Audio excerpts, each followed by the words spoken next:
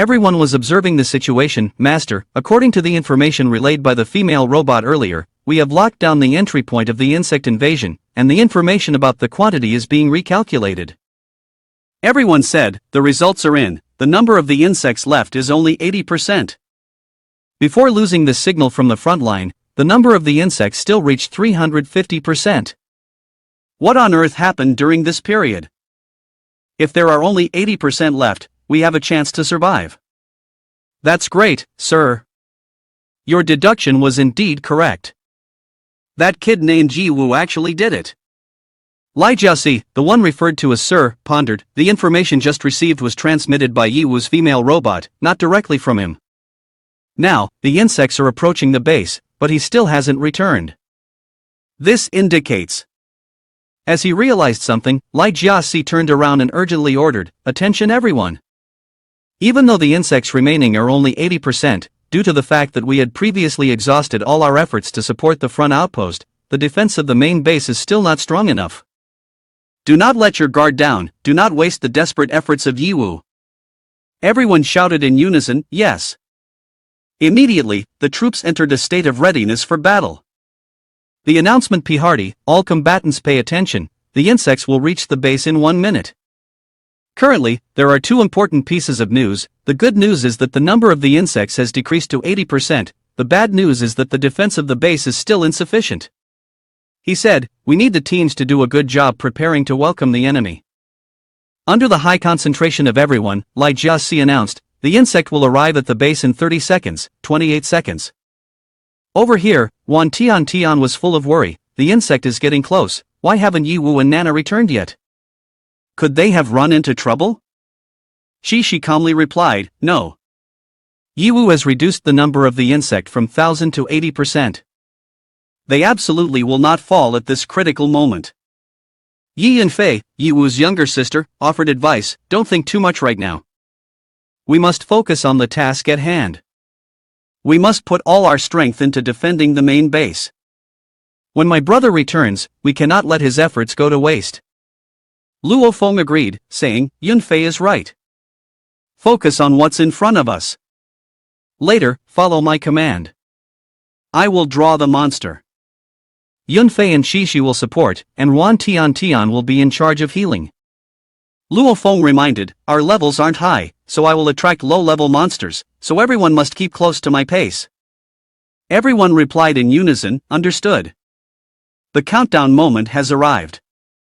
The insect has finally approached the base. The order has been issued, "Prepare for battle." The sound of gunfire immediately rang out in rapid succession. Everyone was immersed in the fierce battle. A level 65 violent corps rushed towards the base. The city guardian anxiously said, "This is not good. Our city walls do not have energy shields for protection and won't hold out for long. Prioritize shooting at those self-destructing insects." Suddenly, a level 75 elite monster appeared, using a breaking skill that caused the city walls to crumble. Everyone shouted, "The main gate has been breached. Prepare to face the enemy. Hold the line, do not let any of them slip through." The level 85 Fengyan combat team quickly arrived. The scene was extremely intense, with the battlefield engulfed in flames. On one side, the four of Shishi, Luo Feng, Wan Tian, and Yi Yunfei had just defeated a massive level 55 red-eyed crocodile. Luo Feng excitedly said, "That's right. This is the rhythm. I didn't expect our first collaboration to be this perfect." Wan Tian laughed loudly, "Ah. Let's go, next one." On the other side, Ran Xiong had just taken down a monster. He was astonished to see, apart from the elusive Ye Hao, the coordination of these kids at this level can exert incredible combat power. He said, "Normally, someone with a rank higher than 40 would have long lost their fighting spirit when facing a desperate battle situation like this. But this royal warrior team has some real skills." He turned to Luo Feng and said, "Hey kid, don't get too excited. Your senior asked me to take care of you, so I can't let you cause trouble. Just follow me and make sure to fight properly." This scene was just like a father leading a group of rebellious teenagers. Luo Feng also listened and replied, "All right, brother Ran." Before he could finish his sentence, a light suddenly rushed towards them. Boom! a heavy object fell down, leaving both of them stunned. In front of them appeared a golden armored mantis elite of rank 85. Its name said it all. It seemed that its entire body was covered in gold. Luo Feng was astonished, an elite monster of rank 85. Ran Xiong also panicked and said to Luo Feng, "Run quickly. With our levels, fighting it is no different from seeking death." Seeing Luo Feng standing still like he was frozen, he was shocked. "What? Why are you still standing there? Do you want to die?" But Luo Feng replied firmly, "You go ahead and act. I will stay back to hold it off and buy time for everyone to escape. Brother Niem, please protect my partner." Determined, brave, and somewhat reckless, these are the words that can describe Luo Feng at this moment. It seems he has decided to sacrifice himself in an attempt to save his teammates. Hearing this, Ran Xiong immediately shouted in anger, "What? Luo Feng, don't do anything foolish." Luo Feng unleashed his steadfast skill, an indomitable defensive skill at level 45, capable of reducing damage by 30% and summoning a four-sided shield to protect against incoming attacks. A new monster appeared, a golden beast, and spoke, clearly weak yet still unyielding. "It seems among your kind there are brave warriors." "And are you sure there are brave warriors among your kind?" Luo Feng replied. Someone remarked, "In order to show respect for you, I will use all my power to kill you." Luo Feng shrugged and gave a faint smile. "To be honest, I'm a bit scared of this so-called respect now." After saying that, he used his shield with 4 times the power. Luo Feng seemingly couldn't withstand it. The ground beneath him was shattered, and his health dropped to only 20%. The powerful strike caused Luo Feng to groan in pain. Yet, he still stood there, gripping the shield, which startled the elite monster. "What? You blocked my full force strike and are still alive? You are quite unusual." Luo Feng quickly countered, "I don't know why either, but I won't be easily defeated by you. Maybe it's just a little oversight, but if I get the chance to strike again, it would truly be a great advantage." Under Luo Feng's slash, the monster only lost 5% of its health, and the golden armored mantis elite regained its composure, unleashing an attack and defense strength that far surpassed its rank, forcing Luo Feng to acknowledge that it was indeed an opponent not to be underestimated. But that's all it is. Immediately, the golden armored mantis elite shifted behind him. Luo Feng was startled as he couldn't see its movement speed. Tense, he muttered, "So fast." In his mind, the image of Senior Yi Wu, whom he had always admired, appeared. He told himself, "I'm sorry, Senior, I've tried my best, I didn't lack courage. But courage in the face of a disparity in strength is worth nothing. I'm still too weak, not strong enough to protect you." Luo Feng was a person full of loyalty. At this moment, he might face death, but what he feared most was not the death itself, but the feeling of guilt towards his comrades. He worried that his sacrifice wouldn't be enough to help everyone. However, suddenly, with a single move of Dragon Fist Dance of the Prison, the golden armored mantis elite was brought down to 60% health. Lu Chang Feng appeared. He said, "The perception of the young lady is indeed not wrong. You have exceptional insight and courage, these 2 factors will support you in becoming stronger. If you were to die here now, it would be a loss for our camp." Under this technique, Luo Feng suddenly restored his health and defense completely, reaching 100%. While he was still wondering who had come to save him, Lu Chang Feng continued, "We'll handle things here, you should quickly regroup with your partners. Those low-level bugs will rely on you." Saying this, he turned back to command his Fengyan squad. The Fengyan squad immediately set up an attack formation. Luo Feng was astonished. "Mouth agape, they are the Fengyan squad, part of the Mokuan camp that my senior mentioned, right? No wonder they are an 85-level team, the 3rd strongest in the Han Mo group. This elite insect won't last long now." Under the captain's direction, the Fengyan squad quickly overwhelmed the monster. A voice emerged from the insect. Although humanity has powerful beings like you, it truly surprises me.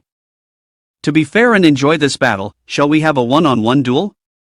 At this moment, the insect only had 20% health and 40% defense left, yet it still dared to challenge Luo Feng boldly. In the end, with just a few swift strikes, Lu Chang Feng silenced the monster, sending it to meet its ancestors. "Who wants to fight you one-on-one? You are just a bug, don't even dare to talk about fairness or righteousness here." It's a complete waste of time. He looked at the team ranking board and saw that the bear combat team was in first place with a level of 88 and had eliminated 304 monsters. In second place was the Fengyan team, at level 85, having taken down over 200 monsters. It was no surprise that the MO attack team was not present here. He thought to himself, this time, I must strive to accumulate as many points for the team as possible to raise our team's rank. After contemplating, he shouted loudly, all members of the Fengyan team, follow me to continue fighting the enemy. We must eliminate all these filthy bugs. Instantly, the spirits of all Fengyan members soared, and they shouted in unison as they charged forward. On the other side, Luo Feng was facing the wrath of three girls. Ruan Tian said, Luo Feng, you can't recklessly charge in like that anymore. We are teammates, and even if we die, we will go with you. She nodded in agreement, that's right. Yi Yunfei didn't oppose as strongly as they did, but her eyes were filled with worry. She seemed upset and said, if something really happens to you, and we are still alive, my brother will never forgive us. Luo Feng was also perplexed and murmured, I understand. As a temporary captain, I won't let you all die with me. In his heart, Luo Feng silently thanked this announcement hundreds of times, if it weren't for it, I would surely be scolded further. The notification appeared, remaining the insect count at 8%, the casualty rate in the base at 15%, the remaining defense equipment at 30%, and the core area undamaged. The members participating in the battle jumped with joy, great! We have won! We are alive! Lai Jiasi remained calm and said, calm down. The fight is not over yet. Be cautious of any unexpected situations. Also, immediately deploy drones to scout the situation at the forward station. Everyone scratched their heads and responded in unison, yes. In truth, Lai Jiasi was also confused. If Ye Wu really sacrificed himself, at the very least they should bring back his body. Suddenly, a warning notification popped up, warning, warning. High energy reaction detected ahead. It will reach the base in 60 seconds. This plunged everyone into chaos. What is happening? Aren't there only 8% of the insects left? Why is there still a new wave of insects approaching?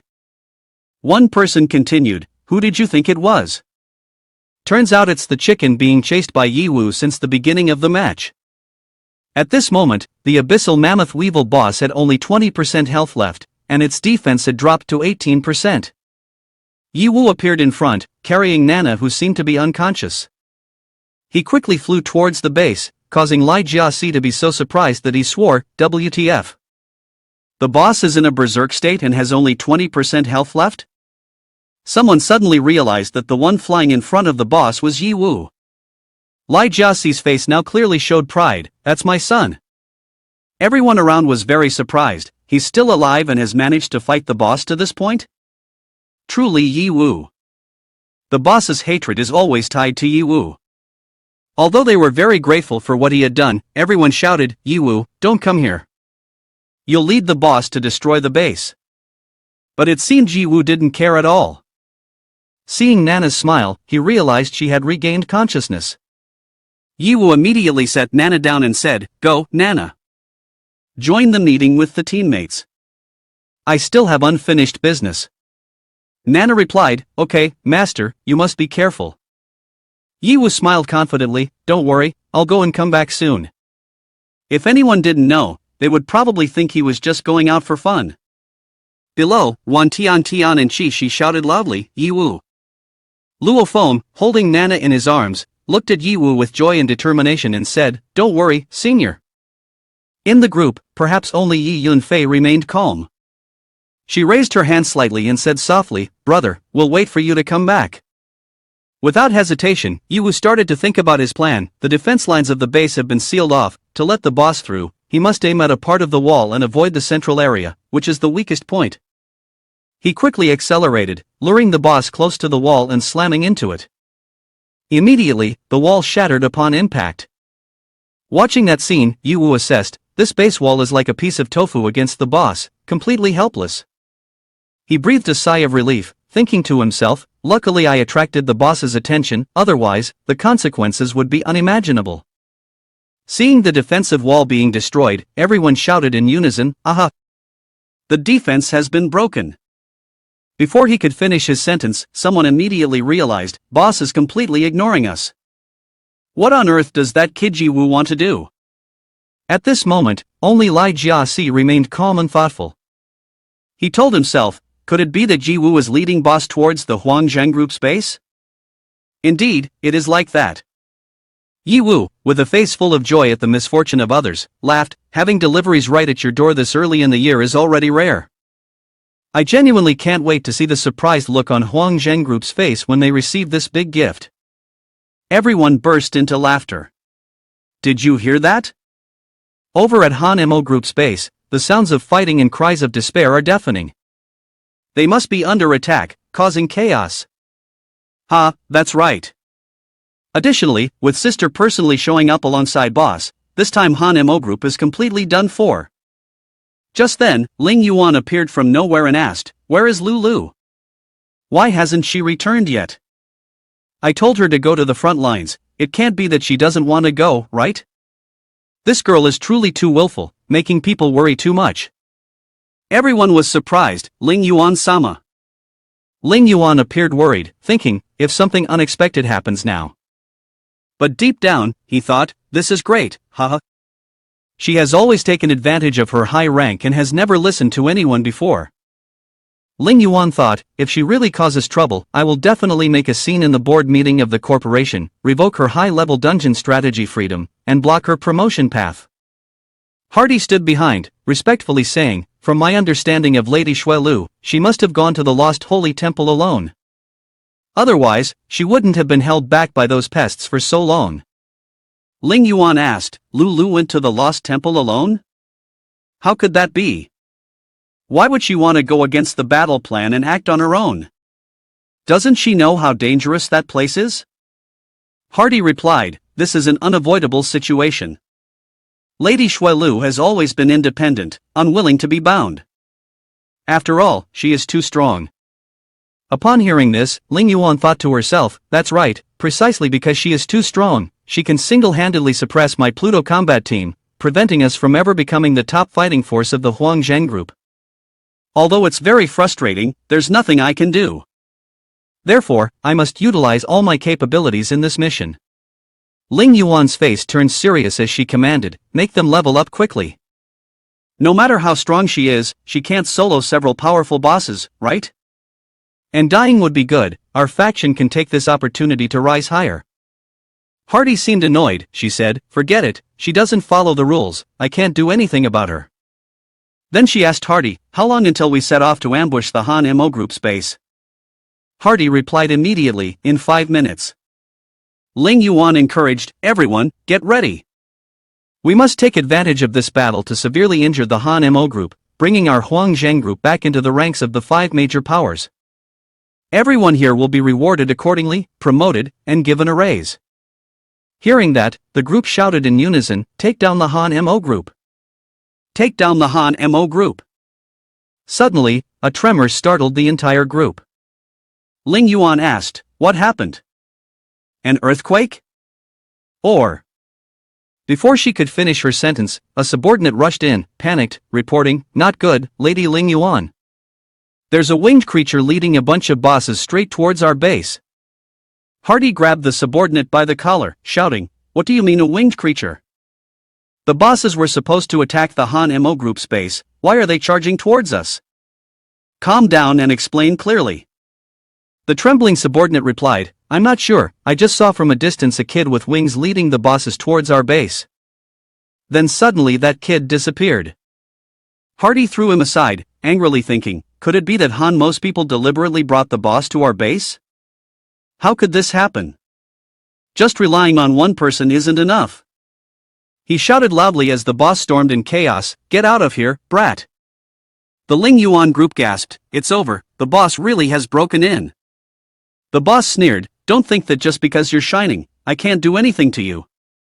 Even if I flatten this place, I will find you. Brat. Ling Yuan panicked. Run away. The boss is not only rampaging but is also going insane. If it continues like this, our base will truly be trampled. He reassured, don't panic, hold your formation. The boss's hatred is currently in a chaotic state. Some of you take the hatred away from it, and then wholeheartedly drain the boss's health. We just need 20% more, let's resolve this in the shortest time possible. The subordinate responded, yes. The boss roared furiously, are you all with that guy? Fine, kill you, and he will naturally appear. Hardy commanded, others, go. We must stabilize the boss's hatred for me. Ye Hao stood on a building, smiling and thinking, the biggest gift I've given, you all seem very pleased. He continued, however, this time the base of the Huang Zhang group has been completely destroyed by the boss. Restoration is no longer possible, we can only recover the boss's health. Even with only 20% health remaining, it is enough to significantly reduce your members. This way, you will no longer have the will or the strength to raid the Han Mo group's base. This is what is called losing a chicken and not gaining a grain of rice. He thought to himself, at first, I hesitated. If Xuelu was at the base, she could handle the boss with just a few moves. My operation this time would mean nothing. Fortunately, I made the right bet. Now, even if the boss's health drops below 5%, I will still carry out the final step of the operation plan. The boss, increasingly angered by the attacks, shouted, get lost. You annoying pests. Hardy said, well done, keep attacking, the boss's health is down to 6%. We have hope for victory now.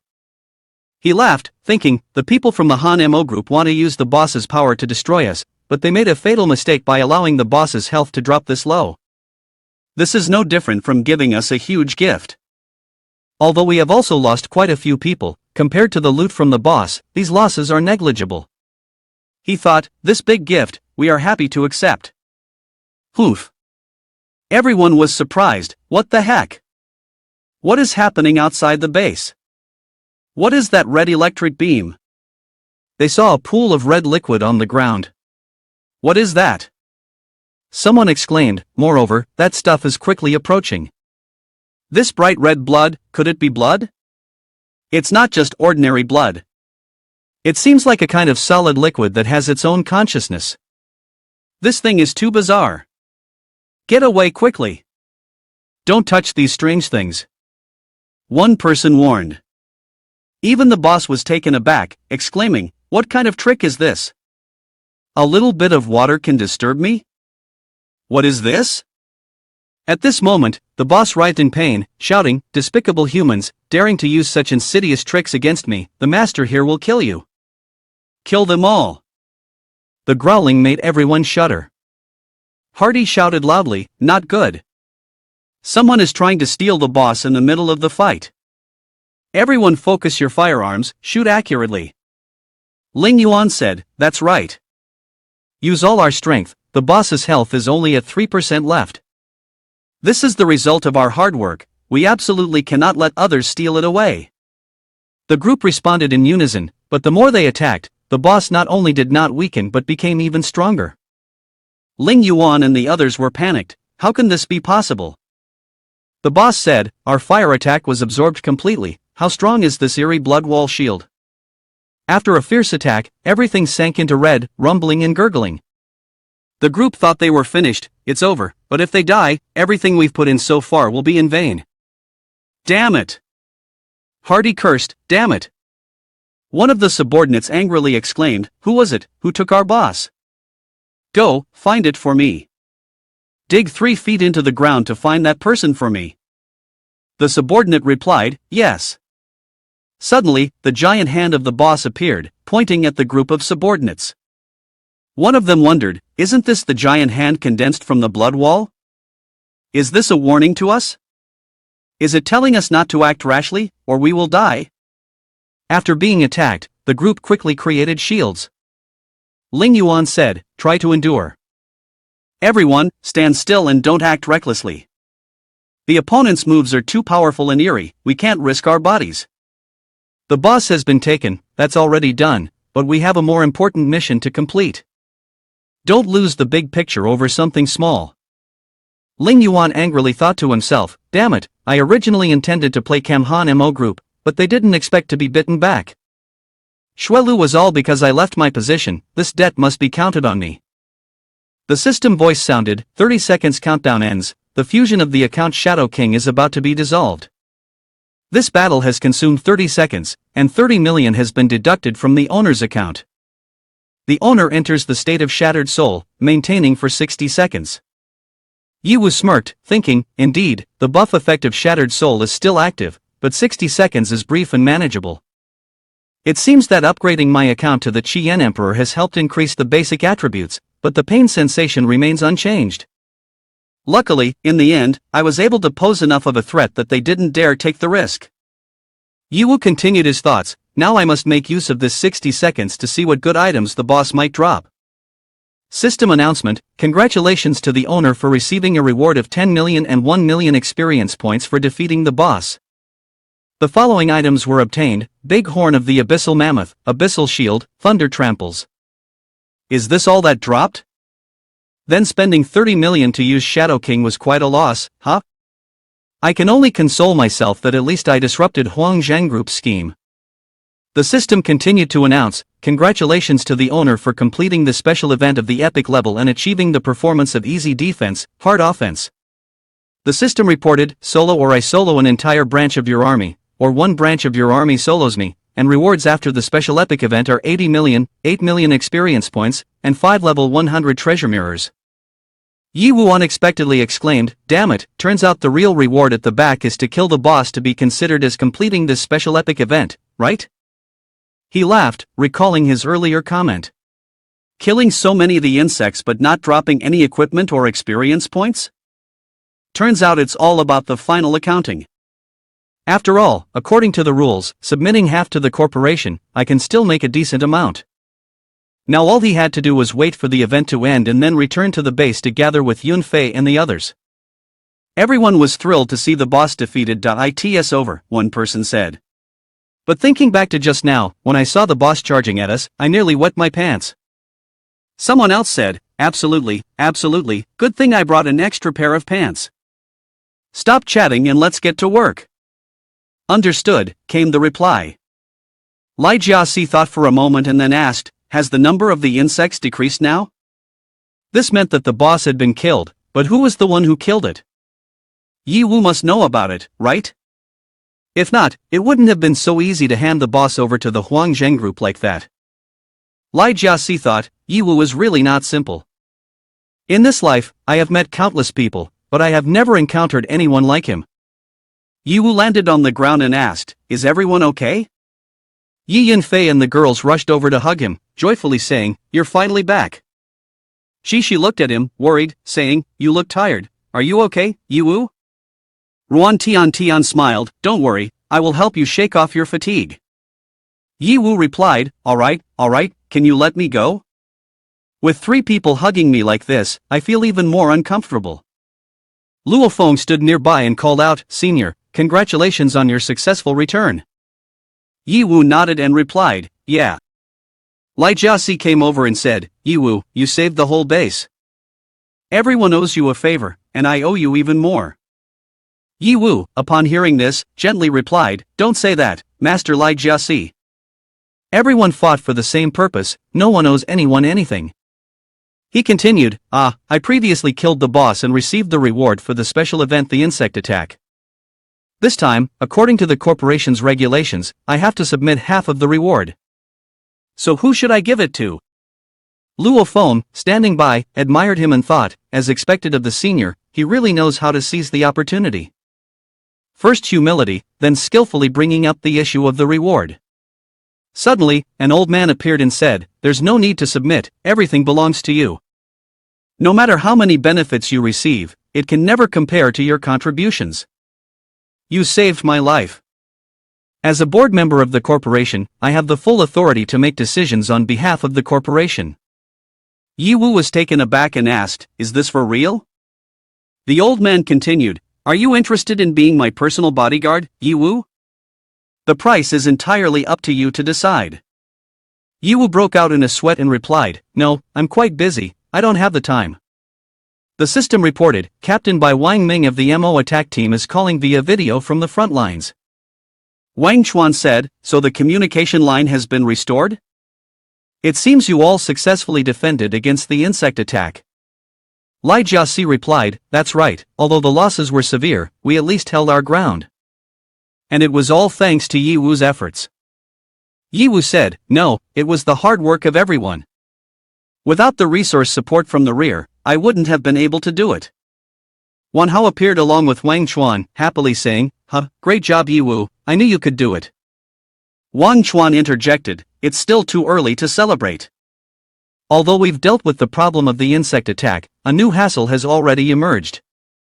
He continued, this hassle, from the perspective of the mission, frustrates me even more than the offensive from the insect.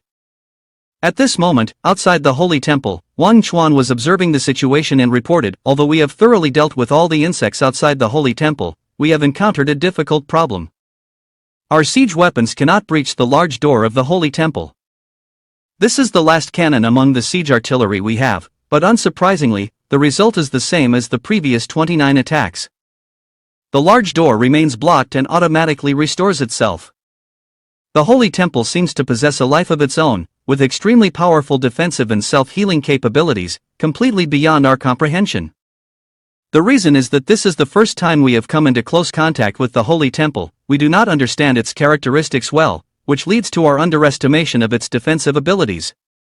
Upon hearing the report, Yi Wu secretly sighed, this holy temple is indeed very powerful, with defensive properties coupled with self-healing, surpassing the shield walls I modified before in terms of marvels. At that moment, another insect shot poison into Wang Chuan's group and mocked, damn it, humans have said so many times already, that toy of yours is useless. If you want to break through the large door of our holy temple, you need to change your name, change to something bigger. Otherwise, just stop bothering us, other than being a game for us, it serves no purpose at all. Wang Chuan created a protective shield, then calmly continued, although we say that we are doing our utmost, it is still possible to circumvent the main gate to forcefully breach the entrance. However, due to several battles with bosses afterwards, we must conserve our strength and equipment. Therefore, your task now is to bring stronger siege weapons to the front lines to assist in breaking down the main gate of the holy temple. Lai Jiaxi listened and replied seriously, but the siege weapons you brought are already the strongest siege weapons of our Han Mo group. Even if we can compensate for the lack of firearms with numbers, the base has just gone through fierce battles, resources have been exhausted, and fundamentally, we have no capacity to produce additional weapons.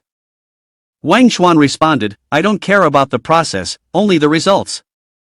No matter what method you use, you must deliver the required quantity of firearms to me within the stipulated time. If not, everyone in the base will be punished. Wang Chuan turned to Lai Jiaxi and continued, and Lai Jiaxi, you are the top expert in construction robbery of the group, you are the one primarily responsible. You must be very clear about the consequences. After a moment, someone angrily said, damn it, this Bai Wang Jia is clearly trying to make things difficult for us. One person retorted, hey, don't you guys need the network anymore? How can you dare to blame Bai Wang Jia? Someone else responded, we just went through a fierce battle. In such a short time, it's basically impossible to meet his demands. Yi Wu also realized the seriousness of the situation and figured that Bai Wang Jia was indeed a cold and domineering figure, not showing any mercy even to his own people. He approached Lai Jiaxi and asked, Master, have you thought of a solution? Lai Jiaxi replied, the current situation has exceeded my expectations. For now, we can only speed up the resource collection and do our best to manufacture more siege weapons. Yi Wu felt worried, as time might not be enough. But before he could finish his thought, Lai Jiaxi spoke up, since things have come to this point, it no longer pertains to my position as the master of engineering. We cannot let the dungeon mission fail. After all, everyone has gone through life and death to reach this stage, we absolutely cannot give up halfway. Yi Wu couldn't help but feel admiration, secretly thinking, I didn't expect Lai Jiaxi, who looks stern and unapproachable, could have the vision of a commander like that. He smiled and said to him, if there really is no other way, I happen to have a rather bold idea. He stammered, saying, think big. Luo Feng suddenly interrupted, get out of the way, my senior must be saying this just to show off. Wan Hao questioned Wang Chuan, senior, are you being too strict? Because within the given time frame, Lai Jiaxi basically cannot complete the task as you require. Wang Chuan replied sternly, do you think I don't know the current situation? I am well aware of Lai Jiaxi's abilities, he definitely cannot fulfill my request. Wan Hao interrupted, I understand, on the surface you are demanding from Li Jiaxi, but in reality, you are telling Yi Wu this, intending to use this matter to probe Yi Wu's true strength. Wang Chuan thought for a moment, then realized that if he directly pressured Yi Wu, he might become discouraged and hide himself. The only way is to force him to connect his interests with collective emotions in order to draw out his true strength. Earlier, when shaking hands, Wang Chuan had attempted to use his probing ability to test Yi Wu's strength, but sensed a blockage from an unknown force. At that moment, Wang Chuan felt as if he was standing in the universe, small and lonely. Although it was just a fleeting illusion, it was enough to prove that Yi Wu harbored a great secret within him. Wan Hao said to him, so it turns out that even our high-ranking senior has a three-part hesitation towards Yi Wu? It seems I really didn't misjudge this kid Yi Wu. Ha ha. However, no matter how much we clash, at least our external stance remains the same. So what we need to focus on now, he continued, is the sister of the Huang Zhang group, who has always been said to be watching the drama from behind.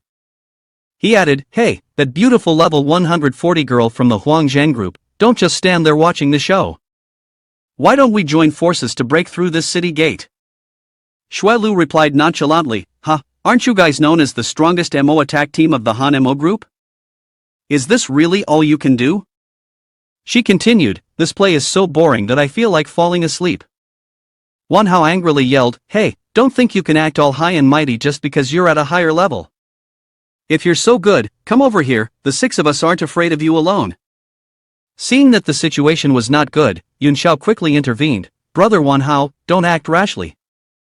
The legendary woman whose solo clears level 100 dungeons, we shouldn't provoke her. Wang Chuan added, don't cause trouble, completing the mission according to the set goals is the most important thing. Wan Hao added, but leaving a potential threat behind is really bothersome. What if she stabs us in the back? Wang Chuan explained, her bold appearance shows that she doesn't take us seriously. But she hasn't openly attacked us, which indicates that she can't break through the main gate of the Holy Temple by herself. Only when we break through the main gate of the Holy Temple will it be the official confrontation with her. He thought further, right now, I'm just curious to see how Yi Wu will solve the difficult problem I assigned to him. Just then, a tremor occurred, causing Wan Hao to worry, what's happening? The ground is shaking again. Could it be that the insect is preparing for a large-scale attack? Yun Xiao replied, it can't be. The last attack depleted all the resources and troops of the insect.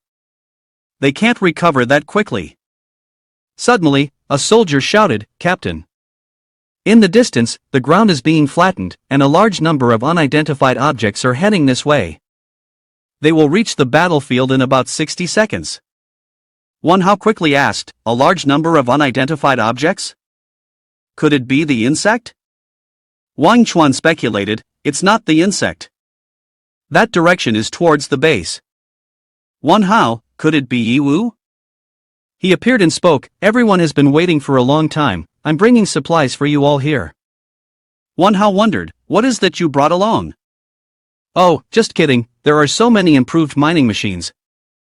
What on earth does Yi Wu want to do? Yi Wu replied calmly, it's very simple.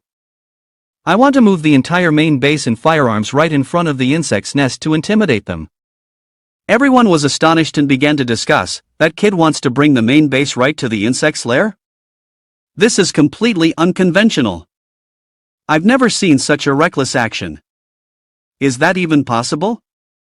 While flying, Yi Wu explained, as long as the resource extraction speed keeps up, it'll be fine. I've upgraded all the mining machines from the main base. Hearing this, Wan Hao laughed and joyfully said, no wonder you're Yi Wu. In short, you always surprise me. Whatever you do, I'm on your side. Yun Xiao glanced over and chuckled lightly, this sort of suicidal behavior won't succeed. Moreover, it would be a waste of time and resources.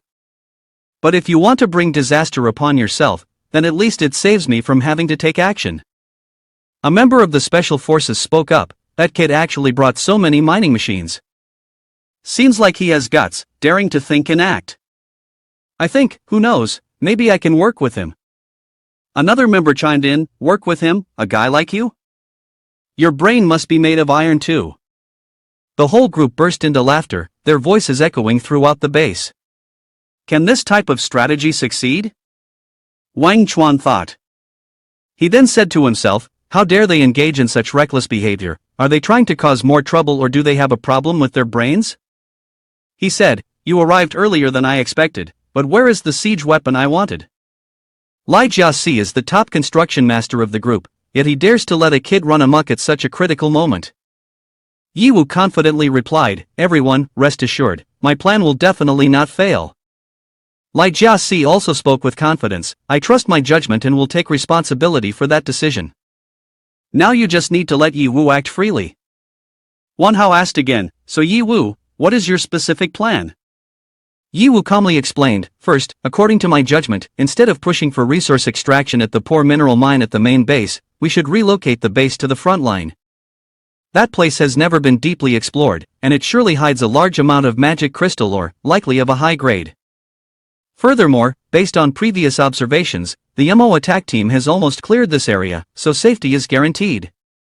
Finally, we can utilize the modified mining machines behind to quickly stockpile resources and mass-produce siege weapons with stronger firearms. Yun Xiao angrily pointed at Ye Wu and said, all of this is just your assumption. How do you know there will be a large amount of high-grade ore mines here? You are a reckless gambler, not considering the consequences, yet you want us to bear the burden for you. Ye Wu calmly replied, although there is a bit of reckless gambling, no one understands the distribution rules of magic crystals better than I do. As for mining, I am an expert. At that moment, Aivis appeared and said, Master, just as you predicted. Recently, there have indeed been a lot of magic crystal or mines appearing, and they are all high grade, around level 100. Yun Xiao was taken aback, exclaiming, what? How can this be possible?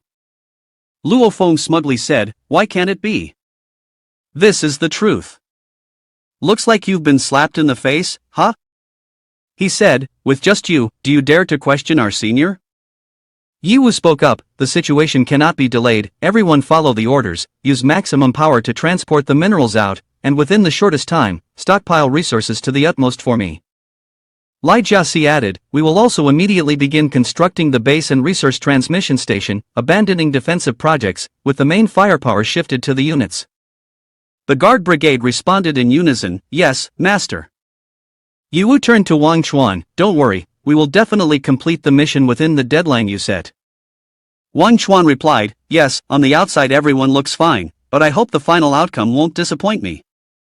Wan Hao shouted in confusion when he saw Ye Wu step into the battlefield, hey, what do you want to do?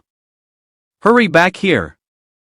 If you go any further, you will enter the area covered by the defensive fire of the Holy Temple. Those corrosive acid solutions are no joke. Ye Wu casually replied, don't worry, brother Hao. I'm just standing outside to take a look, not going in. A monster reported to its teammates, another low-level human, spit him out for me. Ye Wu easily countered with his skills. He said, don't be nervous, I'm really just here to take a look. He thought to himself, at first, I felt that the defensive and self-repairing abilities of the Holy Temple were very strange. Now that I'm closer, I can be sure that this Holy Temple absolutely has life. Although I can't clearly determine what it is, based on the characteristics of insects, the subject is likely to mostly grow underground. He turned to Aivis and asked, do I have a map of the underground probing weapon in my hand? Aivis replied, yes, it is a drill-shaped probe device used to explore underground that Li Jiaxi provided earlier. This device can recreate some additional functions to explore the underground area of the Holy Temple. Ye Wu immediately ordered, then seized the opportunity to modify it. Aivis continued, understood, master. There is one more thing I haven't had the chance to report to you.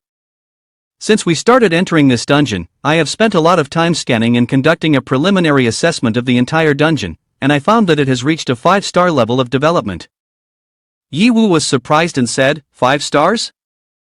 I didn't expect the danger adaptability of the entire team to reach the maximum. The tropical rainforest dungeon with its beautiful scenery only reached 3 stars before. Aivis further explained the reasons. Regarding this, the AI thought for a moment and then answered its master, the advantages of this dungeon have 3 main points. First, the area of the dungeon is large enough, but the terrain is quite uneven and unclear. Many flatlands are suitable for large-scale mining. Second, the climate is stable and the temperature is pleasant, with very few major natural disasters occurring. Third, and most importantly, high-grade magic crystals are abundant here, sufficient to meet the needs of construction projects. However, the AI also pointed out some disadvantages. First, the number of insects in the dungeon is extremely high. Besides insects concentrated in the center of the holy temple, there are also many wild monsters scattered everywhere. Second, gaining control over the dungeon is a very challenging task. Two large corporations are competing, so if the master wants to claim it for himself, it is almost impossible. Ye Hao smiled in response, no worries, just set the goals high. As long as the 5-star adaptability standard remains unchanged, who knows, we might achieve it. The underground wave probing device had been completed. Manhwa was surprised when he saw Ye Hao's product and said, "Did you create another new toy? What is this used for?"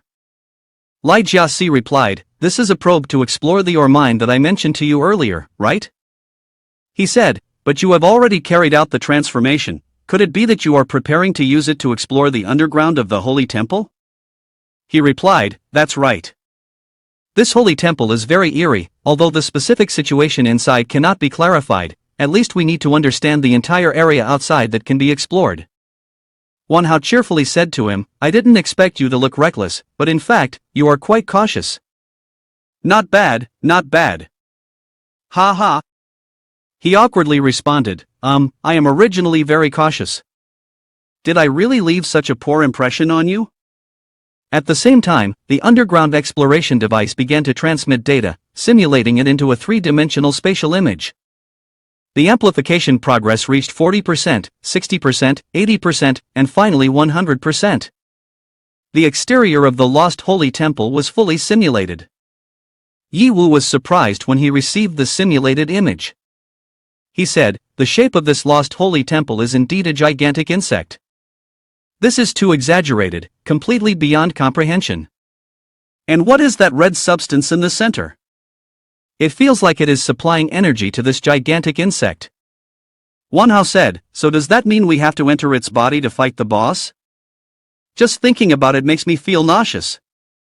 Wang Chuan said seriously, "This is not something that should be considered right now. The most important issue at the moment is that if we cannot sever the connection between this energy core and the holy temple, then perhaps the holy temple will continuously restore itself. Essentially, we cannot break through its layers of defense. This is truly a major headache." Ye Hao thought to himself, "No, this energy core actually presents an enormous opportunity for me. Is it possible for this dungeon to reach a 5-star adaptation? Is the key reason the existence of this energy core?" Jia Wangchuan looked at Li Jiaxi, frowning as he said, "Li Jiaxi, think of a way to sever the link between the holy temple and the energy core." Li Jiaxi merely smiled and replied, "Sorry, with the current technology and equipment of our corporation, breaking down the large gates of the holy temple is already the limit. We have absolutely no hope of destroying the underground main link." Jia Wangchuan turned to look at Ye Hao and asked, "What about you? Do you have any key tricks? If you were able to uncover the secrets beneath the holy temple, you must have a follow-up plan, right?" Ye Hao did not look at him, only smiled and said, "You think too highly of me. This holy temple has an unclear level, but it certainly must be at least level 200 or higher. What can I possibly do?" Jia Wangchuan heard him say that, not bothering to look at Ye Hao anymore, and showed an arrogant demeanor. "It seems I have overestimated you. Forget it, then focus on breaking through the main gate. However, your time is running out. If you can't do it, I'm sure you understand the seriousness of the consequences." Ye Hao smirked and replied calmly, "I know." In his heart, he secretly mocked, "Could you ease up on the pressure a bit? If you really want to mess with me, do it quietly. This public way of making things difficult seems a bit superficial." Aivis, angry, said, "What is this? If you're so capable, then you do it. Besides, based on the master's abilities, as long as a large amount of resources are spent to create a powerful bomb and place it underground, it could detonate the energy core, cutting off the connection with the holy temple." Seeing Aivis getting angry, Ye Hao smiled and tried to soothe, "Calm down a bit, Aivis. If we detonate the energy core, the entire dungeon might explode. Not to mention that we ourselves cannot take the initiative to do so, I will also prevent anyone foolish enough to touch the energy core. That is an important energy source in my 5-star critical point, a treasure that needs to be cherished. Ye Wu looked at Lai Jiaxi and offered his opinion. Master, although the main gate of the holy temple has the potential to regenerate, from my observations, its recovery process requires time. If we use our strongest firepower to attack, it surely won't have enough time to recover. Lai Jiaxi stared ahead, looking a bit concerned. Yes, this is the only way. But is our firepower strong enough?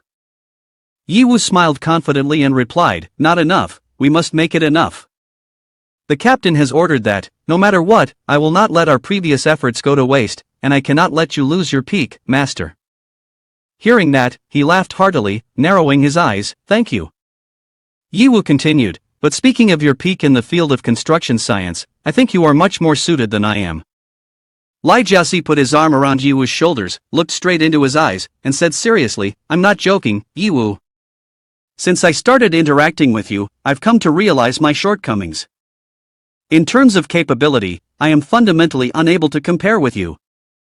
Ye Wu felt a bit awkward and humbly responded, No, you praise me too much. Although I have some intelligence and a few tricks, in terms of experience and lived knowledge, I am completely unable to compare with you. Ye Wu understood clearly in his heart, sitting in this position only makes me a target. Instead, I think it is better to help Lai Jiaxi maintain his status. This way, my own benefits can reach the highest level. He looked towards the woman named Xue Lu, who was comfortably seated in a large chair far away. There's one more thing that needs to be dealt with. Ye Wu quickly spread his wide wings, turned his head to speak to Lai Jiaxi. Everyone continue to push forward the construction progress. I'll go deal with the threat behind there. Wan Hao, upon hearing this, anxiously said, Wait a minute, Ye Wu, what are you planning to do? Don't go provoking that woman. He stepped up to hold Ye Wu back. Huang Zhang's woman is not someone you can handle. Our team leader, despite being strong, doesn't dare to provoke her. When I joked with her earlier, it was just an act. If you truly anger her. Ye Wu interrupted, Don't worry, brother Hao. I've interacted with her a few times and I know how formidable she is. I'm just going over to talk. I'll be back soon. With that, Ye Wu quickly flew away, ignoring Wan Hao's calls from behind. Ye Wu, you absolutely mustn't act rashly. Jia Wangchuan looked at Ye Wu, feeling resentful in his heart. What reckless behavior. So what if you can kill a level 90 boss? That woman is at level 140, and a kid like you daring to challenge her deserves to be killed. Ye Wu landed where Xue Lu was sitting and smiled, saying, Xue Lu young lady, you really have a taste for the arts, watching the whole time without making a move. Don't you find it boring? Xue Lu glanced at her hands and smiled slightly. It is indeed boring, but seeing you here has lifted my spirits. The fact that you survived the previous boss truly surprises me. She propped her chin on her hand and looked at Ye Wu. What I'm more curious about is how you managed to break through the great gate of the Holy Temple, a place even the Emotesong group could not breach. Ye Wu looked at her and calmly replied, I didn't expect Xue Lu young lady to think so highly of me. However, you probably won't have the chance to see how I broke through the gate, because your Huangzhang base needs to be rebuilt after being wrecked by the boss. As the top combat power, aren't you going to return and help out? Xue Lu was startled by his words and asked, What? The base was destroyed by the boss? She quickly opened the system screen to check the information. You must know the consequences of deceiving me. Inside, Xue Lu was panic-stricken, thinking, when acting alone, she often shuts off communication devices. But why is the base being attacked by the boss? Isn't there still a way to the base of Han Mo? As the system booted up, a series of messages were sent continuously. Xue Lu, where are you now? Hurry back to me. The base has been breached. Reminder, the base is being attacked by the boss. Warning, the base has been destroyed by the boss. Xue Lu exclaimed in shock, a raid. She quickly pressed her sword against Ye Wu's neck, gritting her teeth and asking, Is this all you're doing? Ye Wu sweated when he felt the sharp blade against his throat. In his mind, he thought, when the sword is only 0.1 cm from my throat, I decided to stop pretending and use shameless lies, even if full of holes, to deceive her. He feigned helplessness and said, Don't be impulsive, Xue Lu young lady. I don't have the ability to ambush you like that. I just couldn't fight against that boss, so I wanted to lead it back to the base. I didn't expect Han Mo's base to be trampled to ruins by the boss, and the remaining people had to struggle to escape. After destroying Han Mo's base, the boss headed straight for your Huangzhang base. Xuelu said nothing, quickly mounted her sword and flew away, exuding an aura of killing intent. Although I don't believe your words, I will temporarily spare your life. But remember this, if you truly are the one responsible for this.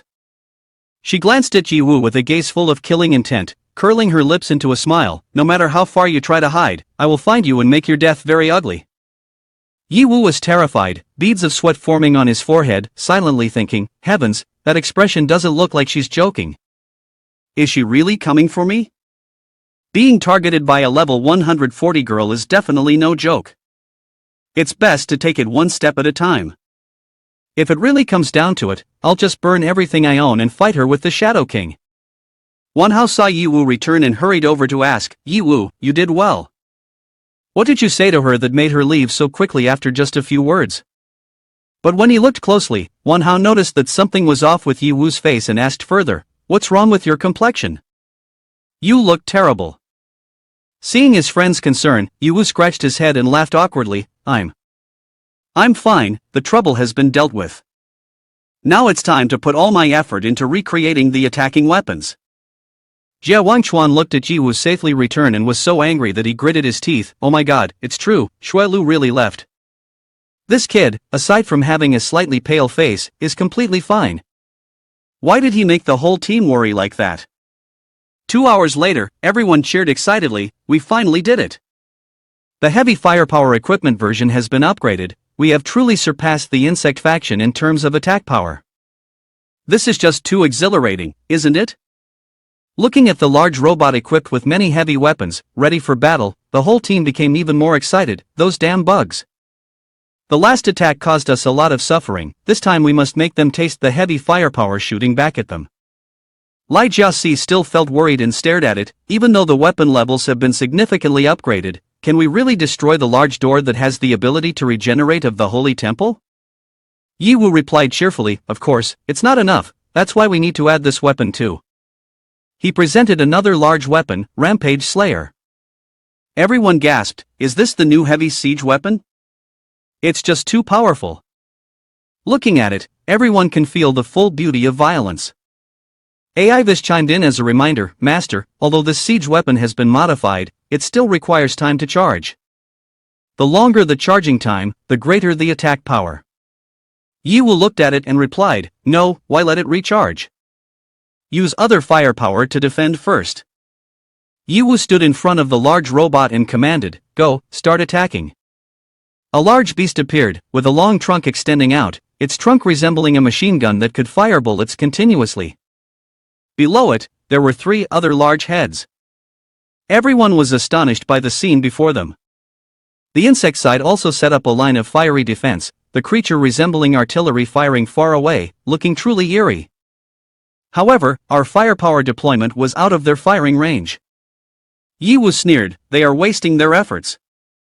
On the other side, a large insect leading the swarm contemptuously said, foolish humans, do you think you are the only ones who know how to arrange firepower? Let me show you the new technology of our insects. Ha ha. Lai Jiaxi looked at them, his brows furrowing slightly in worry. Have the insects evolved a new defensive force? If they are given a little more time, won't they be able to organize into a large-scale insect formation? The talent of the insects is truly terrifying. Ye Wu also looked towards the insects and replied, the problem is not big, we fire at them to prevent them from having time to mature. In his heart, he felt excited as he thought, in the end, is the recovery speed of the Holy Temple faster, or is my firepower stronger? Soon, I will be able to see clearly. Ye Wu looked at Wang Chuan's back and said, Captain, the rear firepower has been completely arranged, you can give the order to attack at any time. Jia Wangchuan simply replied, okay. He stood still, closed his eyes, and focused his thoughts, to think that he could really arrange all the firepower within the set time limit. Ye Wu truly makes people see him in a new light. But does he have real strength, or is he just a performer? The results will verify that. Thinking this, Jia Wangchuan quickly ordered to fire. waving his hand and shouting loudly, "Blow this big door apart for me." The robot continuously fired shells at the insects. Boom, boom, boom. The firepower bombarded 10 times stronger, boom. He gritted his teeth and said, "If you want to use the insects 10 times over to ambush us, then I will return your firepower with 10 times the bombardment, so you won't have time to recover." The guns kept firing without stopping. On the insect side, the recovery speed also increased tenfold.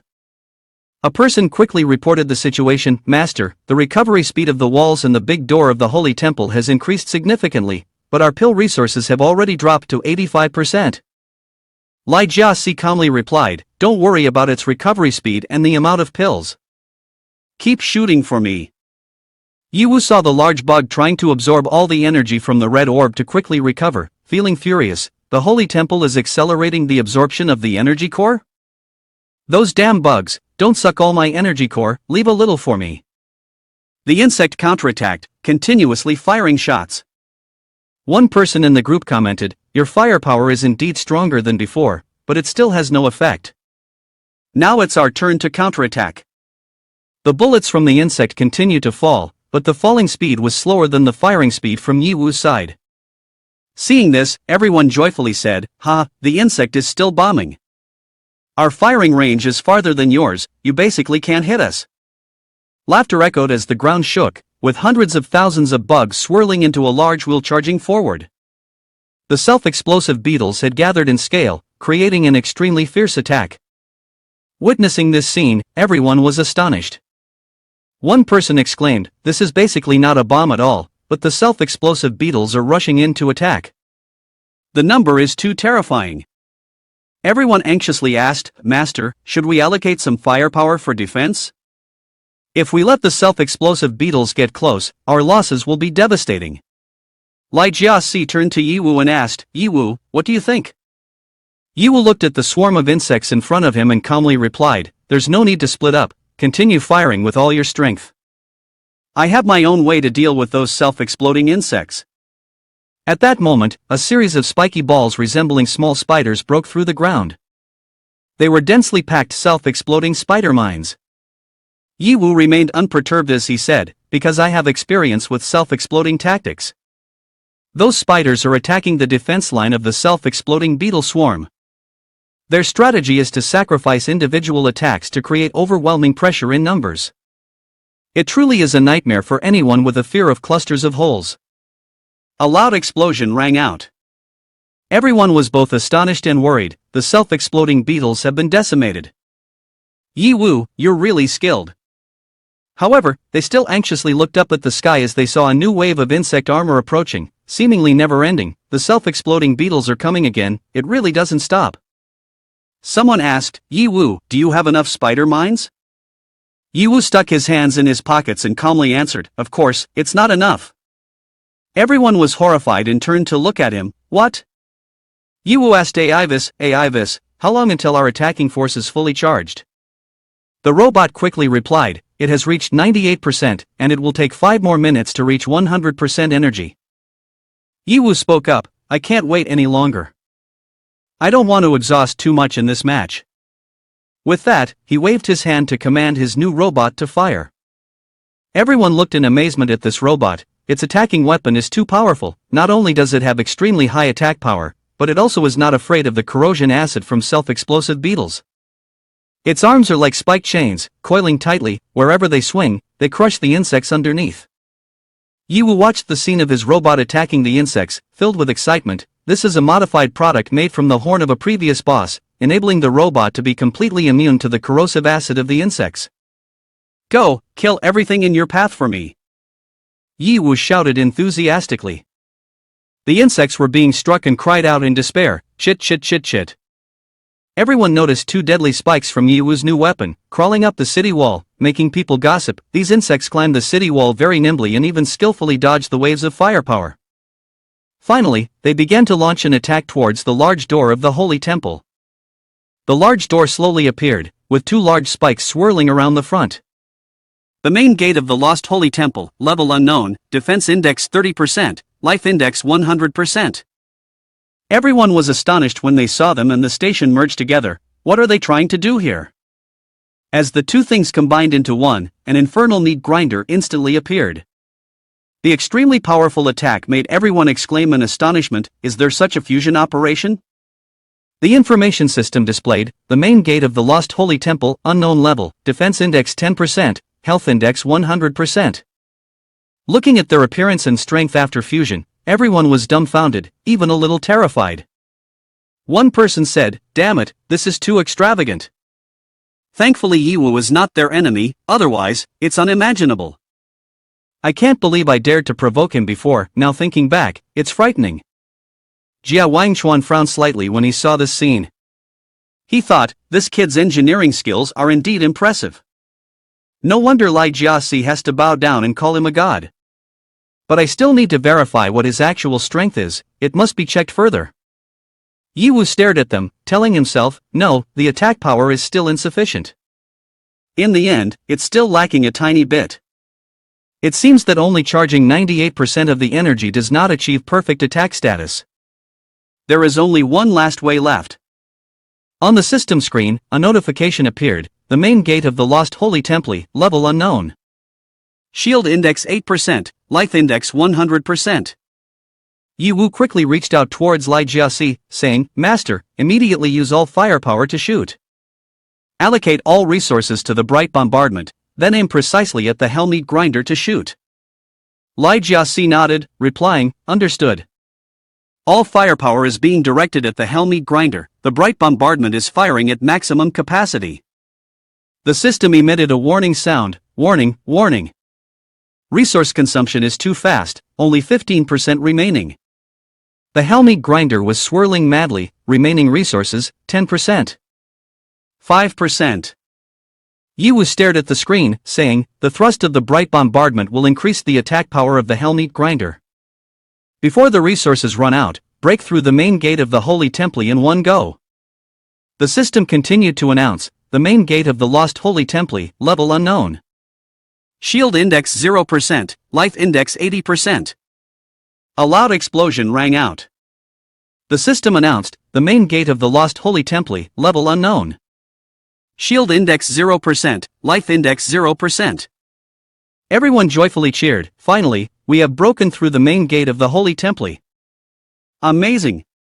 At this moment, a strong purple light emerged from within, piercing through the hellish meat grinder. Everyone exclaimed in panic, "What is happening?" The hellish meat grinder was struck by the light that burst from within. The Holy Temple had been destroyed.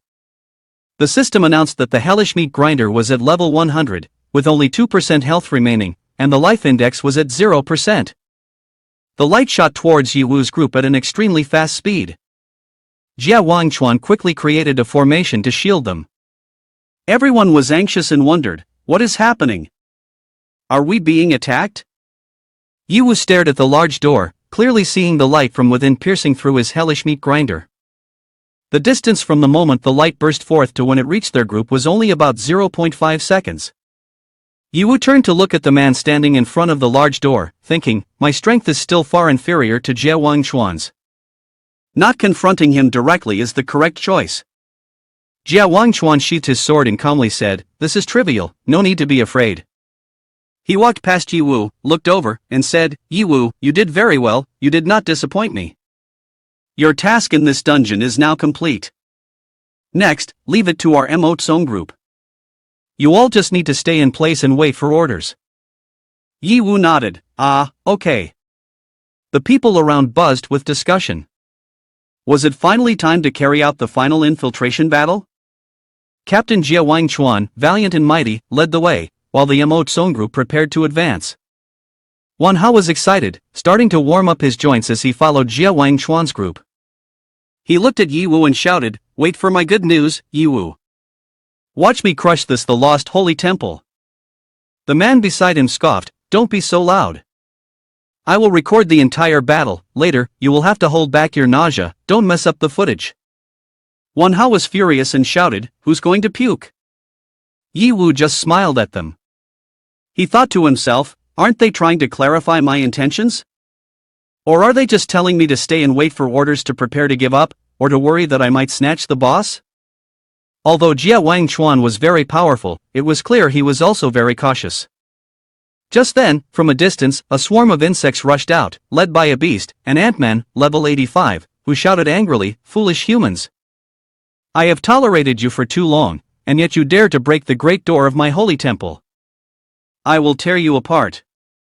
Beside the Ant-Man was an elite beast explosive beetle, level 90, who coldly said, "What's the point of wasting words on them? Just kill them and be done." Both charged forward, shouting, "Die!"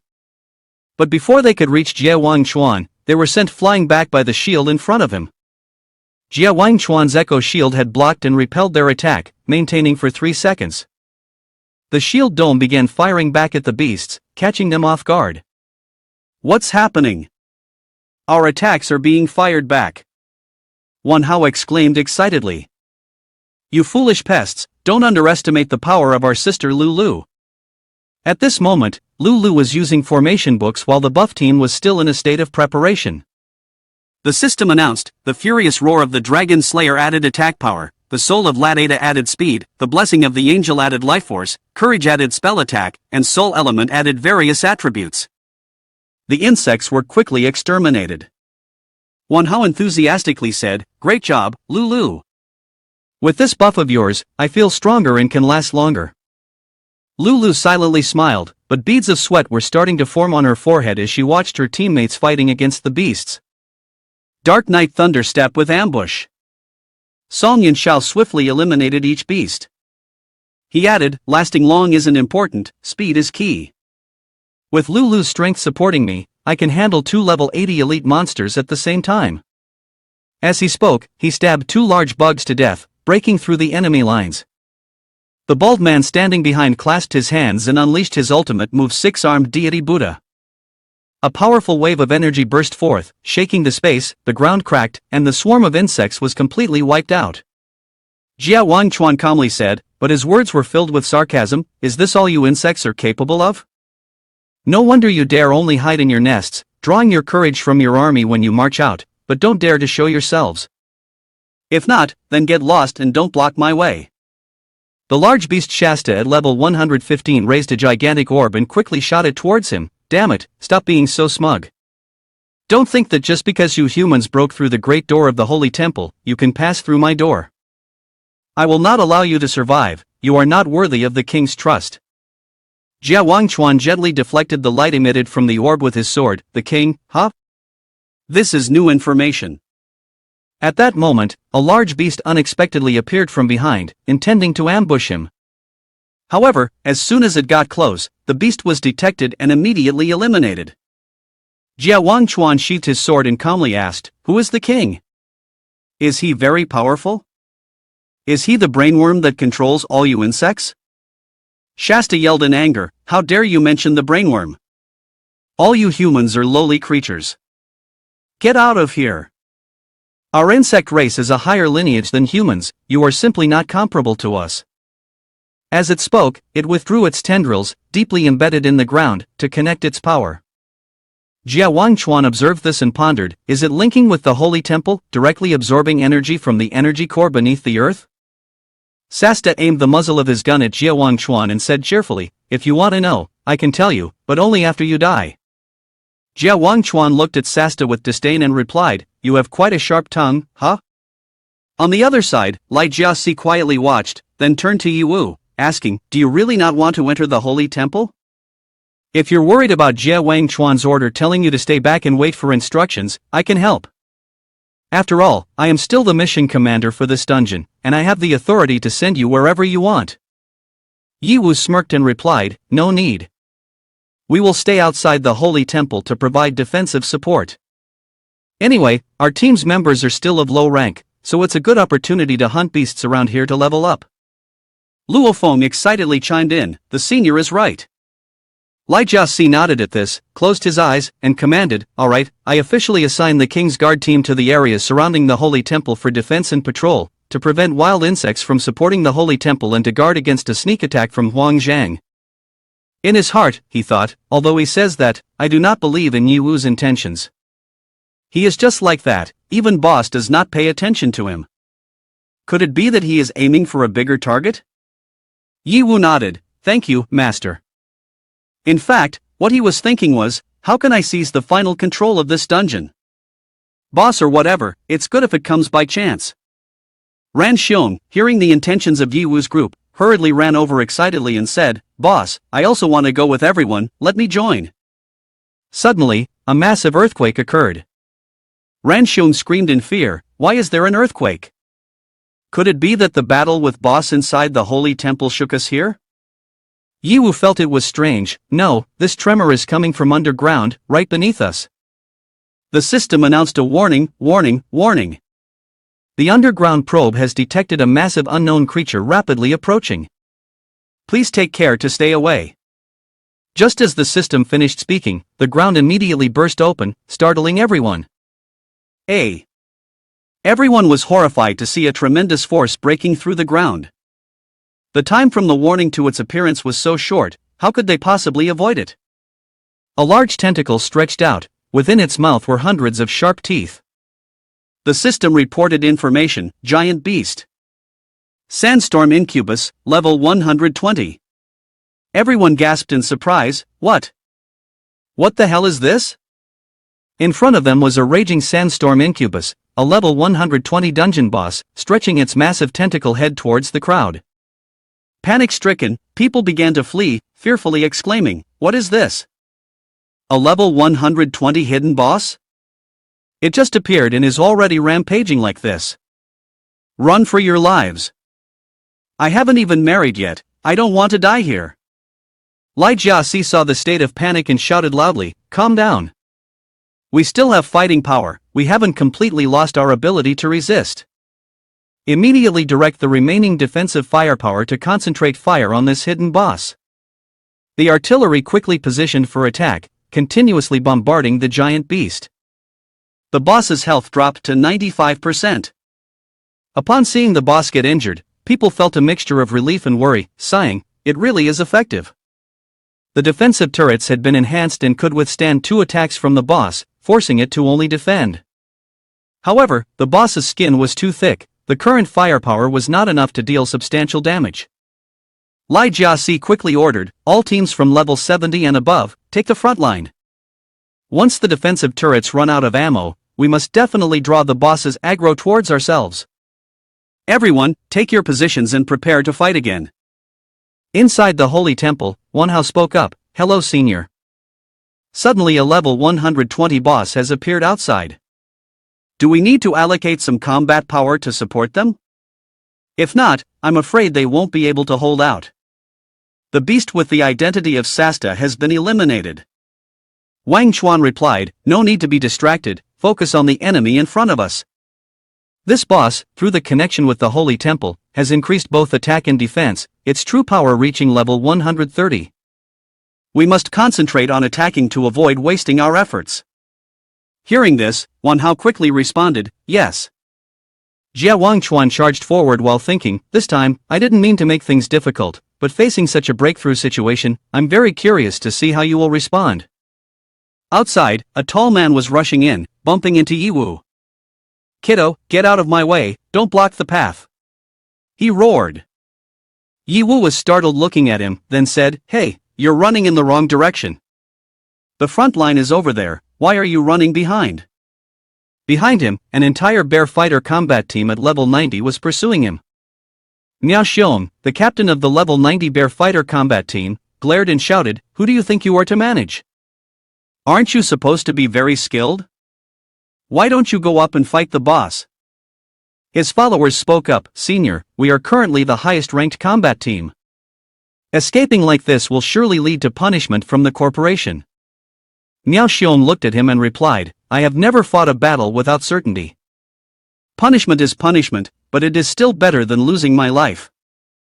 Staying here will definitely lead to death. Damn it, who would know that we have escaped anyway?" In a panic, someone rushed to report to Lai Jiaxi, "Master, the bear fighter combat team has run away.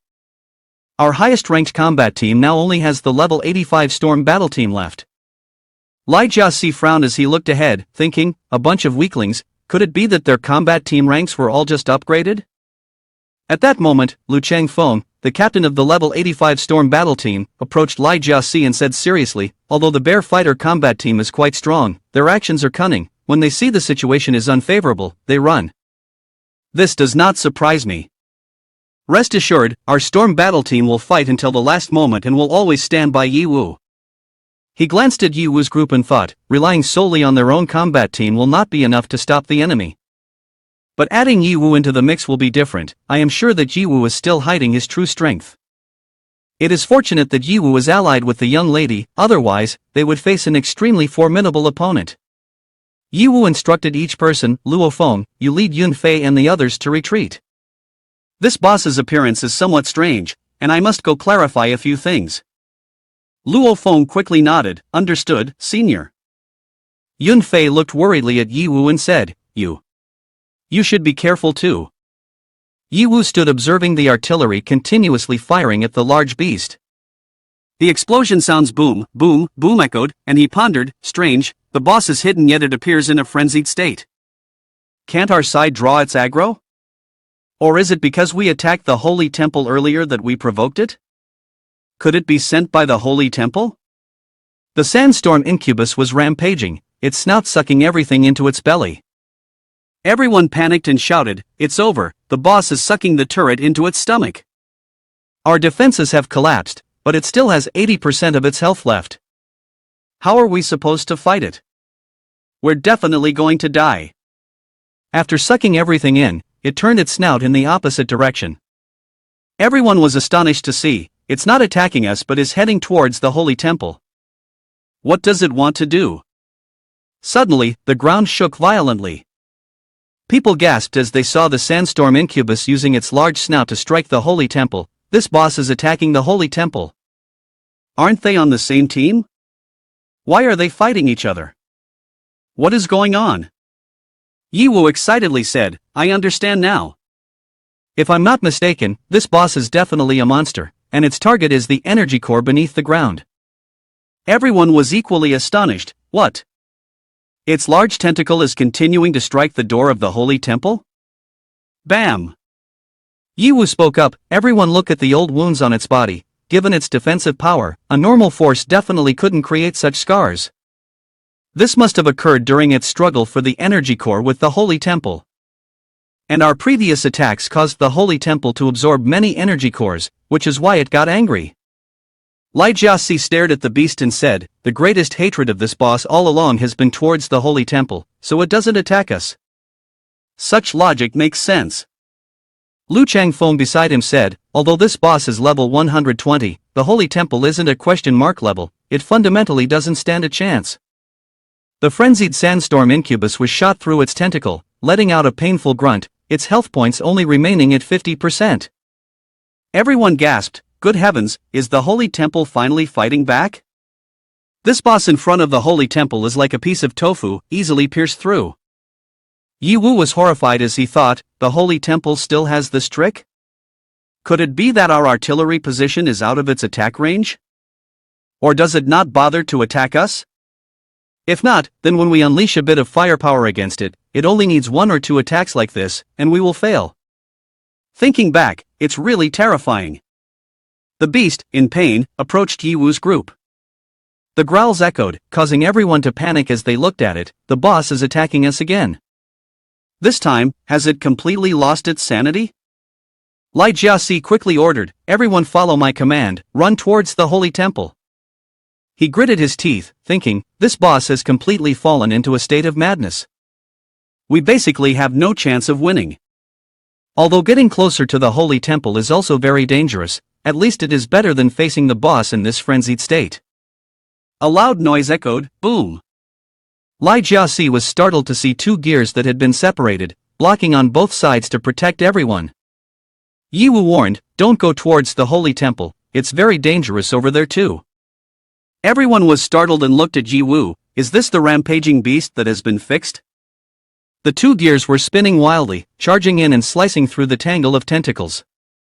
Ye Wu observed from this side, thinking carefully, its current state is very unstable, getting close will be extremely dangerous. Moreover, there could also be an impact from the battle with the boss inside. He thought to himself, the Emotesong group is already struggling to protect themselves, they cannot assist. Leave it to me. Hearing this, Lai Jiasi anxiously said, You don't need to force yourself like this. He had been fighting continuously through many battles, and his body and mind must be very tired. Ye Wu glanced behind and replied, "Don't worry, I can still endure. This boss may have a thick shell, but its brain capacity is quite thin. I like the dumb ones like it." Li Jiaxi looked at him and asked, "What do you plan to do?" Ye Wu did not take long to respond. He quickly summoned Nana, "Immediately gather all the mining robots to the position I indicate." Nana responded instantly, "Yes, master." Once the formation was fully prepared, Ye Wu said, "I will lure the boss over there, then pull off a big stunt." The lineup of mining robots was fully assembled, arranged in a long line stretching for miles. Nana reported to Ye Wu, "Master, everything has been gathered here as you requested." Ye Wu praised, "Good, very good, Nana." Nana then asked, "What should I do next?" Ye Wu replied, "What we are about to face is a level 120 hidden boss. I need you to give your all to do one thing. Didn't you previously leverage your ability to merge machinery to transform into a Valkyrie form? I need you to merge all the mining robots into a brand new combat robot, one that is stronger. With your capabilities, it should be very easy to do, right?" Nana unexpectedly showed a clear sense of worry. "This can't be true, right? Could it be that he has discovered my true strength? Has he also realized my intent to kill him?" She questioned herself in anxiety. How could that be? If he knows my intention, he definitely wouldn't treat me so kindly. The characteristics of my abilities could indeed enhance the machines. But how am I supposed to face him next? Ye Wu suddenly spoke up, startling Nana. "Nana, what's wrong? Is my request feasible?" Nana responded immediately, "Yes, it can be done, master. Nana will do it right away, out of gratitude for you saving my life." She thought to herself, "I will follow your request, so you can see the true power of the mechanical queen." With many high-level bosses as materials, even a level 120 boss shouldn't be a problem. Having said that, Nana commanded the machines to upgrade to their strongest form. "Come on, my machines, become a part of me." Instantly, the robots around began to detach and merge with Nana's main robot, forming a reinforced fusion. She thought, "I will endure a little loss, creating this robot according to your aesthetic." The reinforcement process began, first the chest, then the arms and the back. Finally, it reached the most critical part, but perhaps she couldn't withstand it due to her low level, and her consciousness began to fade away. You think, the forced integration of so many machines has exceeded my abilities. It's truly frustrating, just one last step is all that's missing. Struggling to find a way to complete the enhancement, Ye Wu fortunately arrived just in time to assist. "You're doing great, Nana. You've worked hard, leave the rest to me, I'll assemble the head." Thanks to the final piece from Ye Wu, they successfully enhanced it, creating the Crimson Moon Wild Lotus through the integration and transformation of the mining machines. Although it remained a mining machine at its core, the enormous drill on its outer arm was capable of drilling through even the hardest magic crystals. It was said that it could even pierce the sky. Ye Wu noticed that the Reaper was also on the verge of collapse, so he instructed them to merge with the Crimson Moon Wild Lotus. "With all of you, this machine will truly be complete. It's time to strike." Ye Wu then maneuvered the Crimson Moon Wild Lotus to drill straight into the rampaging sandstorm incubus, but it seemed to have no effect. He laughed, "You're not too shabby, huh? My drill couldn't puncture you. No wonder you've been feasting so well, even my defensive fortress has been completely devoured by you. But no matter how solid it is, my attacks will at least make you bleed." Na realized there was a risk and promptly warned, "Master, this intense attack method is consuming a massive amount of resources. With the remaining resources, we can only sustain this for about 2 more minutes." Ye Wu immediately replied, 2 minutes is enough." He opened up to full power, deciding to end the battle within 2 minutes. Ye Wu charged forward, actively attacking the frenzied sandstorm incubus with all his might. How could it dodge my attack? What is it trying to do? Ye Wu frowned, observing his opponent. Suddenly, the frenzied sandstorm incubus swallowed a large amount of magic crystal, causing Ye Wu to become furious. He shouted, "Shut your mouth, you bastard! That's my magic crystal. Do you have any idea how much money I lost for that piece?" Nana, witnessing the scene, thought to herself, Why does my master lose his mind when it comes to money? He completely transforms into a different person. What's so valuable about that? Isn't it just a symbolic, illusory item? However, this could also be considered my master's biggest weakness. I can exploit this to defeat him and make him secretly admire me. I'll decide on that. He. The drill continued to pierce the frenzied sandstorm incubus, but after swallowing the magic crystal, its body seemed unaffected. The magic crystal had hardened, enveloping its body and enhancing its defensive capabilities. Nana asked Ye Wu, "Master, if our weapon cannot penetrate, what should we do next?" Ye Wu calmly replied, "Isn't this just like the three-headed magic crystal monster from the King's Landing Club before? We have experience dealing with this type, so there's no need to panic." Ye Wu immediately controlled the Crimson Moon Wild Lotus to leap up, using strength to punch furiously at the boss. He only needed to utilize absolute power to suppress it, but it seemed to have no effect whatsoever. Nana said, "Master, our attack is fierce like a tiger, but if you look closely, the boss's health hasn't decreased at all. Moreover, there are only 20 seconds left before the fusion state will be lifted." Ye Wu replied, "It's not the right time yet. The effects of this fighting style will only appear at the very last moment. When the enhancement time ends, the Crimson Moon Wild Lotus must separate immediately. The amount of resources has also been depleted. It's hard to understand why it has gone so quickly." Nana was worried. The boss hasn't lost health, we're done for. Suddenly, the sandstorm incubus violently spewed out a thick green slime, an immense quantity. Nana was surprised. What's wrong with the boss? It was an unusual state, dazed and creating a high-level shockwave. After Ye Wu's relentless punches, the sandstorm incubus had fallen into a dazed state and ejected a large number of items. Although the boss's health didn't decrease, somehow Ye Wu managed to make it unconsciously enter this state and spit out numerous items. Damn it, what kind of operation is this? The sandstorm incubus, in a frenzied state, crawled underground to escape. Seeing that, Nana yelled, "Master, it's running away. Should we chase it while we have the upper hand?" Ye Wu replied, "No need. Let it go.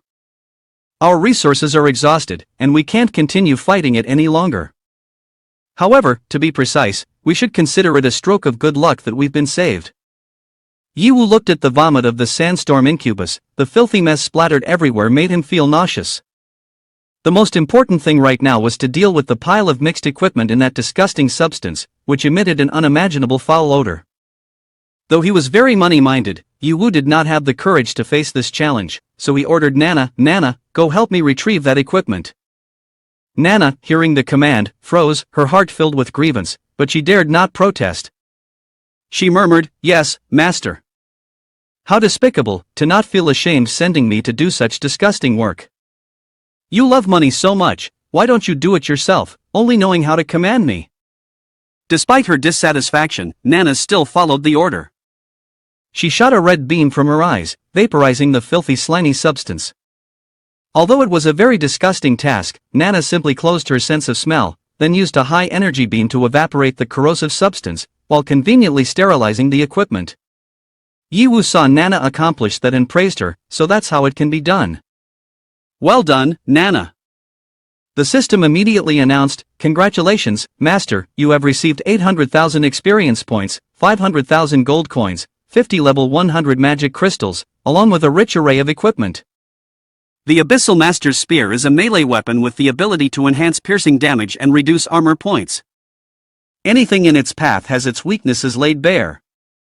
The underground invisible cloak is a thin cloak like the wings of a cicada, capable of masking aura, reducing hostility points by over 30% and increasing amplification effects by 50%. Crystal clear bug saliva is a transparent liquid from an unidentified insect species, which can be used in alchemy. Slimy cocoon, a strange type of cocoon, appears to still be wriggling. Broken black slate is a fragment of an ancient, mysterious stone, inscribed with bizarre scripts never seen before. The key to the dungeon where trials from level 1 to 50 take place, allowing access to the special trial dungeon, with unlimited uses. The master has activated the special feature of the lucky ring. The key to the dungeon where trials from level 1 to 50 has been upgraded to the dungeon of trials from level 1 to 100. Ye Wu exclaimed upon harvesting many items, "What a bountiful harvest!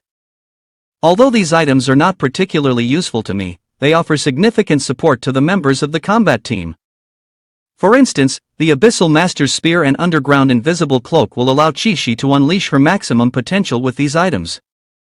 Additionally, the key to the dungeon trials from levels 1 to 100 has been upgraded by the Luck Ring, making it useful for helping team members level up. Lastly, we have the strangest item, the slimy cocoon. I can't help but wonder what's inside this cocoon. It feels like there's a living creature in there.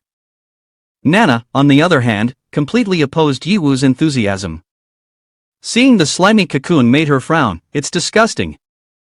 As a mechanical queen, I detest soft, wriggly stuff like this. Suddenly, the slimy cocoon began to move. Hey, it seems like what's inside wants to break out. This is getting interesting, Ye Wu said, her eyes lighting up. Let's see what's inside. Turns out it's a baby beetle. And it's a rare pet. Ye Wu cheered with delight. It's so small yet already level 110. Truly amazing. Nana, however, appeared indifferent and shook her head. It's just a little bug. Is it really necessary to be so excited about it? The baby beetle, upon seeing Ye Wu and Nana for the first time, immediately recoiled in fear into its cocoon. Ye Wu, noticing this, laughed and said, "Kiddo, you seem to be quite afraid of strangers, huh? Don't be scared, come out so I can see what you really are." Suddenly, the baby beetle spoke up, You can't do that. I am the Prince of Insects, you are not allowed to harm me." Hearing the baby beetle's tone, Ye Wu chuckled, "So you're not just a cute pet?" A bit disappointing, but what on earth is a Prince of Insects?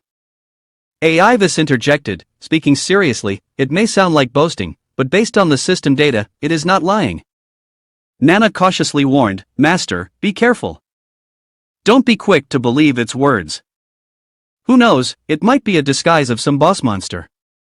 After all, its rank is level 110. Ye Wu looked at the baby beetle with curiosity. "Assuming you are the Prince of Insects, how did you end up in the belly of that big beast? If I hadn't beaten it to throw you up, wouldn't you be stuck in its stomach for life?" Upon hearing this, the baby beetle gleefully brightened up, its eyes sparkling. "Really? You defeated that sandstorm incubus and saved me? Thank you, you are my lifesaver." The baby beetle immediately explained, "I am the king of this world, living in the holy temple. But one day, my father was brutally assassinated. Before I could investigate the reasons clearly, my uncle quickly gathered factions, using force to seize the throne and abduct my mother. To console the people, they exiled me on the surface, but in reality, they directed allies to assassinate me. To protect myself, I had to devolve into a pupa, but my life force gradually depleted. If it weren't for you saving me, I might have died in his belly." Ye Wu, upon hearing this, thought to himself, "I didn't expect that within the insect world, there would be such power struggles. It seems that power not only changes people's hearts, but even beasts are not exempt." Ye Wu asked, "So what do you plan to do next? If you want to play the role of a prince seeking revenge, how can you counter your uncle in your current tiny form?" The baby beetle's eyes brightened as he looked at Ye Wu. "Aren't you here? You are so strong, you can definitely defeat my uncle. Please help me." Ye Wu quickly declined, No, I am not interested in the internal affairs of your insects, nor do I want to get involved in any violence. If you want to reclaim your position, find someone else to help." Seeing this, the baby beetle said, "Regaining the position is not the goal. I just want to save my mother and stop my uncle from destroying this world. Because if it continues like this world will be destroyed. If you help me defeat my uncle, you can be king." Ye Wu then became very excited. "So what are we waiting for? Me being king is basically unrealistic, but to prevent this world from being destroyed, I have to help you defeat your uncle. Moreover, a human like me cannot become the king of your insects." The baby beetle bit Ye Wu's hand. "Just like that is enough." Nana pretended to be worried about Ye Wu. Your insect dared to bite my master." But deep down, she was truly malicious. "Humph, why didn't you bite harder?" Ye Wu, noticing the glowing mark on his hand, curiously asked, "What is this glowing mark?" The baby beetle explained, "This is our clan's mark. As long as you have it, you are qualified to become king, commanding the former subordinates of my father." Although our numbers are very small and we are exiled to the edge of the world. Hearing this, Ye Wu's eyes lit up, saying, so, as long as I become king, I can dominate this world and do whatever I want? The baby beetle looked a bit worried and said, that's right, but please don't do anything strange. I hope I didn't choose the wrong person, right? Suddenly, Lai Jiasi called Ye Wu. Ye Wu, how's the situation on your side? Ye Wu replied, basically, it's all handled. Unfortunately, the boss has escaped. Lai Jiasi said, it's okay, it's good that we can return safely. The battle on the Mo Tsong group's side has also concluded, but there was a little problem. You need to hurry back. Hearing this, Ye Wu immediately turned back. When he arrived at the inner courtyard of the Holy Temple, Ye Wu saw that the Mo Tsong group had dealt with the gatekeeper boss. Yun Xiao was poisoned and in a strange state. After inhaling a lethal poisonous gas, he had entered a countdown state. If the poison was not cured within an hour, his body would rot and he would die. Seeing this, Ye Wu asked, what's wrong with him? This boss is quite vicious. Manhwa replied, isn't it because this guy was eager to fight and carelessly got hit by the boss's attack before he could use his skill, resulting in this state? Lulu was trying to treat Yun Xiao, but there were no promising results. This boss, my magic can't dispel it. It seems we need a special antidote, but we don't have it.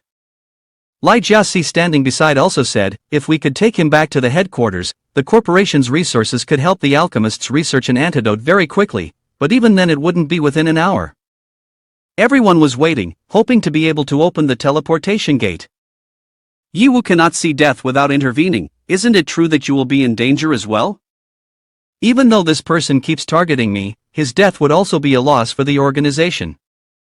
At the very least, she would be heartbroken over it. Wang Chuan is really cold-hearted. He thinks joining the Mo Tsong group means accepting that one could sacrifice at any moment. If he can't be saved, then it's simply his fate. There's no need to hesitate because of this. The key issue is that the current team is short-handed, and Ye Wu will temporarily fill this vacancy. Ye Wu is surprised by Wang Chuan's decision and asks, what? Do you mean you want me to join the Mo Tsong group? Hearing Jia Wangchuan's decision, everyone is taken aback and begins to discuss fervently. Jia Wangchuan has actually let that kid join the Mo Tsong group. One person whispers, did I hear wrong? I wouldn't even dare to dream of joining the Mo Tsong group, it's just that my strength doesn't allow it. But Ye Wu not only managed to control the massive insect army at the front line but also scared off the boss beforehand. He really is qualified for this. Lu Changfeng ponders, questioning what Jia Wangchuan's intentions might be. Seeing the reactions of everyone, Ye Wu steps forward and interrupts, can we put this aside for now? There are more important matters at hand. Jia Wangchuan turns to him and asks, what is it? Ye Wu approached Song Yin Xiao, who was critically injured lying on the ground, and said, I want to see if I can save him. Everyone did not believe Ye Wu's words. What a joke! Even the goddess Dan Lu could not heal him, so how could he think he could? Hearing this, Luo Feng could not help but retort, this bastard is always rude to seniors, yet the senior still manages to save him without holding a grudge, he is really lucky. The girl next to Luo Feng saw this and did not forget to mock, Ye Wu must have some ulterior motive for acting this way. Didn't you say he has offended you many times before? And now he's obediently acting like a junior, isn't he? Luo Feng heard the sarcasm in her words but did not refute it, silently acknowledging that he truly was foolish in the past. Looking at Ye Wu's back, he thought, in the past, I really was blind and did not know what true strength was. It was the senior who helped me understand what true greatness is, both in terms of strength and character. A girl with white hair furrowed her brows and asked, this poison is not easy to cure. Are you sure you are not being foolish? If you cure him, our team will no longer need you. You are digging your own grave for your future. At this moment, a man wearing a large Buddhist necklace around his neck clasped his hands before his chest and interrupted, if Ye Wu has a compassionate heart, then let him try. Saving a person is also a form of kindness. Leia, irritated, shouted, what kind of logic is operating in your head? While everyone was still arguing, Song Yin Xiao, lying unconscious on the ground, suddenly woke up, opened one eye to look at Ye Wu and said, I do not need you to treat me. Cough cough cough.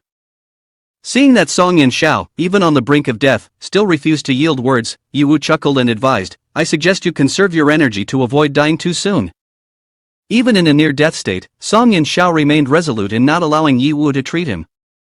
Gritting his teeth to endure the pain, he stated, you don't need to pretend to be kind-hearted. I, Song Yanxiao, am not the kind of person who clings to life out of fear of death. When I joined the Emote Song group, I was mentally prepared. As long as I can become stronger, I would not hesitate to sacrifice my own life. Ye Wu was left speechless by him. He sat down, bowed his head to look at him, and said, I have no interest in your matters. My true purpose in doing this is for Yin Huan. Because I took your place, she was suspended from duty, and that gave you the opportunity to join Emote Song. If you sacrifice your life over this, with her character, she will definitely blame herself immensely. Therefore, it can be said that saving your life has nothing to do with you. Song Yanxiao was taken aback by Ye Wu's explanation. I didn't expect it to be like this. He is tormenting me. I had prepared myself for the fact that I would definitely not survive, and now he is giving me hope to continue living, while using reasons that make it impossible for others to refuse. Too despicable. Seeing Song Yanxiao's attitude soften, agreeing to let him treat her, Ye Wu turned to AI Vis and asked, AI Vis, with the current medicinal herbs available, can you concoct an antidote to cure this poisoning state? Elder Li of Huangjiang had given us many precious remedies and herbs before, right? AI Vis replied, I'm sorry, Master, but right now there is no remedy available in stock to concoct this antidote. Hearing this, Ye Wu panicked and questioned, what? You were pretending to be capable, and now you say it can't be cured? AI Vis broke into a cold sweat, thinking that this matter had nothing to do with him. At that moment, a chubby spiritual creature appeared on Ye Wu's shoulder and spoke up, I have a way. I saw that in your system's storage, there is AI crystalline insect saliva that you just obtained, it can be used to create the antidote. Ye Wu was overjoyed, finally, there's an alternative. So it can be used for this purpose. However, he couldn't help but ponder, aren't you afraid of being discovered by others when you leave my system space on your own?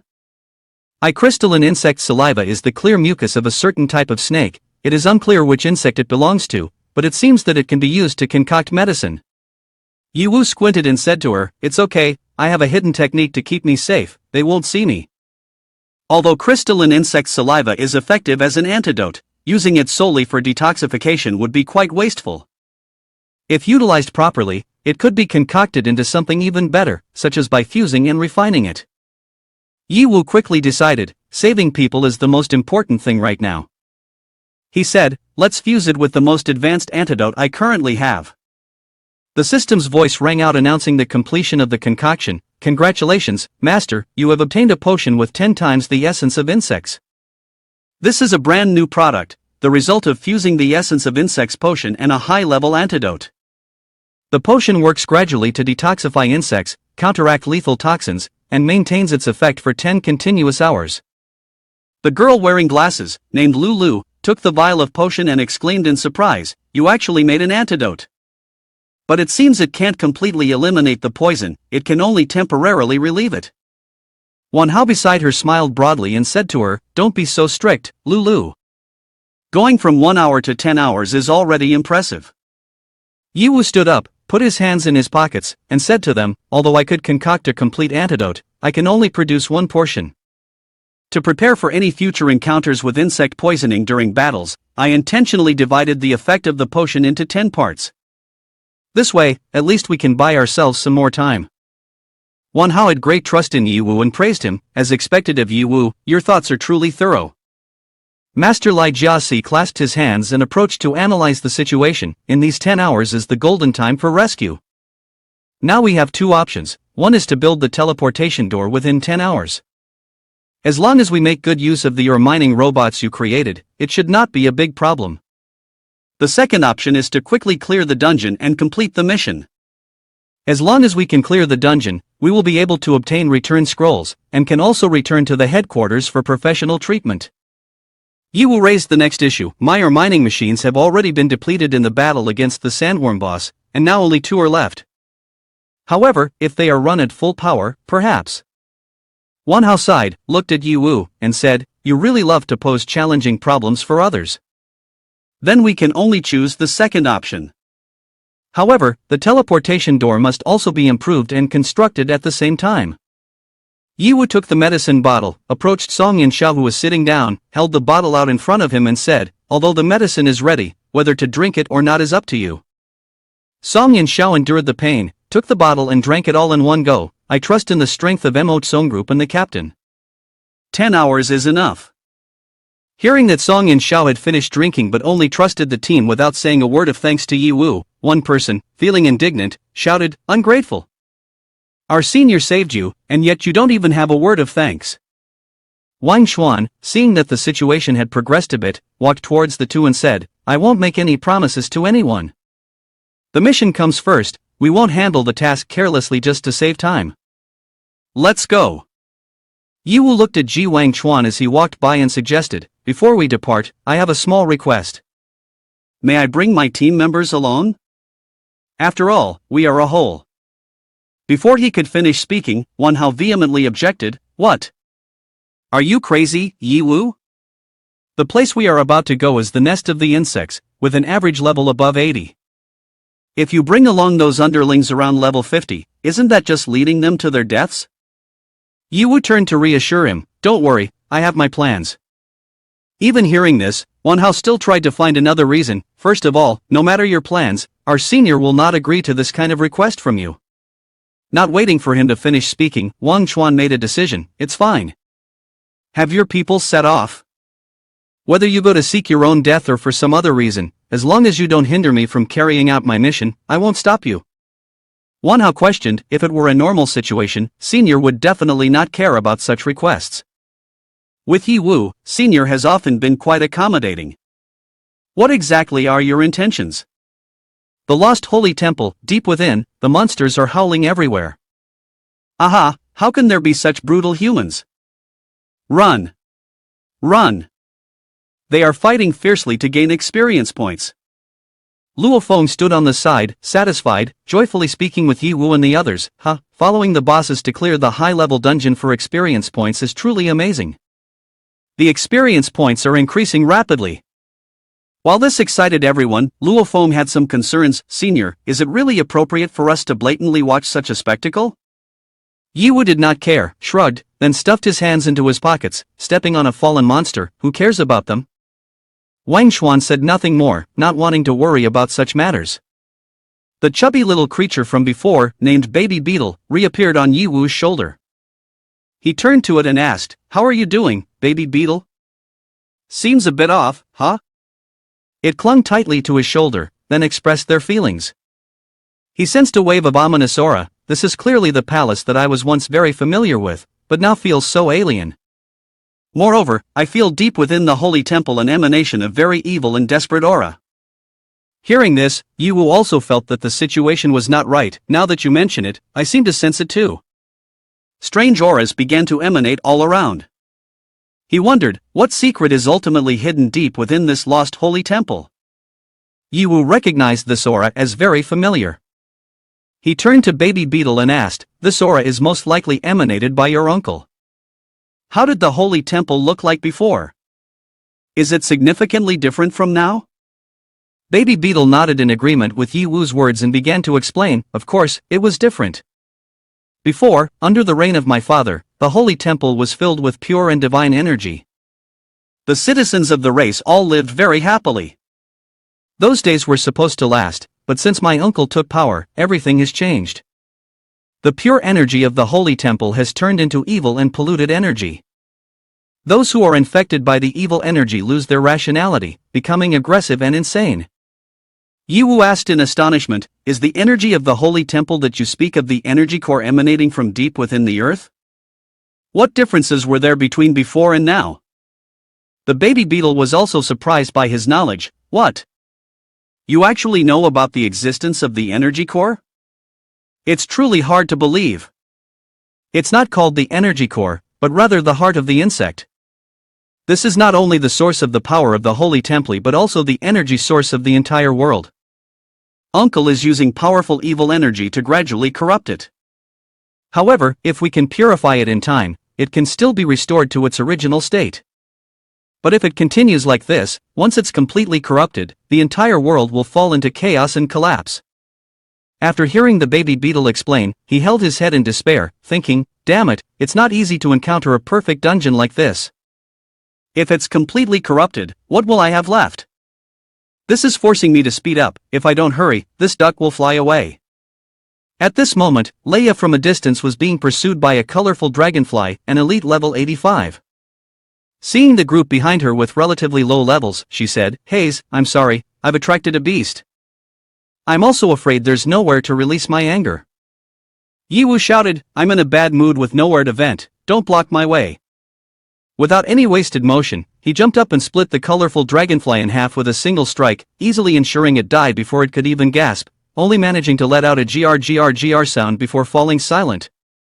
Seeing Ye Hao suddenly make a move, Manhwa excitedly turned to say, why is this kid Ye Hao suddenly so active? I thought he just wanted to hang back and leech off the experience points. The bald guy with the beaded necklace also chimed in, even though he doesn't need to participate in the battle right now, it seems like he can't hold back the surging power within him. Lulu was about to say something more when Leia beside her scoffed and said, I was planning to teach him a lesson, but it turned out to be an easy fix. Pointless. Hearing that, Lulu turned to question, did you purposely ride on the beast's attack? The other person immediately felt guilty and denied, oh, I didn't. Lulu ignored him and suggested, for next month's team rewards, I want to reconsider the distribution method. Leia anxiously pleaded, please don't, Sister Lulu, I was wrong. Ye Hao felt fortunate that Lulu had spoken up. He thought, great, finally she has come to the forefront. Baby Beetle then presented Ye Hao with a choice, next, you will have to face two options. Ye Hao felt intrigued and asked, choice? What choice?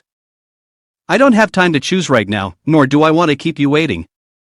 The baby beetle quickly replied, just go straight ahead, and not far ahead, you will come to a fork in the road. One path leads directly to the depths of the holy temple. My uncle and his bodyguard team are probably there. The other path leads to the incubation room. My uncle is exploiting the dark energy to enhance and speed up the hatching of the main species, cultivating a large number of soldiers to serve as expendables for the war. Hearing this, Ye Hao stroked his chin in thought. He silently pondered, no wonder last time, the number of insects in the epic level special event was 10 times greater. It turns out the hatching speed has changed. Although I really want to head straight to the lair now, the incubation room must be prioritized. I can't let it keep producing violent soldiers at such a fast rate, otherwise, the people outside will be in danger. Ye Hao continued to think, however, if I tell the cold-faced guy the truth, he will definitely ignore the incubation room and choose to go straight to the holy temple. With his personality, he absolutely won't care about the safety of the outside people or the mission. He looked at Jia Wangchuan, who was fiercely battling the monsters, and made a decision, so, I have to think of another way. After defeating the monsters, the group moved forward and encountered a fork in the road. Manhwa angrily muttered, same old trick, every dungeon maze has this. One side is a trap and a dead end, while the other side has a treasure mirror. Lulu, standing behind, also reported on the situation at the two forks in the road. She said that the drones sent to scout the paths had all been shot down. It seemed that no matter which way they went, there were heavy troops guarding. A teammate next to her asked, so what should we do? Are we just supposed to rely on our instincts to guess the way? Head shaved, you usually use magic to make precise predictions, why not give us some advice? Head shaved immediately shook his head in refusal, no, I can't. Since stepping into the lost holy temple, my connection with my Buddha has been interrupted. Ye Hao confidently stepped forward and said to everyone, relying on my rich experience and instincts, I choose to take this path. Manhwa, upon hearing this, expressed trust, I believe in you. Normally you have many tricks, but this time you must have discovered something. Head shaved also nodded in agreement, my judgment is not different from your instincts. Jia Wangchuan unexpectedly went straight in the opposite direction from the path that Ye Hao had chosen. Manhwa, standing beside him, also didn't know what to do, silently thinking, is there really disagreement over the path chosen? Jia Wangchuan furrowed his brow and said, I don't believe in your strange intuition. I only trust my own judgment. The whole team, follow me. Although at first everyone agreed with Ye Hao's intuition, Jia Wangchuan was still their senior. The leader's orders cannot be disregarded. The whole team had no choice but to respond and continue following Jia Wangchuan. While walking, everyone turned to comfort Ye Wu. Our captain is always like this, once he makes a decision, no one can change it. You can only listen to him. Ye Wu smiled politely in response, I understand. Who told him his strength is the greatest? Regarding these monster roadblocks, Jia Wangchuan only needed to deliver a single blow to eliminate them, as easy as slicing fruit. Upon entering the room, he was surprised to discover that this was the incubation room of the Holy Temple. Everyone exclaimed, is this the incubation room of the insects? Ye Wu pretended to be surprised, did we actually make it to the incubation room of the insects? The captain's instinct is truly remarkable for finding the lair of the insect army. But in his heart, Ye Wu felt smug, thinking, that's only natural, wasn't this due to the negligence of a certain individual? Wan Hao, excited and ready for action, said, although this isn't the final boss area, finding the source of the insect waves is still a considerable gain. Let's quickly destroy this place. The teammates around him eagerly chimed in, destroying things is my specialty. Jia Bao suddenly questioned Ye Wu, how did you know for sure that he would choose this path? What if he and you happen to choose the same route? Understanding Jia Bao's concerns, Ye Wu confidently explained, that can't happen. Jia Wangchuan has never trusted me from the beginning. With his personality, he would never choose the same path as me. I'm simply taking advantage of his tendency to do the opposite. Ye Wu continued, now the road is chosen by him, even if he cries, he must go all the way. Ye Wu turned to his team and commanded, let's go, we need to help. We have to act fast before these monster eggs hatch, and quickly destroy this place. Luo Feng finally waited for the senior's order. He eagerly replied, all right, senior, I've been itching to get started. Just sitting around and enjoying so many experience points is truly addictive. It was at this moment that Jia Wangchuan realized he had been tricked by Ye Wu. He approached and blocked Ye Wu's path, asking, you did that on purpose, right?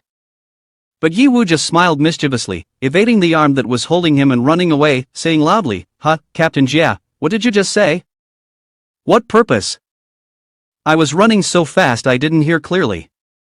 Seeing this, Jia Wangchuan thought he must have overanalyzed, and he shook his head, replying, never mind, it's nothing. Upon hearing this, Ye Wu immediately said, great. Then he hurriedly ran off, leaving Jia Wangchuan watching him with a cold expression, a murderous intent clearly visible on his face. He thought to himself, did this guy truly not mean it, or has he guessed my true intentions?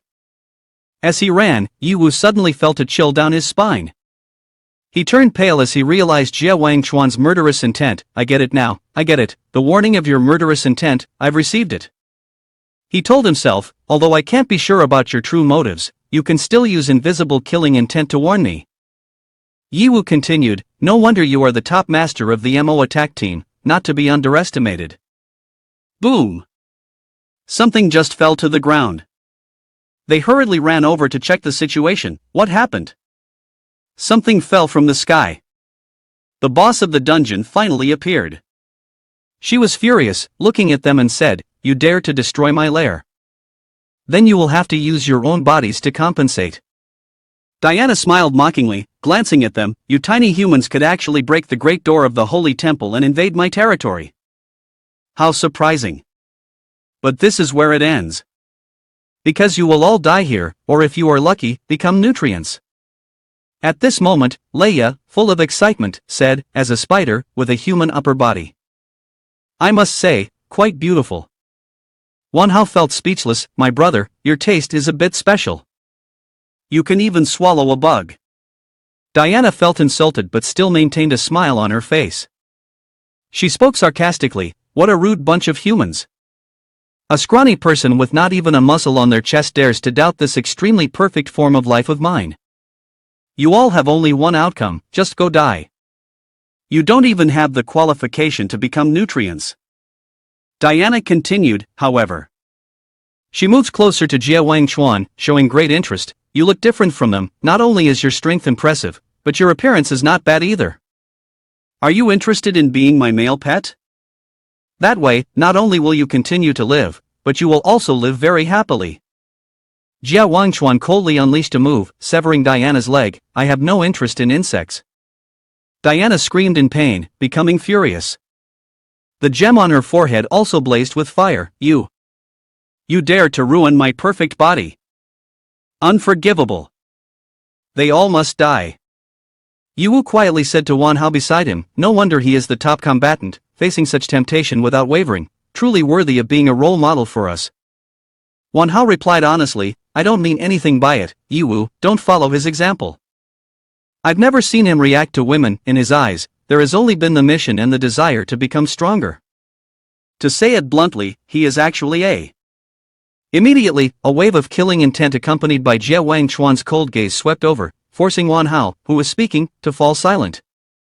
Jie Wangchuan spoke slowly and deliberately, Wan Hao, you've said quite a lot today. Wan Hao, covered in sweat, hurriedly replied, I didn't say anything. Ye quickly chimed in, I didn't hear anything either. These two looked truly cowardly. Remembering that Diana was still standing there, Jie Wangchuan adjusted his demeanor, alright, let's not waste any more time. Let's resolve this quickly. The whole team lunged forward in unison, understood. Ye began assigning roles, telling Luo Feng, you take this rare opportunity to observe the battle from a close distance, watch how the top team faces the boss. Luo Feng replied eagerly, understood. Wan Hao quickly unleashed his skills, while the older brother wearing the prayer beads cast his own skill. Leia also seriously displayed her skills, while Lu used the spell City of Blessings from the side. Diana, trapped in the middle, showed clear signs of helplessness and confusion. She tried to fight back, but all her efforts were in vain. With support from his teammates, Jie Wangchuan swiftly drew his sword, executing a secret technique and shouted, Secret Sword, Return of the Dragon. As the move concluded, Diana could only let out a weak whimper before collapsing. With just one move, Jie Wangchuan has caused the stats of Diana to drop significantly. My current health is only at 20%, and my defense is down to 18%. Ruan Tian stands to the side, mouth agape in amazement, so amazing, so amazing. No wonder they are the strongest team in Han Mo. The boss simply has no power to fight back. Dan Lu's healing and buffing skills are truly exceptional. Yi Yunfei silently analyzes, they not only cooperate seamlessly, but their movement skills are also very agile. The boss's attack skills haven't hit anyone at all. Luo Feng nods in agreement, that's right, everyone easily fulfills their roles. Not only is the DPS very high, but they also minimize pressure to the maximum. It's truly a perfect team. Ye is also very enthusiastic, it seems everyone has their own gains. Although the gap is currently large, the path we need to take is still very long. I believe that one day we will also be able to reach this kind of realm level. Everyone is filled with high spirits. Shishi, standing over there, has bright eyes. She begins to think, could this also be considered a type of love? The bond and friendship between teammates seem different from the feelings between myself and Miao Bao. She continued, this kind of genuine, hopeful feeling is something I haven't experienced in 1,000 years. Meeting Ye is truly wonderful. Jie Wangchuan suddenly felt something affecting his hand, the unusual sensation was growing stronger. At the same time, her speed and strength had increased significantly. This was not the buff effect from Dan Lu but came from another source. This feeling had only appeared since Ye Wu's team had joined. Thinking back, the efficiency of monster clearing in the previous small battles had also improved greatly. Could it be that Ye Wu was secretly doing something? Or was it due to the mysterious teammates beside him? This point was truly important, he had to find an opportunity to clarify it. Jia Bao turned to Ye Wu and asked, Ye Wu, could you ask your friends to spare the Spider Queen's life? Ye Wu was surprised, why?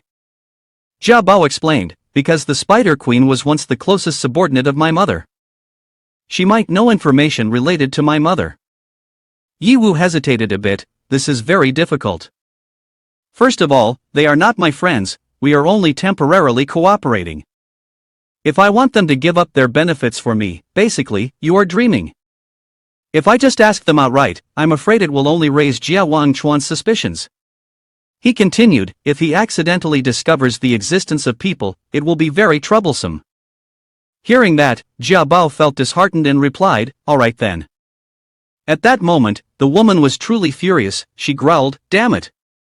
I never expected that small humans like you could force me to this extent. Saying that, she grabbed her own face and peeled off the peeling mask, revealing her true face with countless eyes on it, looking truly terrifying. Diana had revealed her true form, coldly stating, "The only way left is to use my strongest power to annihilate you." Leia was taken aback and blurted out, "Damn, you should put the mask back on. Looking like that, I really can't bring myself to fight." "Oh my god. Brother, it turns out you still wanted to go easy all this time?" Manhwa angrily shouted, "You're about to die and you're still playing these disgusting tricks, it's truly detestable. Let me send you back to meet your ancestors." As he spoke, he charged forward, ready to strike. Suddenly, he saw Diana sneering, "Is that so? The one who is about to meet the ancestors is not me, but you." Suddenly, Manhwa felt a strange, numbing sensation that rendered his body unable to move. Seeing that he had been affected, Diana's eyes sparkled, revealing her bright white teeth like a mad fox, and she laughed loudly, "Ha, it's true that you can't use your strength. Because from the moment you stepped into this egg-laying room, you've already been hit by my illusion toxin. This toxin is colorless, odorless, capable of penetrating through all levels. The only drawback is that its onset is a bit slow, which is why I patiently engaged in trivial chatter to buy time with you." She laughed heartily, "Now let you experience a bit of the ultimate allure of my illusional toxins." Everyone in the team had already collapsed. Jie Wangchuan was both furious and astonished. "I never expected that even I could be affected so strongly by this toxin." At that moment, a shadow appeared, looking exactly like him. He smiled wickedly and replied, "Me? Aren't you the same?" He was Jie Wangchuan, a mutated being at level 130. Over there, Ye Wu was not doing much better.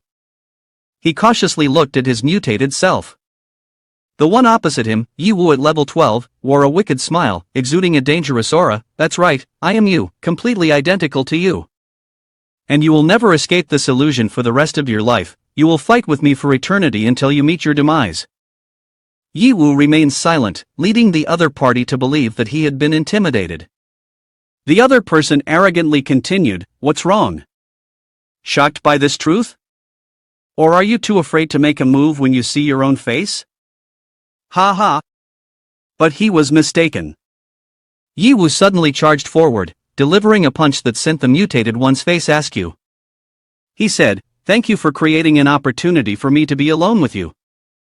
Ye Wu cracked his knuckles and continued, "It seems you are not truly me, because even when angered, I am capable of fighting."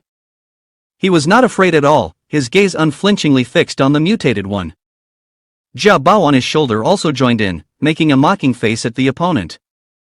The mutated one stood in a grotesque posture, his voice elongated, "Really? It seems you still don't understand the current situation." In fact, Ye Wu did not fully understand.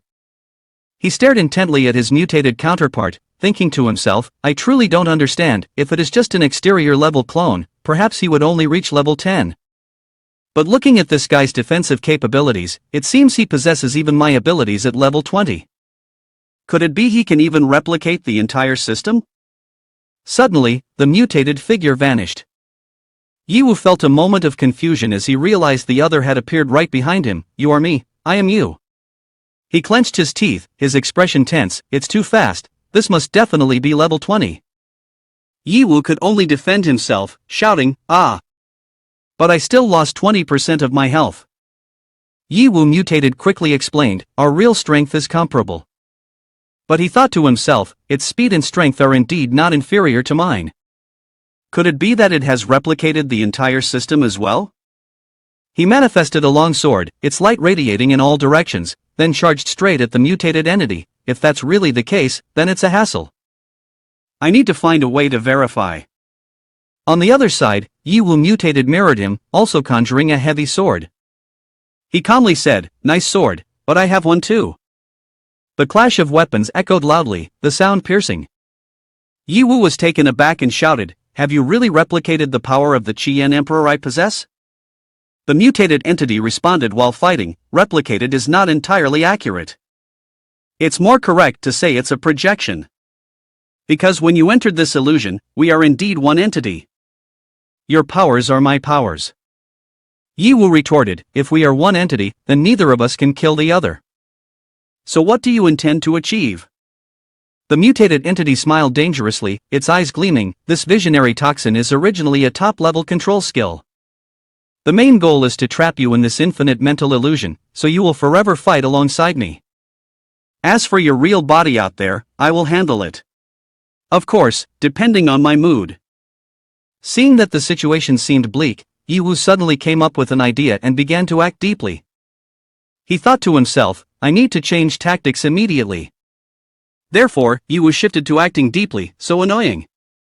This move is too difficult to break. Not only am I trapped without being able to break through, but even fighting doesn't seem promising. The win rate is only about 50%. Originally there was no chance of winning, even someone as strong as Jie Wangchuan cannot resist. Ye Hao believed that his opponent had fallen into the trap, confidently thinking he was in the dominant position. No matter who comes, it will be the same. The strength of this poison illusion move is that it can control anyone, regardless of rank. No matter how you hide your power or rank, it's useless. Before you is your truest self. Once you step into this illusion, you will never find a way out, unless you kill me. But that is impossible, haha. He intended to strike down with a sword from above. But little did he know, Ye Hao, who originally thought he was at a disadvantage, suddenly counterattacked, unleashing a series of techniques aimed at his mutated form. He told himself, if it can't be done, I must do it. I don't believe you can replicate everything about me, including my system. Finally, the original being could no longer maintain his calm as before. He anxiously asked, System? What system? Your ability only has the attribute of charm. Don't talk nonsense, don't think you can defeat me. Ye Hao thought to himself, that was a close call, I really thought it could replicate my system. However, on the outside, Ye Hao maintained a cold expression and continued acting. He secretly blamed, damn it, even using all my strength, it's just a 50-50 chance, am I destined to be trapped here forever? Jia Bao hastily encouraged Ye Hao, don't give up, cheer up. The mutated original being noticed Jia Bao and said, with a tone of surprise, although I noticed it earlier, I didn't expect it to really be you. Your Highness, why have you become this timid appearance? Ha, it seems you are still as weak as before, Your Highness. Jia Bao, with eyes welling up, not thinking much, only worried about Ye Hao, said, I have no intention of overthrowing the monarchy. I just want to return to the holy temple to say goodbye to Mother. Please don't harm Ye Hao, please don't harm Ye Hao anymore.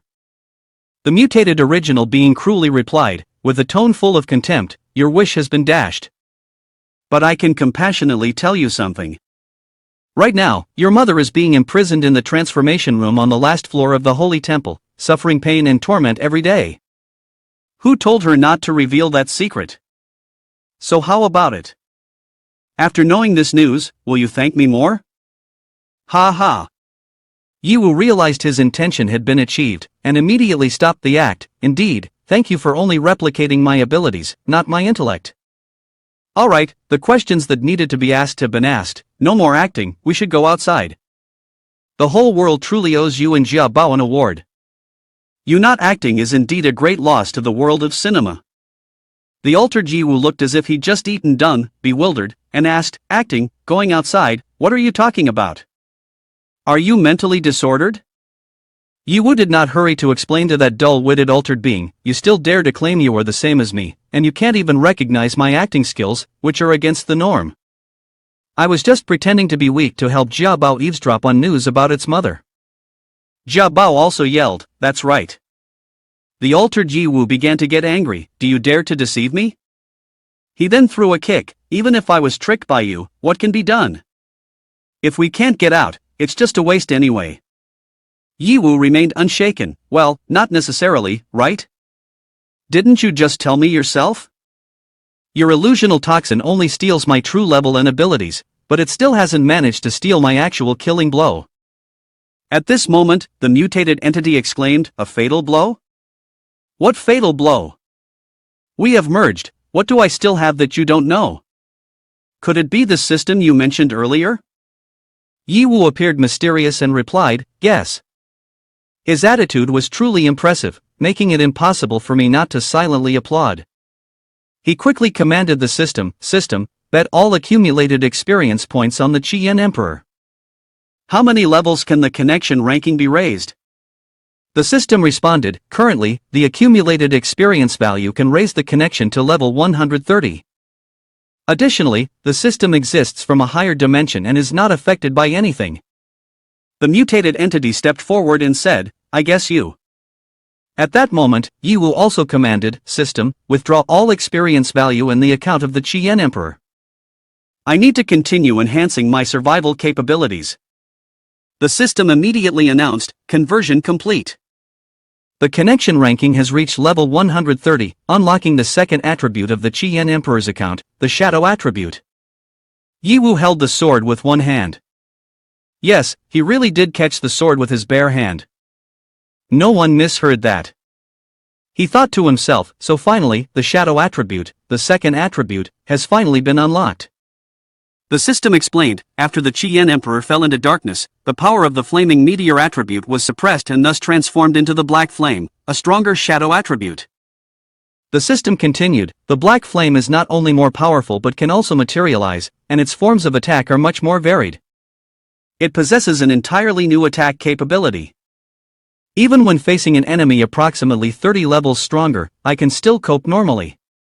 Ye Wu was surprised, murmuring, wow, it truly is the NB+ level. With this power, even if Shui Lu comes to take revenge, I will not back down from her.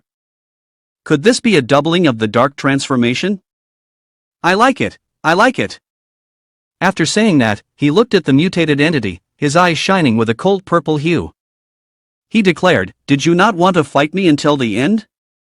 The second battle begins.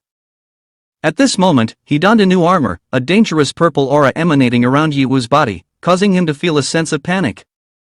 The mutated Ye Wu stuttered, you leveled up in the spirit illusion again? How is that possible? How could you increase 3 levels in a row? You are only 1 level above me, I shouldn't be losing.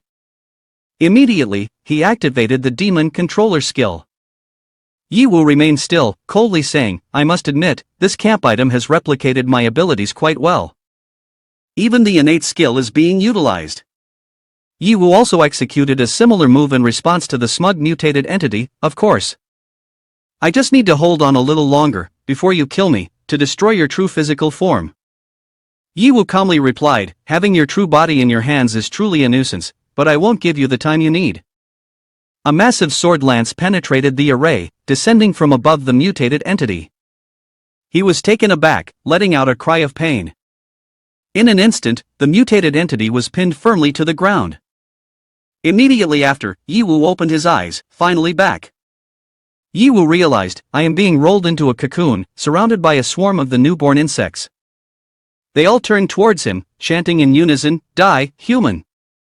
Diana suddenly sensed something and said, that human not only has the ability to self-level up but can also break the shackles of illusion. I must quickly return to report to the prince. She dashed away, but could not escape. Ye Wu, now having awakened the shadow attribute, surprised Diana as she realized a wall of fire suddenly rose, encircling her. This is. Ye Wu coldly said, want to run? I haven't agreed yet. Diana knew she couldn't resist, so she knelt down and earnestly begged for her life, please spare my life. You are the one who holds the power of life and death, and I am only forced into a corner. As long as you spare me, I am willing to devote myself to your highness, leading you into the secret path to save your mother. Please, you must believe me. Jia Bao seemed a bit moved and leaned close to Ye Wu to plead, Ye Wu, she is speaking so sincerely, why not spare her life? Moreover, she will lead us to save your mother. Seeing Jia Bao appear soft-hearted, Diana secretly rejoiced, great. This fool is weak-hearted. Just wait, I will lead you into a trap and have the prince chop you into 100 pieces. But before she could feel triumphant, Diana was decisively struck down by Ye Wu's sword, falling to the ground. In Jia Bao's astonishment, she panicked and shouted, Ye Wu. Diana, with a weak voice full of resentment before fading away, said, why, I was so close to success. Ye Wu calmly looked at Jia Bao and analyzed, you are too naive, Jia Bao. Ye Wu continued, you must never easily trust the remorse of a traitor, because if someone has betrayed you once, they can betray you a second time. If you truly want to become the king of the insects, you absolutely cannot be soft-hearted towards traitors. Do you understand? Jia Bao pondered Yi Wu's words with a heavy heart and nodded slightly. I understand now. Perhaps it was my weakness that led to the current situation. Yi Wu, indeed you are more suitable to be king than I am. Yi Wu reassured him, if there are truly many benefits, I could also consider it, and we can think about it later. Right now, the most important thing is to seize the moment to see what treasures this spider has dropped. Looking at Yi Wu from behind, Jia Bao couldn't help but admire him, clearly strong to the point of not resembling a human, but in reality, he is like an ordinary human. The system began to announce the items received. Congratulations, host, you have received the boss kill reward of 5 million in cash, 1 million experience points, along with some items, fatal black thread, the current information of which is still unclear, and the venomous Spider Queen blade, crafted from the broken leg of the Spider Queen. The blade has a strange appearance, difficult to wield for ordinary people, and the edge is tainted with dangerous toxins. Please do not lick it before fighting. System notification: the attack characteristic will cause the target to be poisoned, maintaining a loss of life value. The toxicity can stack up to a maximum of 10 layers. When fully stacked, the target will fall into an incapacitated state. This state can be dispelled. Next is Puppet Illusion. This skill can imprison the enemy in an illusion, creating a mental puppet equal to the enemy's level to fight. Damage in the mental space will reflect back onto the physical body and can last for 3 minutes. Note that when the target's body is in the rigid state of the illusion puppet, no further damage can be inflicted. The system notification continues. The next item is Zerg Essence, a mysterious material dropped from the insect boss. This item appears bizarre, perhaps someone will know how to use it. Yi Wu rested his chin in thought. The items from this boss lean towards control. The poison dagger and the illusion puppet can draw the opponent into a mental illusion. Fatal black thread sounds a bit off. I wonder what use Zerg Essence has. Jia Bao exclaimed in surprise. I can't believe it's Zerg Essence. Yi Wu turned to ask, is it very rare? What is its specific use? Jia Bao excitedly explained further. This Zerg Essence is a rare organization found only in the bodies of the strongest creatures. It can increase cellular activity, stimulate and unleash tremendous power. After I was fired and consumed by the nightmare, in order to save my life, I exhausted the Zerg Essence in my body, causing my body to weaken into its current appearance. But if I can absorb 3 Zerg Essences, I will completely restore my peak strength and normal form. Jia Bao spoke sincerely, hoping that Yi Wu would leave it for him. Yi Wu, can you sell me this Zerg Essence? Right now I have nothing of equivalent value to offer you, but I promise to gift you a valuable treasure in return later. Seeing the sincerity in Jia Bao's eyes, Yi Wu agreed without hesitation. Alright, after all, this thing is of no use to me. You are the prince, don't make that kind of face. Moreover, I will help you gather enough 3 Zerg Essences so you can return to normal. That way we will have formidable combat power at level 110. Jia Bao looked at Yi Wu with teary eyes filled with emotion, rushed to hug him and exclaimed, is this real? This is truly amazing. Jia Bao continued, Yi Wu, you really are my great benefactor. Meeting you is the greatest luck of my life. I don't know how to repay you, wah wah wah. He gently patted him on the back, comforting, alright, I said you are the prince, you should have the demeanor of a prince, crying all day like this? The sound of loud explosions rang out. The group accompanying Jia Wangchuan had landed safely. Wan Hao joyfully turned to Jia Wangchuan and said, damn it, we finally got out of the mental illusion. Senior, did you kill the boss to save us? Captain Jia shyly replied, it wasn't me, it was Yi Wu. Perhaps he defeated himself in the mental illusion, he was the first to awaken, and then he killed the boss. That is why we were saved. The entire group was astonished, exclaiming in unison, what? Captain Jia affirmed firmly, though it sounds unbelievable, looking at his level, everyone thinks it must be him, it can't be wrong. One person in the group thought to himself, although I also considered that leveling up within the illusion could defeat the distorted form of oneself, even if I risk everything to fight, I could only match the distorted form, there was really no way to level up. How did he manage to do it? Even if I directly ask him now, he won't say anything. It seems Yin Huan wasn't wrong, this Yi Wu guy is very mysterious. He was concentrating on his thoughts when he suddenly heard Yi Wu calling him, Captain Jia, are you all okay? The items that dropped from the boss earlier are with me. Do you need me to hand them over for you to manage? Captain Jia awkwardly turned his face away and replied, "No need, you can keep them." Jia's subordinate, Wang Chuan, suddenly spoke up to remind him, "Senior, isn't this a bit against the rules?" Wan Hao, who was beside him, felt he had to intervene and said, "What rules are we talking about right now? Our team has unanimously agreed to follow the captain.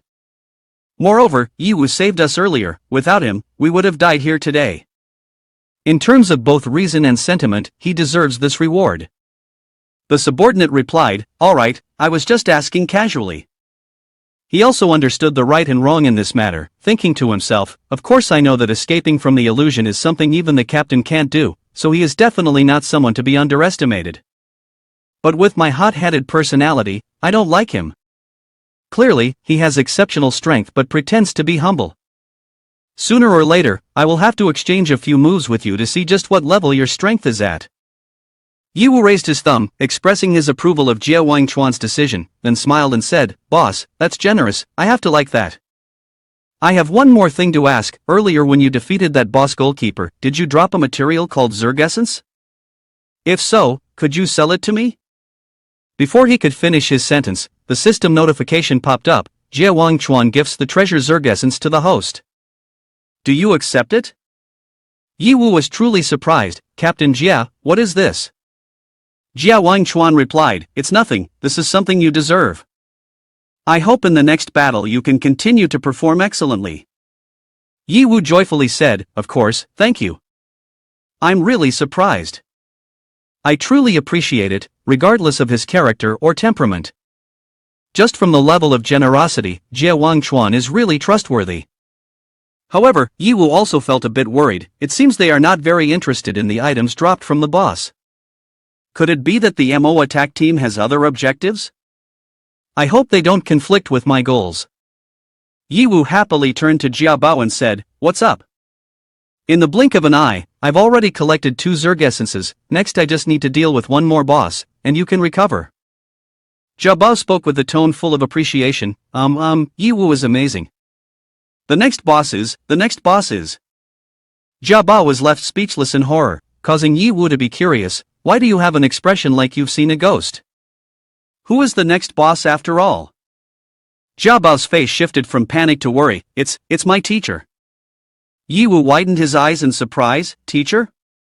So even the insect is afraid of their teacher?" "I get it, sort of.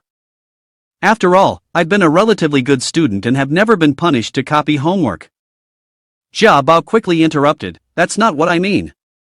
He's not an ordinary school teacher. He's not only my sword skills instructor but is also known as the strongest sword saint in the world, the Lone." Ye Wu clasped his hands in excitement. "Sword Saint the Lone? Just hearing it sounds powerful, I really want to meet him right away." Jia Bao hurriedly tried to stop him. No. Although you are indeed very strong, if you meet my master, you definitely won't be able to win." The more he heard, the more excited Ye Wu became. Is he that powerful?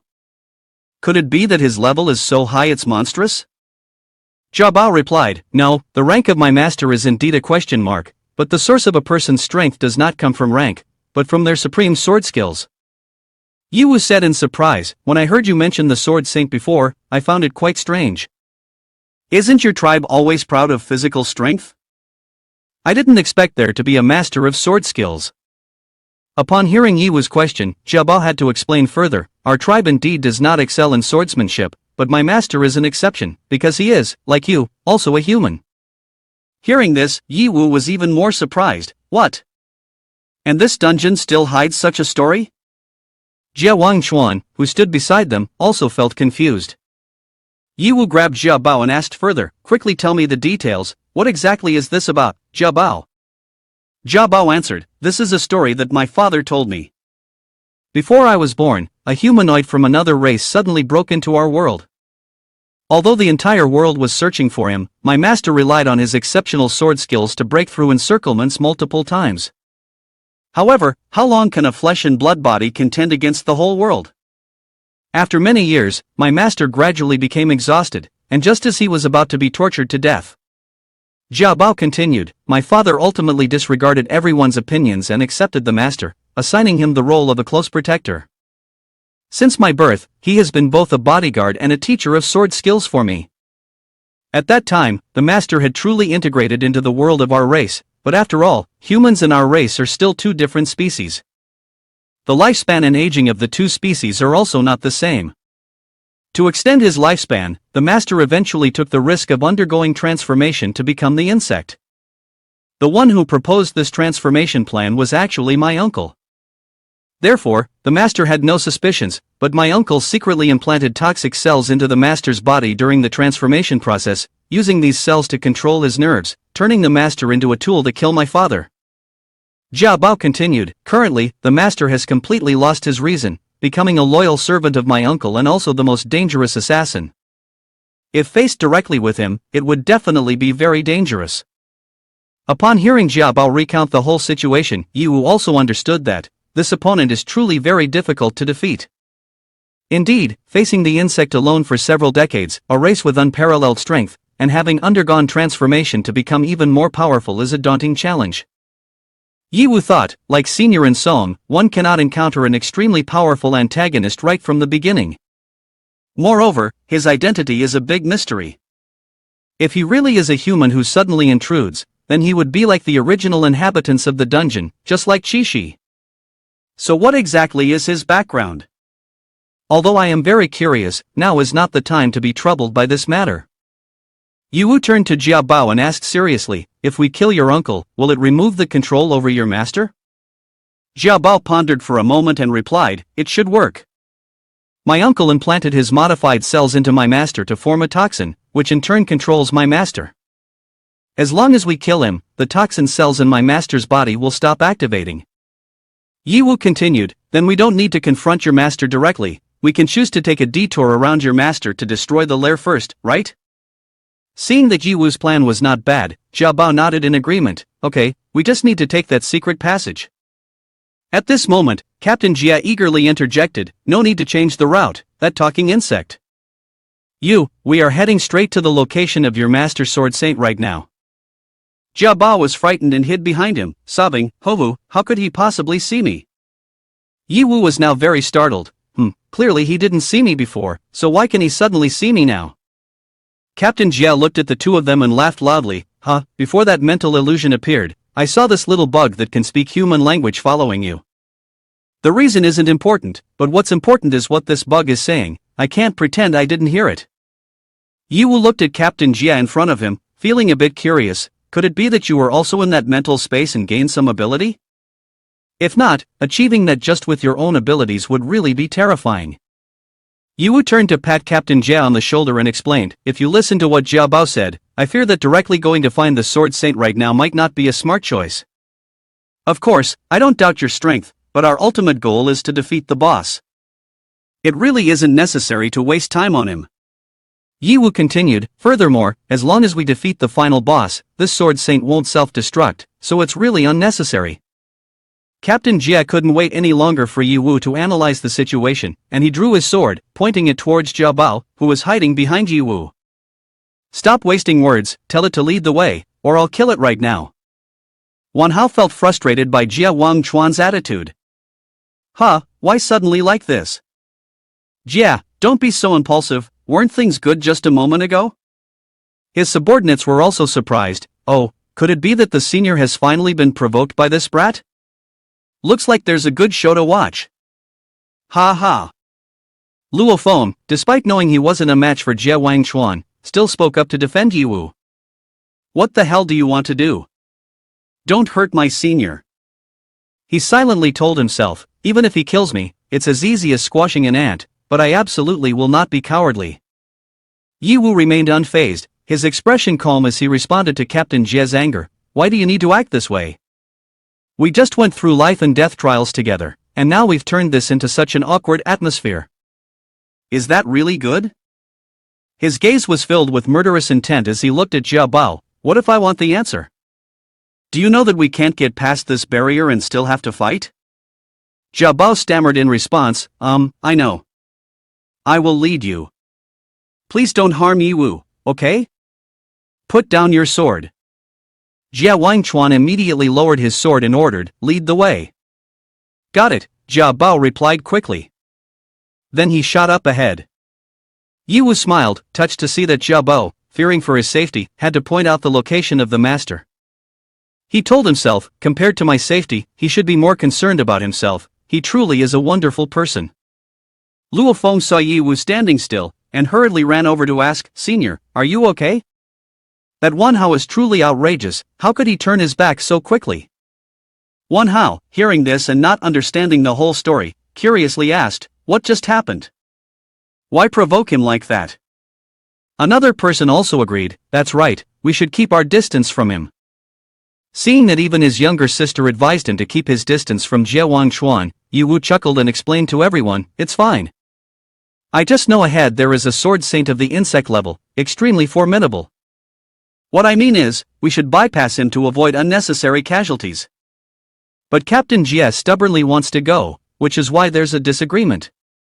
Wan Hao, hearing this, expressed some doubt about the information Ye Wu had just relayed, although I'm not clear how these two obtained such unreliable information. If it bears the title Sword Saint, it's understandable for Jie to be restless. Ye Wu curiously asked, "Why do you say that?" Wan Hao responded with a smile, "Because of our captain. Don't be fooled by his cold demeanor, he seems disinterested in anything. In fact, he is wholeheartedly devoted to researching sword skills. And the saying goes, the undefeated will become increasingly lonely. Within the organization, he seldom finds worthy opponents and has no one to discuss swordsmanship with. Therefore, no matter who the opponent is, as long as they wield a sword, Captain Jie will personally engage in combat." Wan Hao paused for a moment, then continued with a smile, "But typically, opponents can't last more than 30 seconds. This time, meeting a sword saint of the insect level is indeed something that captures his interest." Wan Hao continued, "I think, in his heart, he must be extremely excited. I can even feel the hilt of his sword trembling with joy."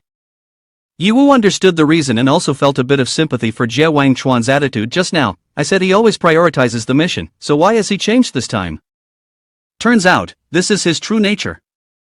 It seems Jie Wangchuan is also a swordsman? Perhaps he will choose to duel with the opponent later. If someone is willing to lend a hand, I won't refuse. Just standing by to watch the fun and being prepared in case things get out of control will be enough." Ye Wu had these calculations in his mind. How fortunate that Jie Wangchuan is also gradually following the plan he set out. As he walked and thought about what was about to happen, what a feeling of anticipation and excitement this is, it hasn't appeared for so long. "You must not disappoint me, the Lone Sword Saint." The Lone Sword Saint, Jia Bao, and Ye Wu finally arrived at the destination. Jia Bao signaled, "It's right here." Ye Wu glanced around and felt, this place has a strange atmosphere filled with chaotic sword energy and a chilling aura of death. As they ventured deeper inside, they saw an old man sitting by a chessboard, as if waiting for them. That was the Sword Saint the Lone. He looked at Jia Bao and said, "You have finally returned. I have been waiting for you for a long time." Jia Bao was emotional, his voice choked, "Master." The Lone observed the unusual demeanor of his disciple, as if understanding everything that Jia Bao had gone through. "You were able to survive that ambush and still dare to return to confront me like this. You truly do not disappoint me, you are indeed the successor of the Sword Saint. Now, this chessboard has been empty for far too long, let us play a game together." Jia Bao shook his head sadly, "No, I am no longer qualified to play chess with you, regardless of my strength or..." Before Jia Bao could finish his sentence, the Sword Saint the Lone grasped the situation. "It makes sense. Who would want to play chess with the enemy who killed their father? Moreover, you are now nothing more than a pawn, how can you be a player in this game?" Wan Hao fumed, not understanding the conversation between the two. Is this old man talking to himself? Why can't I comprehend anything? Ye Wu responded, "Perhaps that is a default line from an NPC." While Ye Wu explained to Wan Hao, he had many questions in his mind. "I don't see any information about the race or symbol of the boss, and even the level is just a question mark." Ye Wu thought, there are indeed many suspicious points about this Sword Saint. Jia Wangchuan rushed forward, drew his sword, and presented it in front of the Lone. The sword seemed to strike an invisible object, letting out a soft sound before vanishing. Nevertheless, he maintained a calm demeanor as he continued with the chess move he was playing. In contrast to the Lone's calmness, Jia Wangchuan appeared more anxious. "Let's stop reminiscing about the past and draw your sword." The lone looked up at Jie Wangchuan and shook his head gently. Good sword, but unfortunately I'm like a skeleton now, with no fighting spirit left. The battlefield you seek is not here. Anger flashed in Jie Wangchuan's eyes, and he immediately launched an attack, striking fiercely. A swordsman without a sword does not need to exist. The lone also lost any intention of keeping the peace and responded, sorry, but I cannot die by your hand right now. As he finished speaking, Jie Wangchuan's sword pierced the sword in front of him, the very sword he had drawn earlier. Isn't this the sword I've drawn? Why does he keep insisting on drawing his sword repeatedly? Jie Wangchuan thought to himself, is he trying to gather energy to condense his sword? Such ancient swordsmanship only exists in old texts. Jie Wangchuan tried to remain calm, fiercely resisting. You want to use this to force me to retreat from my attack, right? Just with these tattered swords, it'll take a long time. Now, take my strike. A sword that cannot be held firmly in hand is nothing but a piece of useless metal. Accept my move. The lone smiled and said, well done, well done. It has been hundreds of years since I have seen such a powerful sword technique. If it were me from before, I surely would not be able to resist wanting to clash with you. But now, the rest of my life is lived for just one purpose. Wanhao stood up, preventing anyone from getting close to the ancient sword of the lone that was firmly embedded in the ground before him. The lone turned to look at Jia Bao. This is the sword I used to kill your father. Take it, while I can still suppress the poison in my body. When the time comes, you take your revenge and wash away your grievances, it will also be seen as helping me fulfill my wish. Jia Bao cried out in pain, saying, no, I can't. Killing father was not the master's intention, he was just being controlled. I don't hate you. The lone looked at his disciple with a sympathetic gaze. Child, you are good at everything, but you are too kind-hearted. You truly resemble your father. However, relying solely on kindness cannot make you a ruler of a clan. If you do not have the determination to step over my dead body, it would be best to give up the idea of avenging your uncle. Yi Wu patted Jia Bao's head, softly comforting. What your master said is indeed true, you need to overcome this hardship. However, before doing that, Yi Wu quickly stepped forward, standing opposite the lone, and said, Senior, I have something I want to ask. I have heard that you were originally a human, so could you tell me which era you are from?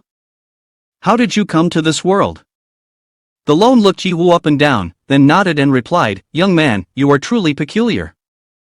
To ask me which era I am from at our first meeting. But the mark on you clearly shows that Jia Bao trusts you greatly. Very well, it has been a long time since I thought about the past, it won't hurt to tell you. He pondered for a moment before recounting. It was a rainy night hundreds of years ago. After countless hardships, I finally found the enemy who killed my entire family. They were numerous, but I had a sword in hand, and that was enough. He continued, after battling with a group of people, in the end, only I and he remained. He was also a master swordsman, but my sword was still faster. Just as I finished my revenge, a bolt of lightning suddenly struck my sword, causing me to lose consciousness immediately.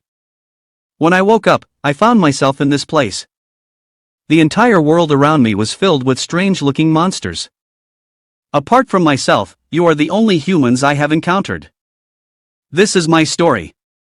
Now, has your curiosity been satisfied, young man? You will listen to the story while trying to gather information. Damn it, this amount of information is a bit overwhelming. This is basically a time travel narrative, isn't it? I remember that a few scholars have summarized about the chaotic dimensions. The online era of Earth could also be called a global time travel event, or a global chaotic dimension. In ancient times, there were small-scale personal time travels, and now it's directly into the dungeon. How chaotic is this dimension, after all? He thought further. Moreover, is this chaos random or caused by humans? In academic circles, people only talk about it, but there has been no conclusion. One person in the group turned to Jie Wangchuan, his eyes brightening, and said excitedly, It feels like we just heard some explosive news, doesn't it? Another person replied, If that's the case, humans from hundreds of years ago traveling through time and becoming insect people, such a thing has never been heard of. When we return, we must immediately report to the headquarters. Jia Wangchuan pondered, is it really possible to harvest something like this? This may also confirm some speculations of the leadership. That thing must be in this holy temple. Suddenly, a rustling sound came from above. The lone frowned. You've said too much already, the lone. Everyone's attention shifted upward. Is that sound coming from the swarm of insects above? Immediately kill all these intruders, including that weakling. His voice resounded. The lone gradually approached him, predicting what was about to happen. While still conscious, she desperately tried to say, for many years, besides waiting for death, I have been continuously cultivating to resist the poison in my body. But unfortunately, despite trying every method, I still couldn't do it. He replied, that's only natural. Although you have undergone insect transformation, you are still a human. How could you possibly resist the profound advantages of our insects? Enough, I command you to kill them. Under his command, the lone screamed in despair. Ye Hao was extremely frightened and intended to fly closer. Master. The lone immediately transformed into a bizarre shape. He reassured, my purpose is not to resist, but to retain a bit of consciousness when the insect transformation is activated. To everyone's astonishment, the lone transformed into a shape resembling a spider with sharp legs. He was taken aback by his words. What? This is impossible. I have waited for this moment for so long. Finally, it has come. While still conscious, the lone broke one of his legs and stabbed it straight into his chest. The insect demon screamed, what are you doing, the lone? Could it be? In the astonishment of all, the lone pulled out a shimmering blue zerg essence from his chest. He said, the zerg essence in my body can only be fully activated after the insect transformation. The lone struggled to take each step towards Ye Hao, handing over the essence and instructing, take this, Ye Hao, this is the final inheritance I bestow upon you. Ye Hao looked at the precious gift, his heart filled with sorrow and hesitated to accept it. He knew this was a gift that Master had to sacrifice his life to pass on. Seeing the disciple still hesitating, the lone urged, you can use this zerg essence. When you restore your original form, you will have enough power to kill me. Very decisively, he quickly threw the zerg essence towards his disciple. Ye Hao, with red eyes, trembling and stammering said, Master, I can't do it. I can't lay a hand on the master. The lone expressed disappointment, sadly saying, is that so? Well then, if weakness and kindness are the path you choose, the master will still support you. However, I can no longer walk this path with you. Now hurry and run away, as far as you can. I have written everything down, now go die for me. This time, I will not lift the poison control again. You will forever become my strongest one. After saying that, the lone accepted to fight Jie Wangchuan. In the end, you still took the initiative to attack, huh? Although I regret not being able to truly spar with his human form, it doesn't matter, as long as I can wield a sword, it's still worth having a fight.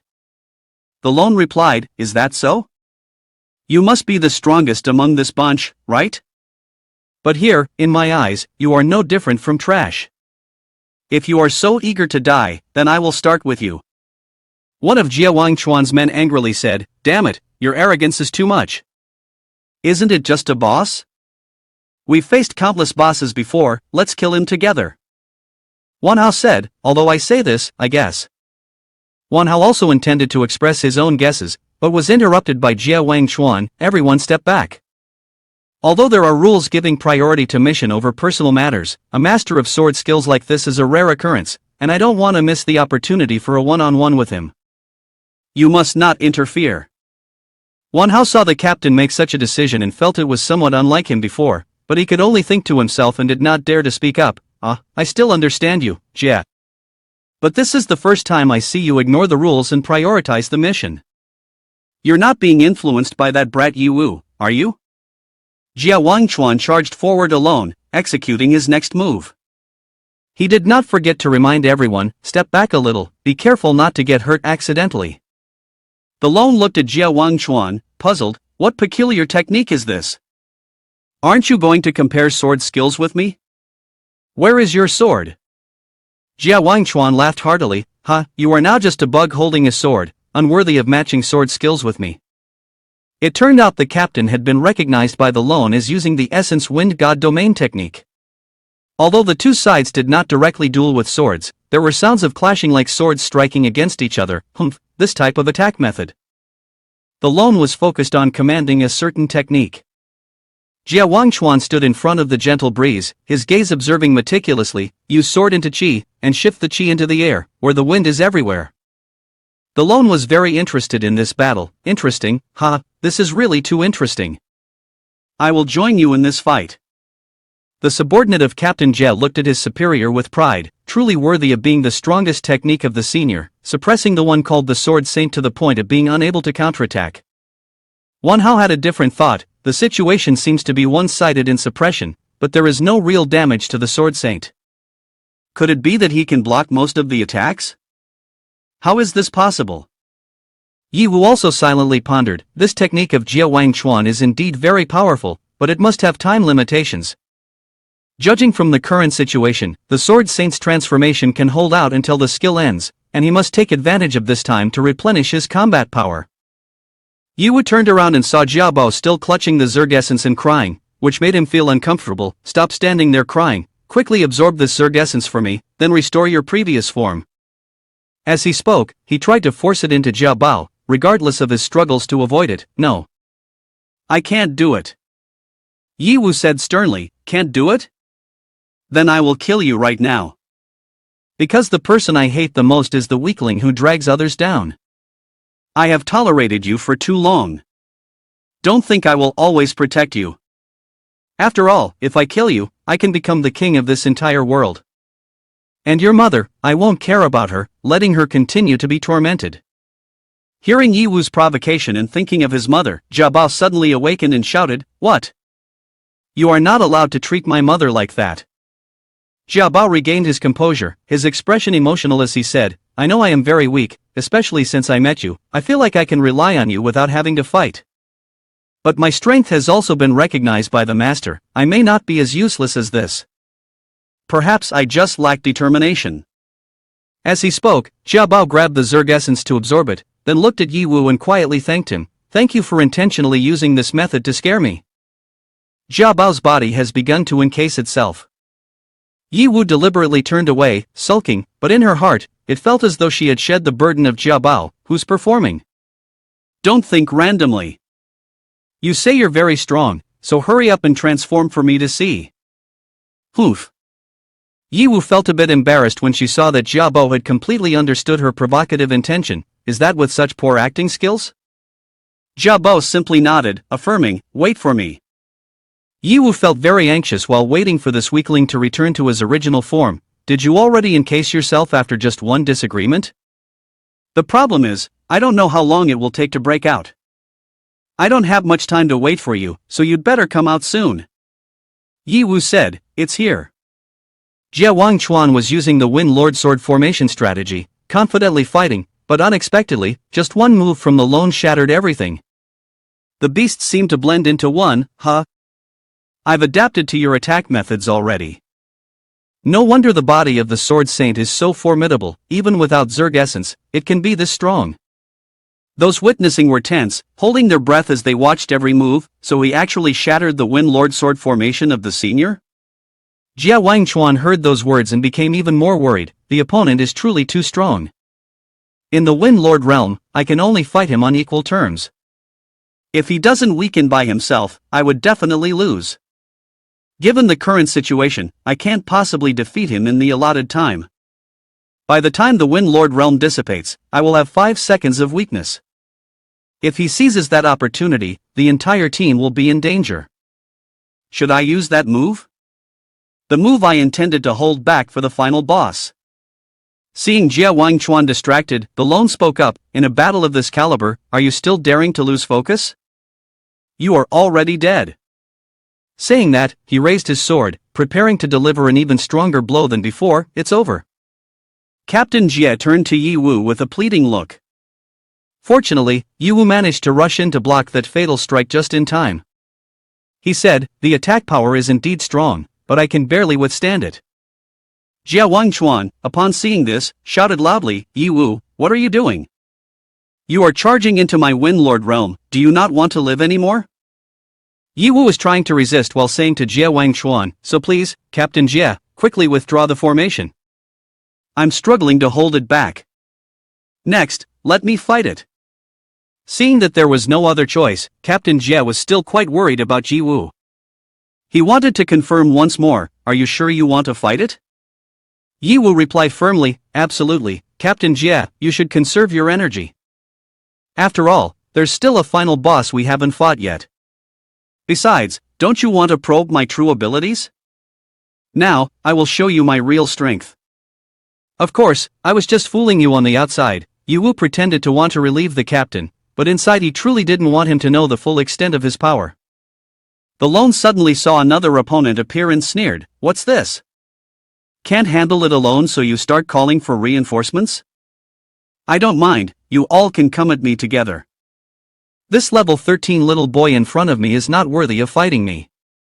Ye Woo confidently replied, "Winning or losing, we have to fight to find out. Come here." He raised his index finger to provoke his opponent.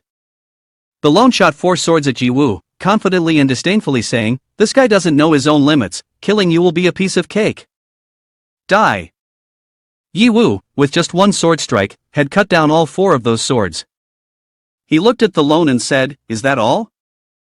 Although my sword skills may not be as formidable as yours, this method of attack seems a bit weak." Unknowingly, the lone had moved behind Ye Woo. He simply replied, "It's just a feigned attack. Don't get too proud, I'm not foolish enough to underestimate any opponent on the battlefield." Ye Woo responded, "No wonder you are a master of seizing power and strategy." Having said that, he shot backwards and proclaimed loudly, "I almost fell for your trick." The lone exclaimed in surprise, "You can shoot backwards? Didn't you say you didn't know sword skills?" Ye Woo turned around to face him and said, "I only said I wasn't proficient, not that I didn't know at all. Moreover, after utilizing the backward shot to seize the opportunity to attack, that is basic knowledge." After that, he wildly slashed towards the lone. The lone again brought forward his swords to block the blows from Ye Woo. He also responded, "This is not a matter of knowledge or not, the fact that you can withstand my forces enough to show how strong you are." Suddenly, he thrust the branches from the ground upward, but Ye Woo quickly dodged. He asked, "Wasn't it said that we would duel with swords? Why are we starting a sneak attack now?" He looked at Ye Woo, who was slicing the thick branches he had thrust up from the ground and said, "I am not the lone. The rules of your kind against us insects are just a joke.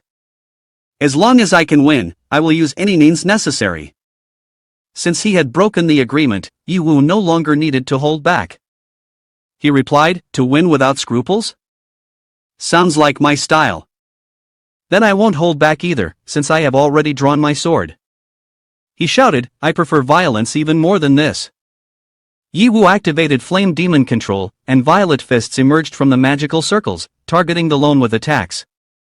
Hit by a flurry of blows, he shouted, "Impossible! How can a human possess such strength?" Those standing outside watching Ye Woo's power against the lone whispered among themselves. One Hao said, "I knew this kid was not simple." Observing the might radiating from him, another person commented, "His true level must be at least level 120. Another person added, "I told you he has primal power within him, but you didn't believe." Lulu said, "Could this strange black-purple flaming meteor be a fusion of shadow attributes and fire attributes?" The man with purple hair also said, "Humph, so you finally reveal your true abilities?" Jia Wangchuan thought to himself, his real level is definitely not just 120, the attack power he is showing now likely fluctuates around 130 to 150. This is the reason for his confidence, isn't it? No wonder he always maintains a calm and unflustered demeanor.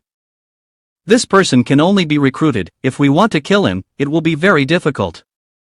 The person was still enduring the attacks from Ye Woo, loudly shouting, "Enough already, this endless entanglement is pointless. If it weren't for that damn the lone abandoning the Zerg essence, I would have long since killed all of you.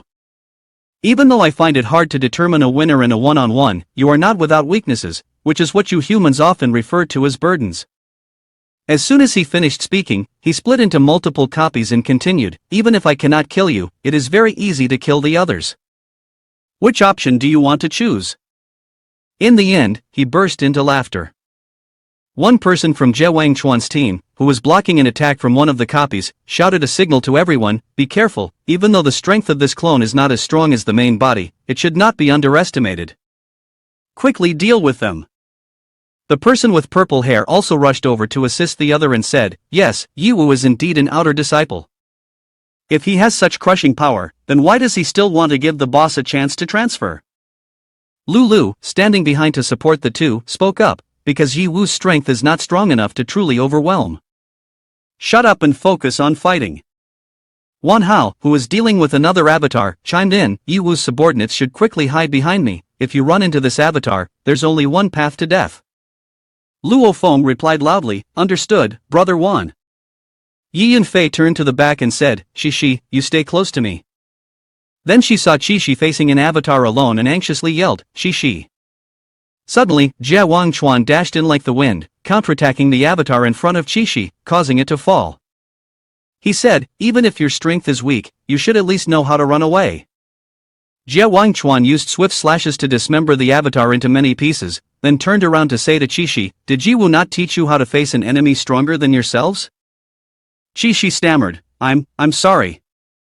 Suddenly, Jia Wangchuan felt something unusual, furrowing his brows and thought, is it that enhancement effect again? Moreover, this time the feeling is even stronger than before. Could it be? He abruptly grabbed Shishi and pulled her close to him.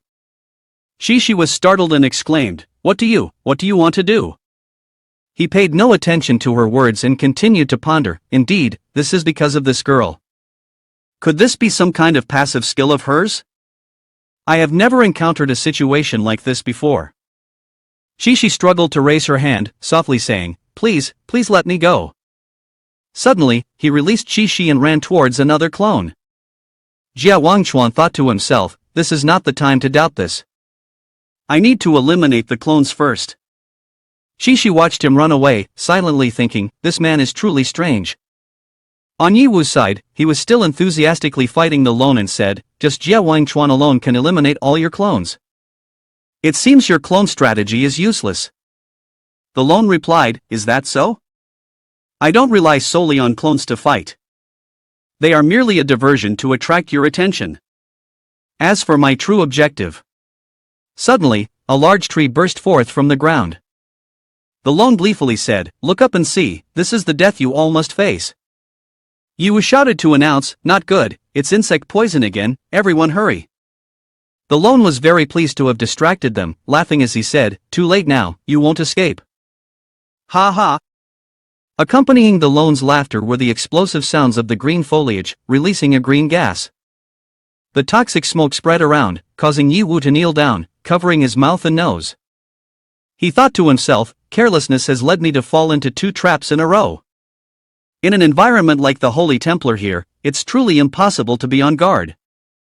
Fortunately, I was prepared in advance. Coughing, Ye Wu struggled to tell everyone hurry and take the antidote that I prepared for you all. Hao raised the vial to his mouth and drank. He silently thanked Ye Wu, thank goodness for Ye Wu, without the antidote ready, I would have surely died. Lulu also drank the antidote while saying, but this poison is stronger than the previous toxin, the effectiveness of the antidote has also diminished. The lone, not expecting this, exclaimed, you all prepared an antidote? The lone continued, you have some brains, but they're useless. This is my territory, and I can use all the resources to eliminate you, thus, you will die regardless. Jia Wangchuan had weakened considerably but still forced himself to speak, even if I have only 40% of my attributes left, I can still drag you down with me. The lone mockingly asked him, are you saying that just based on your shaky appearance? Are you joking? Jia Wangchuan did not turn his head but spoke with his actions, I stubbornly wanted to come here. I take full responsibility for the mission's failure. I can sacrifice myself in the end to drag you down. You guys take the chance to escape. Lulu loudly disagreed and advised, no, if I'm not by your side, pity him, after using that move, you'll lose your life too. The lone ignored their concern for each other's lives and lunged to attack Jia Wangchuan, saying, you don't need to be considerate of each other, after all, it's just a matter of when you die. Jia Wangchuan cornered him, forcing the lone to stumble back. Suddenly, something in front of him shattered, and the lone recognized it, saying, this sword energy belongs to Jia Bao. Jia Bao stepped forward and said, sorry to keep you waiting, I'll take it from here. Ye Wu was supporting Ye Yunfei and looked at Jia Bao with a smile, saying, little boy, you showed up just in time. This skill of posturing is truly a succession from me, but I will only exert 90%, the final 10% depends on your real abilities. The lone also looked at Ye Hao with a contemptuous gaze. The sneak attack just now wasn't bad, but you haven't seized the opportunity to seriously injure me. It seems that even if you return to your original form, you are still just a waste. Ye Hao paid no attention to the lone's words, stepping forward with his sword and saying, "Master, your will and strength, I have comprehended fully. The disciple will certainly follow your teachings, cast aside weakness and hesitation, and fulfill the revenge without bringing shame upon the master." Hearing this, the lone responded loudly, "Very good. Now I will let you go to your death, you must obediently stand there and listen to your master." Ye Hao glared at him and said, "You have no right to claim to be my master." Immediately, Ye Hao repeatedly slashed his sword at the lone. The lone screamed in pain, "How dare you do this to the body of your master?" Ye Hao replied, "Don't worry, master. I will definitely expel the evil from your body quickly. Please rest assured." After that, the lone soared up, executing the blade storm technique. In astonishment and anger he exclaimed, "Damn it! Why has a useless person like you suddenly become so strong?" He said, "In the past, I didn't even have the courage to wield a sword, however, this ends here. If the poison affects you, then you will die under the sword skills that your master cherishes the most." Ye Hao observed the situation and judged, "It seems that you are merely usurping the master's body, you fundamentally do not understand sword skills. Blade Storm is a defensive technique that condenses the sword energy, while the real lethal attack is this." After saying that, Ye Hao thrust his sword forward, executing a technique, causing flames to ignite around his sword. Then Ye Hao unleashed the esoteric technique Loneheart Overlord Slash. He was attacked but couldn't evade it, helplessly enduring the blow while shouting, "Damn! Suddenly, everything around shook, producing loud sounds. Someone shouted, "It's an earthquake!" The rocks and stones began to crack and fall apart. Ye Wu stood to one side along with Yi Yunfei, who was holding onto his hand. Ye Wu exclaimed, "Damn, this kid is really formidable. This strike has made the very essence of the holy temple feel pain," starting to emit low groans. Wan Hao, standing nearby, also said, "So this kid who suddenly appeared truly has some background. Just by looking at the power of his sword skills, it can be guessed that he has surpassed Brother Jie." Ye Wu replied, "It's a long story, I will explain it to you later." The lone, along with many incarnations floating in the air, said to Ye Hao, "This body is known to be the strongest in the insect realm. I can easily subdue a useless piece of trash like you. Surely you have absorbed its Zerg essence, which is why you have become so powerful. As long as I rupture your abdomen and extract the Zerg essence, I won't need to let you speak another word." Ye Hao immediately used the Phantom Shadow Chainsword technique, swiftly cutting through all of the lone's incarnations, causing the lone to scream in pain. Finally, Ye Hao said, "I will not allow you to achieve your goal. I will fiercely protect the inheritance of the master." Jia Wangchuan looked at him seriously, thinking to himself, "This insect kid is indeed very powerful, just as his master said. Now, having obtained the inheritance and breaking through his mental demons, he has become overwhelmingly strong. Even if I were not poisoned and did not need to use my strongest move, I would absolutely have no chance of winning against him." Suddenly, the lone changed his demeanor, staggering backward, raising his hands in a gesture of surrender.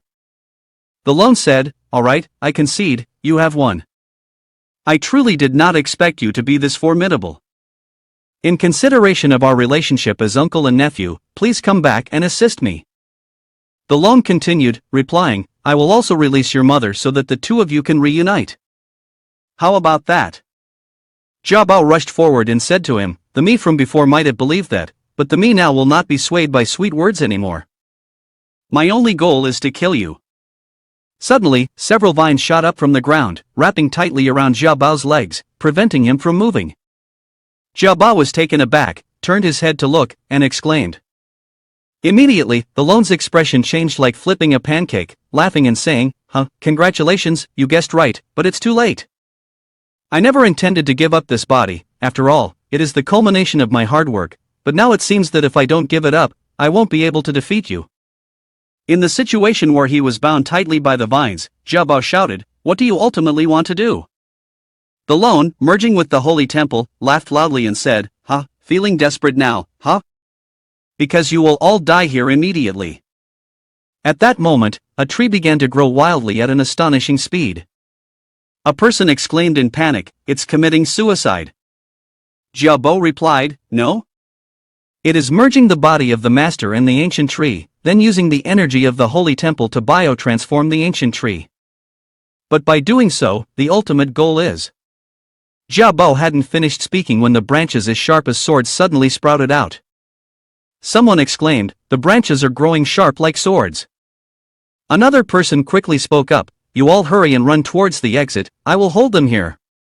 Yet another person yelled, "It's not good, the exit is blocked by the growing branches. Is this its purpose?" Another added, "It's trapping us in this space that keeps shrinking, then letting us be pierced to death." Someone angrily said, "Damn it. Our attributes are weakened and we haven't recovered, how can we get past these branches blocking the exit?" Ye Hao spoke seriously, "No. These branches are absorbing the energy of the holy temple, we fundamentally cannot completely cut them down. We need to think of another way."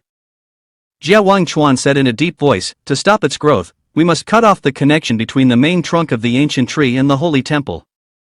But now we are forced into this corner, we cannot pinpoint the exact location of the main trunk." Ye Hao replied, "Finding the location of the main trunk is not difficult. I just need to use the supreme meaning that the master imparted to me, I can bypass the spatial distance to strike. But it requires 10 seconds to concentrate my strength. Given the current situation, it's fundamentally impossible to accomplish." Ye Wu immediately said, "Since we have a final trump card, why didn't you mention it earlier?" Ye Wu continued, "I will take advantage of these 10 seconds. Although all my attributes are weakened, my props will not be affected. Using these lightning shields is enough to buy us 10 seconds. Everyone, come close to me." The 10 seconds began to pass, and the energy shield started to multiply by 5. Manhwa said, "You're impressive, Ye Wu. But the level of this protective shield isn't very high. Can it really hold up?" Ye Wu replied, "According to my calculations, it should be just enough to withstand for 10 seconds. Manhwa exclaimed, "What? Just enough?" The energy shield multiplied by 4, but the shield began to crack. Someone shouted, "We actually put our lives in the hands of a little insect, this is too crazy." The energy shield multiplied by 2. Ye Hao prepared to unleash his technique. A person shouted loudly, "Hey, little insect, don't let us down." The energy shield was depleted, the final layer of protection was broken. Someone reminded loudly, "The shield is gone. Little insect, hurry."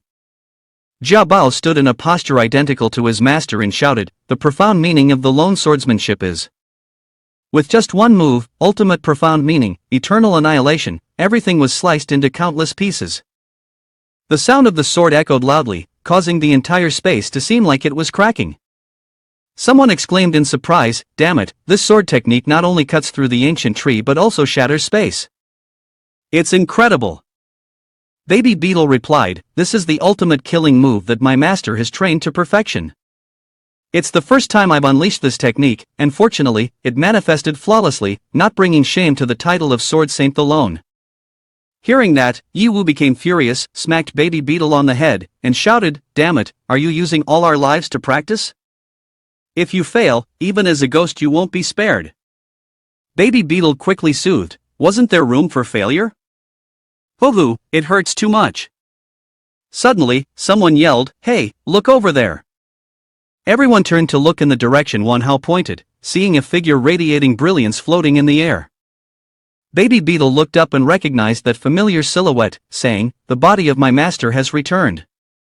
He ran over and tightly embraced the true body of the lone, emotionally saying, "I never expected it to be so perfect, I've retrieved my master's remains. You can rest in peace now." Baby Beetle held his master, now wrapped in a cocoon, and said to Ye Wu, "Once everything is over, I want to bury my master in the place where you once traveled through time." Ye Wu replied, "Alright, I will go with you." Wang Chuan looked at Baby Beetle and said, "I didn't expect you to evolve into such a powerful form in such a short time. From a biological perspective, maybe you really are superior to humans. You don't need to be too sorrowful, the inheritance that a master has learned throughout his life is already perfect. Your strength does not shame the title of Sword Saint. Baby Beetle gently replied, thank you. Ye Wu listened to the conversation between the two of them and thought to himself, I didn't expect Jie Wangchuan to be able to comfort others like that. It seems he really recognizes Baby Beetle. Jie Wangchuan walked past Baby Beetle and continued, next, we can travel together, and I will conveniently help you get your revenge. But the price is that after it's done, you must have a duel with me. Baby Beetle replied, to be able to spar with a master like you is my honor. Ye Wu thought to himself, this Jie Wangchuan is really a martial arts fanatic, his mind is only filled with thoughts of sword fighting. Suddenly, Yi Yunfei stepped forward from somewhere, excitedly asking, brother, where did you find this treasure? It's amazing. Ye Wu looked at his little sister and laughed helplessly, saying, well, the Baby Beetle is not a pet like Xiaolong. Seeing Yi Yunfei looking at him, the Baby Beetle approached, knelt down, gently took her hand, and politely kissed it. He said, dear Miss Beautiful, you are Yi Wu's little sister, right? I am the Baby Beetle, the prince of the insect species. Previously harmed and imprisoned, it was thanks to Yi Wu's rescue that I could once again see the sunlight. I hope to learn from you. Due to the Baby Beetle's actions, Yi Yunfei unexpectedly blushed and exclaimed, ah. Yi Wu angrily punched the Baby Beetle in the face and shouted, little boy, you have a lot of nerve, who gave you permission to kiss my sister? The Baby Beetle, after being hit, hugged his head and cried, I'm sorry, I'm sorry. Suddenly, a screen appeared, and the person connecting was Lai Jiasi. He said sternly, Black Attack Combat Team, do you hear me? There's an emergency situation. Jie Wangchuan asked, what's going on, Lai Jiasi? Lai Jiasi replied, just now, Xue Lu from Huangzhang looked extremely angry and charged into the holy temple. We could not stop her. You all need to be careful. Hearing this, Yi Wu felt as if struck by lightning, and thought, damn it, could she be coming to seek revenge on me? Moreover, it's faster than I expected. Yi Wu continued, although my strength is now enough to deal with her, a woman who is tough when angry is really unpredictable. What should we do now? Let's get out of here first, but before that. He anxiously looked at the loot and said, Captain Jie, we should quickly take the loot and leave this place. If not, when she charges over later, we definitely won't be able to avoid a fierce battle. Jie Wangchuan replied, the boss was defeated by the Baby Beetle, the loot belongs to you guys. I only need the black slate. Yi Wu gave a thumbs up and smiled, Captain, you are really generous. But I guess you have something more in mind. He wondered to himself, the black slate, didn't the sandstorm incubus drop a piece earlier? Could it be that the real purpose of this trip for Jie Wangchuan's group is to collect the black slate pieces? The system displayed a message, congratulations to the host for defeating the boss, receiving 5 million experience points. The experience points will be evenly distributed among all team members, along with 5 million gold coins, and 50 epic level magic crystals. This loot includes the Absolute Sword Streamer, Black Whetstone, Sword Saint's Swordsmanship Book, Beginner to Advanced Levels, Broken Black Slate, and Old and Rusty Key. Yi Wu grabbed the black stone, threw it to Jie Wangchuan, and said, here, this is the stone you wanted. Jie Wangchuan caught the stone and replied, yeah, I found the sword manual of the Sword Saint among the loot. You can study it a bit. In the future, when your swordsmanship advances, we might even have a bit of a contest. Yi Wu helplessly smiled, thinking to himself, forget it, I don't want to be entangled with a fighter like you. After that, he turned around and started to walk away, but not forgetting to urge everyone, let's quickly depart to the final boss location. Although our weakened state has been resolved, we still have a countdown to death hanging over us, so we need to hasten our pace. Yi Wu thought to himself, even though my current Shadow Flame form can surpass level 160 in combat, Xue Lu definitely has some trump card up her sleeve. Facing her will definitely not yield any benefits. As he was walking, Yi Wu suddenly saw 2 streaks of green light rushing towards him when he was not on guard. Baby Beetle and Jie Wangchuan immediately rushed to block. One of them shouted, who dares to ambush Yi Wu? Xue Lu, with a fierce aura, advanced and said, finally, I've found you. Jie Wangchuan stood in front of her and replied, so you finally made your move. He continued, but it's too late to steal the boss now. Xue Lu sneered in response, boss? I'm not interested in the boss or this dungeon. My purpose for coming here is only one. Immediately, Xue Lu's killing intent erupted. She shouted, I already said, anyone who dares to deceive me will only have one outcome. Ye Wu scratched his head, smiling brightly, and said, Miss Beautiful, please calm down. Although I indeed deceived you, it was out of kindness. To be precise, you should thank me. If I hadn't kindly deceived you into returning, you might have been pursued and punished by the Huang Zhang group. After all, you did leave your position without permission, right? Without allowing Ye Wu to say anything further, Xuelu immediately shot the ice sword she had prepared towards him. She yelled, Stop talking. I will never forgive anyone who dares to deceive me. Today, you must die. Instantly, Jia Wangchuan also drew his sword, ready to fight. He slashed the ice swords all over the place and clearly stated, Ye Wu is now a member of our MO attack team. Do you think it's that easy to touch him? He continued, if you want to kill him, you have to go through my door first. Baby Beetle immediately chimed in, that's right. I absolutely won't let you touch even a single hair on Ye Wu. Manhwa also added, if the senior has made his stance clear, how can we just stand by and watch? Let's go, brothers. Another person in the team said, this female disciple really has no sense. Let me go up and test her strength. Lulu interjected, being a woman who was prouder than cold, like that just makes people hate you more. Be careful, you might not even get married in this lifetime. The one with purple hair spoke up as well, Ye Wu, you should thank the captain. Although I'm too lazy to care about your life or death, since the captain has spoken, I must exert a little effort. Xuelu was so angry that she almost laughed. She reached for her sword and said, good. If you all want to stand up for him, then I'll kill you all. Unexpectedly, Ye Wu immediately moved right in front of Xuelu, blocking her hand and said, wait, goddess. This is just a grudge between the two of us, no need to involve others. Xuelu was slightly taken aback and quietly marveled, his speed is too fast. Even I almost couldn't see it. Ye Wu continued, moreover, in fact, we don't have any deep-seated hatred between us. Ye Wu continued, I admit that I lured the bots to Huang Zhang's base, but you also lured the bots away to deal with Han Mo's base, while I brought them to Huang Zhang's base. Both of us are performing very normal tactical maneuvers. After all, both sides are in a hostile situation.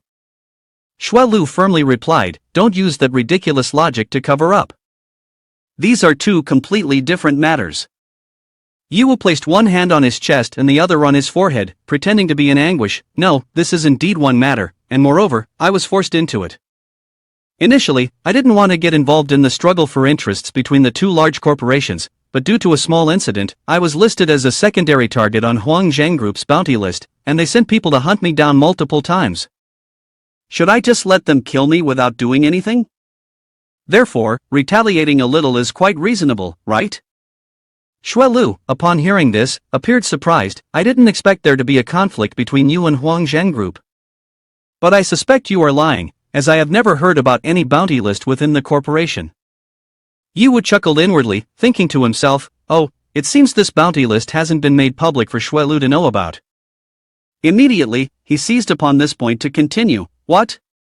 Ye Wu continued, you're the top combat force of Huang Zhang, yet you don't know about that bounty list? It's a list published specifically for mercenaries and bounty hunters. After that, he clapped his hands together and said, that's right, the person at the top of the list right before me shares the same surname as you, their name is Xuehe. What a coincidence, huh? Upon hearing this, Xuelu was immediately taken aback. Ye Wu secretly felt pleased, thinking, bingo. I knew you two were connected. Ye Wu pretended to be indifferent and continued, by the way, speaking of Xuehe, she was in the same school as me. Previously, when the monster attacked the city, we had a chance encounter once. I wonder how she ended up on Huang Zhang's list of prime targets. Xuelu curiously asked, so do you know where she is now? Ye Wu replied, I don't know. After that incident, we haven't seen each other again. But why are you asking about this? Do you happen to know her? She responded, it's nothing, just asking casually. Alright, I'll continue. The matter between you and me has nothing to do with Huang Zhang, so don't bring up unrelated topics to avoid the subject. Ye Wu calmly said, if you take action now, it will only give the insect species the opportunity to take advantage of us and suffer mutual damage. Instead, let's work together to defeat the final boss first, and then we'll settle our personal grievances when we get outside. Ye Wu thought silently. It's you who is avoiding the topic. You two definitely have a connection. She retorted, no way, with someone as sly as you, if I give you the chance, I'm afraid you'll disappear without a trace. Therefore, I must deal with you right here. Wan Hao couldn't take it any longer and shouted angrily, I really can't listen to this anymore. He felt she was looking down on everyone just because she had a higher level. If I don't give her a couple of punches, she probably wouldn't even know what it means to be reasonable. Wang Chuan intervened, saying, don't make a scene anymore, haven't you noticed? Yi Wu's demeanor is different now. He continued, even facing someone at level 140 is no problem for her. That kid has become stronger again. Wan Hao was surprised, what? Although he just leveled up 3 times, there's no way he could be unafraid of someone at level 140, right? Looking at Yi Wu, he asked, so what exactly do you want? I feel that whatever you want to do should be done quickly. After all, the longer we stay here, the more dangerous it will become. She replied, it's very simple, I want you to take 3 of my sword strikes. You can dodge or defend. After 3 strikes, regardless of whether you live or die, our grudges will be wiped clean. He enthusiastically said, 3 strikes to settle our grudges? Fine, no problem. Yi Yanfei, Yi Wu's younger sister, worryingly said, no way, brother. That girl is level 140, it's too dangerous. Let me help you. Yi Wu reassured his sister, don't worry, trust me. You all step back a bit, definitely don't get hurt. He continued, come on, please teach me. Shuelu calmly, with a slightly disdainful expression, launched her attack, how can you be so calm? Then I will use 80% of my strength first, to see if you truly have ability or just putting on a show. Yi Wu calmly parried and thought to himself, the innate defensive talent indeed cannot block everything. I cannot underestimate her strength. After that, he counterattacked, surprising Shuelu. She was shocked, thinking, 80% of my strength only took away 20% of his health. It seems I underestimated Yi Wu. If that's the case, there's no need to hold back my strength anymore. Yi Wu confidently said, I've learned from this first strike, please continue. Later, he was surprised to see Shuelu using the demon crystal skill in the melee form of the ice goddess. He shouted, what the hell? Could it be that just because of an inappropriate word she immediately unleashes a big move? Wan Hao exclaimed in surprise, damn it, she really wants to kill Yi Wu. Jia, only you can take action now to stop this crazy woman. If we go out there, it's just looking for death. Wang Chuan replied, I'm not sure I can stop her either. More importantly, I'm curious to see how Yi Wu will respond. Wan Hao skeptically asked, are you serious?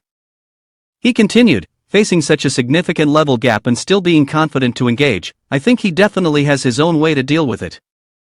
Let's just wait and see. In his heart, he silently thought, on the surface, it looks like he has increased 3 levels, but it's definitely not that simple.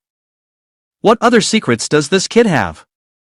Yunfei anxiously gripped Baby Beetle's hand, pleading for help for her brother. She said, please, help my brother. That girl is too strong. I'm afraid he won't be able to hold out.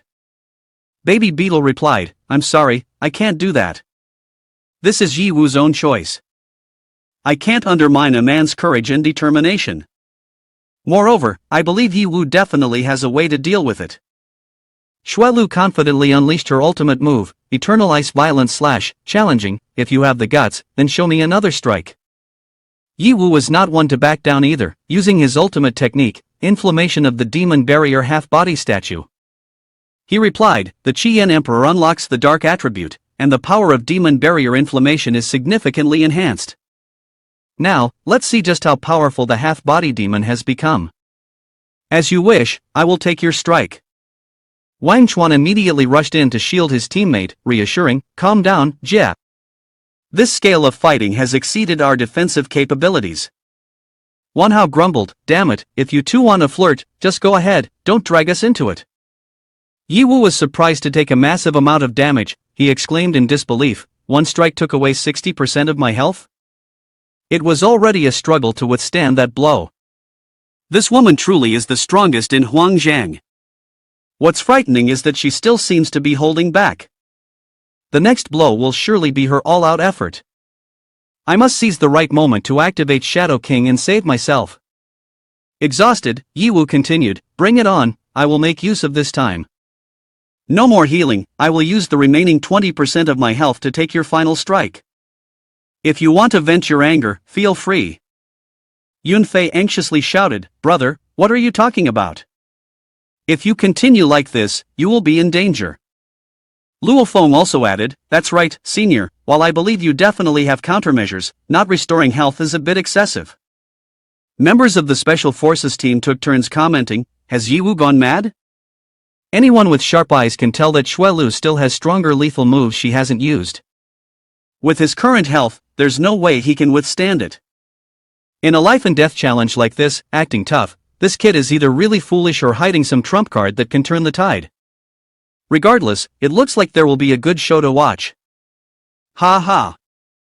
Xue Lu unexpectedly sheathed her sword and said, "Let's stop here for today."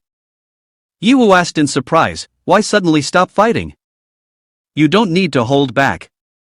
I can still take it," she said with a tone of admiration. "Although my first strike was indeed a bit dismissive, the second strike used a killing move. If you can withstand it, it shows you have strength comparable to mine." "I am angry because I hate being deceived by a weaker opponent. However, if it's based on strength and you're playing tricks like this, I won't hold a grudge." She slowly approached closer, her gaze probing. "Moreover, looking at your calm demeanor, you probably have some hidden killing moves that you haven't used yet, right?" Ye Hao cheerfully replied, "Haha, we're the same in this regard." He thought to himself, of course, it would be best not to use it. Life is tough, making money isn't easy. I'm grateful to her for helping me save a significant amount of money. Xue Lu turned to leave and said, "What happened between us is wiped clean. What you guys want to do next has nothing to do with me." Ye Hao called after her, "Wait." He added, "Although you have given up your rights, I have always said that a debt can be claimed at any time." He thought to himself, this woman may be a bit hot-tempered, but she still has principles. Plus, with her ambiguous relationship with Huang Zhang, if I don't connect with her a bit, it would truly be a waste. Xue Lu smiled, "I didn't expect someone like you, who has a big mouth, to actually have some principles." "If you are sincere like this, I will remember this promise. Goodbye." Right after that, everyone was taken aback when they felt a tremor. What is happening? Is there an earthquake again? It seems the main body of this holy temple is becoming increasingly impatient. Luo Feng added, "This is not good, the exit of this space suddenly closed by itself. It looks horrifying, like blood clots after an injury, and the structures on it are wriggling. How are we going to get out this time?" Lulu discovered a new path. She pointed ahead and said, "This way opens up to an unclear road." Looking through, it seems very suspicious. Her teammate replied, "It really feels like hitting back at oneself." "Is there something waiting for us in here?" Ye Hao turned to ask Baby Beetle, "What is this path? Where does it lead to?" Baby Beetle answered, "It is very likely that Uncle has changed the structure of the road of the Holy Temple. Because this Holy Temple was originally built within the body of an ancient Zerg that is sleeping soundly, and Uncle can use the power of kingship to control it." Manhwa excitedly said, "If the final boss has this ability, wouldn't we be like fish in a barrel? He just needs to set up the maze paths to toy with us." Wang Chuan calmly replied, "This type of ability must have some limitations, otherwise, he would have done it long ago. It is also possible that he underestimated us before and is only starting to take us seriously now." Ye Hao, with a confident and fearless expression, said, "No matter what traps lie ahead, in short, we must step in to uncover the truth." Baby Beetle also agreed, "That's right, my sensory abilities are top-notch. With me here, there's no need to fear any traps." At the same time, a mysterious voice spoke up, "You don't need to be afraid." From the darkness, He Mingwei and Altair stepped forward. Altair said, "Ahead is a straight path to the main palace of the Holy Temple, there are no traps at all." Wang Chuan got into a fighting stance and replied, "Do you think I will believe your words?" Manhwa wanted to take action immediately. What's the point of talking nonsense with them? It's not easy to make them disappear. I need to fight a bit to warm up before the final boss battle. The two demons immediately knelt down and respectfully said, "We are not lying and have no intention of fighting you. We are under the orders of our king, to escort the prince and his companions to the main palace of the holy temple." Baby Beetle was skeptical, saying, "Uncle has always been cunning and full of schemes. There's no way I can trust your words." Ye Hao turned to ask, Ivis, are these two lying? Ivis replied, "As long as it is a genetically related creature, it has a corresponding spectrum. Based on the spectrum they emit, it can be seen that they are not lying." He was still doubtful, the sudden goodwill from the final boss. Though it is very strange, they need to clarify its purpose. The only way to find out is to keep moving forward. As On walked and talked with Baby Beetle, he said, "Anyway, the ultimate goal is to reach the main palace of the holy temple. Having someone to guide us is better, right? Let's go, Baby Beetle, the next step is the final showdown." Baby Beetle nodded in agreement. At that moment, Xuelu looked towards Ye Hao, thinking, although it wouldn't be difficult to break through the holy temple with a single strike to force our way out, this person always carries an air of confidence and victory. I'm really curious how he will face the final boss. Following along to see the excitement wouldn't be bad. The group entered the grand hall of the Lost Holy Temple main palace and was greeted by the final boss, Oswald Foam Allmark. He spoke, "Heroes of humanity, I am Oswald Foam Allmark, the ruler of the insect species who has clashed with you before. After the recent battle, you have the right to enter my main palace." The members of the MO attack team spoke one after another. One person said, "Humph, this is far from what I imagined. I thought the final boss would be a large and powerful figure, but he looks so weak. Moreover, I don't sense any killing intent from him, just a sense of monotony and decay. Even though everyone seems to underestimate him because the final boss doesn't match expectations." But Jia Wangchuan was very cautious. He reminded, "Don't let appearances deceive you, be prepared to fight at any moment." Ye Hao turned to Baby Beetle and said, "The feeling your uncle brings to others is completely different from what you might imagine. And that very long name, it looks cool like a royal family should have. What about your name? It only has 2 words. Are you really from the same family?" Baby Beetle replied, "That is because my master said my name was too long, hard to read, so he gave me the nickname Baby Beetle, which I have been using ever since." He continued with a determined look, "Thank you everyone for coming this far with me. Next, let me bring this feud of the clans to an end, right, uncle?" Suddenly standing up, he shouted, "Long time no see, Dianad. Not only have you managed to live and return, but you dare to confront me alone. If you had shown this courage and determination from the start, perhaps you could have prevented me from seizing power." As swift as the wind, Baby Beetle charged forward and said, "That's why I need to make up for my earlier mistakes. As long as I defeat you now, everything will not be too late." Oswald calmly responded, "You have indeed grown a lot." Baby Beetle was surprised when he approached Oswald and felt an invisible shield blocking him. He exclaimed, "This is the same thing Ye Hao used just now." Manhwa suddenly said, "The energy shield is the final boss of the species, yet it uses human technology?"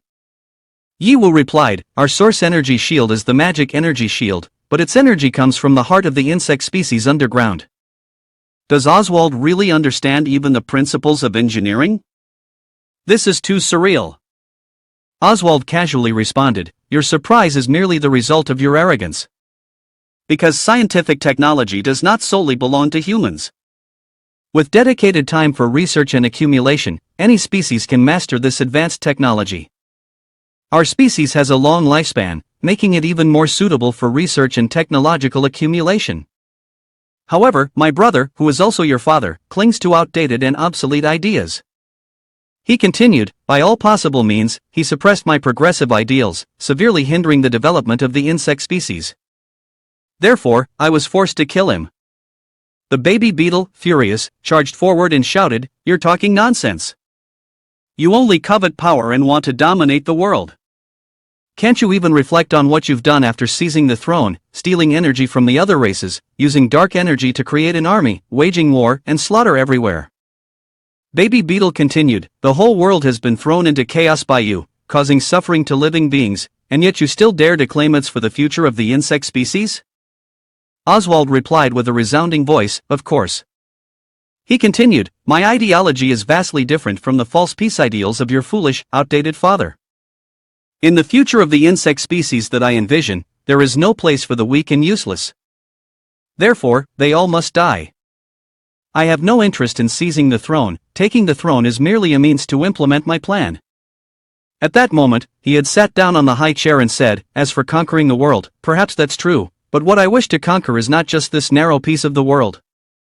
Ye Wu was taken aback by Oswald's words, thinking to himself, could it be that he, like a vil, has escaped the constraints of dungeon thinking and reached a higher level of consciousness?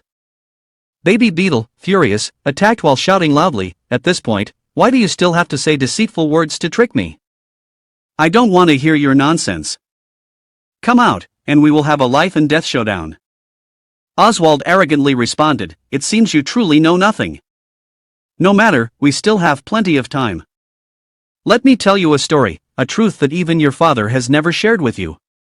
Oswald continued, a long, long time ago, there was a young race. Although he was a member of a royal family, he did not inherit the noble bloodline, being much weaker than his strong brother. However, instead of paying attention to power and fame, he preferred to study strange and rare things. Oswald went on, therefore, he often climbed mountains and waded through rivers, going to places where few had ever set foot to conduct his research and engage in dangerous experiences. Gradually, he realized the narrowness of this world. He wondered, can't we go any higher? The sky seems to be obstructed by an invisible force, creating a barrier. What is going on? Oswald continued, thus, he studied alone for many years but still could not clarify the cause. Until one day, a human swordsman suddenly appeared in this world. From that person's words, the young race became even more convinced of his speculation. The world he was living in was merely a very small space, outside of it was a vast world where humans existed. He said, that world is an immensely vast expanse. Compared to humans, the insect species we belong to far surpass them in many aspects, be it in terms of life or strength. He continued, why should we lock ourselves in this cramped space? The young insect species has tried to persuade his brother to awaken the heart of the insect species, using that immense source of energy to study how to break through the barrier of space and conquer the vast world outside. However, he repeatedly refused in an indifferent manner. The young insect species angrily questioned, why do you keep stopping me? You heard what that human said, there is a far bigger world outside. Our great insect species should not be confined to this small world. But he merely replied, listen here, my foolish younger brother, the continuation of life has never required invasion or expansion. War only brings disaster and fear, and this will ultimately backfire on our insect species as well. Oswald added, after many difficulties, the young insect species could only research the historical records of the insect species. Eventually, he discovered a secret, successive generations of the royal family of the insect species have been guarding a god spirit that is closely related to that mysterious barrier of space. The baby beetle spoke up in criticism, so you imprisoned master, killed my father, and detained my mother just to obtain that god spirit? After saying so much, aren't you just trying to find a reason to absolve yourself? Oswald responded lightly, to escape guilt, perhaps so. Then he raised his voice, the insect species under your father's leadership has lost its fighting spirit and vitality, becoming weak and despicable. If this continues, the entire insect species will face extinction. For the continuation of the insect species, I am willing to bear any charges. Hearing such a long story, everyone in the royal battle team reacted. Luo Feng spoke up, hey, the amount of information in this scenario seems a bit overwhelming. Is it true that the larger the dungeon, the more complex the story background becomes? Shishi said, he and Evil are of the same kind, both wanting to resist the constraints of fate, but their methods are too cruel. Ruan Tian suggested, I feel that many things can no longer be explained by the existing setups, and the development must be like this. Yi Yunfei remarked, when you stare into the abyss is also staring back at you. We humans have come and given them an opportunity to counterattack. Ye Wu himself thought, infiltration and being infiltrated have a mutual impact. Instead of saying we are imprisoned, it would be better to say we are protected, or should say we are protected by that god spirit. Our world also has quite a few insect species existing, but most are very scattered, not forming a quantity and scale like demon beasts. Ye Wu continued, but if a royal family like Oswald's infiltrates, perhaps they will unite the scattered insect species, creating a formidable force. Baby Beetle thought about this and could no longer endure it. He took up his blade, rushed forward, and angrily said, "Enough. Do not use this so-called righteousness to confuse others. The insect species do not have just one path. I will kill you first and then find the most suitable path for myself." Baby Beetle launched an attack on Oswald, but he could not penetrate the armor-like shield around him. Oswald remained still, indifferently saying, "You have indeed changed. If you were the same as before, after knowing the truth, you might have stood by my side. I initially intended to persuade you, and then ask you to convince your mother to surrender the god spirit, but now that is no longer necessary." Suddenly, Oswald's image flickered, causing Baby Beetle to realize that it was merely a 3D projection. Oswald continued, "Even if I cannot obtain the god spirit, I can still rely on the technology that your kind has brought to breach the space barrier. Your teleportation talisman may be small, but once I succeed in researching it, I will lead the entire insect species to invade your world." "Ha ha," he said to the group of Jia Wangchuan, human powerhouses, "I can see your desire for strength.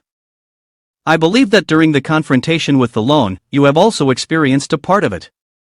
After being modified by the insect species, how powerful he has become, do you not desire to possess such supreme power?" Jia Wangchuan's face darkened as he gritted his teeth and told him, "Continue." Oswald continued, "Just think about it. If you take your already strong abilities and transform them into a new perfect life form, then enhance them with technology, how powerful would you be? You could extend your life from a few decades to hundreds of years. Wouldn't that tempt you?" The MO attack team fell silent upon hearing this. Ye Wu thought, Oswald really knows how to capture people's hearts. What he is offering is indeed a deadly temptation for many. I wonder if the MO attack team can remain composed, especially Jia Wangchuan. Jia Wangchuan replied, "The proposal is quite interesting. So what is the price to pay?" Oswald answered, "My requests are not many. Just help me reach the human world and assist me in battle, and I can help you modify your bodies. Furthermore, this time I promise not to control your bodies as I did with the lone." Oswald replied, "I bet my soul and the future of the insect species." Shuailu coldly said, "Maintaining youth for hundreds of years? It sounds very tempting, but just thinking about transforming into the appearance of the insect species nauseates me. I declined this offer." Unexpectedly, Jia Wangchuan stepped forward, astonishing Wan Hao, "Hey, what is Jia planning to do?" Wan Hao asked in surprise, "Are you really considering accepting it?" Oswald responded, "Oh, it seems this person has already made a decision."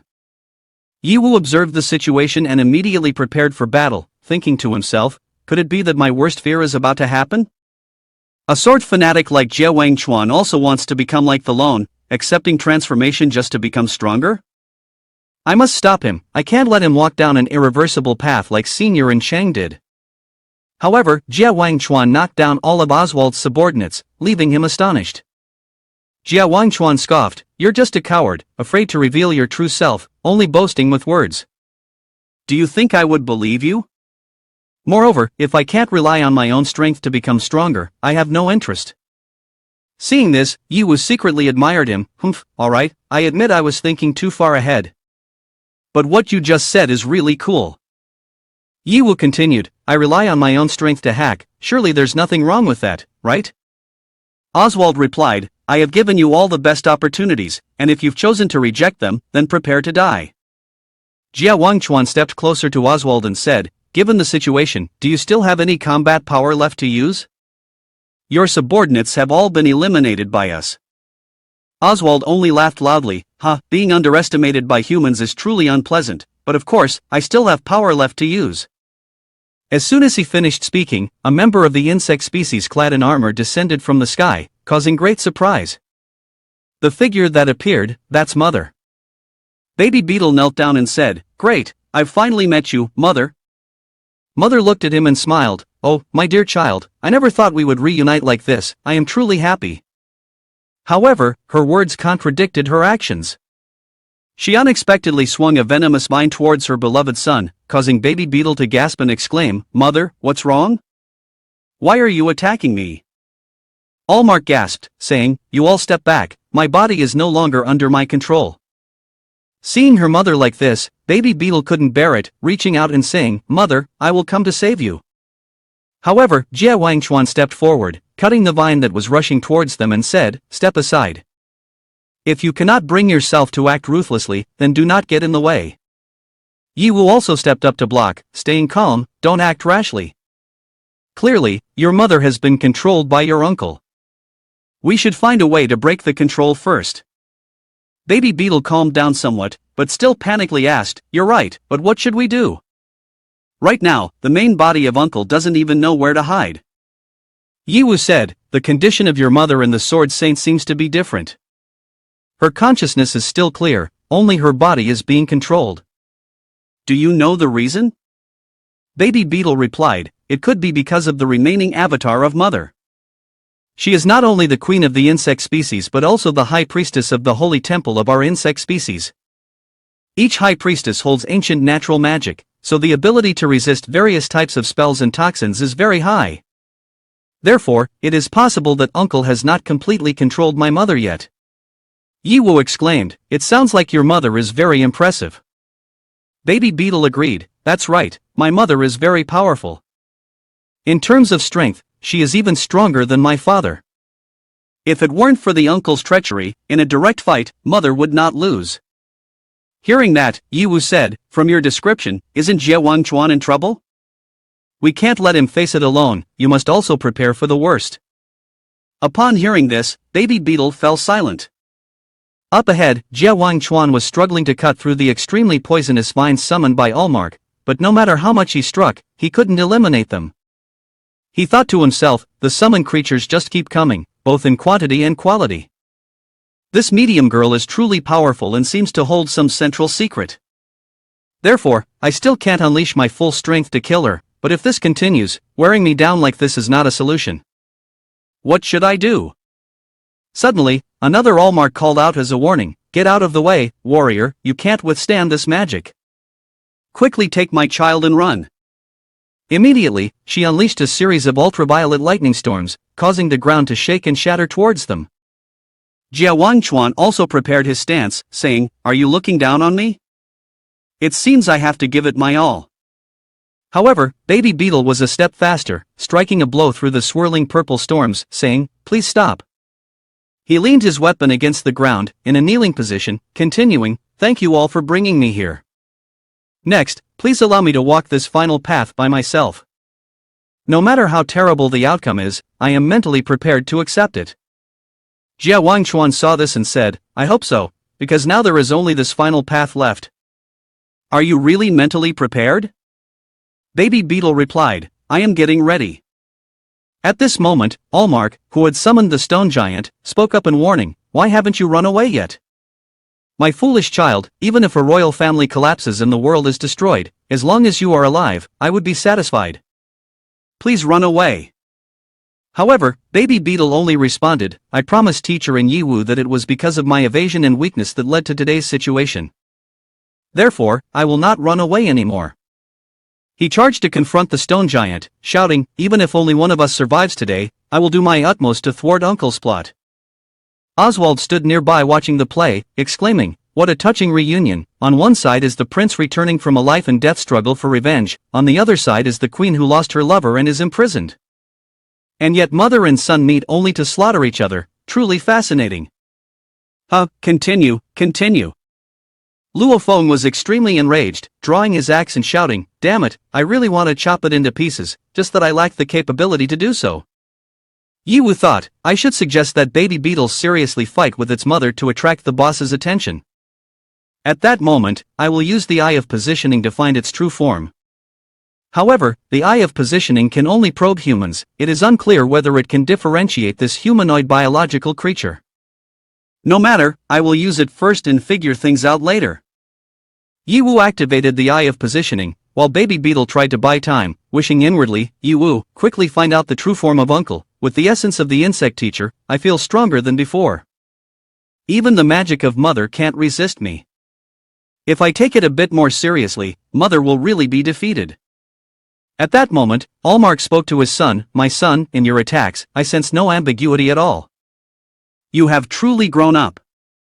If your father could see you, he would be very pleased." Baby Beetle replied to his mother, "This is the final inheritance that Teacher the Lone used his life to exchange for. I cannot disappoint Teacher, and I will not let people and father down."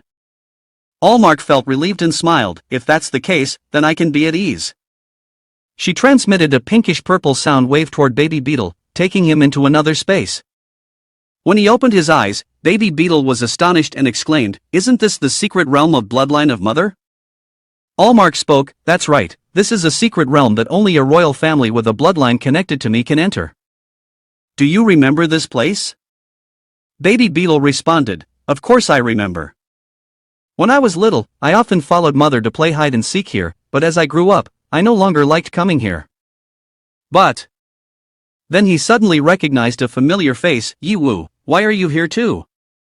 Ye Wu was also puzzled. "You're asking me, who should I ask? I was using a skill to trace the location of your uncle, and suddenly my consciousness got pulled into here." Allmark said, "It seems that Baby Beetle has signed a bloodline contract with you, which is why you were pulled in here." Ye Wu contemplated for a moment, then said, "So that's it, bloodline? Then the connection between me and Baby Beetle is a bit complicated now, so how should we handle this? Who summoned whom?"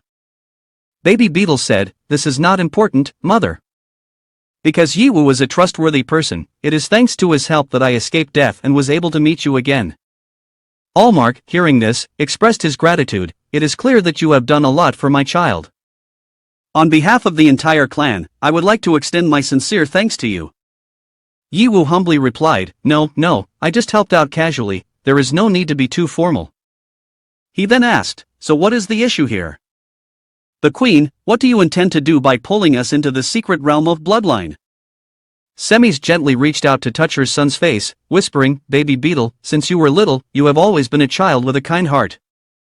Your father and I did not want to place too many burdens on you, we just wanted you to live life in your own way. But unexpectedly, disaster struck suddenly, and that has made you grow up, become resilient and more reliable." Baby Beetle was moved and called, "Mother." Semis handed him a god spirit of emerald green and instructed, "This is the god spirit that our royal family has protected for generations. I have always kept it hidden in my consciousness to prevent Oswald from finding it. Now I can finally rest assured to give it to you." Baby Beetle reached out to receive the god spirit from his mother. He obediently replied, "Yes, mother, I will definitely not spare my life to protect this god spirit. But what is its actual purpose? Uncle once said it could be used to break the shackles of the world, is that true?" His mother shook her head and explained, "That is just one man's speculation.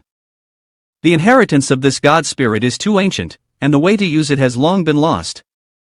But there is one ancestral instruction passed down from generation to generation in our insect species that we must protect it at all costs, otherwise, the consequences will be more terrifying than the destruction of the world."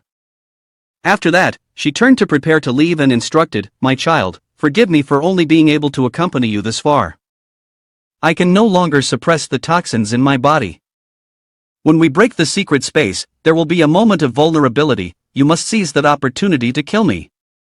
Hearing his mother's words, he exclaimed in panic, "Mother, I blame myself for being useless, it's all my fault. If I could be stronger, everything could have been avoided. Damn it!" He pounded his fist on the ground in anger. His mother, feeling pain for her child, turned back to embrace the baby beetle and said her farewell, "You silly child, seeing you grow up, I have no regrets in dying." In the embrace of his mother, Baby Beetle choked back his emotions, unable to articulate, "Mother, mother." The atmosphere between the two was filled with emotion, but suddenly, Ye Wu spoke up, breaking the moment, "Sorry to interrupt a bit." Ye Wu said, "But I have a plan that can avoid this life and death separation." Baby Beetle was still doubtful, but deep down, he was eager to hear the solution. "What is it?" "But the Oswalda toxin in my body cannot be completely eliminated. Is there really a way to avoid this ending?" the mother asked anxiously. Baby Beetle quickly reassured his mother, "Mother, if Ye Wu says there's a way, then there must be a way." He believed in Ye Wu and was ready to try any method to save his mother. "Ye Wu, hurry and tell me, what do you intend to do?" Ye Wu smiled, "Let my assistant explain to everyone." Then, a surprising figure appeared and spoke up, "Hello, two of you. I am Aivis, the loyal assistant of the master." Both Baby Beetle and his mother were taken aback. Baby Beetle's mother questioned, "Another person? Why does another outsider appear in this secret realm?" Baby Beetle is just like your mother. This has always been a private space, just me and my mother. I didn't expect today there would be another person. Aivis did not pay attention to the reactions of the two mothers and children, continuing to explain, "Please don't mind these minor details. Speaking of the main issue, we do not need to forcibly eliminate the toxin. Instead, let the toxin naturally dissipate, and then just show Allmark the forbidden fruit of the princess. This is a crafted version of the princess's forbidden fruit, classified as Grand Master level potion. Its effect is that when consumed, the user will immediately fall into a state of suspended animation for 24 hours. After this period, they will revive with only 1 HP health." Ye Hao added more information about the forbidden fruit. "I currently have the materials needed for the crafting. We can take advantage of this suspended animation effect to deceive Allmark. As long as we kill him within 24 hours, the toxin in your mother's body will naturally disappear. This method gives us more time than my previous assumption." Semis hesitated, turning to ask, "But Allmark is also very skilled in potion making. Can we really deceive him?" Ye Hao reassured, "Don't worry, as long as his knowledge of pharmaceutics has not reached Grand Master level, he won't discover it. However, this plan also has a disadvantage that I need to clarify with you." Aivis continued to analyze. "Previously, I analyzed the conflict of the aberrant essence with the medicine. I discovered that its existence would reduce the effectiveness of the medicine. If we want to completely outsmart Oswald, we must eliminate it." Baby Beetle hesitated to speak up, "But once the aberrant essence is lost, Mother will not only lose a significant portion of her power, but her lifespan will also decrease considerably." "Even so, this result is still better than your initial intention, Mother." Zeman comforted, "It's okay, I have already made up my mind to die. Now that there is a chance to live, as long as I can see you rebuild the glory of the insect species, losing the aberrant essence is not a problem." Knowing that, Baby Beetle still couldn't bear it. "Mother, if you have decided that, then we only have to try." He turned to bow to Ye Hao and said, "Then I will trouble you, Ye Hao." Ye Hao assured, "Don't worry, follow each step of my plan, I will definitely bring a perfect outcome for both of you." Suddenly, Baby Beetle was attacked without having time to evade. He stumbled back and bumped into Ye Hao. Ye Hao caught him and asked, "Baby Beetle, are you okay?" Baby Beetle was not worried about himself but hurriedly said, "I'm fine, but Mother." Baby Beetle saw Mother completely enveloped in a stream of magical energy, and she seriously warned, "Baby Beetle, you must run fast. If you continue like this, you will die." Baby Beetle firmly replied, "No, I won't agree, Mother." Mother began to gather magical power all over her body, preparing for a self-destructing attack. Seeing this, Baby Beetle clenched the sword and said, "If there truly is no way to save you, then at least let me send you off myself." Mother, in pain and tears, responded, "If you are so determined, then I have no regrets. Now, brace yourself for my final blow." Indeed, the two were playing their roles too deeply. From a distance, Oswald laughed heartily, full of pride. "How interesting. The climax of this mother-son tragedy has finally arrived. Ha ha." Wan Hao watched the scene, genuinely worried, and asked his captain, "Hey, Jie, aren't you really going to step in and stop this? This mother-son tragedy is too cruel. No matter what, Baby Beetle once saved our lives." Jia Wangchuan stood still, only reminding, "Be quiet and observe. Everything is not as simple as it seems. I don't believe this situation is real. I don't believe Ye Hao would let Baby Beetle truly face life and death with her mother. He must be calculating something." Shui Lu rubbed his chin and analyzed, "This little rascal, when he took the worm, must have been secretly doing something with it. Though his movements were very subtle, he couldn't hide it from me. What is his true purpose?" At this moment, Baby Beetle continued to draw his sword, preparing for the finishing blow. He aimed the sword at his mother, with a strong determination. He knew that this strike meant life or death. He shouted, "Ah! A!" A painful scream rang out from his mother. As he launched the next attack, he displayed obvious anxiety. He silently apologized in his heart, "Mom, for Uncle's sake, I must use all my strength to extract the essence of the strange insect from you. I know this will hurt a lot, please bear with it." After a series of attacks, a blinding light emanated from his mother's chest.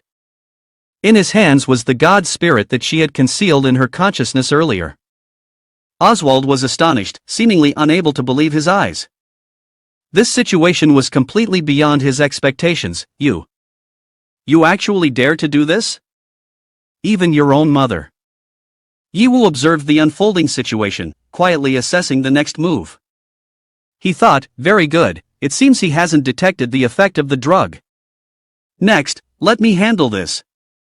When the vehicle tipped over, Baby Beetle hurried over to support his mother. "Mother, I'm really sorry." Despite being injured, she still tried to caress her son's face, comforting him. "Son, you've done well, hold your head high, do not regret." Ye Hao's teammates also joined in on the performance. "This is truly heartbreaking," she said. "Baby Beetle, if you want to cry, come and cry in your sister's arms." Ye Hao didn't know what to say. The acting skills are truly convincing, everyone has been deceived.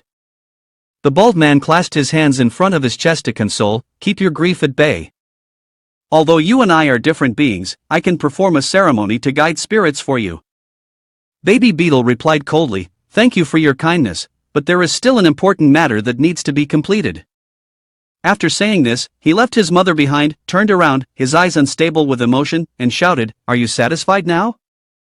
Then hurry and get out here for me."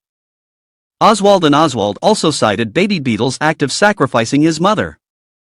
He spoke up, "I didn't expect you to be so ruthless, to even turn against your own mother. It seems she is dead, and your plan to obtain the god spirit has naturally failed. It seems I have underestimated you.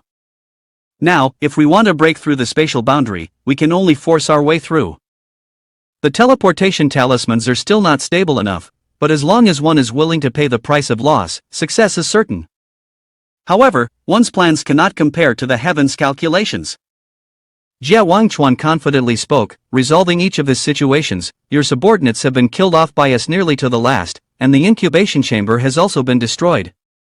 Even if you break through the spatial boundary, what do you have left to invade the human world?"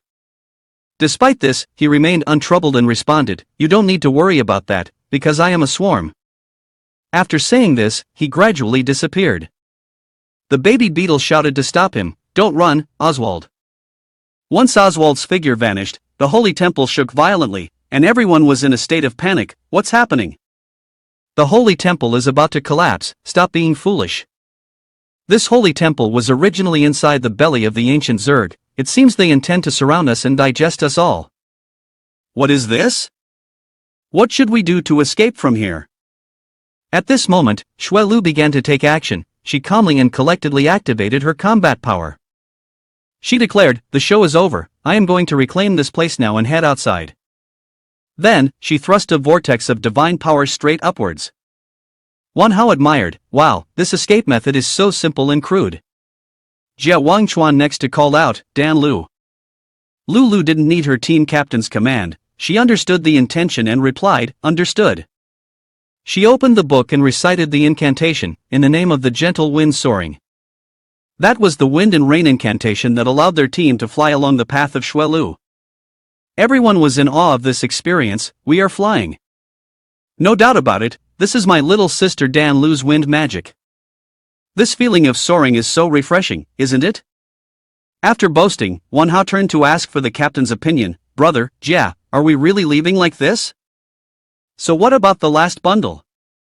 Jia Wangchuan's expression remained unchanged as he replied, "Let's temporarily leave this place first and then decide. That guy is crafty, and it's not easy to find his true body right now." Ye Hao also sensed that the situation was taking a turn for the worse. He thought, "My positioning, I was previously severed by the secret realm of bloodline of the mother Baby Beetle, so how can I find Oswald's true body now? The current situation makes me uneasy." Outside the holy temple, both sides were tense and confronted. Lai Jiasi clasped his hands behind his back and asked, "Xiao Ling, you all can't hold back anymore, do you want to make a move here?" Ling Yuan reassured Lai Jiasi's irritation, "Don't worry, Grandmaster Lai Jiasi. None of us wants to escalate the situation. Furthermore, it's not up to us to determine the winner, but rather the group inside. We just need to wait for the results. Li Jiaxi pondered and asked, still unable to contact MO attack team and Yiwu? Lu Changfeng replied, no, since your last contact with them, we haven't been able to reach them. They must have entered an area with complete signal loss. The team on the other side was not doing any better. Ling Yuan anxiously asked, why hasn't Shuilu come out yet? She said she wanted to go in to take down that kid and confront the final boss. I only agreed to let her act alone. He spoke up to reassure, perhaps she encountered some unexpected situation. After all, the enemy is numerous. Despite outwardly showing concern for Shuilu, in his heart, Ling Yuan felt smug. It would be best if she dies in there. One thing that annoys me the most about her is her disdain for others, yet she won't even die properly. Suddenly, sharp claws shot up from beneath the ground, causing the earth to crack open. Those on the surface couldn't react in time and fell in, screaming, watch out for the ground. He reacted quickly, wrapping his arms around Ling Yuan and jumping up while saying, hold on tight to me. Li Jiaxi used his equipped tool to fly up, avoiding the ground, unable to help but worry, the holy temple is shaking, collapsing, what on earth happened inside? Yiwu and the others surely wouldn't. Just as that thought crossed his mind, a bright blue whirlwind carrying the group below the holy temple shot straight up. Everyone cheered, look quickly, the holy temple has been destroyed, Shuilu's sister is out, it's the MO attack team, along with Yiwu and the others. Shuilu landed safely in a super cool pose, but someone, filled with jealousy, questioned her, what are you doing, Shuilu? Why is that Yiwu still alive? Didn't you say you wanted to kill him? Shuilu ignored it, casually replied while walking, what are you saying? The noise is too loud, I can't hear you. Ling Yuan, furious, clenched his fists and shouted, don't play dumb with me. He looked in Shuilu's direction and said, don't be angry, Ling Yuan, now is not the time to pursue this matter. We need to leave the center of this town quickly. They quickly soared up, trying to find a way to escape this place. But no matter which direction they turned, a claw would rise up from the ground to block their path. It's no good, the way back is blocked. One person in the group shouted. Jia Wangchuan and Yiwu shouted in unison, get out of the way, leave it to us. This was the first time they collaborated so harmoniously. Each person focused on fighting, causing everyone around to admire their cohesive combination and full of valiant demeanor. Team leader Jia Wangchuan shouted loudly, Yiwu, wait a minute. What about that little blue insect species, what's going on? As Jia Wangchuan fought, he guided, clear a path for the whole team to exit the danger zone. Finally, when they were safe, Li Jiaxi seized the opportunity to ask, how is the battle going? Have you eliminated the final boss yet? Jia Wangchuan's answer disappointed him. He frowned and replied, unfortunately not. It could be said that the next part is the main act. Feeling that something was off, he was astonished. What? Is the final boss so strong that it can't be defeated? Yiwu spoke up from below, the specifics are still unclear. We haven't even fought it directly, but its cunning and treachery have made us extremely wary. Yiwu continued, right now, what worries me the most is based on his previous habits. What this boss likes to do the most is to borrow strength from others. Now that we are disrupting his original plan, he might become desperate and do something reckless with no way out. Suddenly, the system sounded an alert, warning. Warning! Warning! Underground, 500 meters away, there is a high-energy response rapidly approaching. Countdown time 3. 2. Yiwu suddenly remembered, this is the underground probe from before. Damn it, this flag is definitely a no-go. Boom! A large object unexpectedly shot up from the ground, blocking their path. What is that? It just burst out of the ground. Yiwu exclaimed, moreover, this is way too big. This time, it was a hidden boss, an ancient insect god-level creature of unknown identity. Wanhao looked at the demon beast and exclaimed, hey, everyone look at its face, why does it look like Oswald? The man with purple hair was also panicked, that's right, what is going on? Yiwu stood aside, staring at the demon beast, then said, my bad premonition has indeed come true. This Oswald has fused himself with the ancient insect god. Luo Feng was astonished upon hearing this, what? Yiwu looked over and said, Li Jiaxi Grandmaster, how's the progress on the teleportation talisman? He frowned and replied, right now we have only completed 60%. The kid Nana in your squad is responsible for the ore extraction area, but there is only the digging machine remaining, so progress is still not improving. Ye Wu looked worriedly at the system and thought, this is trouble. Although the state of weakness has disappeared, the countdown to the death time of the Deb toxin is still ongoing. On the system screen, it displayed, Ye Wu level 13, lethal toxin. Countdown to death time remaining, 3 minutes. Seeing this information, he continued to ponder, moreover, this boss is clearly not one that can be taken down quickly. Is there really no choice but to give up? Unexpectedly, Ye Wu was startled by a loud shout from behind, you guys go ahead. Baby Beetle, holding his sword, quickly charged forward. Ye Wu shouted, Baby Beetle, what are you trying to do? Without looking back, Baby Beetle only replied, I will hold him off so you can buy some time. You have helped me too much already. Facing the enemy who killed my father and my master, I cannot run away anymore. Baby Beetle continued, God Spirit, I entrust this to you. If I die, please take my place as the king of this world, if this world still exists. Ye Wu saw a symbol resembling that of a baby beetle appear on his chest. He looked up at the sky, which had turned purple, this is the blood secret realm. Ye Wu was angry, punched the baby beetle on the head, and scolded, do you still want to show off as a heroic commander here? If you are a hero, then take responsibility properly. Don't easily seek death, don't forget your mother is still waiting for you. If you die, it's a life for 2 lives. The baby beetle was punched to the point where its head swelled up, crying out, eh. Ye Wu turned away, gently rotating his wrist because the punch was somewhat strong. He didn't bother looking at the baby beetle and continued, speaking of which, it's rare to encounter a 5-star compatible dungeon, so how can I allow it to be taken away from me? Don't anyone expect to take a ready-made piece of meat from my mouth, don't even think about it. The baby beetle, seeing that Ye Wu was still angry, worriedly thought to himself, even though I don't know what he's talking about, why do I feel his fighting spirit is even higher than mine? Jia Wangchuan was cutting through demon beasts while commanding, Wan Hao, you take the others back to the rear, stop at the teleportation talisman construction point, keep away from the boss's attack range, and be on guard against the insect species damaging the teleportation talisman. Wan Hao heard this and, surprised, asked, why is it me? I also want to stay and fight, just call those bald heads out. Jia Wangchuan stepped forward, seriously saying, no. The final boss with the 3 question mark has surpassed our capabilities. The swarm tactics won't work against it. You must retreat to hold the teleportation talisman. We will do our best to delay its steps, buying time to build the teleportation talisman. Once the teleportation talisman is complete, you must go directly in without waiting for us. Wan Hao wanted to speak up, but before he could finish his sentence, Ye Wu interrupted, the members of my team have already worked with you, Wan. With you there, I'll feel more secure. Wan Hao looked at Ye Wu, perplexed, Ye Wu, why you too?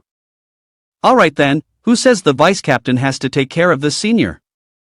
He quickly walked away, not forgetting to encourage Ye Wu's group before leaving, leave the others and the teleportation talisman to me, you all must give that cunning boss a good beating on my behalf. Ye Wu smiled, no problem. Looking at the large demon beast before them, Ye Wu grinned, so, who strikes first or do we all go together? I hope this ghost isn't too easy for us to crush to the point of crying. Baby Beetle, Jia Wangchuan, and Ye Wu stepped forward. Baby Beetle swung the sword, determined, this first strike must be mine. If we can't kill the uncle, our insect clan will never have peace. He used the skill the annihilation of all eras, causing the ancient insect god's health to drop to 90%. Seeing this, Baby Beetle was horrified, the profound meaning could only harm it by 10% of its health? How frustrating, I'm still too weak. Ye Wu stepped up, patting him on the shoulder to reassure him, this isn't your fault. Perhaps because you used the profound meaning consecutively in a short time, the damage was reduced. The main issue is still its massive health. Jia Wangchuan frowned, now we must adjust our tactics. Normal harassment attacks cannot pull its hate value. We must deal a powerful blow. Saying this, he raised his sword and stabbed it straight into his chest. Ye Wu gasped and shouted, are you crazy? Don't do something foolish. Jia Wangchuan calmly replied, "This is my strongest move, I must sacrifice health and blood to activate it.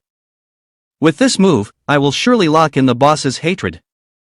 The sword pierced through Jia Wangchuan's body, slowly drawing out blood that stained the blade, and along with the sword, he began to fade away. He quickly deployed the bloodstorm technique, A. The blood vortex he controlled shifted direction toward the ancient insect god. The system reported, the health of the ancient insect god has decreased to 70%. Jia Wangchuan sat down heavily, coughing, cough. Cough. Cough. In the end, the gap is still too large. The system announced, blood backlash, all attributes reduced to below 90%, cannot be restored. Lasts for 2 hours. At this moment, a beam of light pierced through Jia Wangchuan's blood vortex, cutting through 3 layers of ice, shining directly at them. Ye Wu used his sword to block that powerful beam of light, momentarily thinking, the hatred value is still insufficient. But this attack power is too ordinary. He looked at his health points and realized he was only at 40% health, while his life points were at 55%. Ye Wu looked up in surprise. "Shui Lu, didn't you withdraw with Huang Zhan Group?" Shui Lu stood watching them, smirking. "Have you forgotten what I said? I've always been most interested in hunting powerful bosses. And right before me is a magnificent prey. I'm so excited I can't contain myself. How could I possibly let it go?" Jia Wangchuan was being supported on Ye Wu's shoulder, looking at her and saying, "Don't underestimate the enemy, it's not something you can handle alone." Cough cough cough. Ye Wu took out the vial of medicine and said, "Don't talk anymore. It's a good thing that Shui Lu is stepping in to help us all. Just drink this recovery potion first." Shui Lu closed her eyes, her face full of confidence, and said, "I'm not so arrogant to think I can kill it alone. This is an extremely rare opportunity for me to try out my strongest move. Howling Arctic wind, just how powerful can it be?" The green sword shot out, surrounding the ancient Zerg. In an instant, the demon beast was encased in thick ice, also bound with chains and sword seals. The system announced, "Shui Lu has only 1% of her life left." She stood casually looking at the large block of ice in front of her, magic freeze preventing her from using any techniques for the next 30 minutes. Ye Wu and the others gaped at the scene before them. The baby beetle stared blankly, whispering, "Strong. Too strong." Ye Wu exclaimed in shock, "If this move had been used on me before, I definitely would have lost my life." Jia Wangchuan looked at her and thought to himself, "This woman indeed has the right to be proud." Suddenly, the thick ice appeared with a hole. The layers of ice slowly cracked and broke apart. The ancient Zerg had successfully broken the ice, its health points were only left at 40%. Shui Lu looked at it, frowning and thinking to herself. So this was all the seal could do? She stared intently at the ancient Zerg and said, "This boss looks to be at least level 220 or higher." Jia Wangchuan quickly spoke up, "Make your move, Ye Wu. Use your strongest power, don't hold back, if you have any methods, use them quickly." Ye Wu replied, "All right, got it." But before that, he looked at them, scratched his head awkwardly, and asked, "Do you two happen to have any money on you? Could you lend me a bit?" Shui Lu and Jia Wangchuan exclaimed in unison, "Huh?" Both broke into a sweat upon hearing that question, astonished and saying, "Borrow money from us? Are we hearing things wrong, at this critical moment?" Ye Wu extended his hand, looked at them seriously, and said, "You're not hearing things wrong, I really need to borrow some money." Baby Beetle immediately replied, "Ye Wu, do you need a lot of money?" "Unfortunately, I don't have any human currency, otherwise, I would definitely give it all to you." Ye Wu gave him a thumbs up, saying, "Thank you for your support. I accept your kind intentions." Jia Wangchuan looked at Ye Wu, frowning as he asked, "If you are greedy for money, you should at least differentiate between situations, right? Besides, what's the point of taking money at this moment?" In contrast to Jia Wangchuan's grim expression, Shui Lu cheerfully asked him, "Surely you are not planning to borrow money and then run away, or just decide to die and not pay it back, are you?" Ye Wu glanced at them, calmly responding, "Don't worry, although I love money, I absolutely will not default on my debts. If you want to see my true strength, then don't dawdle, quickly lend me the money. The more I borrow, the stronger I will become." Pausing for a moment, he smiled proudly and said, "Moreover, the ultimate move that I have kept hidden, I don't usually use it lightly. Today, you can consider yourselves fortunate to witness it. Xuelu leisurely opened the system, transferring the money to Yiwu while saying, although I don't know how money relates to strength, you have piqued my interest. I actually want to see what you call the ultimate move and how strong it can really be. Yiwu looked at the system notification. Xuelu has transferred 200 million to you. He happily replied, 200 million, the goddess is truly generous. Yiwu was excited to see the system notification. Jia Wangchuan has transferred 300 million to you. He exclaimed joyfully, as expected of Captain Jia, even more generous. Jia Wangchuan stared at Yiwu and said seriously, personally, I don't have that much money. This is the team's activity fund, and you have to remember to pay it back. Yiwu, upon hearing this, began to sweat more and quickly smiled, of course. Should I write you an IOU? Jia Wangchuan replied, no need for that. Just stay alive, that's all. The most important thing is that ultimate move of yours, don't let me down. Yiwu felt excited, lightly stretching his joints, and responded, rest assured, I will definitely not disappoint everyone. In his heart, Yiwu had already made calculations. Although he had saved quite a bit of money before, to ensure safety, taking a little more wouldn't hurt. With this large sum, if the Shadow King couldn't crush the boss, it could still give him some trouble. The ancient Zerg, after successfully breaking the ice, quickly approached Yiwu with a cheerful laugh. It took so much time to fully integrate. Now I can finally control this body freely. Yiwu stood in front of it and asked, fully integrated? Does that mean you were still in a state of vague consciousness before? The ancient Zerg happily replied, that's right, wanting to merge with the ancient holy temple, and moreover, to retain consciousness is extremely difficult. Before that, if you cannot kill me, you will have already lost your only chance. Compared to before, I will be even stronger now. Ha. System notification, the ancient Zerg's health is 70%, life index is 30%. Jia Wangchuan's group exclaimed in shock, what? We barely managed to reduce its health, and it's already recovering? Yiwu raised his hand high, beginning to shift into a new form. He calmly said, no need to panic, whether its health recovers or not, it makes no difference in front of me. He quickly commanded, System, activate Shadow King's special state cash burn status. System notification, activating Shadow King's special form, please wait a moment. Reminder, the special form will consume double the currency, please pay attention to the remaining amount. At this moment, the ancient Zerg began to attack, saying, hundreds of thousands of lethal poisonous rays, you three are all useless now, relying on just one person, you cannot possibly defeat me. No matter what you plan to do, just writing me off will be the end. The ancient Zerg continuously shot toxic beams at Yiwu, but the more it shot, the more amazed it became, to think it could absorb my radiation, how is that possible? A pure white body was growing together, a large amount of blood gradually gathered in the air, forming a giant, the Shadow King, gigantic crimson divine sword, had appeared. Baby Beetle looked at Yiwu's new form with admiration, saying, no wonder it's Yiwu. This form is not inferior to the ancient pureblood race at all, and even shines more powerfully. Xueli questioned, is this the strongest technique that Yiwu mentioned?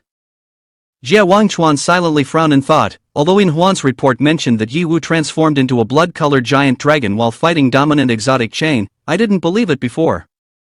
Now, witnessing it with my own eyes, this has exceeded my understanding of strength. Yiwu, are you really human?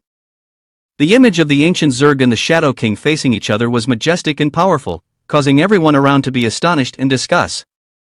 The man with purple hair pointed at the Shadow King, asking everyone, what is that? Have we accidentally walked into a film set? Ye Hao also replied ambiguously, that person cannot be the old man, nor can it be Xueli. Could it be Yiwu? Yi Yunfei stood beside them, exclaiming in astonishment, that is brother.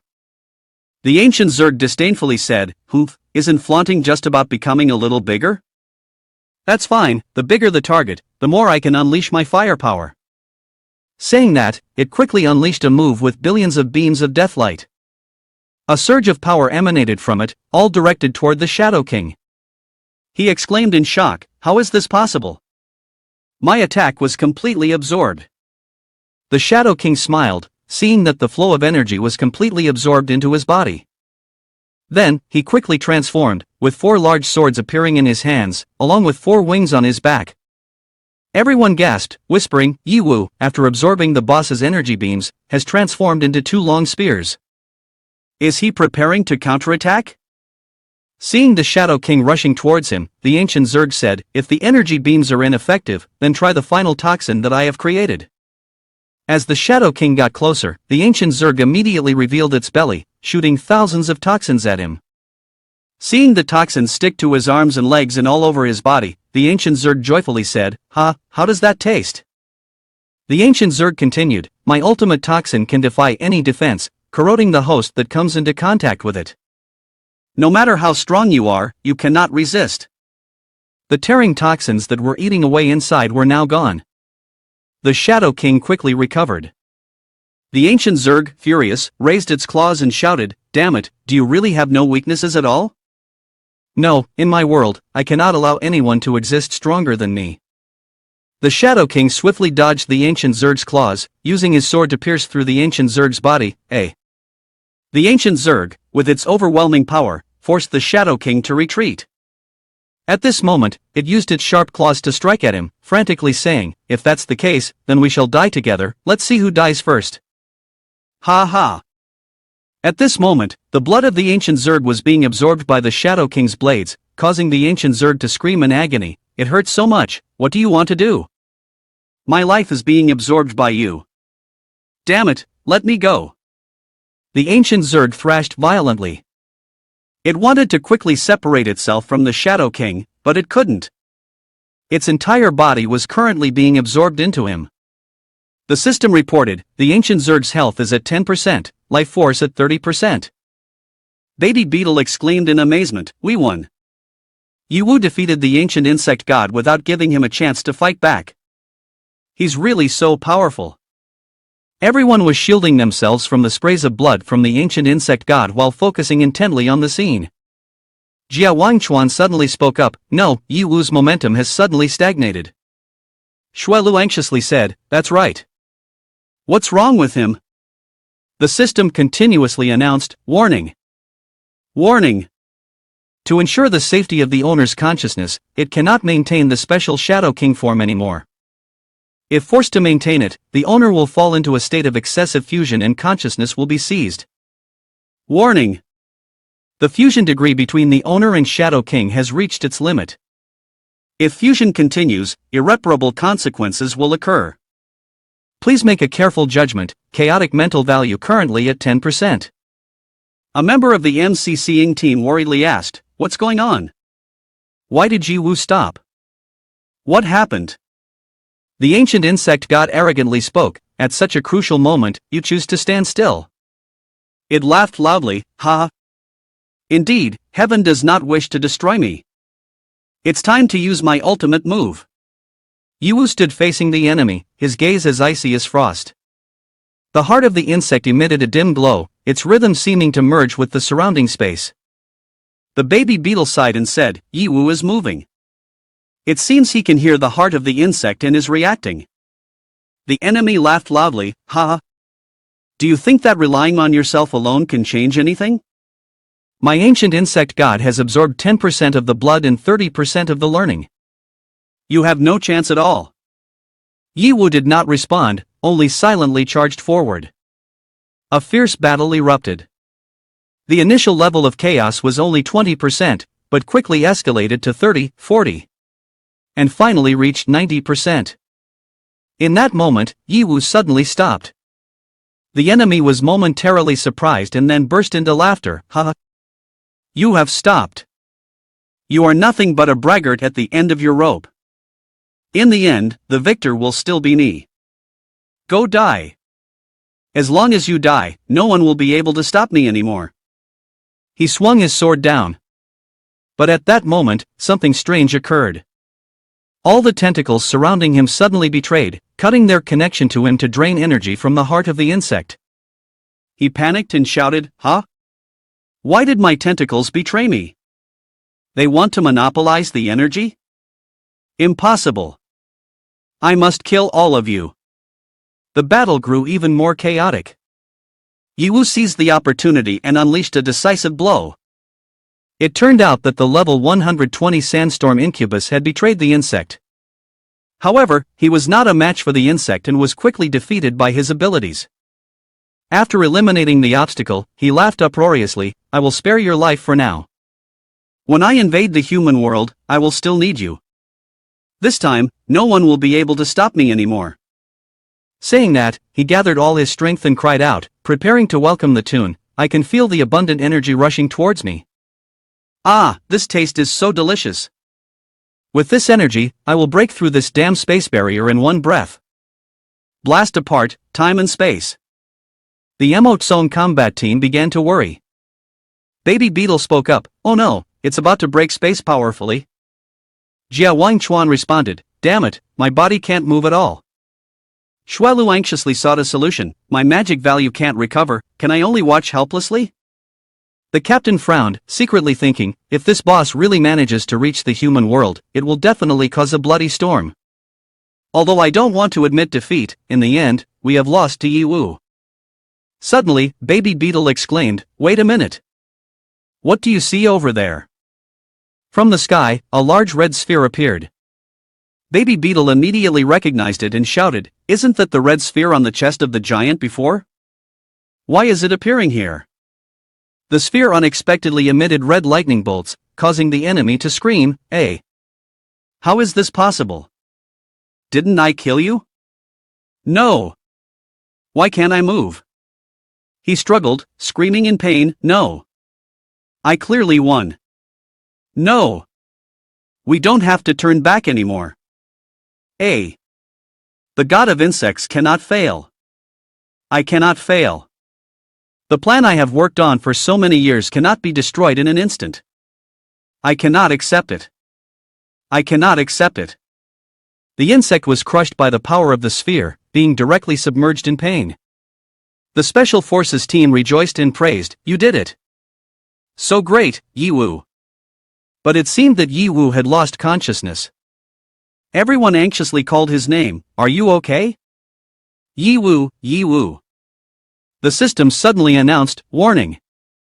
Chaotic Blood Devourer is on the verge of death. The Master's spirit is in serious disorder, unable to awaken by any magic evil or props. Warning. The Chaotic Spirit Index has reached 100%, reconstructing the consciousness of the Master. The consciousness of the Master is being forcefully transmitted." Ye Wu suddenly woke up in shock. He asked, "Where is this place?" The system replied, "This is a result of the Master merging excessively with the account. Currently, you have been forcibly pulled into the mental world of the Shadow King. Only by completing missions in this world can you leave." Ye Wu was taken aback and asked again, "Forcibly pulled in?" "I had planned to go through the dungeon insect first before taking on the Shadow King mission. But now, it seems the quest level in this world isn't too high, it should only be around level 20. Perhaps it will be easy to surpass." He looked around and saw that the scenery here was a village engulfed in a plague. Level 20 civilians lay sprawled on the road. The system announced, "I regret to inform you that due to being forcibly pulled into the Shadow King dimension, your original account's capabilities cannot be inherited entirely. You can only randomly receive abilities from one account. Currently, the account you have is MOC Master Alchemist." Ye Wu panicked, "OMG. Does that mean I'm only level 13 now? Moreover, the Master Alchemist title of MOC isn't meant for combat. So what am I supposed to fight with?" Suddenly, a wolf-like monster appeared from above. The system calmly reassured, "Please concentrate and pay attention to the task at hand." Laguna shrugged his shoulders, looked at Ye Wu happily and said, "What's wrong, Ye Wu? Is there something wrong? Why are you just standing there in a daze?" Ye Wu looked at him, feeling hard to express, then smiled and replied, It's nothing, just lead the way, let's set off." Laguna quickly responded and took the lead. Ye Wu walked behind him, asking as they went, "What was the mission system just now? Do we have to help him completely become the Shadow King in order to leave this world?" The system replied, "That's not the case. The mission process is a long chain, classified as an epic level mission. It cannot be fully completed in a short time. This time, just completing a certain part of the content is enough to return to the real world. Ye Hao wondered, then what will happen to the real world while I'm here? I remember I defeated the final boss. The system quickly explained, the flow of time in the two worlds is independent of each other. When you return, time will be almost at a standstill at the point you left, so there's no need to worry. Ye Hao nodded, letting out a sigh of relief. Ye Hao stared ahead intently and thought, it seems to resemble the treasure-stealing demon lair, so I'm still luckier than I expected. He stepped up beside Laguna and asked, earlier, you mentioned that you are an apprentice hunter. So what exactly do hunters do? How is the salary, the income of this profession? I'm very curious to know. Laguna turned his head to look at Ye Hao, frowning as he said, have you never heard of hunters? Is it possible that you have no such profession where you're from? Then he seriously explained his ideals. The Hunter Guild is a very ancient organization with a history of over 100 years. Back then, this world was invaded by terrifying demons, and even the king's army was powerless. Suddenly, an armed group consisting of hunters and priests appeared. They used weapons and holy magic to fiercely repel the demons and ultimately saved this world. After the demons were defeated, they refused all rewards and titles from the king. Instead, they transformed into a congregation dedicated to protecting towns and villages, officially naming themselves the Hunter Guild. At this point, Laguna's entire face lit up. He appeared incredibly determined and excited, continuing, hunters do not have a fixed salary, our income depends on the number and difficulty of each mission. He said, since I was a child, I have always yearned to pursue this profession, and now there is only one step left for me to fulfill my dream. As long as I complete this task, I will become an official hunter and be able to earn 40 gold coins. Of course, I will share half of it with you. Ye Hao looked at the person, unsure of how to respond, and could only politely decline, money is not important to me. I simply admire your dream, which is why I agreed to help. In his heart, Ye Hao thought to himself, 2 gold coins to someone who is in debt for 5 million like me is just a drop in the bucket. Helping him is better. However, during the previous battle, I don't know how much I spent. The system also didn't send any accounting information, so I hurriedly opened the system screen to check. Ye Hao's eyes widened as he looked at the balance on the system screen, 806,581,635. He gasped, astonished, and asked, how is there still 800 million? Could it be that I was forced into the mission account dimension without spending anything? The system immediately dismissed his unrealistic thought. Please, master, abandon that unrealistic idea. After returning to the real world, the consumption costs from the previous battle will be settled immediately. However, before returning, the master can still spend in this world. Ye Hao was caught off guard by this damned system, silently lamenting, with debts piling up like this, how am I supposed to survive? I knew it right away, there's no way anything good would happen. Looking towards the ominous forest in front of him, Ye Hao stood between two diverging paths, deep in thought. At that moment, Laguna spoke up, Dr. Victor is missing deep within the forest ahead. If we're ready, we should go in and search. But it's certainly filled with dangers inside. Ye Hao listened, feeling a bit at a loss for words. He thought to himself, this doctor really is brave, daring to venture alone into such a perilous place. Just then, a loud call came from behind. The two were startled and turned to see a group of hunters from the guild approaching. Leading them was Lei Rang, level 38. Accompanying him were two others, Maxime and Alfonso, both level 35. Lei Rang looked at Ye Hao and Laguna, smirking mockingly, oh, isn't that Laguna Chicken? Out in the middle of the night, going for a stroll, huh? Be careful you don't get eaten by a werewolf. Laguna frowned and replied seriously, so it's you guys. I received a mission to rescue Dr. Victor. He's gone missing in the forest. Lei Rang scoffed, glancing towards the deep woods, a rescue mission, huh? How tedious, but also interesting. It seems we have a chance to cooperate again. Lei Rang expressed his disdain and said, is it that drunken idiot Victor again? Time and again playing the vanishing act, it's really a hassle. By the way, a chicken like you going deep into the forest is like asking for death. Laguna felt a bit embarrassed hearing him say that. He reached out towards Ye Hao and said, Senior, I'm not going alone, Ye Hao will help me. Ye Wu looked at the scene and couldn't help but laugh. It seemed that being bullied at work was the same no matter the time or place. Lei Rang looked at Ye Wu, his expression excited, and said, "Kid, you're really strange. What are you talking about? What do you mean by workplace bullying? I don't understand anything. Are you from somewhere else? But to think a little kid at level 13 like you would dare follow this chicken to go looking for death?" Suddenly, Lei Rang burst out laughing. "Ha, I see your intention. Laguna, you're not planning to find someone as a cushion, are you? When danger arises, you'll just push him aside to be a bullet sponge, right?" Laguna shouted angrily, "I'm not. I don't have. You guys shouldn't insult Ye Wu. I respect you as my seniors, and normally I can endure whatever teasing you put me through, but Ye Wu is my friend, and furthermore, he's very capable. You shouldn't casually insult him like that." Seeing Laguna angry, Lei Rang glared at him. "Who do you think you are talking to? The obedient chicken who usually listens has the audacity to raise his voice at us just because of someone from elsewhere? Are you tired of living?" Laguna trembled as he looked at Ye Wu. I. He didn't know how to defend Ye Wu properly. Seeing that Laguna had reverted to his old self, Lei Rang continued, "But who told you to be the youngest in our Hunters Guild? For your safety and your friends, dangerous missions like this should still be handled by the seniors."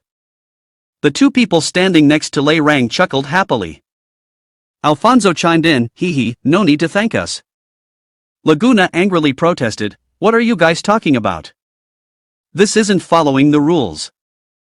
Clearly, However, Lei Rang and the others didn't bother to listen any further and quickly galloped into the deep forest. Laguna hurriedly chased after them. "Wait, you guys." Watching them disappear, he punched the ground in frustration, so infuriating. They know this is the final test for me to become an official hunter, yet they intentionally snatched my mission away. This is it. He suddenly remembered that Ye Wu was still here, forced to smile and said, "I'm sorry for making you come all this way for nothing, and to suffer this indignity. But don't worry, the 2 gold coins I promised you, I will definitely find a way to gather enough." Ye Wu looked at him and calmly said, "What nonsense are you talking about? Are you the type of person who easily gives up when facing difficulties?" Laguna lowered his head and helplessly replied, "Actually, I am not a weak person. Even if I encounter a stronger monster, I would dare to charge in and fight without hesitation. But the relationships among the Hunters Guild are quite complicated. Even if I am bullied, I don't want to ruin this relationship and end up being isolated by everyone." Ye Wu bent down, extended his hand to him and said cheerfully, "In short, everything must be resolved by strength. Listen to me, it's better to cry in a BMW than to smile on a bicycle. As long as you are stronger than everyone else, you will become the center of the universe. I believe your dreams definitely don't just stop at your current level." Hearing these words, Laguna regained his confidence. He reached out and took Ye Wu's hand, smiled and said, "You're right. Now is not the time to be downcast. Let's hurry and catch up." Ye Wu nodded and replied, "That's the spirit." The main quest progress notification system, the path of the Shadow King, has undergone a change. The current progress is only 1%. Ye Wu was surprised, thinking to himself, "Oh, it finally changed. Could it be that what I just said has had some impact on him?" They continued to delve deeper into the forest. When they saw a grave before their eyes, Ye Wu asked, "Is this a cemetery?" Laguna, following behind, quickly replied, "Dr. Victor seems to gather herbs nearby." Ye Wu was astonished and said, "Gathering herbs in a cemetery? This doctor is indeed a bit strange." Laguna honestly answered, "I'm not sure about that either. But the place noted in the mission is indeed here." Suddenly, they were startled by a tragic scream from behind. "Ah!"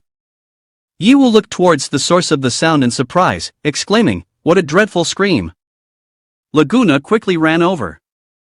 He shouted, "That's Lei Rang's voice. Something must have happened. Let's hurry over there." The scene before them left them stunned. A gigantic beast, wielding a large knife, was approaching. Its mouth emanated a strong, foul odor.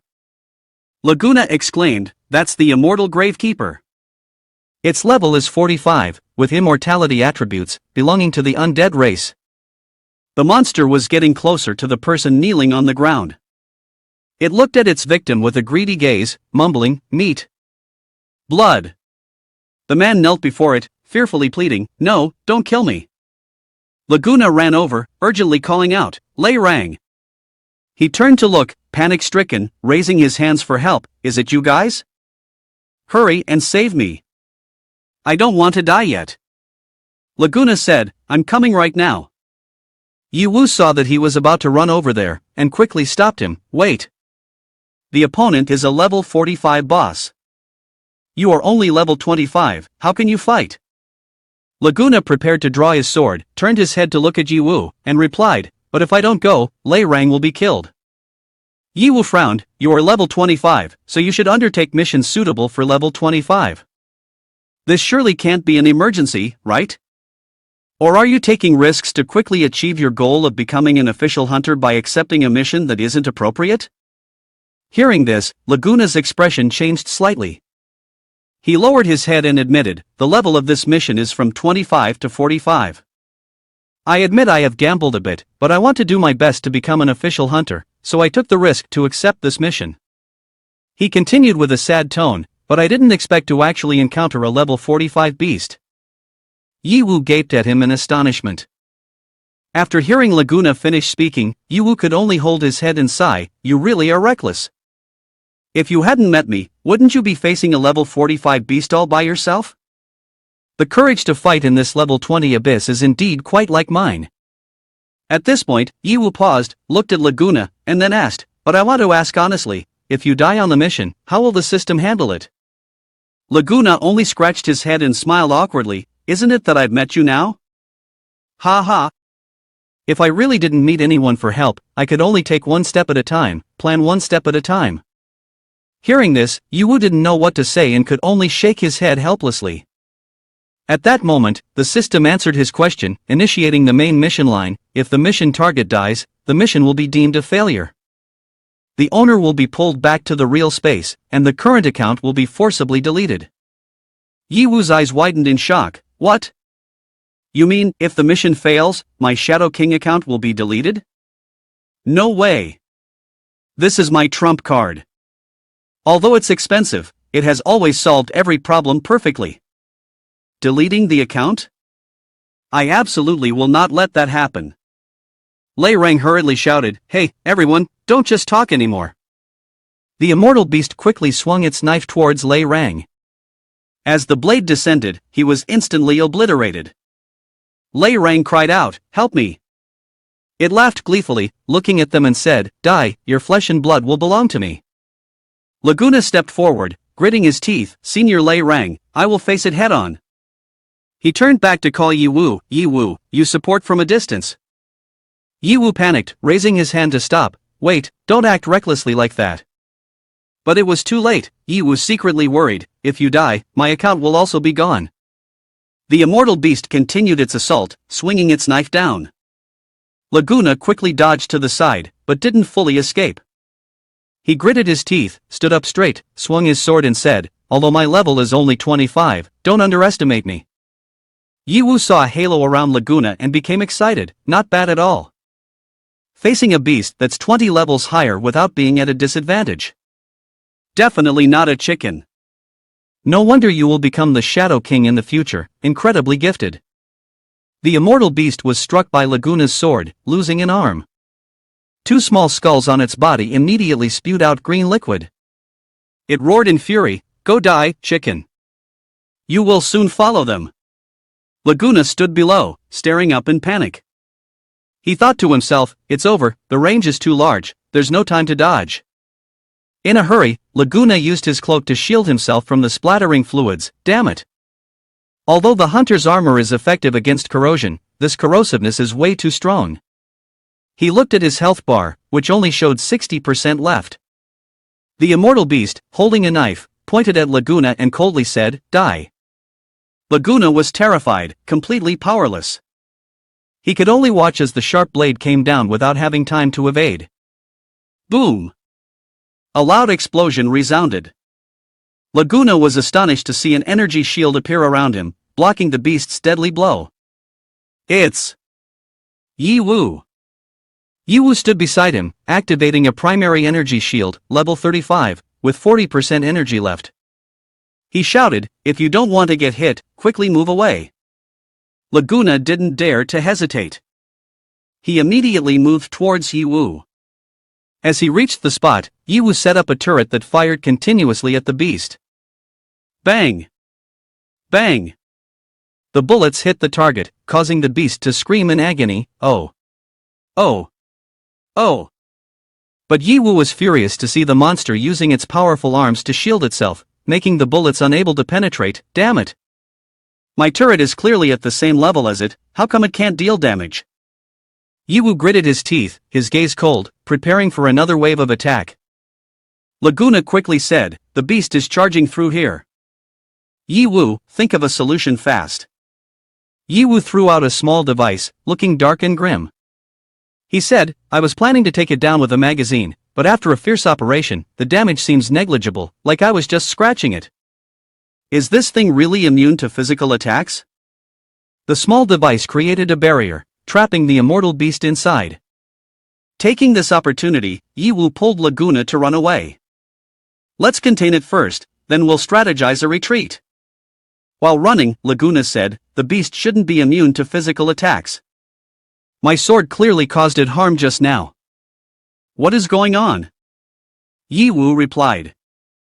"How would I know? I just arrived at your place, I'm still not used to it, nor do I understand the properties of the monsters here." At that moment, a voice rang out, "A bunch of useless fools." They stared in shock at the man sitting up from behind a coffin lid. He shouted, "You can't even understand this, and yet you want to be hunters." The two looked at him, sweat pouring down their faces. "Ah, a zombie has come to life?" Laguna pointed at him, excitedly saying, "Wait, could you be Dr. Victor?" The man angrily yelled, "Why are you shouting like that? I was hiding here, but I truly can't bear to watch two dimwits like you." Ye Wu was still terrified when looking at Victor. It seems this old man's survival skills in the wild are not to be underestimated. Ignoring the monster still trying to break through the barricade, Dr. Victor stood up, looking at the two of them hiding next to the coffin and angrily said, "Hey, you two should hide a bit further away, don't put me at risk too. Who told you cowards to come rescue me? Not putting me in danger is thanks enough." Ye Wu looked up at him and asked, "Dr. Victor, we came to save you. What do you know about this monster?" Dr. Victor replied seriously, "That monster is originally the guardian of the cemetery. After being infected by the plague origin and mutating, it has sewn the still undeteriorated corpses into its body. It possesses immortality, so normal physical attacks won't harm it. You need magic or physical attacks with attributes targeting it for them to be effective. By the way, the weapons of the hunting guild have been blessed by the high priest, carrying holy attributes, so they can injure it." Laguna nervously said, "Is that so? This is the first time I've heard of it." "Humph." Dr. Victor said sarcastically, "That's why they call you a coward." Ye Wu listened to him speak and pondered, hearing him, "I just realized that all the accounts open now belong to the physical system. Perhaps I should also consider using all magic accounts? Wait. Speaking of immortal system monsters, I remember that in the survival test at school, it was mentioned that besides holy attribute magic and evil weapons, healing magic could also cause damage. So is that true?" Laguna, seeing me silent for a while, spoke up, "If that's the case, Ye Wu, why don't you try using my sword? You would definitely use it better than I would." He extended the sword towards me, but I raised my hand to refuse. "No need, I have a bolder method." The caged beast was increasingly going wild, screaming, "Blood! Blood! Blood!" I looked at it and smirked, "You need blood, right? I will satisfy you." I took out a level 50 healing potion and tossed it over, "Eat my blood bottle." The part of the beast's body that touched the blood immediately ignited. Ah! The health of the immortal tombkeeper is down to 60%. Laguna exclaimed in astonishment. And yet with just one move, I managed to reduce so much health. Ye Wu, how did you do that? What you threw is what? I smirked. If evil magic healing can cause damage, then the blood bottle and evil magic definitely have no difference. It seems I have one. I never expected the effect to be so outstanding. Dr. Victor stepped up behind Ye Wu, his face frowning as if he was trying to endure something. He darkly said, "That's because recovery potions from level 50 and above carry inherent god attributes. This is akin to being damaged by holy water bursts for immortal-type monsters." At this point, he widened his eyes and shouted, "Kid, you're only level 13, how could you have a level 50 recovery potion?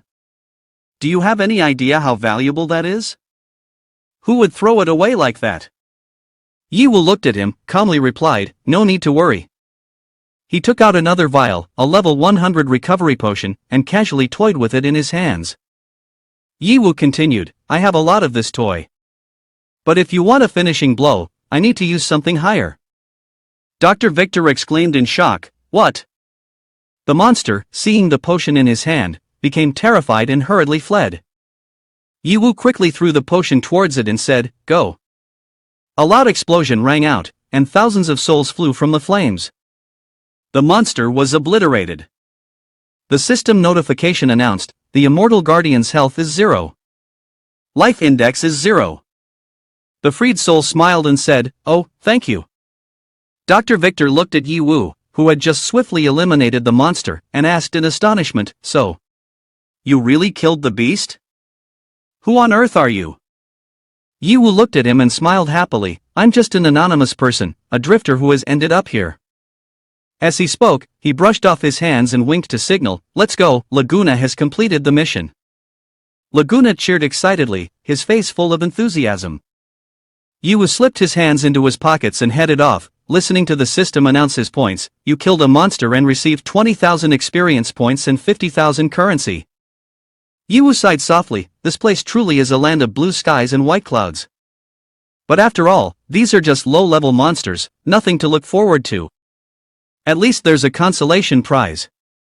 The system continued to announce, "You have picked up an epic-level diseased tissue.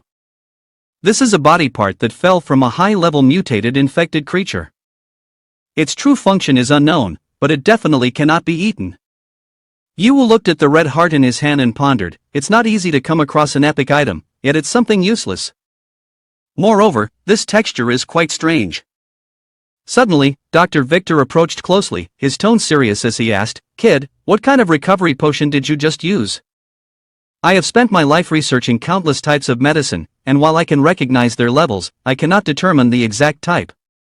Especially that last vial, it's definitely not something someone like you could possess." Ye Wu raised the heart, "What about this?" Laguna spoke up, "Is Dr. Victor also very curious? Didn't Ye Wu already say that he comes from somewhere else? Moreover, he has used many props that I have never seen before. It's quite miraculous." Ye Wu stared at the heart once more and said, "That's right, these are all specialties from my hometown, a place very far from where you are. It's normal not to have seen them before." Dr. Victor was not easily swayed by Ye Wu. He pointed and asked directly, "A young man who doesn't even know his way around, yet has so many rare and peculiar props, looks very suspicious. What exactly is your purpose in coming here from such a distant place?" Laguna, feeling awkward for continuously questioning the person who had saved his life, replied, "Dr. Victor, how can you say that? Although few people come from afar to our place, I can assure you that Ye Wu is definitely a good person." He glared at Laguna, "Whether he is a good person or not, I will judge for myself." At that moment, he noticed the heart in Ye Wu's hand. "Wait, where did you get that thing?" Ye Wu answered, "This? It's the diseased tissue that just fell off the monster. Do you know what it is used for?" Dr. Victor stared at the object, his face a mix of astonishment, then said, "I came here specifically to seek it. This diseased tissue is an extremely rare specimen, only obtainable from the corpses of deceased individuals. Because of it, I have turned over every graveyard, yet found nothing. I never expected it to be on this monster." Laguna, confused, scratched his head and asked, "Is there a connection to the plague origin?"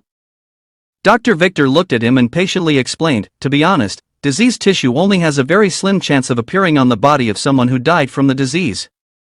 If I could obtain it, it would be immensely important for researching the origins of our plague." Ye Wu listened, staring intently at Dr. Victor, thinking, finally, the origin of the plague this time is also related to my purpose. Suddenly, Dr. Victor knelt down, bowing his head before Ye Wu, pleading, "May I ask if you could spare it for me? I would be willing to pay whatever amount you desire. I would even bankrupt myself if necessary. Because it is crucial for me. I have searched for it for nearly 2 years. If I miss this opportunity, I don't know if I can persist until I clarify the cause of the plague." Upon hearing Dr. Victor's plea, Ye Wu quickly took out the heart and threw it towards him, casually saying, "Consider it free." Dr. Victor looked at him in astonishment. "What?" Ye Wu smiled and replied, "Normally, I have the utmost respect for those who strive for their ideals. You dare to face danger for the sake of researching epidemics, even sacrificing your own assets. Your determination greatly impresses me. Why would I need your money?" Hearing this, Dr. Victor felt extremely moved. He said, "Thank you. Not only do you understand the persistence in my career, but you also have a compassionate and selfless heart." He took the red heart in both hands and sincerely said to Ye Wu, "Please forgive my previous attitude. You truly do not resemble those who chase after wealth." Ye Wu turned to Laguna, furrowing his brow and asking, "What do you mean by that? It sounds like your organization has issues." Laguna awkwardly explained, "There is a bit of a misunderstanding in this matter." Dr. Victor looked at Laguna with the gaze of a grandfather teaching his grandchild, "Laguna, you don't need to speak for them. Do you think that by joining the Hunters Guild they will regard you with importance? Wake up, you and they are not on the same path." Laguna lowered his head in silence. Dr. Victor continued, saying, "That group of beast-faced people, while claiming to protect our safety, actually engages in a number of bad deeds. They bully men and intimidate women. The townsfolk bow their heads whenever they encounter them. If they find someone even slightly displeasing, they get beaten up, and some even have to pay protection fees regularly." Ye Wu looked at Laguna and replied, "Isn't this just like a tyrant? Although I had a bit of insight about those three from before." Laguna hurriedly interrupted, "The Hunters Guild I dreamt of is not like this. I don't know when it began to decay like this. People like you, Ye Wu, who are both powerful and humble, kind-hearted, are becoming fewer and fewer." At this point, Laguna paused for a moment. Then, gathering all his determination, he shouted, "Since the day I joined the Hunters Guild, I vowed to change this chaos and restore it to its original sacred form." Ye Wu looked at him and could only smile wryly, thinking to himself, "You really have a grand determination, wanting to change the entire world." Dr. Victor walked ahead leading the way and said to them, "Let's leave this place first and talk." When we arrived, I tied the carriage quite far away. It should still be there. Ye Wu nodded and replied, "All right." Laguna sat in the carriage and asked, "Dr. Victor, if you have been researching for so long, do you have any clues about the origin of the plague?" Victor, steering the carriage, replied, "To be honest, it is embarrassing. Due to the lack of useful materials for research, to this day, I still have not clarified the origin of the plague. However, on the contrary, I have a few leads. According to folk legends, the origin and spread of the plague are related to blood infection transmission." Ye Wu sitting next to him exclaimed, "Blood infection transmission?" Victor nodded and continued explaining, "Although I do not believe in this rumor, I cannot dismiss it either. After conducting research from various angles, all the clues point to a mysterious organization known as the Secret Blood Cult." Laguna stood up abruptly and quickly asked, "The Secret Blood Cult? Is it the mysterious organization that worships the ancient god blood in the legends?" Victor glanced at him and replied, "That's correct. But their activities are very unpredictable. I have never seen them in person, so the authenticity of this information still raises many doubts." Ye Wu fell silent, listening. In his mind, a thought flickered, ancient god? Is it possible that ancient gods also exist in this world? Victor continued, "In many villages and towns I have visited, there is a saying, when the situation of the epidemic is not too serious, members of the secret blood cult often come to treat patients. The specific medicine they use is said to be related to the ancient god blood." Dr. Victor shook his head, pondered for a moment, then said, "Actually, the rumors about the secret blood cult are quite vague. Some people say that after being treated by the church, patients not only recover but also become healthier. However, there are also those who, after receiving the church's methods, become mentally unstable and eventually turn into monsters. I find it quite absurd to mention this, but these are just rumors with no concrete evidence. Unless we find someone from the secret blood cult to verify, then all of this is meaningless. Therefore, if I have time, I would also like to investigate them. Yi Wu, upon hearing this, immediately asked, actually, in our place, we also have legends related to ancient gods. I wonder if among the ancient gods you mentioned, there is anything similar to a licorn. Dr. Victor calmly replied, of course there is. But we usually call it the thousand-eyed demon. Upon hearing this, Yi Wu felt secretly delighted. How fortunate, this world even ordinary people know the true name of the ancient god. Thus, I should definitely be able to gather more useful information, helping me prepare better when facing them in the future. Thinking this, he quickly asked further, do you know which ancient god the secret blood cult worships? Dr. Victor candidly replied, of course I know its name is the arcane sovereign Beelzebub. Yi Wu suddenly thought, the arcane sovereign Beelzebub. This name sounds like a title of an ancient god, but it carries an unsettling charm. Seeing this, Laguna curiously asked, what is this arcane sovereign you are talking about? I've never heard of it. Yi Wu immediately asked back, you don't know? Laguna replied, as for the secret blood cult, I only know very little. Regarding their beliefs, I am even less informed. Dr. Victor explained, from what I know, the Hunters Guild has quietly been investigating the secret blood cult for a long time. If you don't know about this, dare you say you're not isolated? Laguna awkwardly responded, perhaps it's because I haven't been officially promoted to a full member yet. The system then announced, the progress of the main questline has been updated. It is currently 2/3 completed. Yi Wu thought, I didn't expect it to update right at this moment. This ancient god is surely going to be a pivotal point for me to become the Shadow King. To complete the main questline, I must quickly find the arcane sovereign and facilitate their meeting.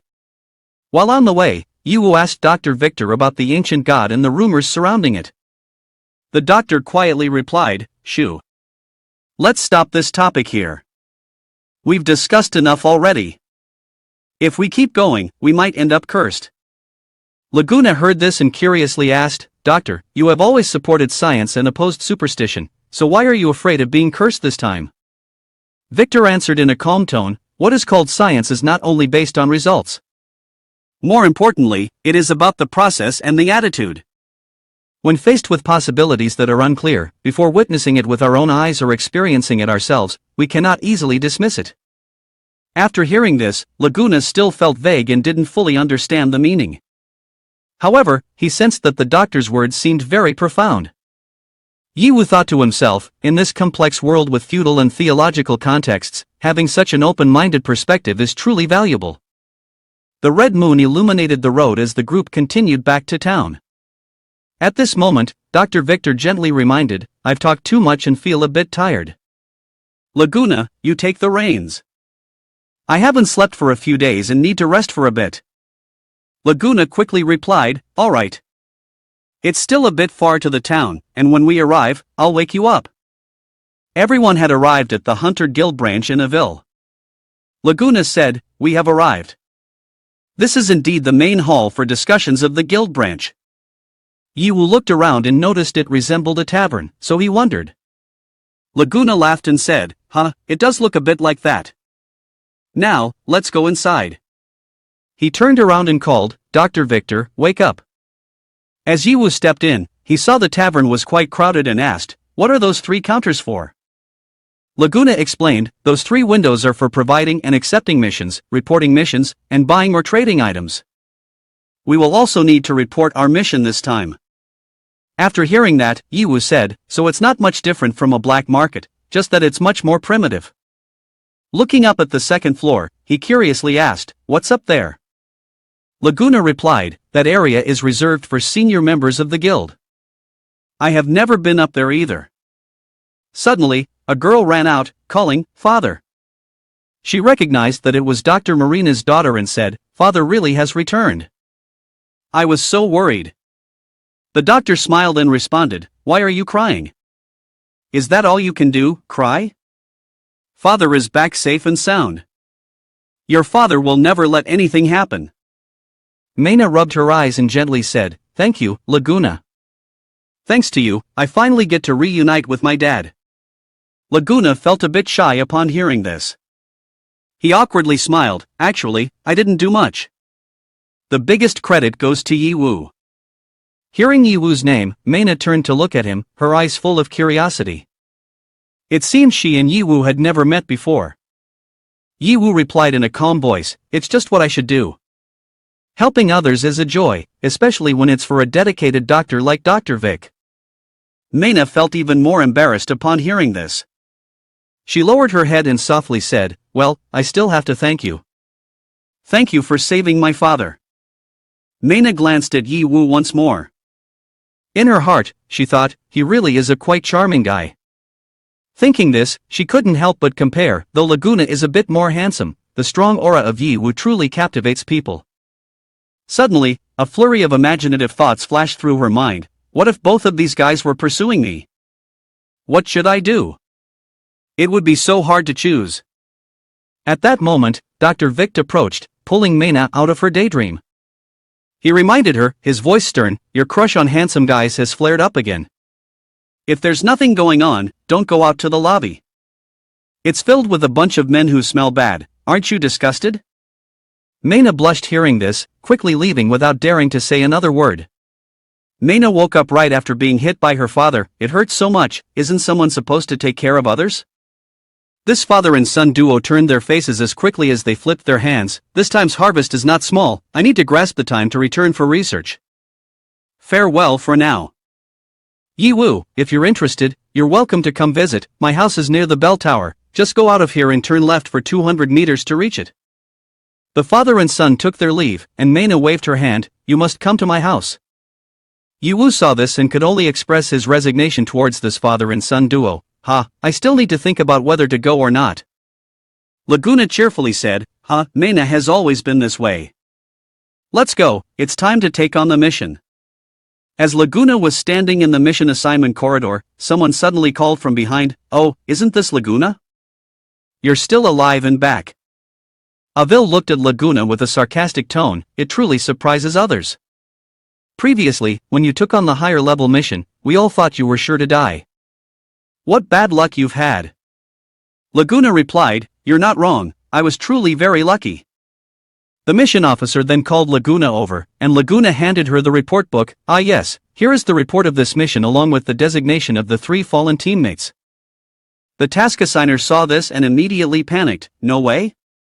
That is their signal from Lei Rang." The people around them were also alarmed. "Both of them have died.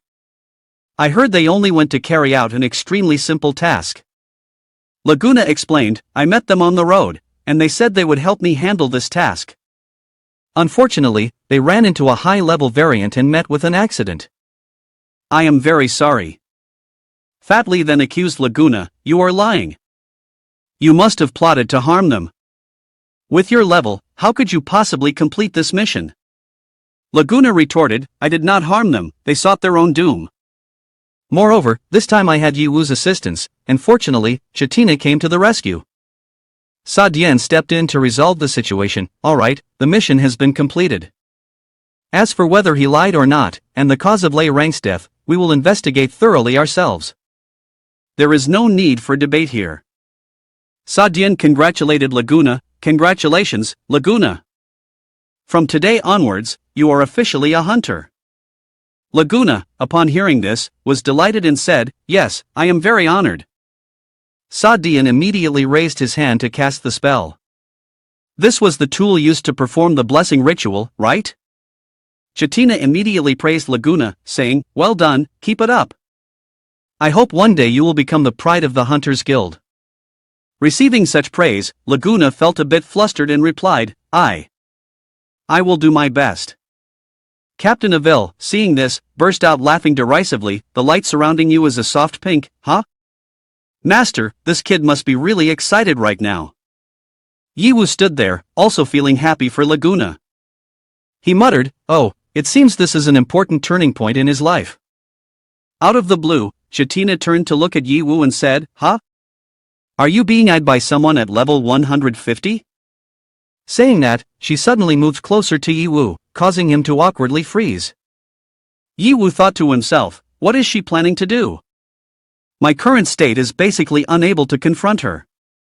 Chatina tilted her head, took a light breath, and said, "Stranger, you have a very unusual scent about you." The crowd began to stir as they saw Chatina actively approaching Ye Wu. Some people whispered, Chatina actually took the initiative to approach a stranger? Could it be that the captain has taken a liking to this kid? No way. Chatina is my ultimate idol. How can I let a fool take her away? Seeing this, Chatina immediately said something that made everyone both scared and in awe of her coolness. "Whoever makes noise again, I will send that person to meet the ancient god." Ye, upon hearing this, covered his face and thought to himself, "Why do I always end up provoking such vocal characters? Is it possible that the kingly aura around me cannot conceal this?" Ye Wu then asked Chatina, "You mentioned earlier that I have a strange scent. What kind of scent is it?" Chatina replied, "Well, I am very sensitive to scents. Just one whiff, and I can remember it clearly. But there is a smell on you that I have never encountered before." Ye Wu, hearing this, forced a smile. "Perhaps it's because I come from a different place." Chatina shook her head, "That's not it. The scent on you is indeed very unusual. But compared to the scent of someone from another place, this feeling is more like a deep sense of distance, hard to pinpoint." Ye Wu suddenly felt flustered. What is this girl's nose? How can it be so sensitive? Could it be that she has discovered my otherworldly identity just by the scent? Laguna, sensing the atmosphere was a bit tense, spoke up to explain, "Chatina, the captain. Although Ye Wu is from another place, he is definitely a good person. I can vouch for him." Chatina smiled, "I have no doubt about you, Ye Wu. It's just that, as you can see, our place is not exactly friendly to outsiders. If you want to stay in this place for a long time, it's best to have a convenient identity, for example, as a hunter." Chatina said, surprising Ye Wu, "If you're interested in participating, I can make an exception and recommend you." But Ye Wu firmly declined. "Me, a hunter? Thank you for your kindness, but my rank is not eligible to be a hunter. It would be better to find a lighter job." Ye Wu thought to himself, "Isn't this just wanting to arrange me under their watch for easy monitoring?" Everyone around was very surprised to hear him decline. Chatina was willing to recommend him. He actually refused? Am I dreaming? How dare he refuse Chatina's invitation? One person couldn't help but feel angry. "I must kill him." Someone else quickly stopped him. "Shut up. Be careful not to really anger sister, there won't be a good ending."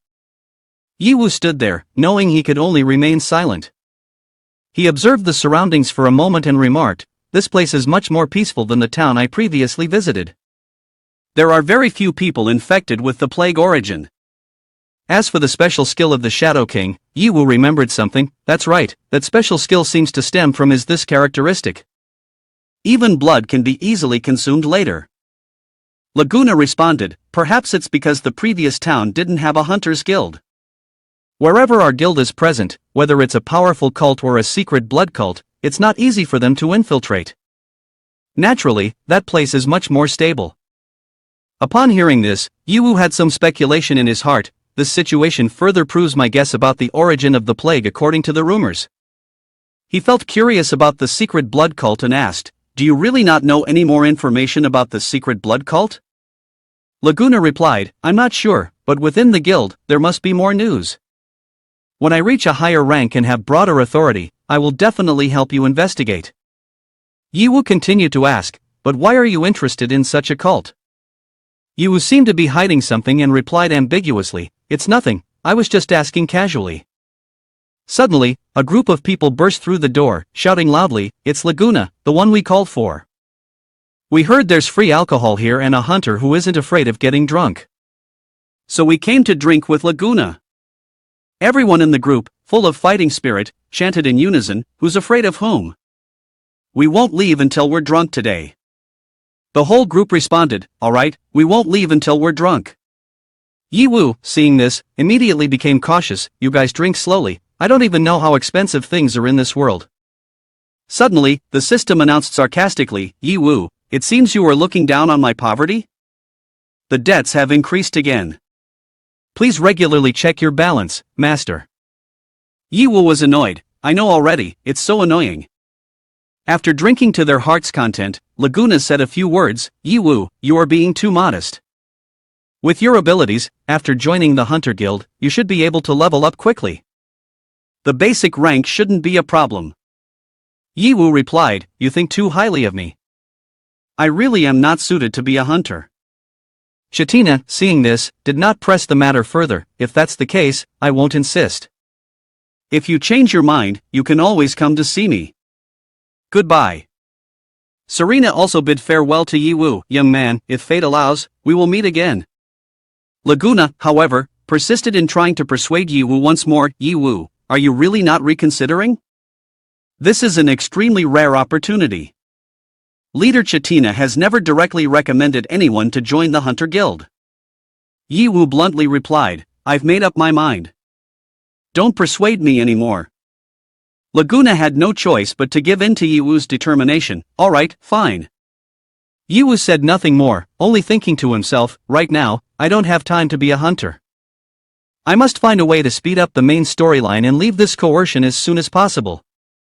Ye Wu asked, System, what progress of the main quest line must be reached to return to the real world? The system replied, the progress of the first forced mission must reach 10% to return to reality. Upon hearing this, Ye Wu rejoiced, only 10%? Then it should be completed quickly. Help me speed up the progress a bit. At that moment, Ye Wu suddenly had a congratulatory message for Laguna. Everyone, today is a joyful day for my brother. Today Laguna officially becomes a hunter. I hope everyone will support my brother in the future. To show my sincerity, I invite all of you here to drink tonight. Please feel free. Laguna was taken aback. Ye Wu, isn't that a bit too extravagant? Hearing that, everyone happily responded to Ye Wu's goodwill. This brother of yours is amazing. With such spirit, I, Laguna, pledge to support you. Waiter, bring me 10 bottles of god blood from 82. Today we won't go home until we are drunk. Anyone who doesn't get drunk is a turtle hiding in its shell. Ha ha. Laguna felt a little shy. I'm really sorry for this kind of extravagance. Ye Wu replied, no need to be polite. Aren't you very concerned about the relationships among hunters? So let's take this opportunity to dispel all those worries. Laguna felt that a thank you was not enough. He sincerely said, thank you, Ye Wu. You are truly thoughtful. He opened the server and updated the mission progress. Currently, the progress had only reached 6%. In the festive atmosphere of the party, the main character could not be absent. Everyone quickly pulled Laguna into the center. Laguna, you are the main character. Why are you hiding here drinking? Come on, over here. Laguna awkwardly hesitated and replied, wait a minute. Seeing my friend being pulled into the lively scene, I couldn't help but smile. Go on, you are the center of attention tonight. As everyone continued to raise their glasses in celebration, I sat back in a corner to ponder. This world is like a special dungeon. If you can spend money here, there must be a way to earn it too. This is a once-in-a-lifetime opportunity. To build a base, I need an enormous sum of 5 billion. Additionally, I must bear a debt of 500 million. With the current speed of making money, it is certainly not enough. I must make the most of this opportunity to earn a large sum. While the people around continued to joyfully drink, I was busy contemplating my next plan. Tomorrow, I need to find Dr. Vic to ask for more information about the plague's origin. I must find out its source and create a remedy. Afterwards, I will sell this remedy to the nation. That will be the way to help me resolve my current financial difficulties. He thought, in this way, I can save the people of this country, earn a large sum of money without any effort. Truly, one arrow hits 3 targets. This alternate world is more meaningful than I imagined. Everyone was drinking without knowing when to stop, continuously downing their glasses. He wondered, who was left? This is what number of glasses already? Ye Wu, seeing this, couldn't help but say, this is the 10th glass. He thought, damn, this kid's stomach is like a bottomless pit? After a few drinks, Laguna became quite arrogant. You all are too weak, trying to get me drunk? You need to call a few more people over. Seeing this, everyone took the opportunity to push further. They said, just wait, we will go call more people. Ye Wu was a bit surprised and praised Laguna. I didn't expect your alcohol tolerance to be that good. Laguna replied, actually, I've been like this since I was young. No matter if it's water or liquor, as long as it's a liquid, I can drink it very well, completely without limits. Suddenly, a special announcement rang out. Due to the exchange rate disparity between this world and the real world, the current rate is 1 to 1,000. Therefore, the 500 gold coins spent on drinks last night is equivalent to deducting 500,000 gold coins. Ye Hao shouted, why didn't you mention something this important sooner? If I had known the prices here were so high, I wouldn't have wasted it like this. Laguna pulled Ye Hao, asking, what's wrong, Ye Hao? You look out of spirits. Did you not sleep well last night? Or would you like to take a little more time to rest? There's no need to rush to Dr. Victor's house.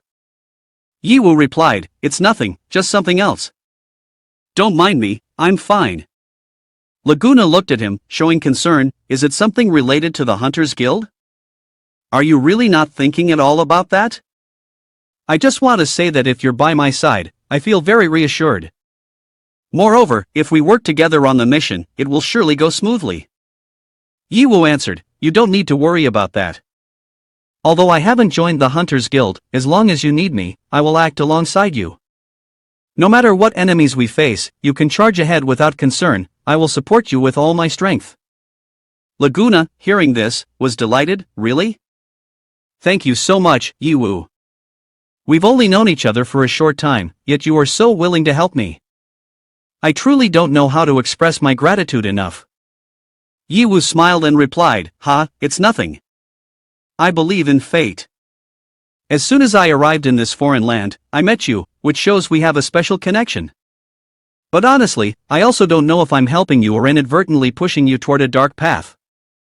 Perhaps I never realized that I myself am driving you toward such an outcome.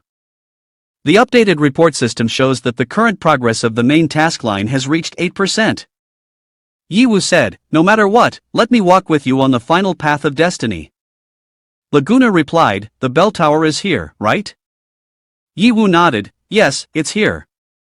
He called out loudly, Dr. Victor. We have arrived. A voice resonated from inside, is that Ye Hao? The door isn't locked, come in quickly. Ye Hao pushed the door open and stepped inside, saying, sorry for the interruption. Meina saw him and her eyes lit up, welcome, you two handsome guys. Do you want to have breakfast first, or do something else? Before she could finish, Dr. Victor interrupted, gruffly saying, Marina, aren't you already embarrassed enough? Cough cough. Ye Hao noticed something was off and asked, Doctor, what's wrong with you? You look worse than before. Meina answered in his place, Father just got back yesterday and buried himself in research. But there hasn't been any progress, he's stuck there. As a result, he hasn't slept a wink all night. No matter how much I advised him, he wouldn't listen. She paused for a moment and added, oh, have you two noticed if I've changed at all? Have you? Haven't you? Victor pushed her away and said sternly, stop spouting nonsense. Quickly go prepare breakfast, I've told you already. Meina smiled and said, yes, I will go right away. Ye Hao asked, is there something wrong in the research process? Victor sighed and said, to be honest, I feel really embarrassed. It's all my fault for not having enough ability. If we want to analyze the internal structure of the pathological tissue, we definitely need to use a high-purity solvent. Even though I have intermediate drug formulation skills, I spent the whole night but couldn't prepare a solvent with the required purity. This has led to no progress in the research. Ye Hao asked, do you have a formulation map? Or should I give it a try? Victor was surprised, you understand about drug formulation? Ye Hao scratched his head, just a bit. Hearing this, Victor turned around and said, no need. I've already asked a friend from the Formulation Association to come help. Matters related to medicine should be handled by professionals. Ye Hao nodded in agreement. At that moment, a voice rang out, Victor old fellow, you called me over so early because you're dealing with some trouble again? Why are you always so useless? You keep making me cover for you. Victor smiled and said, Jose Master, I can only rely on you. Jose scoffed, I'm very busy, but out of respect for our friendship from school, I came to help you. Victor replied, yes, I'm bothering you. Ye Wu asked, what is the background of this person? Are high-level pharmacists very rare among you? The demeanor of this superior being is quite impressive. Laguna replied, right now, because the plague origin is spreading, the epidemic prevention medicine produced by the Royal Pharmacists Association is extremely rare. Who wouldn't respect them a little bit? Ye Wu wondered, since the epidemic prevention medicine is available, haven't they found out the source of the toxin yet? Laguna explained, however, the supply has been monopolized by other races. Prices have been consistently driven up, and the status of the Pharmacists Association has also risen accordingly. Ye Wu thought, it seems that there must be something concealed within this matter. Each high-level pharmacist has such status. So who is the master pharmacist in charge of making the medicine? Laguna replied, of course. There is only one master pharmacist in the whole country, the president of the Royal Pharmacists Association. It is said that he has been brought into the palace to treat the diseases of the royal family. His treatment is equivalent to that of an honored minister, ranking below one person but above millions. Hearing this, Ye Wu's eyes brighten, then my opportunity to make money has come. As long as I reveal my identity as the master pharmacist, wouldn't I be afraid of not having people bring thousands of gold to curry favor with me? Ye Wu silently vowed that, plus the exchange rate differences, he must prepare to make this huge amount of money. He told himself, thank you, system. I had wronged you before. Just in time, the notification system activated the repair mission to eliminate the plague origin. The current progress is 0%. The side quest will not affect the return time. He suddenly thought, so there's a side quest too. But luckily, it won't delay the return time. Moreover, it coincides perfectly with my purpose. Plus, there's a chance to receive a nice reward. Suddenly, a loud explosion rang out, causing everyone to scream in panic, be careful. What the hell is this? I almost lost my life. Victor shook his head, I didn't expect even you to fail. The student helped Jose to his feet, worriedly asking, are you okay? Jose grumbled, do I look okay to you? Even I can't formulate the resonance of this diseased tissue. It seems the purity isn't sufficient yet. We'll have to invite the president to take action. Victor questioned, you mean invite the president? But he's in the palace, and ordinary people can't meet him. Besides, can we even manage to invite him? Jose replied, if we don't try, how will we know? It's all your damn toys that sparked my curiosity. But I can't handle it. If not the best expert in potion formulation, then only the president can solve it. Before Jose could finish, Ye Wu smiled, well then, maybe not. If you all are at a loss, why not let me give it a shot? Everyone was surprised. A loud voice asked, who are you? Hearing this, the people around scolded, this kind of academic experiment requires caution. What does a stranger like you understand? Get out, don't cause more trouble. Ye Wu remained calm and replied, you all say this is academic, but if you prohibit experimentation, how can you know right from wrong? Some were unhappy and interjected, I don't understand. What right do you have to speak here? Victor stepped forward, trying to mediate, everyone, please don't act rashly. Ye Wu is my benefactor. Moreover, the diseased tissue we are using today was provided by him. Without his help, this experiment could not have been carried out. Jose was surprised, so the diseased tissue was obtained by him? Victor, you're not lying to me, are you?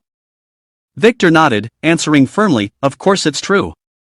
Thanks to Ye Wu, we obtained that advanced variant. But he is, after all, someone from a different place, and he is not familiar with the rules here. Please be more forgiving. Jose looked at Ye Wu and asked suspiciously, do you really understand how to formulate medicine? Ye Wu smiled faintly and said, just a bit of understanding. Another person scoffed and mocked, kid, you'd better take care of yourself. You look like someone who knows how to formulate medicine? You don't have a whiff of medicine on you, on the contrary, all I smell is the scent of unprocessed milk. Ha ha. Laguna frowned and said, you don't understand anything. Ye Wu is much more capable than you guys. He was able to defeat the level 45 mutated beast with just 2 potions. Another person interjected, even if he's good at fighting, making potions is a completely different matter. I advise your friend not to embarrass himself and not to waste our time. Jose thought silently. Indeed, recovery potions can harm the immortal type monsters, but to use 2 potions to eliminate a level 45 immortal beast, it must be high-grade recovery potions at the very least. These types of potions are not only rare but also extremely expensive. This person is truly astonishing. Jose looked at Ye Hao and said, Kid, if you claim to understand potion making, you must know that in academia, we do not tolerate any deceit. I can give you an opportunity. But if you fail, I will impose the strictest penalties, even expulsion. Do you understand? Ye Hao calmly replied, I understand that very well. But what I want to know right now is, if I succeed, how much will my reward be? Laguna unexpectedly said, Ye Hao, do you really want to do this? What if you get expelled? The power of the Royal Pharmacists Association is quite significant. Jose laughed, kid, you're quite greedy, but I don't dislike greedy people, as long as they truly have enough capability. If you can successfully analyze the diseased tissue, it will be a tremendous contribution to the research on the origin of the plague. I will offer you 10,000 gold coins. Everyone was surprised to hear this. 10,000 gold coins is equivalent to 10 years of their salary. The Royal Pharmacists Association is indeed generous. Ye Hao replied, let's decide on that, I am ready to begin. Jose said, please, but in his heart, he thought, it's just for show. I've spent 10 years of hard training to achieve a high level of potion making, even I can't do it. How could a kid in his teens possibly accomplish it? Moreover, many of the tools have been destroyed now. In the meantime, Ye Hao began his research. Fortunately, the system had automatically converted the language into a common style, otherwise, the writing of this other world would indeed be quite hard to understand. Looking at the documents on the preparation methods and mixing ratios, Ye Hao was confident that there would be no issues arising. The main problem lay with the pharmacists themselves. However, in front of these people from another world, using the abilities from his potion-making account wouldn't be appropriate.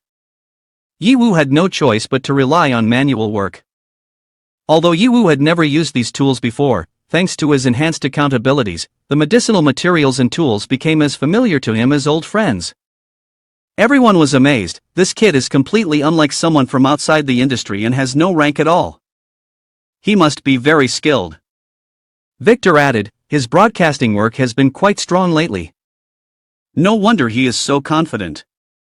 However, only Jose did not think highly of it. He said, this action is merely a basic operation. The purity of the medicine is the only standard to test the final effectiveness. A moment later, Ye Hao presented a shimmering yellow vial. It's done, he said. Jose gasped, unable to believe it. How can this be? I've tried many times, but either the medicine lacks purity, or when the purity is too high, it causes violent reactions and even explodes. He snatched the vial and took it for testing. Can I do this? If you say it's not possible, let me verify whether it works or not. Everyone focused, anxiously waiting. As the medicine began to change, they exclaimed in surprise, there's a change. The solution is gradually harmonizing and transforming. Could it finally be a success? Look, it seems there's another transformation. He tried to concentrate and waited a little longer. Suddenly, the mixture fell to the floor, leaving everyone stunned. What just happened? How did it happen so quickly? We didn't even have time to react. Hey, that young man asked, this thing won't move again, will it? Victor interrupted, don't go near it, let me handle it. I've already confirmed that it doesn't spread through the air, but the risk of infection through close contact still exists. Ye Hao thought, let's wait and see. I've heard that the plague origin battle is related to an ancient god. My next objective is to find the secret blood cult to learn more about the arcane sovereign, the INHC. This is not only related to the main and side quests in this world, but it also directly affects my personal safety. She continued to analyze, now I know news about 2 ancient gods, but I'm completely in the dark about other matters. Are they hiding in the main world or in the subworlds? I must take this opportunity to investigate clearly and come up with a countermeasure. If not, it's like having a blade hanging over my head, which can cause danger at any time. Everyone was astonished and asked each other, so this kid has really succeeded? His potion-making skills are truly incredible. Jose also had to acknowledge, I can't deny it, I misjudged. You really have talent, and your strength even surpasses mine. It's true that there are always higher mountains. I never expected this to happen. Ye Hao looked at Jose with a hint of suspicion in his eyes. You are young, but your proficiency in potion making is remarkably high. You are indeed a talent. However, why have I never heard of you before? Ye Hao calmly replied, it's because I do not care much about my reputation, I only focus on the benefits. So, my fee, master, you surely won't go back on your word, will you? Jose nodded and responded, of course not. It's just that I haven't brought much money with me today. Here are 1,000 gold coins to give you up front, I will settle the rest quickly. Don't worry, I'm not a man of bad faith. Once I make a promise, I never break it. Ye Hao took the bag of money, nodded, and said, no problem. In his heart, he happily thought, being a pharmacist really is a fast way to make money. Moreover, the exchange rate difference between these two worlds can help me reap quite a substantial profit. In the future, I must maximize my earning potential from this profession. Jose suddenly displayed a warm, sincere look and said, additionally, I have a request. I hope you can grant it.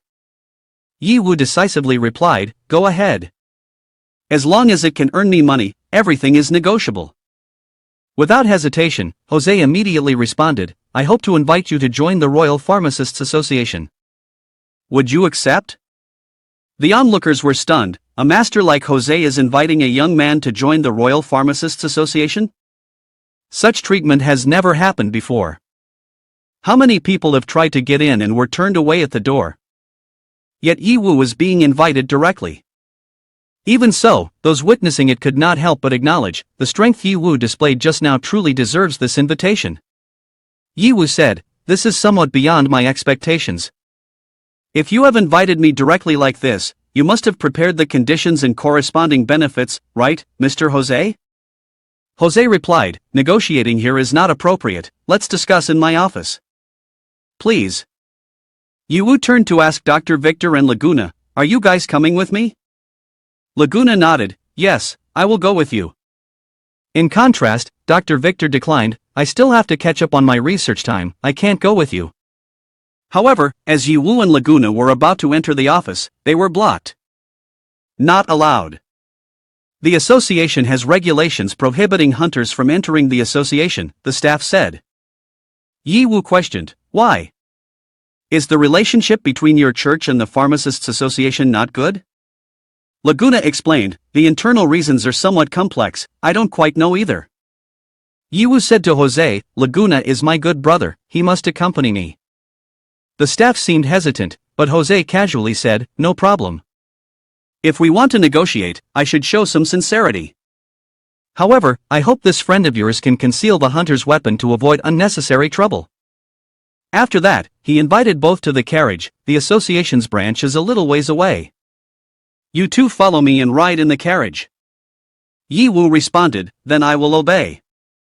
On the car, Ye Hao questioned, earlier you said this place is a branch? Mr. Jose replied, that's right, the Royal Pharmacists Association has branches all over the country. I grew up in this town, so I was appointed as the head of this branch. By the way, the headquarters of the Pharmacists Association is located in the Imperial City, about 2 or 3 days' journey from here. Ye Hao said, the Imperial City, huh? If I get the chance, I definitely have to take a trip there. Before long, they arrived in front of the branch. Ye Hao exclaimed, even the branch has such grandeur, it's no wonder the Royal Pharmacists Association is so wealthy and dignified within the palace. Mr. Jose replied, for the Pharmacists Association, no matter how luxurious the facilities are, they are useless. You outsiders wait out here. Without my permission, no one is allowed to enter the office. Understood, the subordinates replied in unison. Yes, Ye Hao added. Once inside the office, Ye Hao opened the conversation, seeing your mysterious demeanor, you surely have deeper intentions. I don't like beating around the bush, just speak plainly. You want me to join the Royal Pharmacists Association, so what is your goal? Hearing that, Mr. Jose was somewhat pleased and replied, you are very intelligent, and I enjoy associating with intelligent people. So I will get straight to the point. I want you to help me become the new president of the Royal Pharmacists Association. Laguna Shock said, "What?" Ye Wu suddenly asked, "Huh? Then why did you choose me?" I am from another place, and I heard that this place is very unfriendly to outsiders. Mr. Jose calmly replied, "It is precisely because you are an outsider that you are more suitable. Your background is clean, not belonging to any forces. Only someone like you can I trust. But this is just one of the factors. The most important thing is that your strength is enough to stand alongside the president. I need your abilities." Ye Wu continued to question, "If you think I already have such abilities, why should I help you? Wouldn't it be better for me to become the president myself?" Mr. Jose took a deep breath and then responded, "I can see that you are not that kind of person. You are not the type who has ambitions for power and status. Moreover, you are just an outsider here, with no place to rely on. No matter how great your skills are, without connections and supporting resources, it would be difficult to advance far in the field of medicine. You are an intelligent person, and you surely understand this principle. I can satisfy your desire for wealth. As long as you help me become the new president, in the future, half of the association's income will belong to you." Laguna was shocked to hear such conditions. Even if it's just half of the income, that's still an incredibly large number, to the point of being hard to believe. This is really suspicious. Ye Wu also thought similarly. As soon as he arrived, he proposed such significant benefits, it's hard not to raise suspicions. Avil beside them said, "But master, judging by his expression, he doesn't seem to be lying." Ye Wu asked, "To climb to the position of president while being willing to give up enormous profits, that seems somewhat contradictory. What's his true motivation?" Mr. Jose responded, "It may seem contradictory, but fame and profit can be clearly distinguished. You pursue profit, while what I seek is fame." He continued, "The Royal Pharmacists Association has become corrupted, even decadent. Since the current president took office, he has colluded with the nobility, exploiting the monopoly on drug production to reap enormous profits. After the outbreak, this phenomenon has only worsened. I still remember vividly. My mother died because we couldn't afford medicine. I vowed before her corpse that I would become an exceptional pharmacist, creating drugs that ordinary people could afford." He continued, "But the more I strive, the deeper I sink into the vortex of enormous interests that cannot be changed. Even if I become a senior pharmacist, I can only go along with the crowd, colluding in wrongdoing. If not, I will be consumed by it." He paused for a moment, then pointed at Ye Wu. "Now there is an opportunity to turn the tide.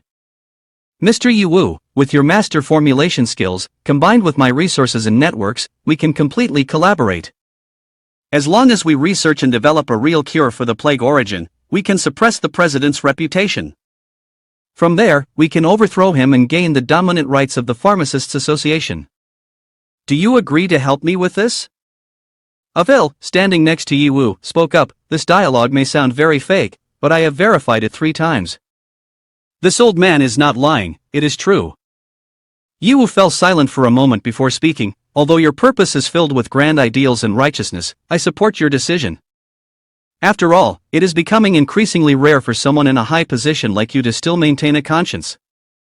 Moreover, having the opportunity to earn money while saving people, I have no reason to refuse." He shook hands with Mr. Jose. The latter, full of gratitude, said, "That's wonderful, thank you, Ye Wu. I assure you that I will definitely keep my word.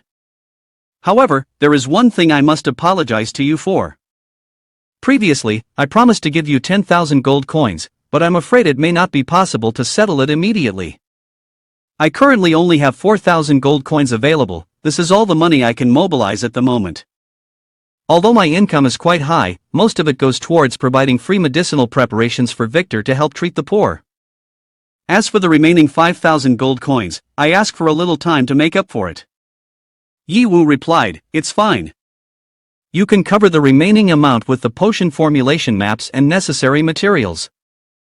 But it would be best to have high-level or master-level maps." Mr. Jose expressed his appreciation, saying, "Thank you for your understanding. The maps and materials you're aiming for, you can take. However, some valuable master-level maps are kept in the association's treasury. As long as I am still the president, you will have the freedom to choose. Ye Wu agreed and said, then let's decide on that. Mr. Jose also nodded in agreement. Alright, a deal is a deal. After finishing the negotiations, it was late, and the blood moon was overhead. Ye Wu and Laguna walked home together. Ye Wu remarked, is it already this late? Laguna replied, that's right. You two were quite animated in your conversation, but most of the academic issues left me confused.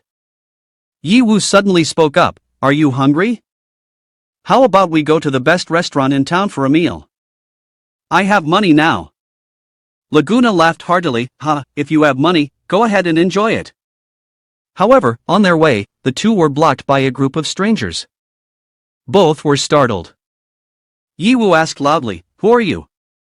Before he could finish his sentence, the group rushed in to attack. Laguna immediately drew his sword to parry the first blow. He warned, Ye Wu, be careful. With just one blocked strike, Laguna's health dropped to 30%.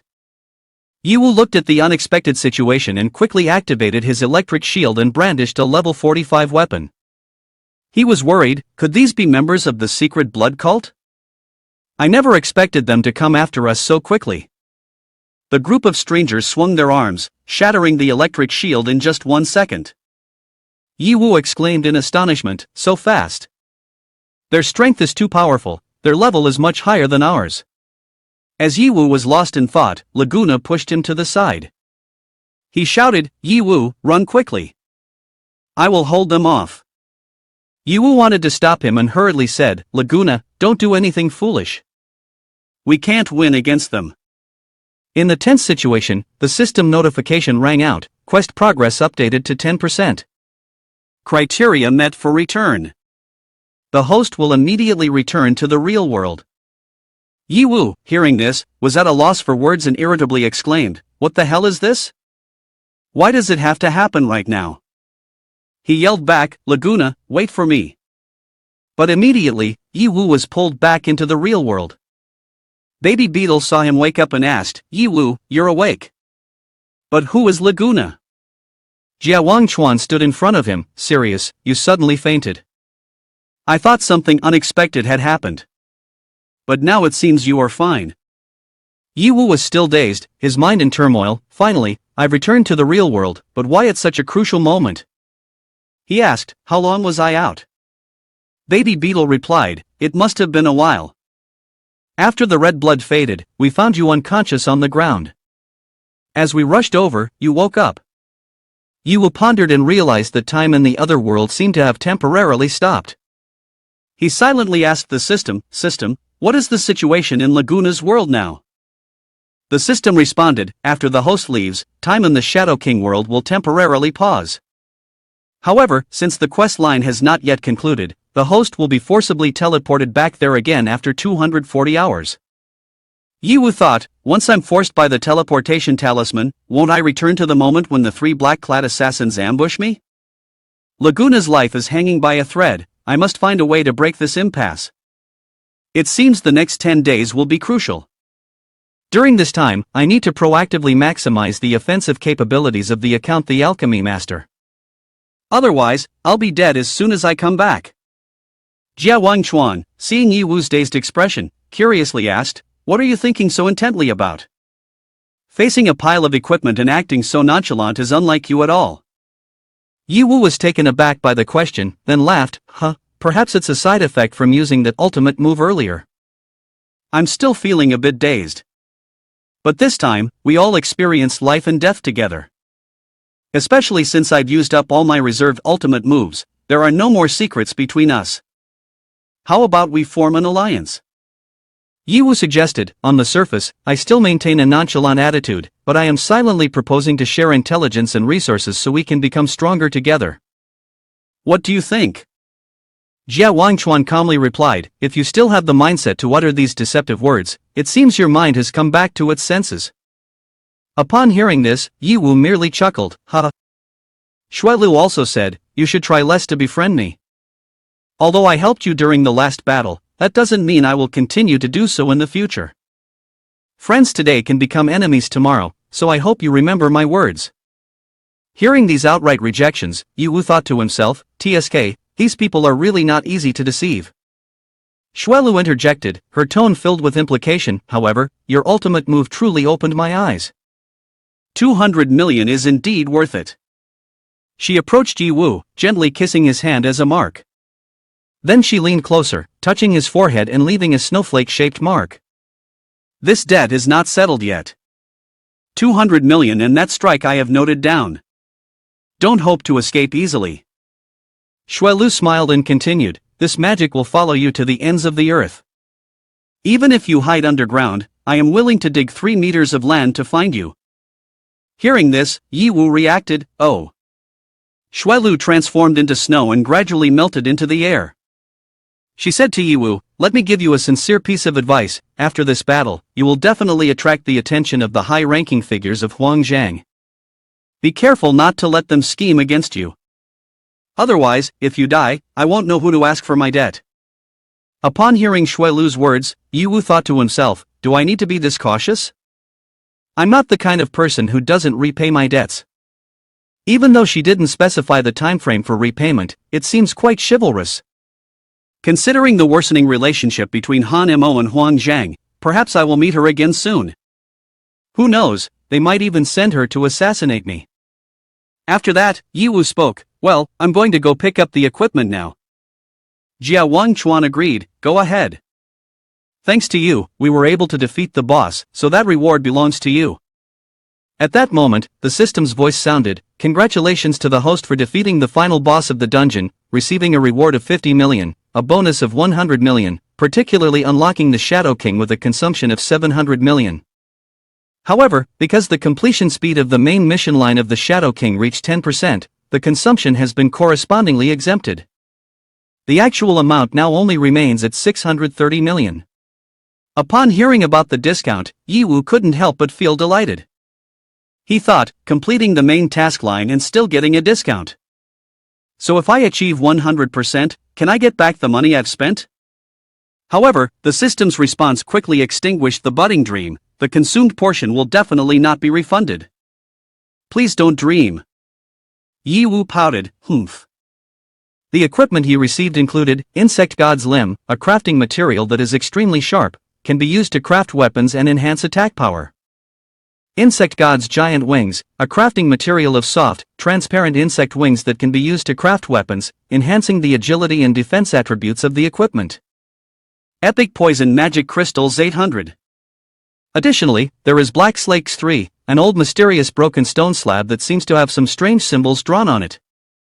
If a sufficient quantity is assembled, unexpected events might occur. Oswald's helmet, when worn, seems to turn one into a scheming individual, enhancing intellect, used for alchemy and potion making. The power of construction tools increases by 30%. Receiving this equipment, Ye Wu was so delighted that his mouth fell open. This equipment has arrived just in time. Although its appearance is a bit ugly, as long as I turn off the effect of the helmet, I won't see it anymore.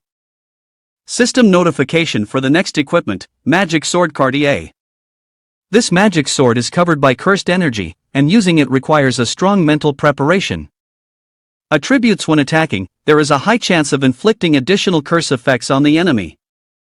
The curse includes significantly reducing movement speed and causing random damage every 5 seconds, ranging from 1% to 50% of the current life value. Upon receiving this sword, Ye Wu thought, I can give it to Qixi to take advantage of her passive ability, enhancing the curse effect, suitable for the sword's characteristics. System notification: Star Bow is another piece of equipment. This bow has a dazzling appearance, shimmering with brilliance, reminiscent of the legendary elves. Attributes: when attacking, the bow creates armor-breaking effects, which can stack, increasing the physical damage that the target suffers. Ye Wu thought, this weapon can be given to Yin Fei, as the armor-breaking effect will provide great support. System notification: Insect God Barrier. The Insect God Barrier is made from the exoskeleton of the Insect God. This is a defensive piece of equipment that helps enhance resilience. Despite its large size, this shield is light and easy to use. Ye Wu thought, Luo Feng, who takes on the main tank role in the team, should also switch to a new piece of equipment. System notification. Next is summon magic crystal. This equipment allows the summoning of a large number of insects to aid in battle. However, only those with royal bloodline of the insect species can use it. The notification system, potion recipe for making thousands of insect poisons. After gathering enough types of insect poison, you can craft a legendary potion that allows you to unleash debuffs combined from multiple types of insect poison. The dungeon key proves you are the master of the dungeon.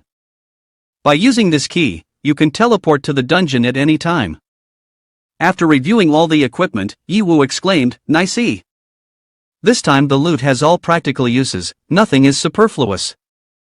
The most important thing is this dungeon key and the legendary blueprint. Ye Hao thought to himself, with this poison, the chance of survival in the haunted world is significantly increased. Moreover, Oswald's hat enhances the potency of the poison. At this rate, they want to turn me into a deathly poison master. As long as I survive, even ancient gods can be killed by my poison. Thinking of this, he laughed with joy. Around him, a wave of dark energy spread, leaving Jia Wangchuan and the baby beetle speechless. The baby beetle looked at Ye Hao, concerned. Ye Hao, why do you look so scary?" Jia Wangchuan shook his head helplessly, thinking, what weird idea is he coming up with again? Ye Hao quickly shook off his dark thoughts.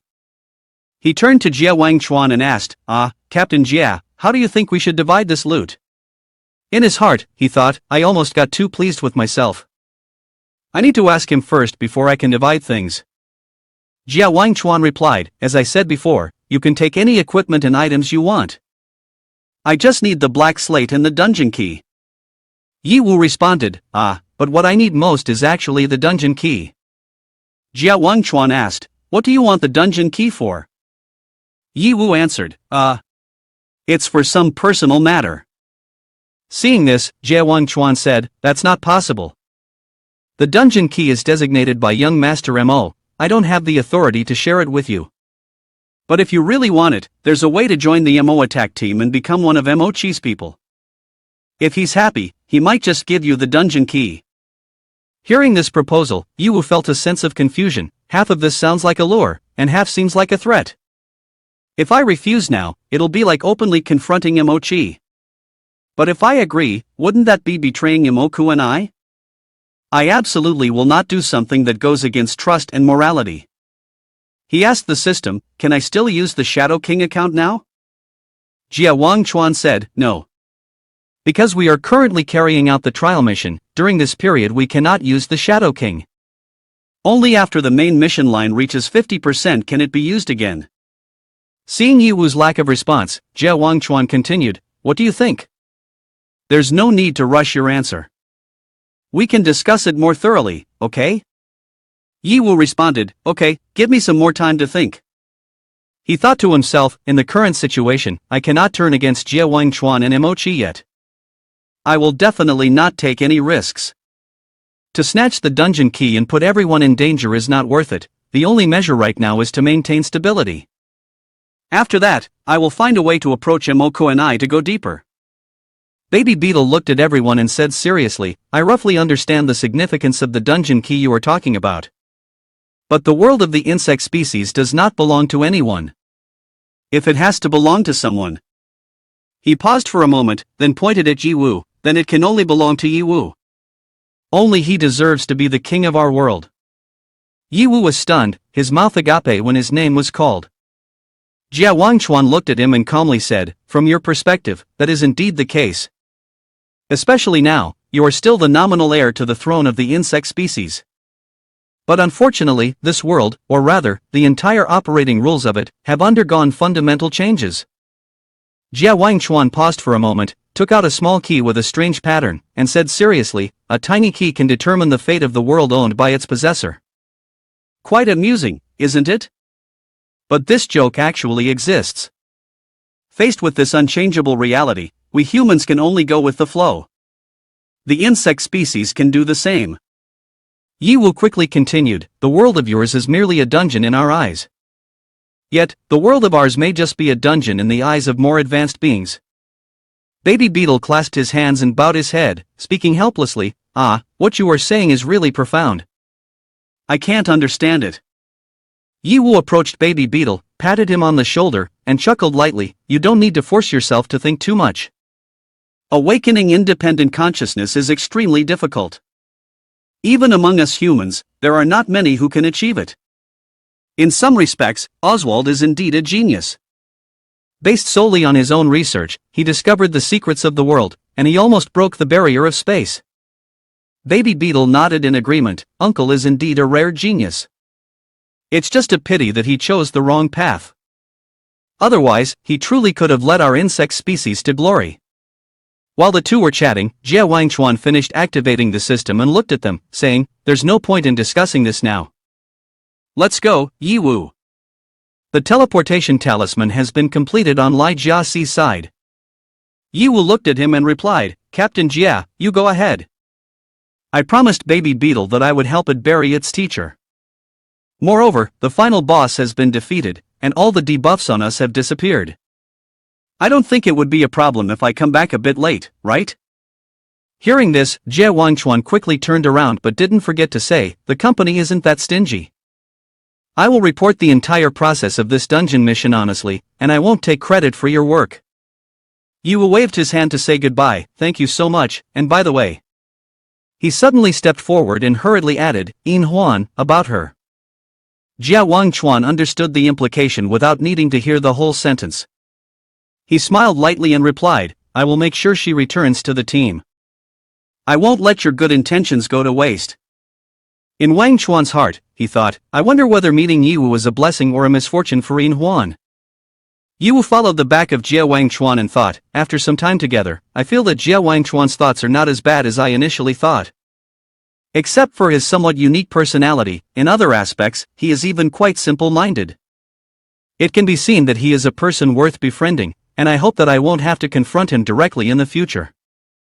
After thinking idly, Ye Wu turned to Baby Beetle and said, "Let's go, Baby Beetle, you should go bury your teacher now." Baby Beetle, seeing Ye Wu stay with him, quickly asked, "What about my sister and the team members of your squad?" Ye Wu quickly replied, "No need to worry, in a moment I will contact Wan Hao to take them away first." Suddenly, a large sandstorm monster emerged from the ground. Ye Wu gazed at it in astonishment. "This guy is still alive?" Baby Beetle looked at the monster and said sternly, "Just in time for me to settle old scores." However, the sandstorm incubus did not attack. Instead, it bowed its head before them and emitted strange sounds.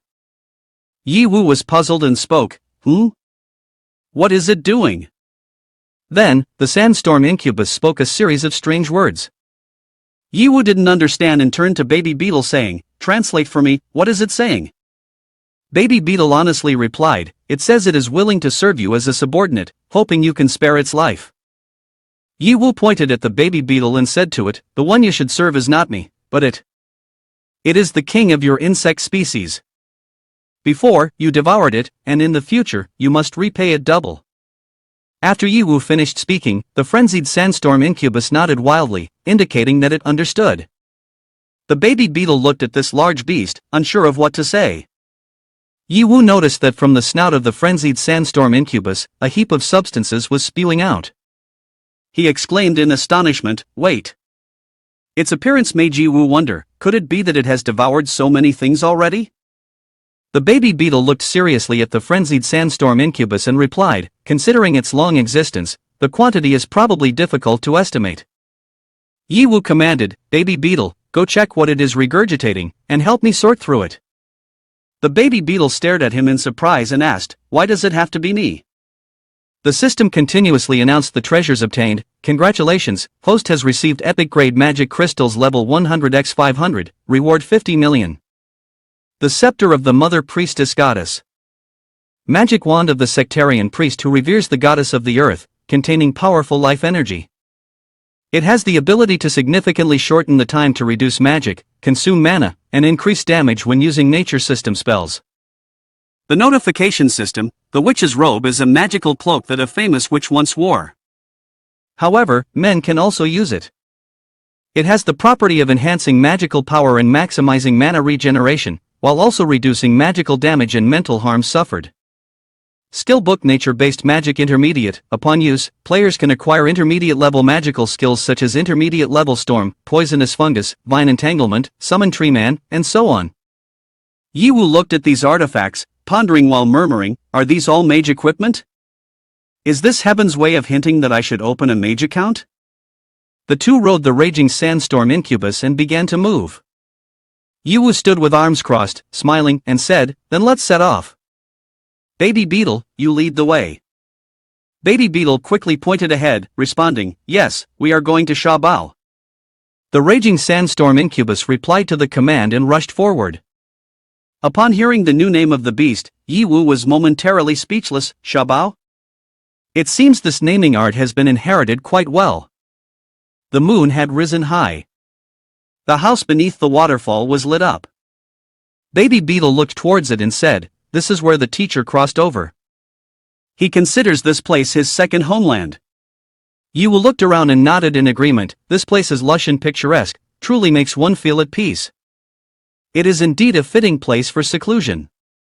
Beside the house stood a tall grave, on which lay the large sword of the teacher. Baby Beetle knelt before the grave, sincerely praying, teacher, please rest in peace.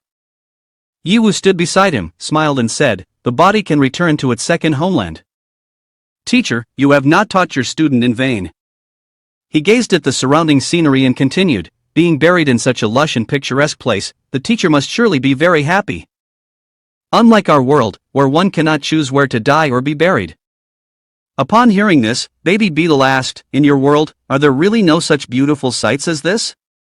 Ye Wu nodded and replied, that's right. A massive battle has completely changed our world. Those who are still alive must construct strongholds made of steel and concrete. The places outside the realm of humanity seem to have turned into wastelands. The natural scenery like here has long since vanished. He paused for a moment, then thoughtfully added, your world has now restored peace. But our world must continue to strive forward. Perhaps in the future, we will face even more severe and latent dangers than we do now. Ye Wu clenched his fists tightly, his face filled with determination to fight for the country. Baby Beetle, seeing this, also tightened his fists into a ball and said, Ye Wu, if that day ever comes, I will not hesitate to give my life for you. Ye Wu smiled and shook his head, thank you, Baby Beetle. But what you said sounds a bit too sentimental. I am not the kind of person who is easily moved or weak. Perhaps this scene is making us soft-hearted, but this is not the time to be sad. Didn't we get a key from teacher before? We still haven't found where to use it. How about we try searching in his room? We might discover something. Baby Beetle nodded, alright, let's quickly search the house. The two began rummaging through every corner of the house. Suddenly, Baby Beetle exclaimed, I found it. He held up a wooden box and placed it on the table. This must be the key to this box. Ye Wu looked at the box and nodded, indeed, it's here. Open it and see what's inside.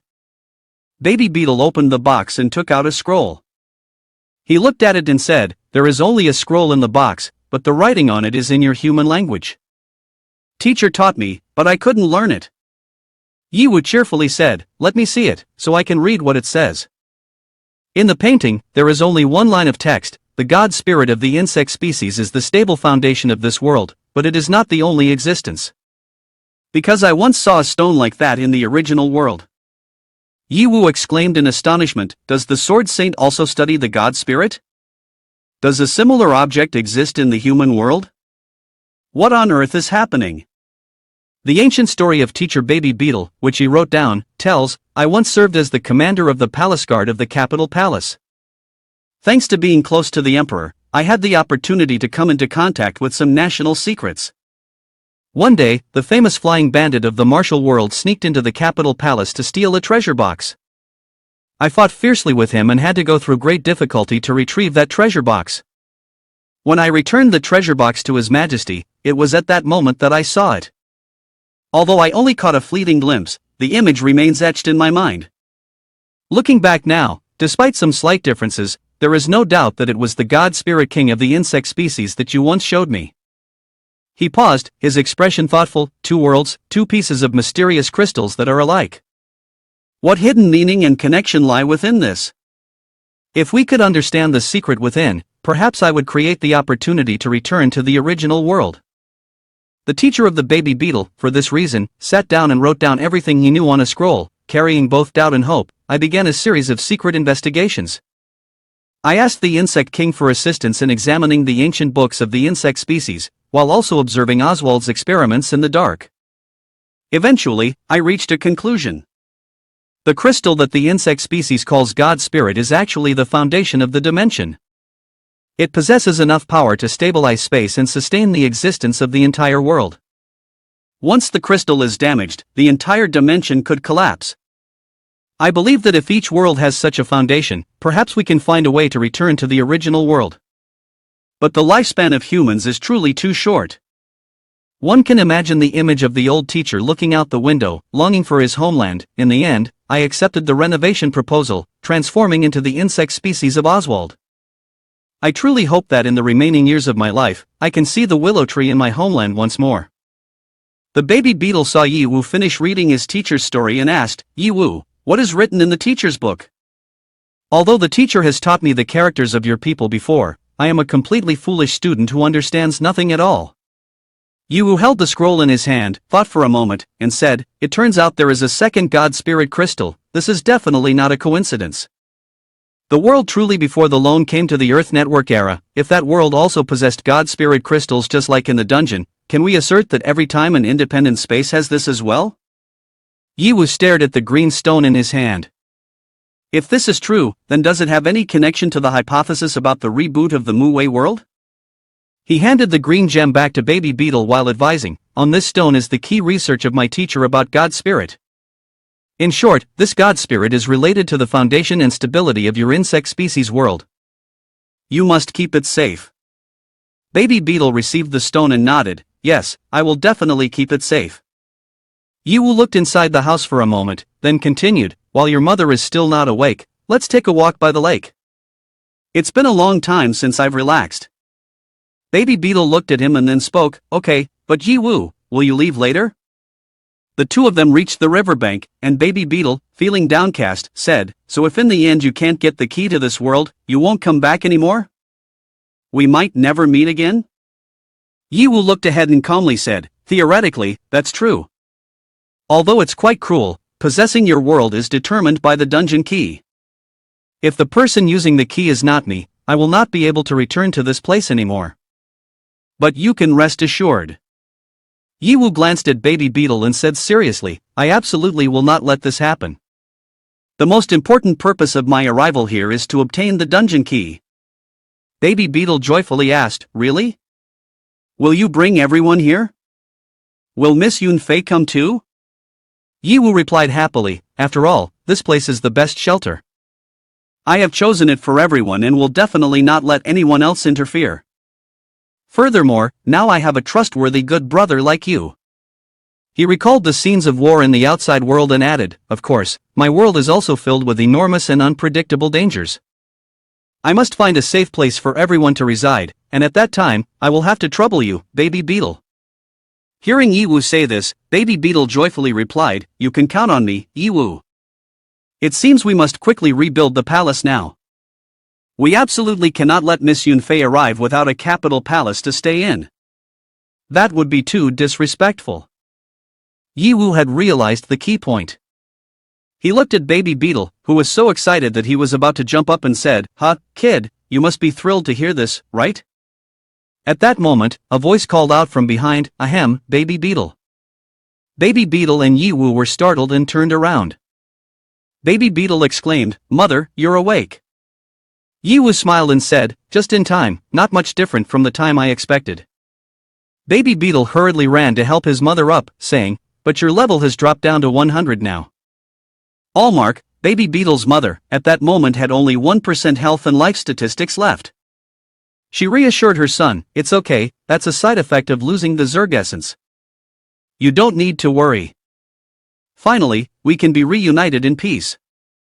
For me, that's more important than anything else." Baby Beetle quickly took a green gem and handed it to his mother. "Mother, quickly absorb the Zerg essence. Even if you can't return to your peak state, you will be much stronger than now."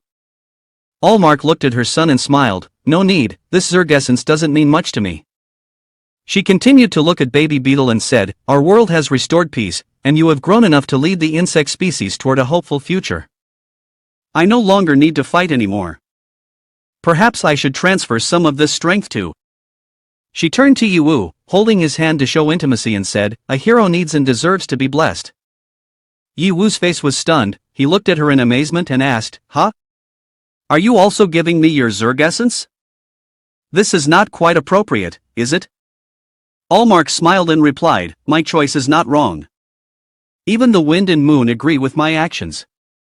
She placed the gem in Ye Wu's hand and continued, "You don't need to worry, you and Baby Beetle have a blood contract connection, which will help you absorb the energy of this Zerg essence." Baby Beetle, hearing her mother say so, stepped forward to place the gem directly into Ye Wu's hand. "That's right, Ye Wu.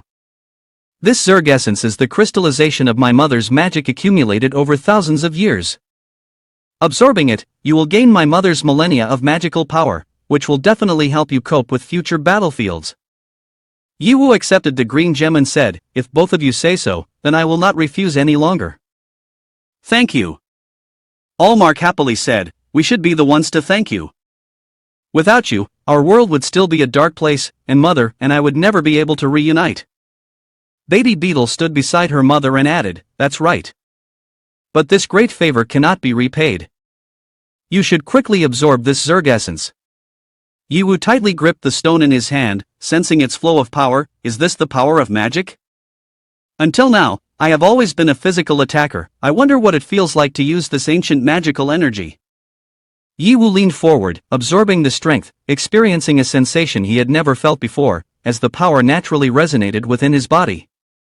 Baby Beetle exclaimed in amazement, "What is happening? How can his fusion probability with the Zerg essence be so high?" Allmark raised a finger to his lips to signal him to be quiet. "Shoo, don't disturb him. The natural magic is resonating with Ye Wu's soul. This is the most crucial moment." Ye Wu's eyes widened, astonished as he thought, "So this is what it feels like to have infinite magic energy fill my body? Is this the rhythm that wants to force me to change class?" Ye Wu looked around in surprise, wondering, why did I directly enter the system space? The system notification echoed, detecting that the host possesses powerful magic energy, which has triggered a resonance response from a special account. "Would you like to unlock it immediately?" Ye Wu stood before a large panel that was locked, pondering, is it possible for the account to actively seek me out? Could it be a special account like the Shadow King? The system continued to resonate. Although the account is special, its type is not the same as Shadow King. Unlocking the account does not require spending money or experience points, just the transmission of the necessary magical power. Ye Wu quickly transmitted magical power into the card and smiled, saying, "Is there such a good thing? My magical power is abundant right now, so this is just like having no need for money, right? System, unlock the account." The system quickly responded, "Unlocking. Please wait." The card opened, revealing the accounts of twin witches Avril and Avra. Ye Wu was so angry that he wanted to curse someone. What is this? Why does it open a female account? Information on the card displayed: female twins Avril and Avra, the strongest sorceresses, control light and darkness. However, due to the existence of two conflicting attributes within them, they have split into two different personalities. The light sorceress Avril has a fiery and passionate personality like the sun. The dark sorceress Avra, meanwhile, is gloomy and cold like the moon. When using the account, players will experience transformations following the cycles of sunrise and moonrise, causing the two personalities to change continuously. In terms of abilities, in addition to mastering various advanced magic attributes, players can also use supreme magic based on the differences between the personalities. The notification system said, in addition, when using this special account, there is no need to consume money and experience points. You only need to expend high-level mana value, and you will regain mana after defeating any enemy. Ye Wu thought, expend high-level mana value? Although I have primarily focused on physical attacks and hardly touched mana value before, after absorbing a millennium's worth of mana value from the Zerg essence, even though I tried to unlock the Twin Witch account, this mana value is still completely sufficient. It's just right to compensate for the inability to use the Shadow King. However, whether it's the Chien Emperor or the Shadow King, when transforming, there will always be some changes based on appearance linked to the account. If this female account makes me wear female clothes. Just imagining myself transforming into the character on this card has made me blush in embarrassment. Ah, that image is too beautiful, I don't dare to think further. At this moment, the system chimed in, you're overthinking it. Even if the host wants to wear female clothes, it cannot be realized. Ye Wu quickly reacted, denying, I don't want to. I haven't. The system continued to explain, the method of using this account is divided into two types. The first type is to directly use the magical power of the account. The second type is to expend a large amount of mana value to summon the magical female embodiment. The notification system, when it appears, it immediately causes supreme magical damage, capable of following any arrangement you make and lasting for an hour. Ye Wu, upon hearing this, scratched his head and sighed in relief, phew. That's good. At least I don't have to wear women's clothes, that's already a stroke of luck. If not, I would have to abandon this account. Ivis, hearing this, complained, is this really the point? Even given the opportunity, you still don't appreciate your master. Baby Beetle called out in confusion, Ye Wu. Ye Wu returned to the present. Baby Beetle looked at Ye Wu and asked, how do you feel now after absorbing the Zerg essence? Ye Wu replied happily, it's incredible. I feel like my body is filled with boundless magical energy. Thank you all for helping me become stronger. Allmark, standing beside him, looked at him and said, no need to thank us. But this magical energy is still far from being endless, it's merely accumulated over 1,000 years. Ye Wu smiled at Baby Beetle, well, it's time for me to leave. After I go outside, it might be a long time before we meet again. You all must take care. Baby Beetle held Ye Wu's hand tightly, determined as she said, I will definitely make it, you must come back soon. Ye Wu held Baby Beetle's hand, smiling brightly, now, you are the new king of the insect species. Let's share the responsibility with Mother and make this world a better place. Baby Beetle nodded, her eyes filled with confidence, of course. When you bring everyone back, the changes in this world will surely amaze you. Ye Wu stepped into the beam of light, waving goodbye to the two of them, I will definitely be looking forward to that day. The two mother and child waved back, goodbye, Ye Wu. You must come back soon. The system announced, the dungeon Lost Celestial Temple has been completed. A large team is using the scroll to return to the city. At Ye Wu's home, he had just entered and shouted, I'm back. Everyone in the house immediately looked towards the door. Yi Yanfei called out, brother, Ye Wu, how are? Luo Feng and Wan Tian were also surprised, Ye Wu. You're really back? Ye Wu's parents were stunned to see him. Everyone was momentarily taken aback when they saw him return. Yi Yanfei joyfully rushed towards her brother, brother. You finally come back. I was so worried about you. Ye Wu stood firm, supporting his little sister, silly girl, what does your brother have to worry about? Isn't it safe to come back now? Luo Feng also happily stood by, adding, that's right, the entire team has returned safely, our first dungeon of the King Combat team has concluded successfully. Ruan Tian was equally excited, it's really great that no one got hurt. Furthermore, our levels have increased significantly, it's a huge gain. She quickly nodded in agreement, all thanks to Ye Wu. Even Nana looked at him with joy, oh, the master has returned safely. It seems my plan has failed. Currently, Luo Feng was at level 68, Ruan Tian at level 63, Nana at level 175, and Shi's level was unclear. Ye Wu helped his mother and said happily, I heard that your performance in this dungeon was quite good, but remember that safety must always come first. Ye Wu's mother looked at him, tears welling in her eyes, it's good that you are back. It's good that you are back. Ye Wu scratched his head, awkwardly looking at his parents, I know, Mom and Dad, is there anything to eat? As soon as I got home, I suddenly feel really hungry. Mother Ye Wu said happily, it's all done, just waiting for you. Everyone come here to eat. Luo Feng quickly ran ahead, delighted, great, finally I can eat. It feels like he could eat 8 to 10 bowls of rice. Ruan Tian, hearing Luo Feng, hurriedly chased after, AAA, Luo Feng, don't eat all the delicious food. Ye Wu looked around seriously, thinking, it has been a long time since I have seen such a happy day. To protect this happiness, I must become stronger. Even if I have to sacrifice everything, I must get the dungeon key back. At the pool, the little girls were playing with each other. Everyone was laughing and having a good time. Ye Wu and Luo Feng sat on the edge. Ye Wu comfortably placed his hands behind his head, thinking, my sister and Nana are really lively, clearly just having gone through a big battle. In contrast to Ye Wu, Luo Feng finished eating and fell asleep, lying flat on the large chair, snoring loudly enough to drool. Suddenly, the system announced, received a communication request from Mo and I. Ye Wu quickly opened the screen and said happily, good evening, Miss Mo. Mo and I on the other side was lounging on a large chair, holding a glass of red wine, leisurely said, good evening, I heard that you have returned. She continued, but I think we need to set aside some time to gather with family, which is why I didn't contact you immediately. Have you had dinner yet? Ye Wu quickly replied, I just finished eating. You think very thoroughly.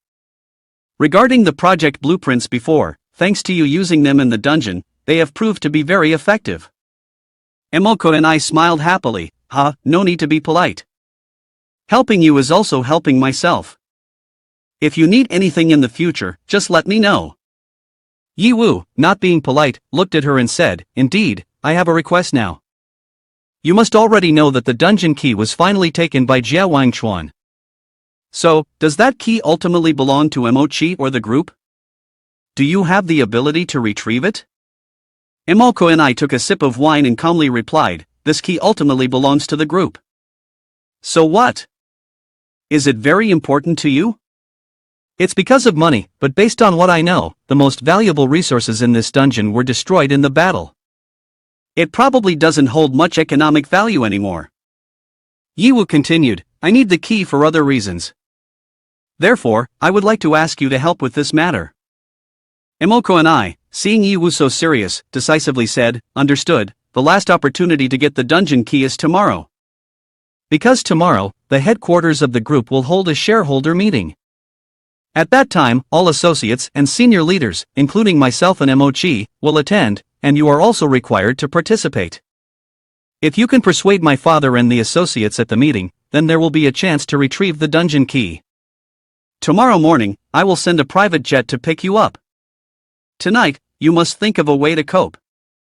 Ye Wu quickly responded, I understand. See you tomorrow then. After ending the call, Ye Wu thought, I never expected that I would have the opportunity to interact with the true central figure of Han Mo Group so soon. This must all be thanks to Emoko and I. Otherwise, how could a small person like me have the right to attend the shareholder meeting? I can't keep relying on her forever. The shareholder meeting tomorrow is sure to be very intense. I must think of a way to win. Therefore, I have a bold idea. The next day, at the first secure zone, headquarters of Han Mo Group, inside the large conference room, Ye Wu glanced around at everyone who had taken their seats, seriously waiting. So this is the senior leadership of Han Mo Group. Just looking at them I can already recognize the factional distribution. Mo Zunlong, the president of Han Mo Group at level 110, sat majestically in the middle chair of the room. He spoke, this time, in the dungeon, our Han Mo Group has achieved great success. Not only did we obtain the dungeon key, but more importantly, we have significantly weakened the morale of the Huangzheng Group. Here, on behalf of the board of directors, I express my deep gratitude to all the employees who participated in this battle. The company will not let down the efforts of everyone. Next, Emochi will announce the rewards for the combat teams that contributed greatly in this battle. Emochi quickly stood up, holding the paper that his secretary had just presented. He spoke clearly, yes, Mr. Chairman. Next, I would like to announce that the Black Attack Combat Team is awarded 100 million. The King Combat Team is awarded. Suddenly, he stared at the paper, his face changing color, and shouted, 200 million? Wait a minute, Chairman. This must be a mistake. How can an unknown team have a reward higher than the Black Attack Combat Team? Mo Zunlong did not look at him, only frowned and replied, this is based on the mission report and value contribution submitted by Jia Wangchuan and Lai Jiasi, and then accounted through the system. Are you doubting the system? Hearing that, Emochi quickly said, I don't mean that. He turned to Jia Wangchuan, his voice small but filled with anger. What is going on here, Jia Wangchuan? Jia Wangchuan sat next to him, arms crossed, eyes closed, not saying a word. Ye Wu then stood up, cheerfully saying, "Thank you for the affirmation from the chairman and the group regarding our King Combat team. I have a small request, may I use the 200 million prize to exchange for the dungeon key? Compared to money, I want it even more." Everyone in the room immediately buzzed. What? This guy has already gained benefits but is still showing off. How dare he make such an unreasonable request? Emoko and I, sitting beside him, remained silent, not saying anything. Emochi, standing opposite, pointed at Ye Wu, frowning and saying, "Kid, don't be ungrateful. Even if you have some merits, this is not a place for an unknown like you to speak and make demands. Ko and I, you need to manage your subordinate more strictly. Otherwise, it will be you who suffers the loss." Emoko and I continued to stay silent, just looking at Ye Wu without saying anything. Ye Wu then replied, "Ladies and gentlemen, please let me finish speaking. If my contributions in the dungeon are not enough for me to set conditions, then what if I could completely destroy Huangzhang Group? Would that merit be enough to make demands?" Everyone was stunned when they heard Ye Wu set such a condition. What are you talking about? The people on Emochi's side were so angry that they stood up and scolded, "Damn it, who do you think you are? Do you have a say here? Claiming to have obtained Huangzhang? Truly shameless bragging. There should be limits to nonsense." That person continued to criticize, "It's your first time attending the shareholders meeting and you dare to talk nonsense in front of the chairman. Miss, how do you supervise your subordinates?" Lu Changfeng stood at the back. The chairman glanced at him, frowned, and said, "Ye Wu, this is a shareholders meeting. Speak appropriately. If you have any opinions, discuss them after the meeting." Mo Zunlong turned to look at Lu Changfeng and slowly said, "Don't be hasty, Ye Wu might have something calculated." Lu Changfeng leaned down and whispered in his ear, "I'm afraid he might cause a big mess. This time is originally a good opportunity for our overall performance to surpass the Black Attack Combat team, weakening Emochi's power. But this brat suddenly disrupted it." Mo Zunlong responded calmly, "Don't jump to conclusions too quickly about anything, especially concerning Ye Wu. Let's hear his opinions first." Jia Wangchuan had been silent until now, continuing to stare at Ye Wu, pondering in his mind. He thought to himself, in the past, he did indeed show interest in having the dungeon key, but I didn't expect him to desire it to this extent. Jia Wangchuan spoke up calmly, but he didn't lose his mind just because of this. If he had, he would have already taken action to defeat me and snatch the key. Therefore, what Ye Wu just said is certainly not said casually without thought. Based on past experience, the more unbelievable what he says is, the more it proves he is not joking. Emochi smiled, stood up, and clapped his hands to ask everyone to maintain order. "Please be quiet. I want to say a few words to young brother Ye Wu. Your contribution in this key battle is indeed considerable. Even Jia Wangchuan has highly praised you, which shows your capabilities are not bad." After pausing for a moment, Emochi unexpectedly pointed directly at Ye Wu's face, his eyes sharp. He spoke with a tone filled with malice, "But after all, you are just a kid who doesn't understand the world. You dare to make groundless statements here, which is truly embarrassing." Emochi exuded a strong aura of anger. He continued to scold Ye Wu loudly. "The enmity between Huangzhang and Han Mo has existed for a long time. It involves finance, military, and many other aspects. The relationships within it are extremely complicated. Two large corporations have been competing for more than a decade without achieving a clear outcome. And you are just a newcomer, unaware of the vastness of the world, blindly daring to claim you want to take over Huangzhang Group. You are truly a person of great courage but little wisdom, blinded by profit. If merely speaking could defeat Huangzhang, then how could it possibly fall to you? It's truly ridiculous." Taking a deep breath, he regained his composure, crossed his arms, and looked up at Emoko and I with a challenging expression. "Sister, I don't know how you're acquainted with this kid, but as your brother, I have to remind you that when choosing people, you need to keep your eyes wide open. Otherwise, you will be dragged down by petty people and will suffer for nothing." Emoko and I still kept her eyes closed, sitting with her arms crossed, not bothering to respond.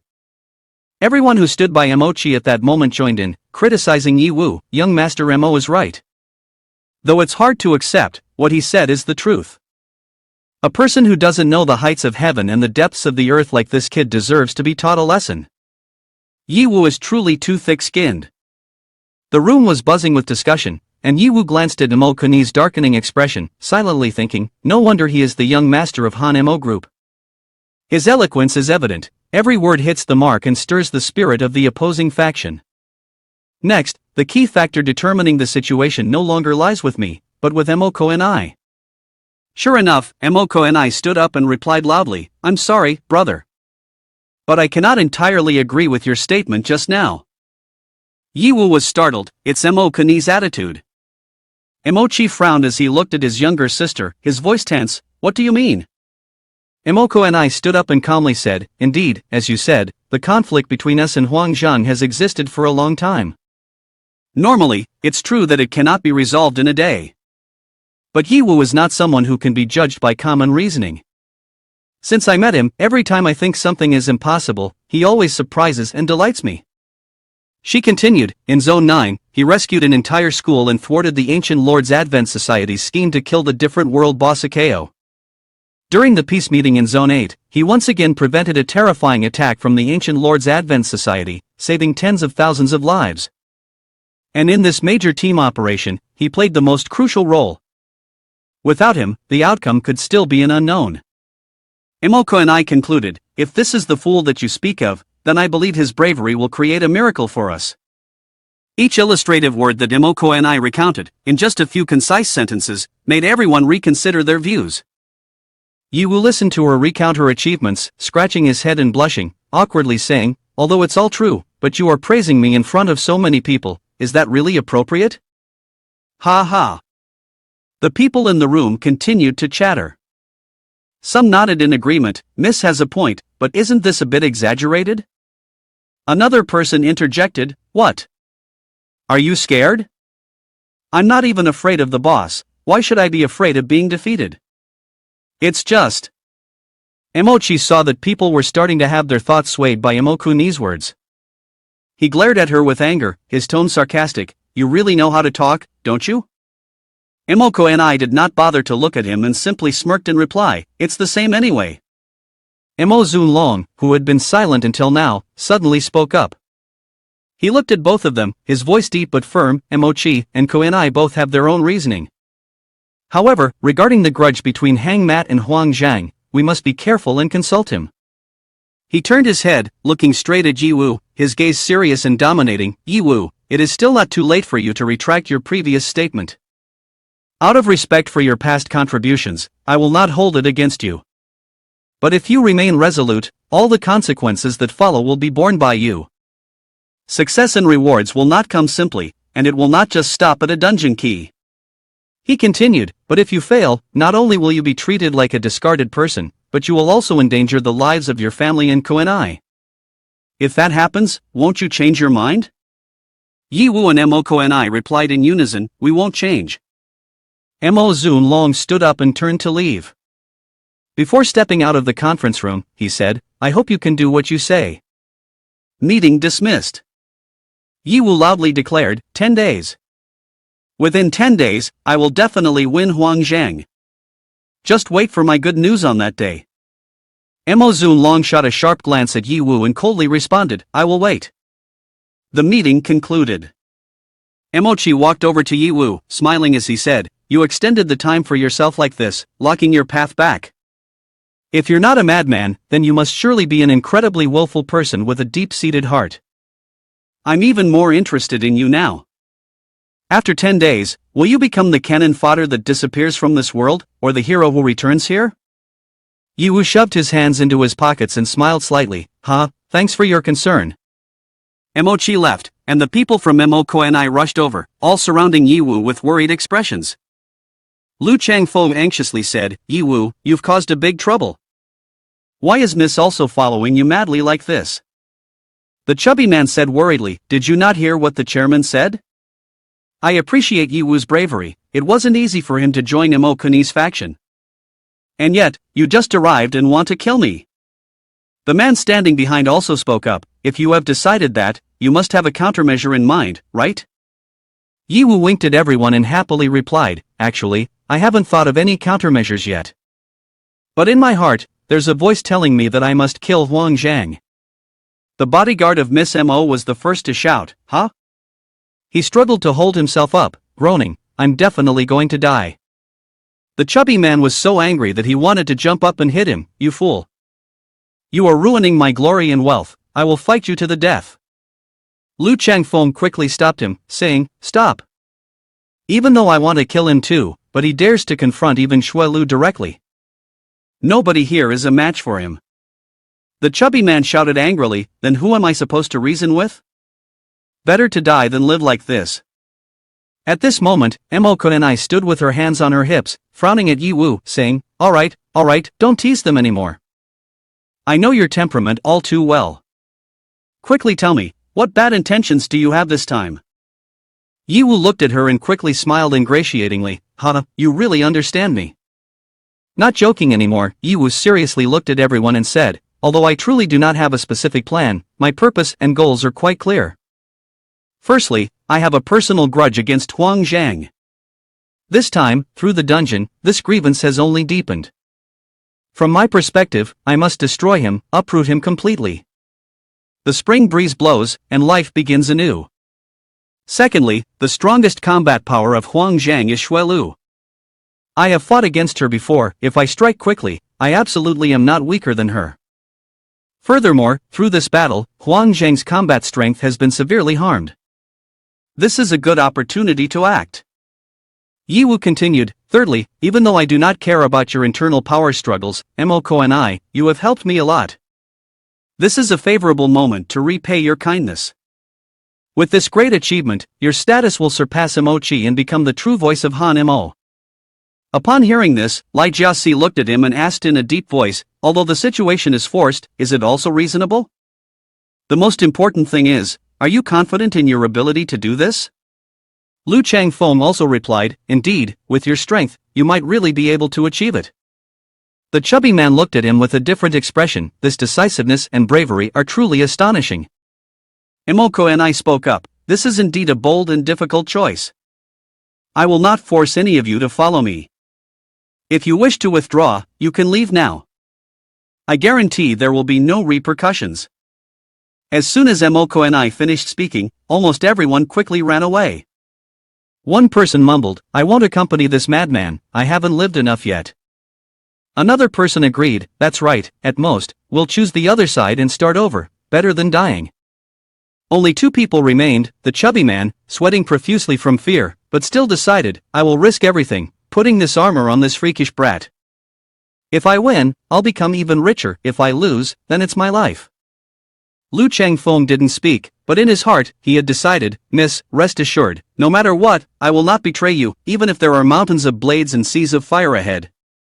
Looking at the master, seeing that he was still standing there, Emoko and I was surprised and said, Master Lai Jiasi, I didn't expect you to stay as well. I've always thought you were neutral. Lai Jiasi looked at her and calmly said, I have no interest in the power struggle between you and Emochi. I am here only for Yi Wu. This is a debt I owe him. No matter what he decides, I will do everything to support him. Emoko and I looked at him and nodded in agreement, at least on this point, we share the same view. Yi Wu, seeing their trust in him, clasped his hands in thanks. His eyes showed determination as he seriously said, thank you for your support and trust.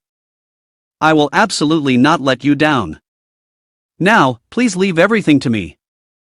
In area number 8, Yi Wu was mingling in the bustling crowd, walking and thinking.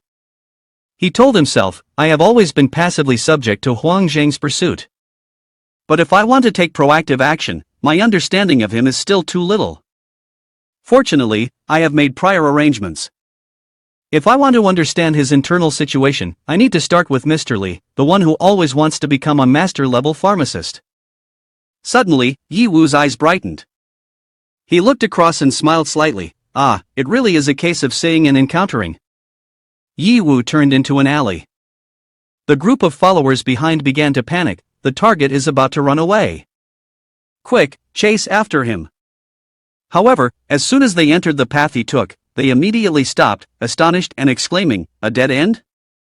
Where did that guy go? They said, just now, everyone clearly saw him. Suddenly, the entire group was struck by a punch to the face, leaving everyone terrified, thinking, an ambush. We clearly wore optical camouflage, how could we still be detected? Captain Ma Huang of the assassination team Huang Zhang, level 85, spoke up. Although the previous attack was silent and without form, through the direction of the fall, I was able to pinpoint your location. Immediately, he released a new type of grenade. This was a fogging grenade, which created a large amount of smoke, effective for hiding in the foggy area, helping to avoid attacks from outside the area. A loud explosion sounded. Even though Yi Wu had concealed himself, he still did not escape Ma Huang's precise judgment. When the smoke dissipated, Ma Huang quickly threw 3 throwing knives and shouted, "It's that position! Die!" Yi Wu immediately threw a punch at Ma Huang and said, "You do have some skill. If that's the case, I won't hide anymore." He dissolved the stealth state and caught the 3 throwing knives thrown by Ma Huang. Looking at Ma Huang injured and falling to the ground, Yi Wu smiled and said, "Oh, I remember you. Aren't you the captain of the assassination team Huang Zhang in the previous battle in the boss different Ikeo world, wanting to ambush Yin Huan and the others?" Ma Huan lay on the ground, looking at Yi Wu and said, "So you noticed me." But the dead do not need to remember the face of the assassin. He quickly manifested, his gaze cold, "I originally intended to follow you back to your residence and start with your family. But since I've been discovered, I can only change my plans."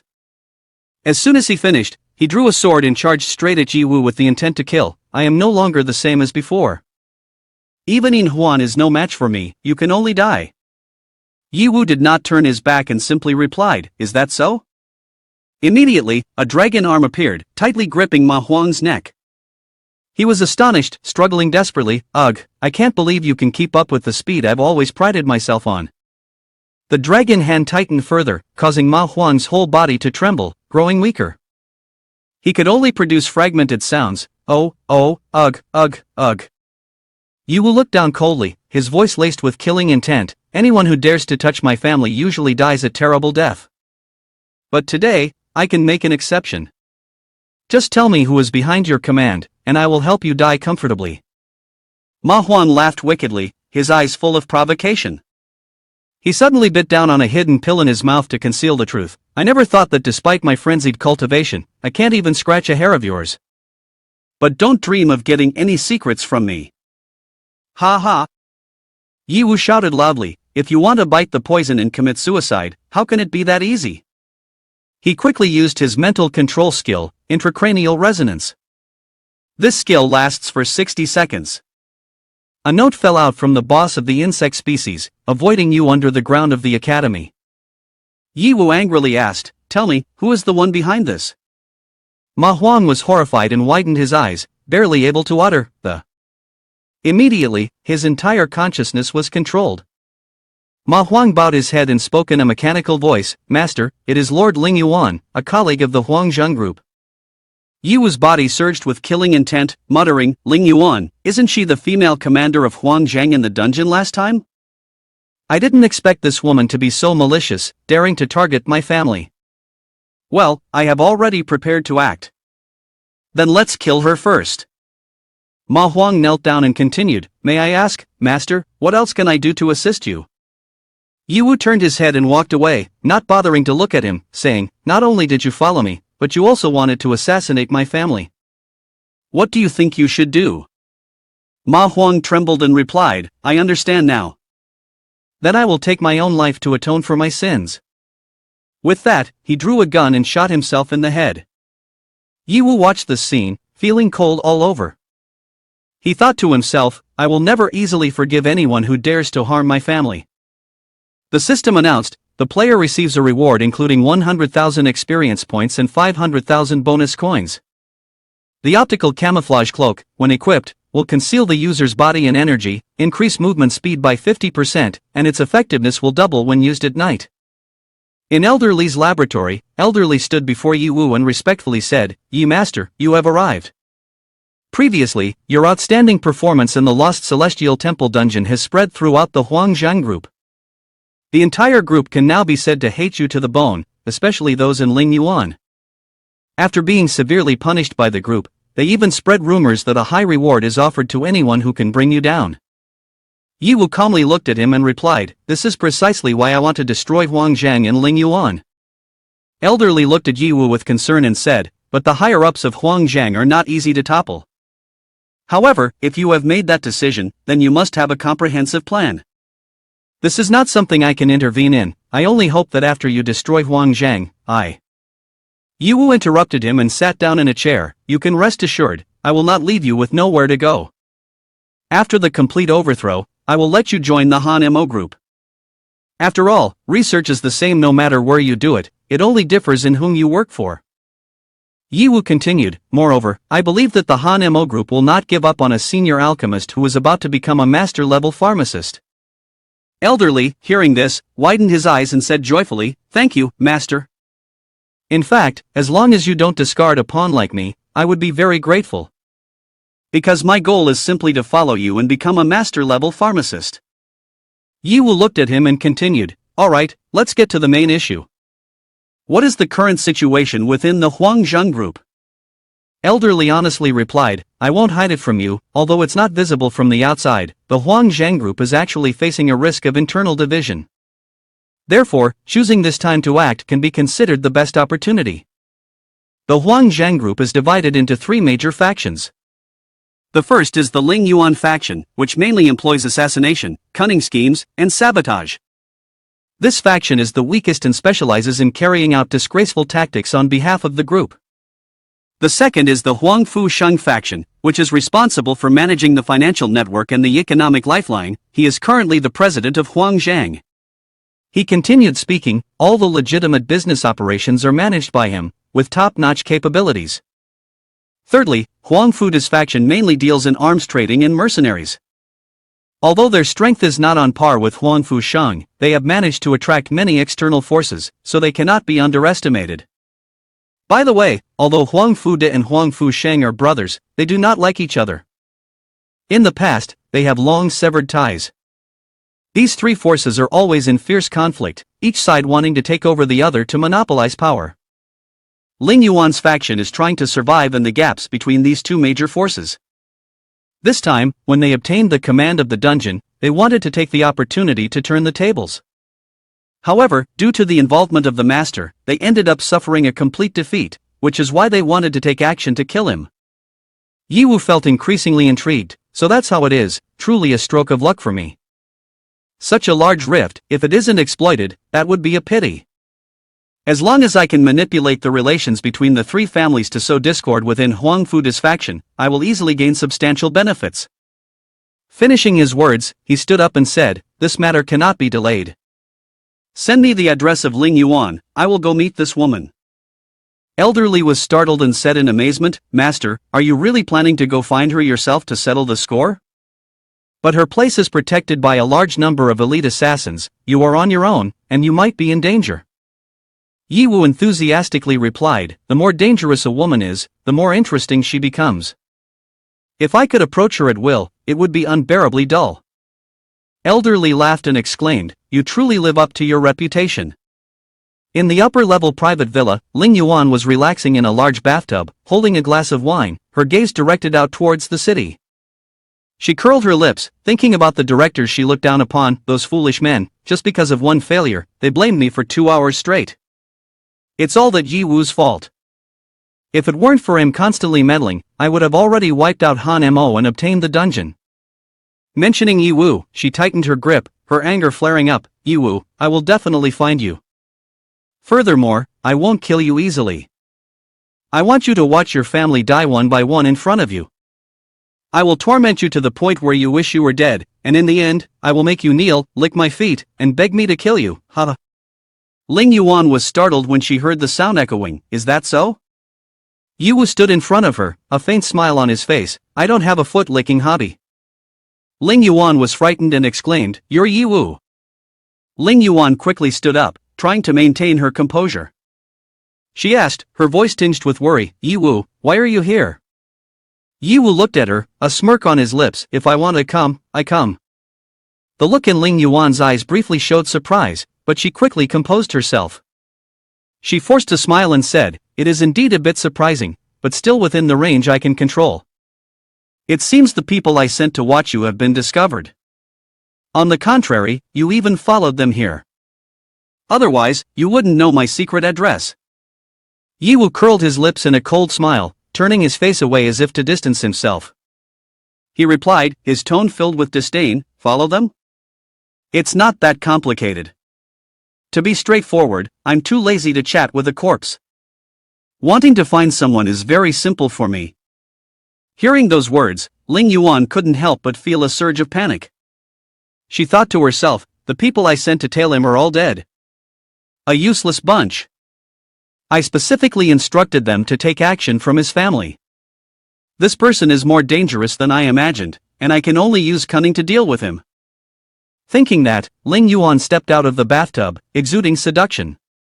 She looked at Ye Wu and scoffed, ever since the last time the boss hastily unlocked the previous version, you haven't forgotten me, have you?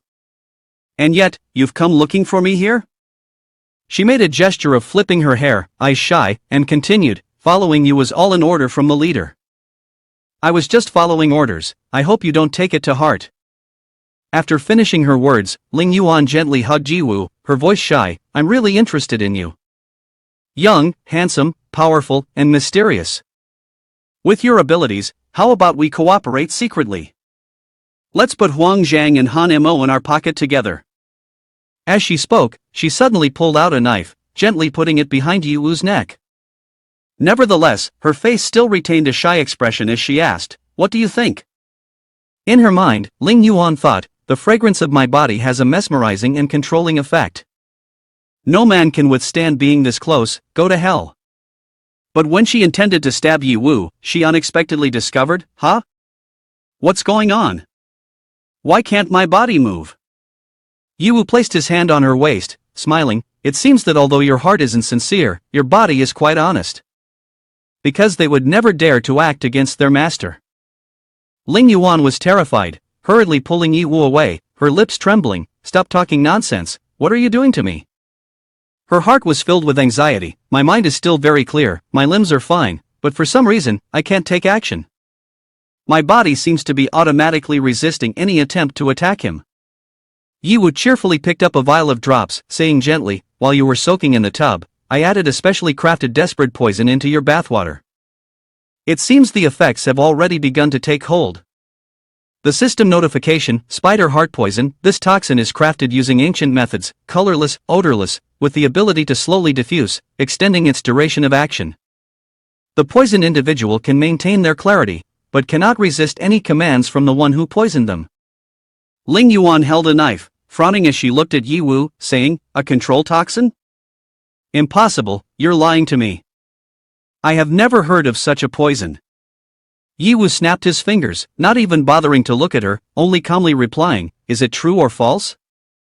Why not try a little and see? Ling Yuan was horrified to realize she couldn't control her own actions. The knife in her hand was slowly being raised and aimed right at herself. She screamed, no. She was so terrified that she was sweating when she saw the knife slowly approach her throat. Ye Wu blocked the knife, but his face showed murderous intent as he coldly said, you can touch me, but if you dare to touch my family, the only outcome is death. Ling Yuan quickly nodded, her voice trembling, I'm sorry, I was wrong. I shouldn't have such malicious thoughts. Truly, I was wrong. Ye Wu held the knife, his cold gaze fixed on her. But he realized, dealing with you directly would be a waste. After all, bringing down the entire Huang Zhang group is my goal. Hand over the space system access device, and also the high-level permissions of Huang Zhang. Ling Yuan panicked, her voice stammering, how do you know about the group's space network? No, if I do that, I will die. She trembled and took out a small device, handing it to Ye Wu, this is my personal access device, please take it, the account and password are. She paused, her eyes filled with terror, no, my body has. Her body shook, and she had to lean against the cabinet to remain standing. She spoke, almost pleading, everything you want, I have already given. Can you let me go this time? Ye Wu ignored her words, focusing on the device he had just received. After a moment, he coldly said, it's not your turn yet. You can sleep now. He had just finished speaking when Ling Yuan immediately lay down in the middle of the room and fell asleep. The surroundings began to change, Ye Wu stood in the room and thought to himself, no wonder this is the dedicated access device of the board of directors, the speed is incredible. I didn't expect to return so quickly. This time, I will definitely wipe out his network system and see what secrets he is hiding. There were 2 cameras at the door capturing the scene, and the system reported, scanning and verifying, "Welcome back, Deputy Ling Yuan." Ye Wu stepped into the room, his gaze fixed on the large screen in front of him, finally accessed. This is the deputy's personal room, he sure knows how to enjoy himself. This life is a far cry from that of ordinary people, no one feels like they are living a civilian's life. Ye Wu quickly ordered, "There is no time to waste." Aivis immediately sprang into action, the robot swiftly taking orders, "Yes, master." Ye Wu settled comfortably into the large chair, his gaze still glued to the screen as he listened to Aivis report. The research documents in this room all relate to the sphere of influence of that woman. For example, capital distribution, assassination team distribution, and information on espionage members. These do not hold much significance. After hearing this, Ye Wu pondered for a moment and then spoke, "So can we leverage the guest capabilities of the master technician to borrow the authority to probe into the information of the 2 other factions?" Aivis quickly replied, "With Ling Yuan's high-level authority, it takes only a few minutes to retain and process this information. The working capital of the entire group, weapon strategies, personal collaborations, and user data have been fully collected. This time, the Huang Zhang group seems to be running naked in front of us, ha." A moment later, a series of data appeared on the screen. Aivis began to analyze and said, "Based on the collected documents, I will provide you with some action suggestions based on my calculations. First, attack through the economic aspect. We can exploit hacking techniques to publicly disclose internal confidential documents, causing disadvantages for Huang Zhang. This will lead to their stock prices plummeting. Second, use violent methods. Based on intelligence recording the locations of Huang Zhang's weapon storage bases, we can carry out covert operations to systematically dismantle and cut off their supply resources." Ye Wu rested his arms on the chair, showing satisfaction, and said, "Not bad, not bad." Continue. Aivis continued the analysis. "Next, you can leverage Ling Yuan's authority to command an assassination squad targeting specific individuals. These targets could include spies that Huang Zhang has placed in other groups. Additionally, we can assassinate minor figures within the opposing group to create chaos and disputes among the competing factions." The system continued, "Finally, it is to completely destroy the survival network that the Huang Zhang group relies on, making them blind and deaf." Ye Wu saw the ferocious expression of Aivis and felt a little frightened, but still smiled and said, "Kid, you finally have a bit of the demeanor of a villain's advisor." "But I like it." He stood up and ordered, "Let it be done like this. Everything must be completed within 10 days.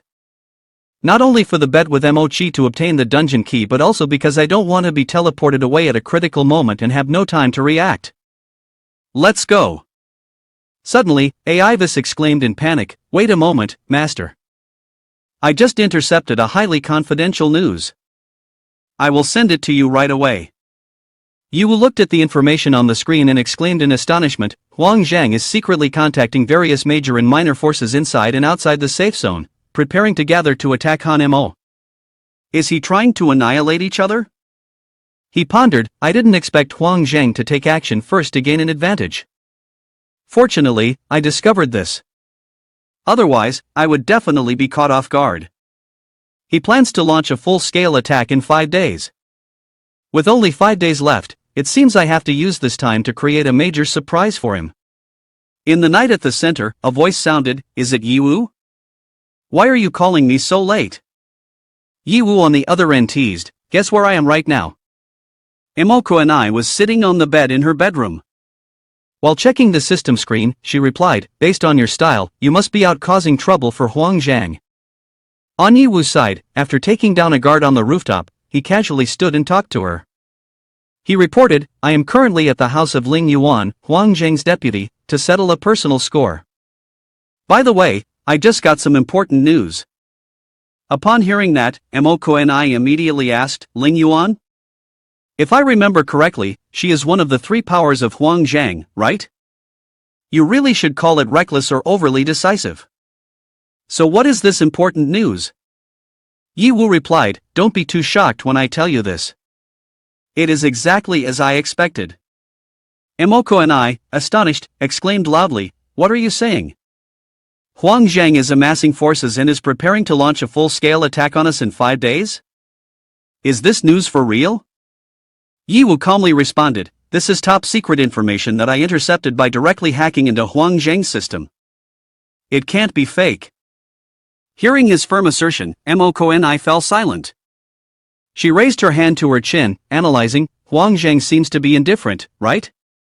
Although their strength has weakened to only half of our Han Mo, if they ally with other forces and launch a surprise attack, disregarding the consequences, it would still create a devastating blow against us." Listening to her analysis, he said, "Quickly inform your father and Emochi about this news, but don't let anyone else know. I suspect there's a mole in the Han Mo Corporation." Upon hearing this, she calmly stood up and said, "This is very normal. Our Han Mo has also arranged spies in other companies." But upon saying this, she suddenly paused. Ye Wu on the other side then asked, "Are you still worried about something?" Emoko and I walked toward the window, looking out at the night sky, and said, "I'm worried that even if I tell my father and Emochi, they might not necessarily believe me. Because we just said we want to defeat Huang Zhang, but then mentioned that Huang Zhang wants to attack us. Such contradictory attitudes would only make them suspect that we are up to something, wanting to use the company's power to eliminate Huang Zhang." He sat on the roof terrace, listening to her reasoning, and could only say, "People like them live all year round in the whirlpool of intrigue." He said, "Anyone who doubts will certainly not believe in such clear contradictions. Although I do not intend to borrow their strength, I must inform them, at least to make them vigilant. Compared to that, I am more worried about another matter." Hearing this, she asked, "What matter?" He said seriously, "How much damage will the war between the two major factions cause to ordinary people? The disaster in Zone 9 before will happen again. Especially, my family is currently in Zone 8. I must consider their safety." Kunenai crossed her arms, fell into contemplation, and then said, "Although this is not the outcome I hoped for, the conflict between the two sides fighting heedlessly will certainly affect the civilians." She looked down at where she lived. "The nights here are truly beautiful. The people are still moving about in a peaceful atmosphere." She continued, "This place is my hometown. I do not wish for it to be devastated by war, but the current situation is like a bowstring ready to snap. If we remind the people to evacuate in advance, Huang Zhang will detect the clues and miss the opportunity." She paused for a moment and then continued, "Furthermore, even if I mobilize all forces, I cannot guarantee the safety of the civilians. After all, there are 9 safe zones here, and the actual population is just too large." She hesitated, her voice gradually becoming smaller. "Therefore." She paused for a moment and said, "I can only rely on you, Ye Wu. You must work hard to weaken Huang Zhang's strength and reduce the scale of the battle to a controllable level before the official conflict begins." Hearing her say that, he agreed and replied, "I was just thinking the same thing. Here is the intelligence I have obtained about Huang Zhang and the plan I have developed. Please take a look so we can quickly come up with the final efficient solution." He sent her the plans he had devised. Looking at his plan on the screen, she could not hide her surprise. "In such a short time, you've thought of so much? Truly impressive." After reviewing, she nodded and said, "I see no issues with this plan. You should proceed as you see fit. If you need support, you can always contact me." She continued to offer advice. "Regarding your family, I recommend they leave the company during this time. Being near the company will be very dangerous at the moment. Do you have any reliable friends who could take care of your family during this time?" Upon hearing this, he thought for a moment and softly murmured, "A reliable friend, huh?" Then he said, "Thank you for the reminder.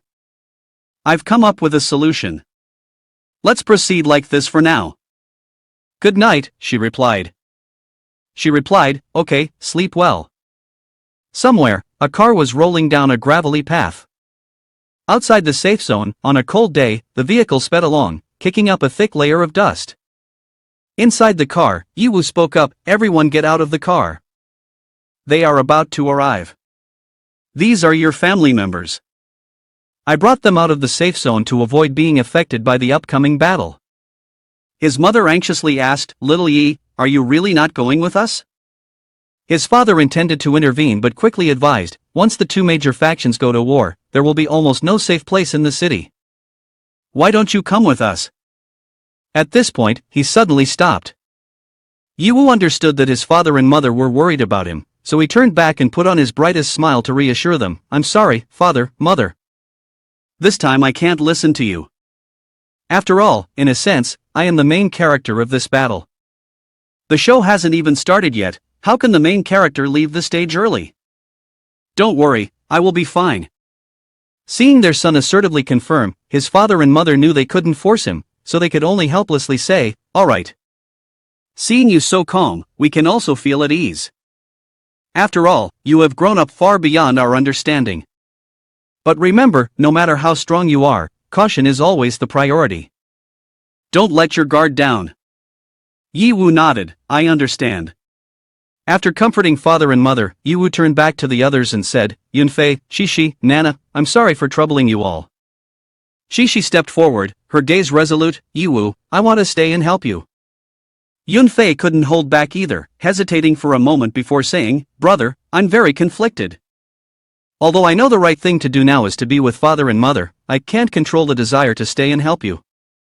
Ye Wu looked at Yunfei, gently ruffling her hair to comfort her. I know you are worried, but this time it's not something you all can handle. This battle is far different from a dungeon. Facing human opponents is much more complex than dealing with magical beasts. Human nature is something that cannot be controlled, and it is also the most dangerous. Hearing him, Yunfei calmed down, I understand now. At this moment, Nana sincerely reminded him, Master, you must be careful. This opponent is a large organization, after all, they have the advantage in numbers. Ye Wu smiled reassuringly, there's no need to worry. I have experience dealing with Huang Zhang. This time we are well prepared. I believe that very soon, everyone will be reunited. Nana, remember to protect everyone well, because besides me, your level is the highest. Hearing this, Nana nodded happily, yes, Nana will definitely do that. Suddenly, she realized she was reacting a bit differently. She thought to herself, oh, was I just worried about him? No, I just don't hope he dies senselessly in the war like that. His life must definitely be in my hands. Yes, it must be like that. Seeing the people in front of her, Ye Wu silently encouraged herself, after I get the key to the dungeon, I will definitely establish a stronghold. That way, my family won't have to struggle everywhere because of dangers from the outside anymore. Just wait for me.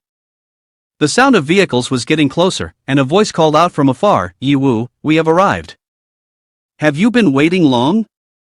It was the Sky Dawn team. It turned out Ye Wu had asked them to bring her family to safety.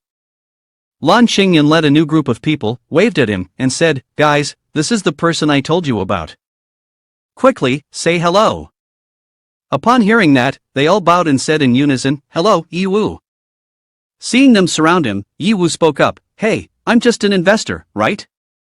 Why suddenly has it turned into a senior position? Xiao Jie laughed, threw an arm around Ye Wu's shoulder, and said, no need to be surprised. Our team has reached its current scale thanks to your money and strategic planning.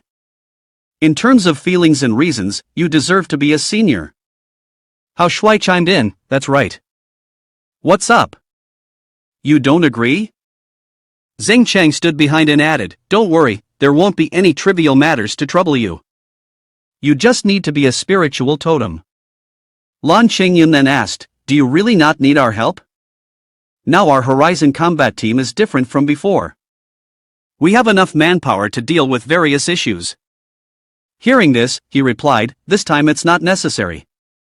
The situation is quite complicated, and acting alone is more convenient. You all just need to focus on protecting my family. Seeing that he had said so, Lan Qingyan responded, no problem, leave it to us. After that, he turned back and cheerfully waved goodbye to his family, hello father, mother. I am the captain of the Horizon combat team, Lan Qingyan. I have been entrusted by Ye Wu to ensure the safety of everyone. During this time, please guide us. There was no time to delay, he urged, let's get moving, we don't want to miss Ye Wu's plan. His father happily said, alright, then we rely on you kids. After getting in the vehicle, everyone looked out the window, waving goodbye to him once more, Ye Wu, you must take care. Everyone is waiting for your return. He also cheerfully raised his hand high in farewell, his face glowing as he shouted, "Everyone take care. I promise I'll be back very soon."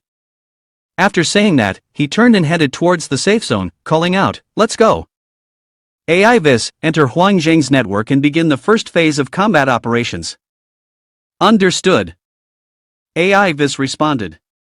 At the Huang Zhang group, in the data monitoring room, everyone was still working diligently.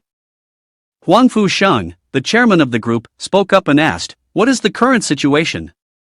A subordinate quickly reported, "Everything is going smoothly according to the chairman's plan.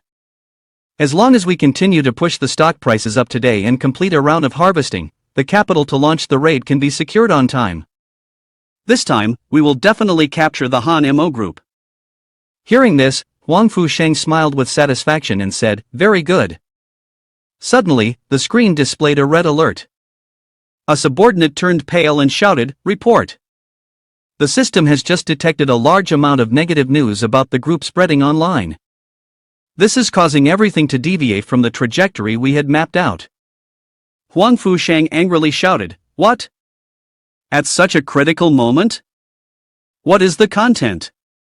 The subordinate wiped the sweat from his brow and immediately replied, "I will transfer it to the main screen right away." The screen displayed a series of negative news about the Huang Zhang group, along with highly engaging posts on social media.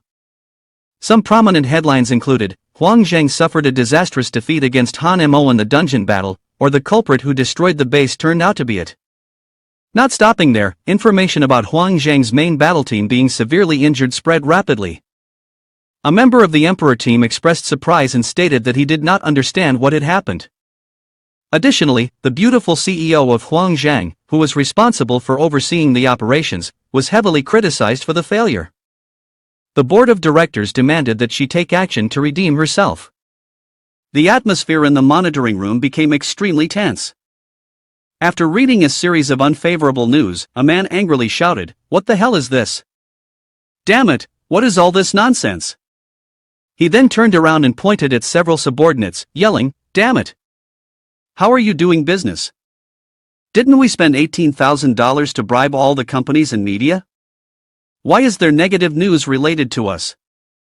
The bald subordinate, after contacting various companies and media, replied, "I've asked several places, but they all say they don't know about this. It seems like the system has been hacked." Contrary to the panic of the subordinates, Chairman Huang Zhang remained calmer. He said, "This kind of fabricated rumor isn't frightening. Quickly handle it thoroughly, and investigate the source of the information. See who dares to confront us." Just as he finished speaking, another subordinate rushed in, shouting, "Not good. A report about the internal financial losses of the group has just spread online. All the figures have been verified as true."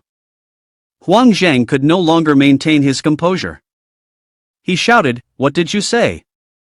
Then, he rushed over, grabbed the collar of the person who had reported and said in a low voice, "How could this happen? How could the confidential financial report documents of the internal group leak online? Are you sure you're not mistaken?" He leaned back in fear and replied, "Absolutely correct, Chairman. I have cross-checked multiple times. This is indeed the data from our internal financial report." A series of bad news emerged one after another. The subordinates hurriedly reported, "Chairman, due to the disclosure of the financial report just now, the company's stock price has started to decline." Two others anxiously added, "The subsidiaries are the same. In fact, the stock prices of our partner enterprises are also plummeting." One person continued to report, "The market capitalization has been estimated to evaporate by hundreds of billions. Chairman, please give instructions." Looking at the figures and the stock prices plummeting without breaks, he furiously shouted, trembling, "What is this situation? Who is sabotaging me?" Suddenly, a ting sound indicated someone was contacting him. The system quickly reported, "Wang Fude is requesting to contact you." In his heart, he thought, of all times, he chooses to call now. Then, he pressed the button to accept the call. On the other end, Huang Fude spoke, "Hello, big brother, the stock price of the company just plummeted. What is going on?" Hearing the question, he could only respond helplessly, "I am not sure. I don't know where the confidential information was leaked from. On the other side, at the Huang Zhang group, in a secret war room, a man was standing in front of the communication screen. That person is Huang Fudi. After hearing Huang Zhang speak in a disjointed manner, he angrily shouted, "What do you mean you're unclear? The leaked documents are the confidential reports of the company, and you have always been responsible for safeguarding them. Now you say you're unclear, this affects our plans. Can you bear the responsibility for this?" Faced with the shouting, the old man wouldn't back down and shouted back loudly, "Damn it! What kind of attitude is that? Is this how you speak to your elder brother? I will investigate this matter myself. You should focus on managing your armed forces well." Huang Fudi, hearing this, retorted angrily, "I don't need you to concern yourself with my matters. The progress on my side is going very smoothly." Just as he hung up, a subordinate rushed in a panic to report, "It's not good, senior. Our armory is under attack." The main screen displayed images of the armory being destroyed. A notification popped up, "Alert, the second armory is under attack by unidentified forces, with damage levels reaching 80%. Requesting reinforcements, requesting reinforcements." Other areas also reported that the 3rd, 4th, and 5th zones were also under attack. Looking at the military zones being destroyed on the screen, he seemed unable to believe it. Huang Fudi's face darkened as he listened to his subordinate's report. He spoke sternly, "Impossible. Absolutely impossible. The locations of the weapons cache are all classified. I selected them carefully, and only a few people within the company even know. How could it be attacked on such a large scale? Could there be an insider?" Before he finished speaking, Huang Fudi turned to glare at one of his subordinates. He grabbed the man's collar, lifted him off the ground, and growled, "Is it you?" The subordinate turned pale with fear and quickly exclaimed, "Senior, spare me. How could it possibly be me?" At that moment, he added, "Senior, the surveillance footage at the scene has captured the image of the intruder." Huang Fudi released the subordinate, tossed him aside, and ordered, "Send it to the main screen immediately. I need to see who dares to touch my property." On the screen, a large shadow appeared amidst the flames. Huang Fudi's well-armed subordinates continued to unleash a hail of bullets at the target. One of them shouted, "It's on fire. Quickly shoot him dead." Bullets pierced through the body of the figure, yet it continued to advance boldly step by step. The scene caused chaos among the men, who screamed, "The bullets! The bullets are ineffective. This is a monster." The figure unexpectedly grinned.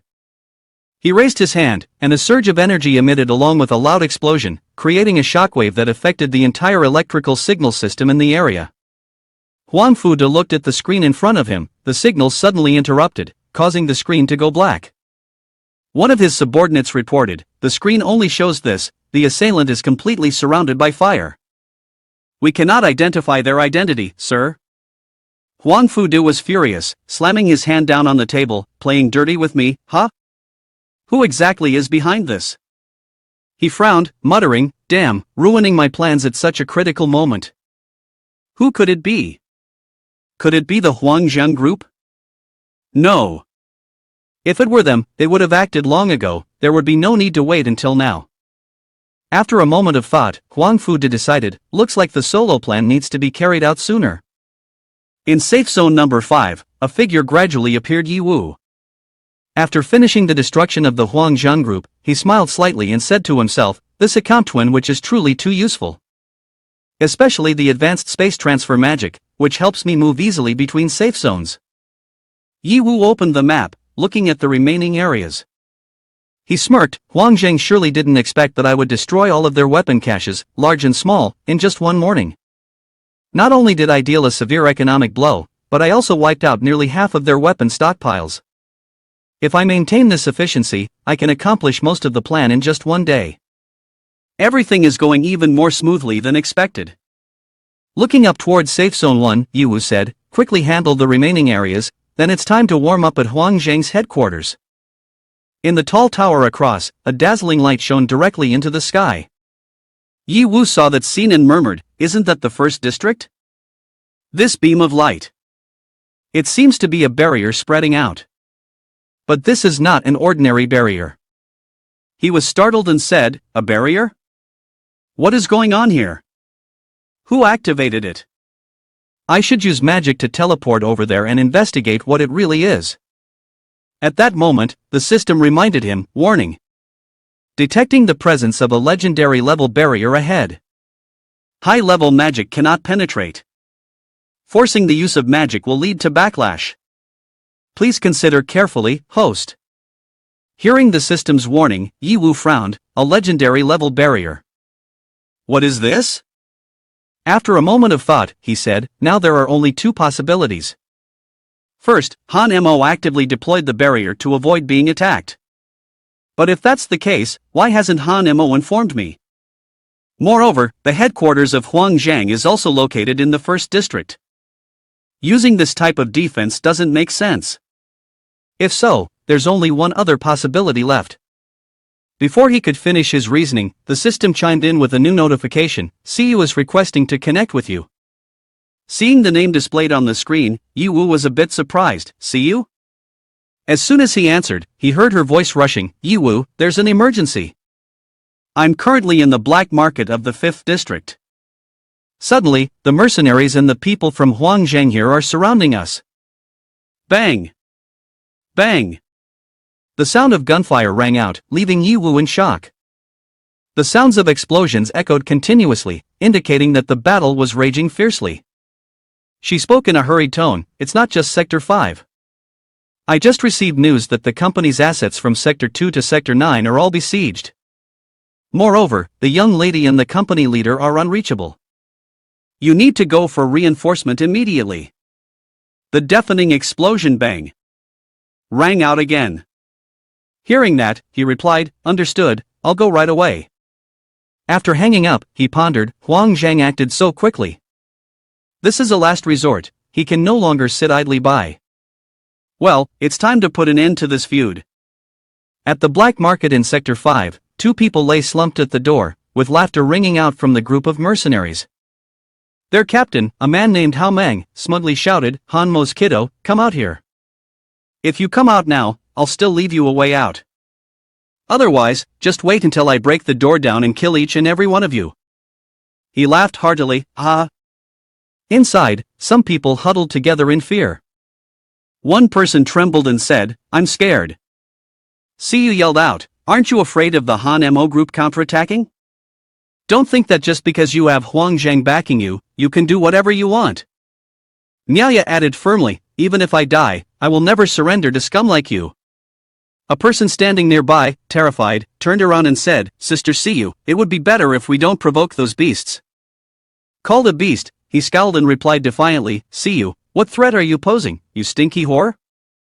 Let me tell you, I don't think Huangjiang is worth anything. He's just a stupid fool. And I've wanted to kill you for a long time. Usually, I spare you for Han Mo's sake. Today, you better think about how you will serve me later. Ha ha. His laughter was filled with lust, weaving through each word. The others inside were terrified, collapsing to the ground, covering their faces and crying, saying to her, Sister CU, what should we do now? I don't want to be humiliated by those beasts. CU was also very frightened, because Ye Wu still hadn't arrived. If they really broke down the door, she wasn't sure she could withstand it. However, she tried to reassure everyone, don't lose hope. Reinforcements will definitely come. What we need to do now is to be patient and wait. Just as she finished speaking, a loud explosion rang out. The beasts had truly broken in. They charged in like starving tigers, shouting greedily, beautiful girl. We are here. If you don't want to die, surrender your weapons obediently. A girl in panic raised her gun, but CU immediately stopped her. She cast a cold look at the enemy and said, I advise you to think carefully. After this battle, Han Mo will definitely punish you. The enemy paid no attention to her words, responding disdainfully, what does the battle between your company have to do with us? By the time that happens, we will have made a big sum of money and disappeared from this wilderness. Ha ha. As he said this, he suddenly tore her shirt. The surprise left CU unable to react, and he seized her tightly. His face displayed a crude expression, I absolutely won't miss this heavenly opportunity. Today, I will let a proud and arrogant person like you taste what it's like to be forcefully suppressed. Ha ha. As soon as he finished speaking, he pinned her down firmly. Siyu struggled but couldn't escape, only able to scream, no. He showed no mercy, growing even more excited as he loudly called, brothers, let's get to work. The surrounding henchmen cheered in response, Senior long live. Ha ha. However, things were not as easy as that. Before they could do anything, flames from outside suddenly erupted, engulfing the entire area. The henchmen screamed in agony, "Aaaaa!" The leader panicked and turned around, shouting loudly, holy shit, what the hell is going on? From the shadows, a mysterious figure approached. Wherever this person passed, fire consumed everything, causing the leader to panic even more. A panicked henchman shouted, demon! Devil! When seeing the stranger approaching, the mercenary pointed ahead and shouted, damn it, what are you standing there for? Quickly!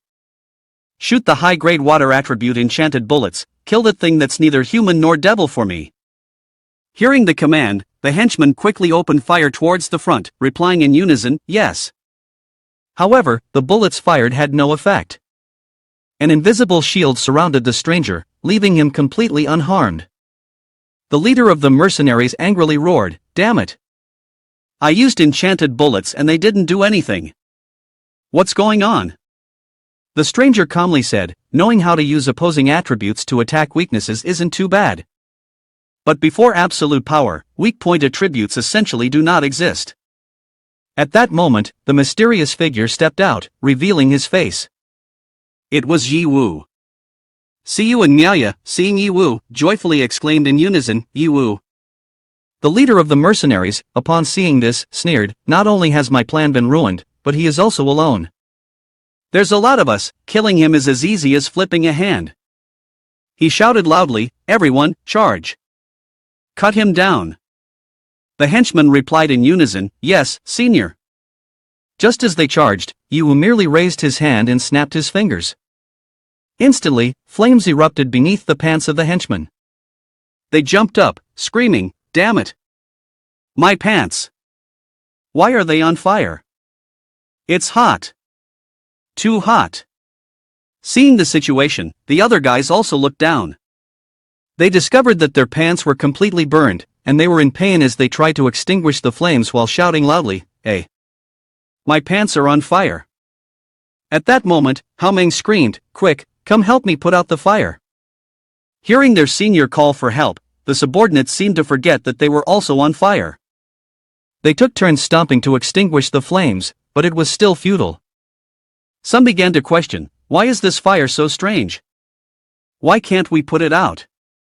Hao Meng, in excruciating pain from the flames, was also accidentally stomped on in a sensitive area by his subordinates, screaming in agony, "Hey! It hurts! It's hot!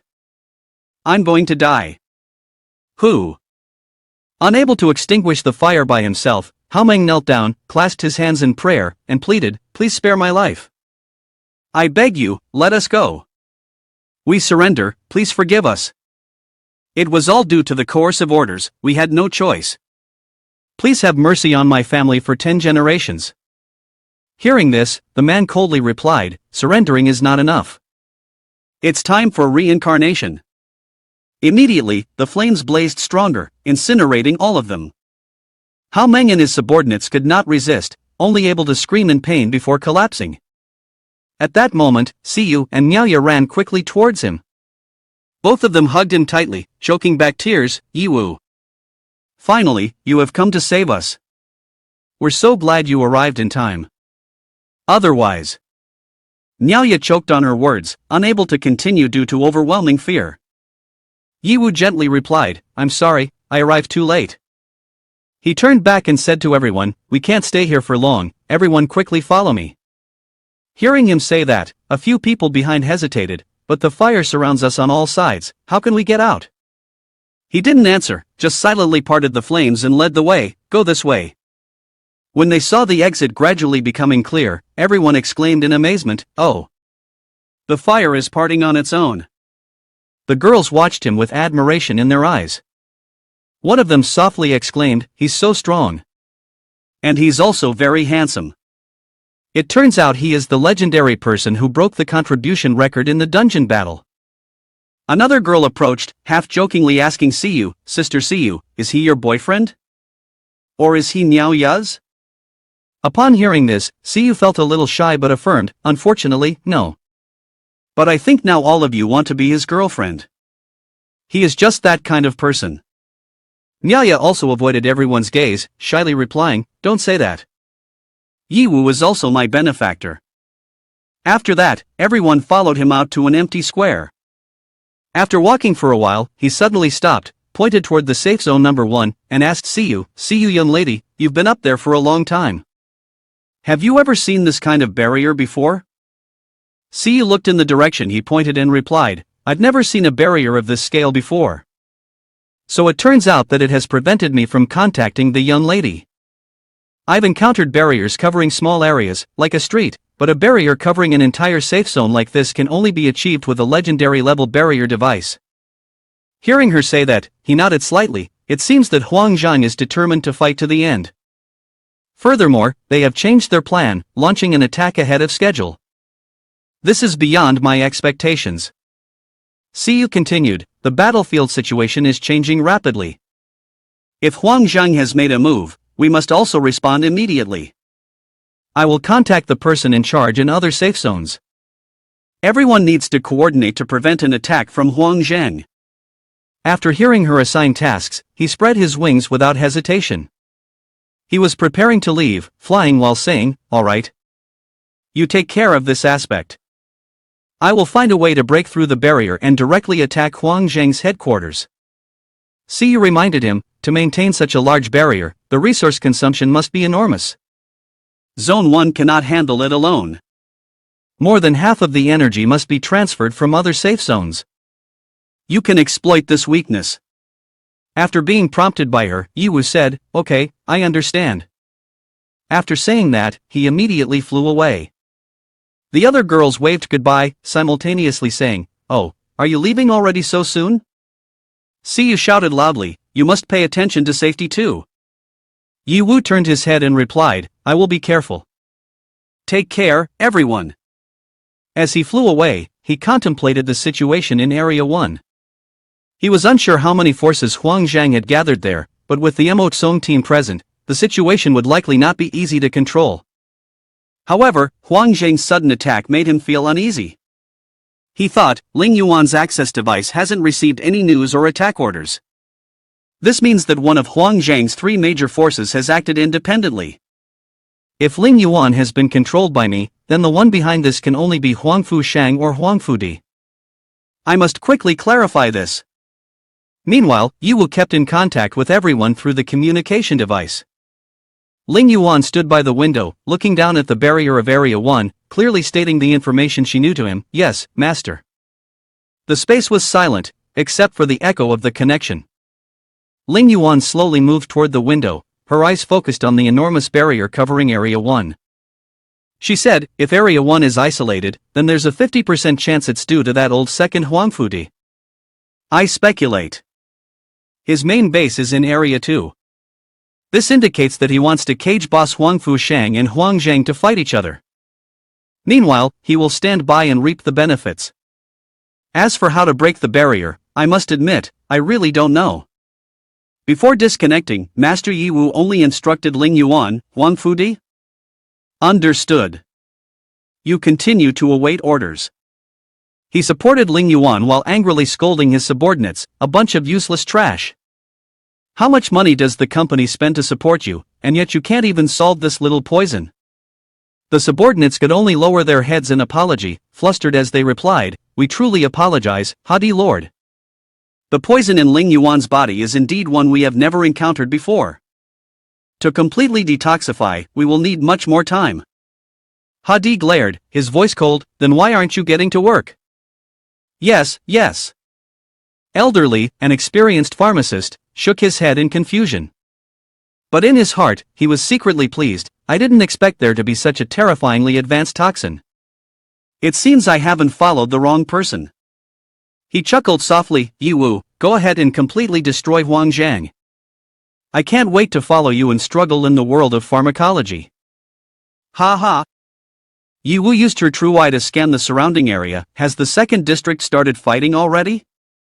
Luckily, I destroyed most of Huang Zhang's heavy weapons earlier, so the scale of the battle doesn't seem too large.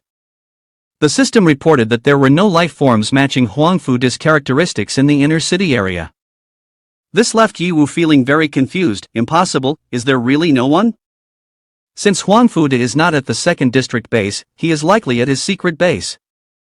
This is definitely going to be troublesome, as the recovery time for the true eye is 2 hours. What should I do next to find him? A drone flew close and reported to Ye Wu. Report, Master, during the recent reconnaissance, we discovered a person you will definitely be very interested in. A person I'm interested in? Ye Wu was surprised. Who is it? Ah, it's that person, the drone continued. Ye Wu, curious, requested more details. She is busy as usual. Ye Wu smiled and immediately moved to the second district. At the bank under Huang Zhang's control, she unexpectedly saw a man who had taken down several guards lying sprawled on the ground. He was still searching for something. Not this, not that, what on earth is it? The man mumbled, then suddenly looked up. Oh, long time no see, what are you looking for this time? Shuai was startled when she heard footsteps from behind. She quickly stood up, drawing her sword to defend herself. To her surprise, the person who appeared was Ye Wu. Why is it you? Ye Wu paused, smiling. I was just about to ask you the same. Why do you always choose to steal during the noon? Are you really afraid that something bad will happen in the morning or at night? Shuai lowered her sword and turned away. Do you think you're funny? Why are you always meddling in my affairs? Why are you constantly following me? Ah, that's an interesting thing for you to say.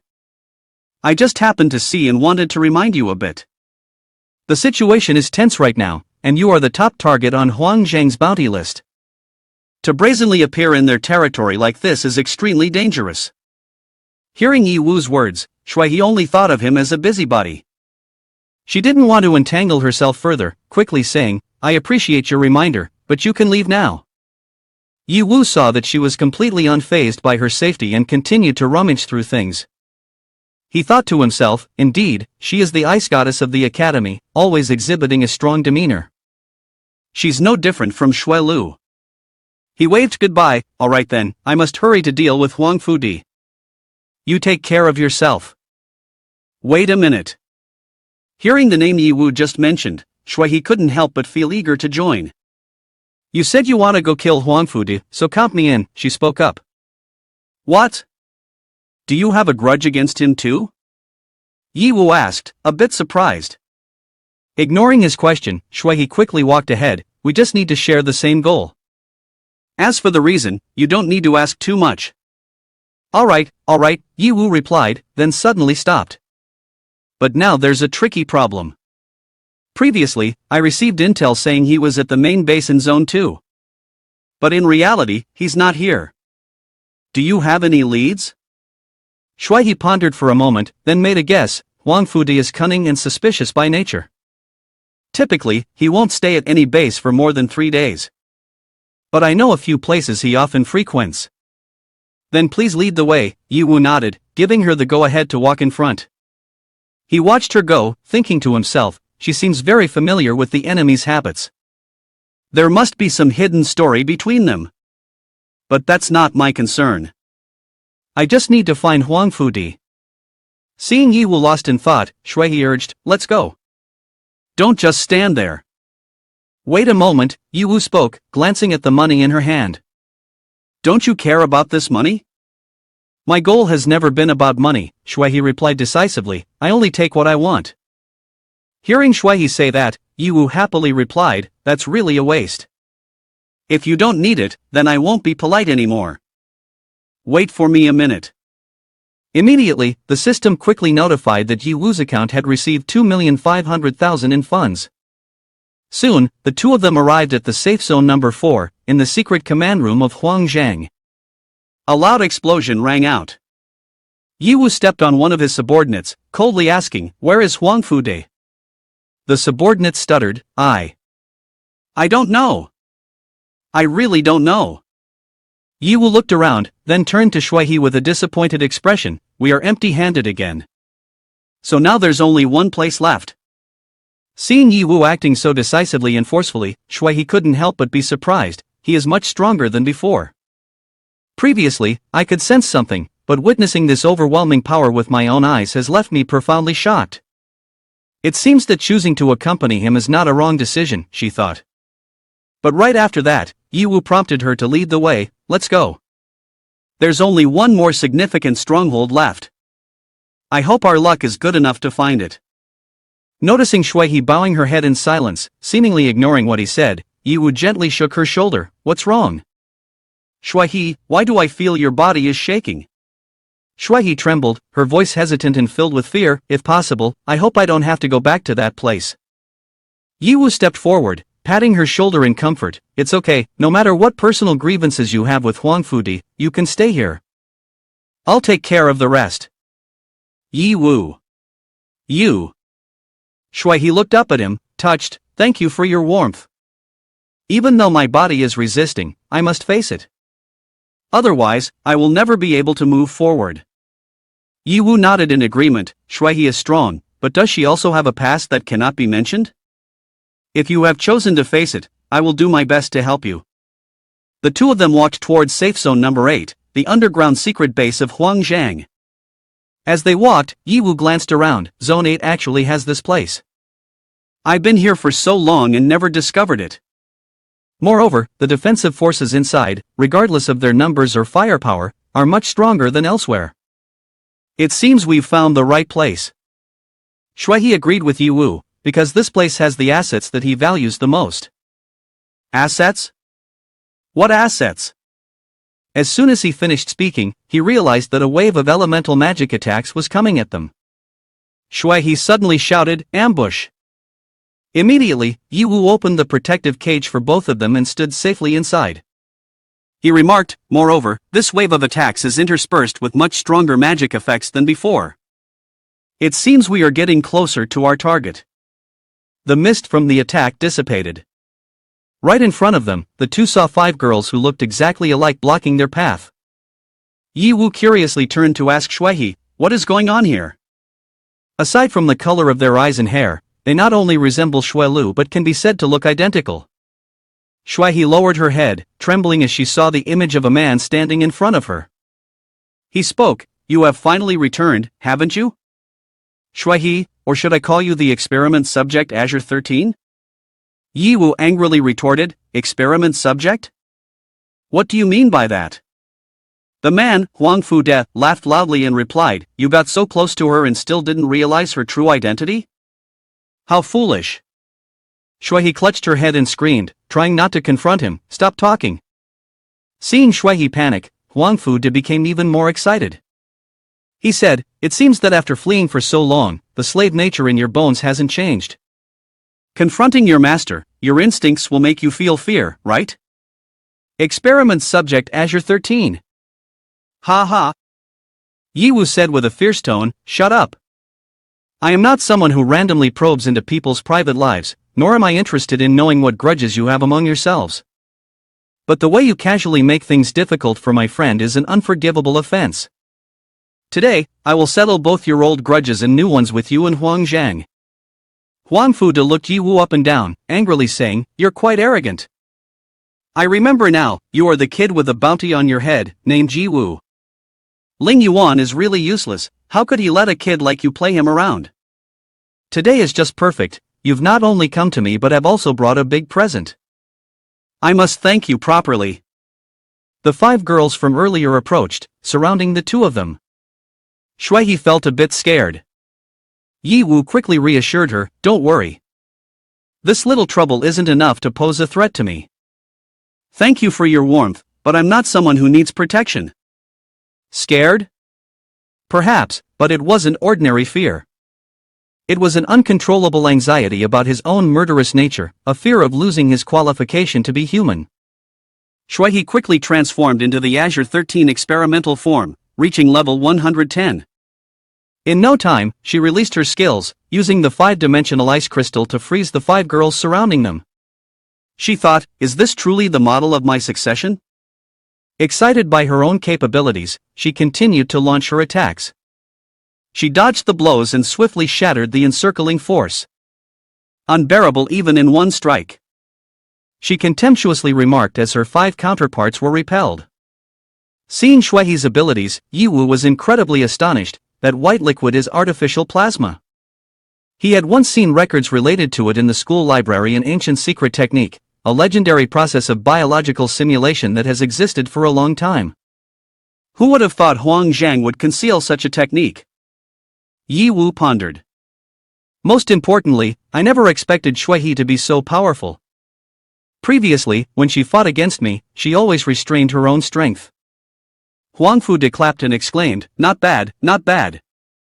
After leaving, you have grown stronger than before." Truly worthy of being the only successful experiment created from Shui Lu's DNA, a semi-simulated clone. Not only does she possess independent consciousness, but she also has the ability to self-upgrade. Ordinary biological simulations cannot compare to her at all. Ye Hao was astonished, seemingly grasping the situation, so it turns out Shui and Shui Lu have such a relationship. Thinking back, he realized that Shui Lu must have also known about Shui's existence.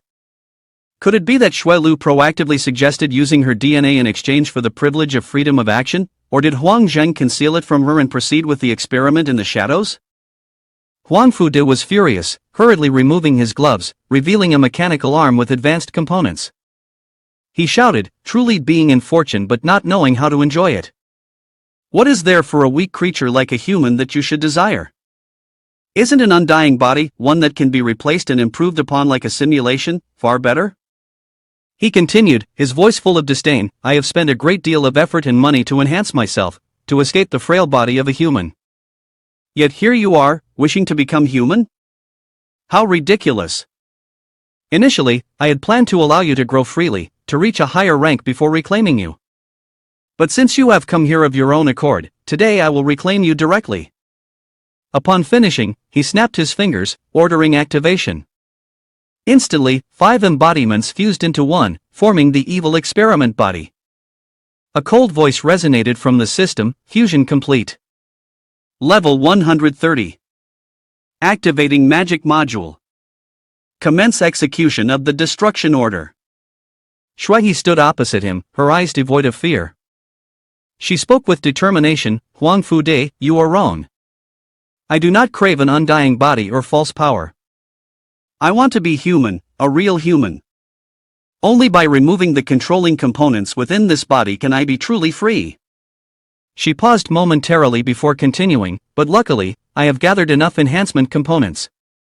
As long as I kill you and escape the control, I will be able to become myself. Huang Fude laughed, the sound filled with mockery, a weak creature like you wants to kill me?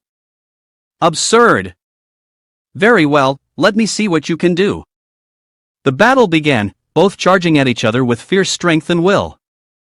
Shui focused on observing, trying to analyze, but she could not understand, how could a beast level 130 be created? If she did not give up her current human form and release all of her final energy, she would definitely lose.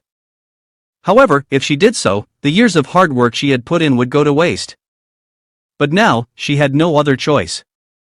When Shui was about to change her current form, she was stopped by Ye Hao. Wait a minute, why do you look so tragic as if you were about to die?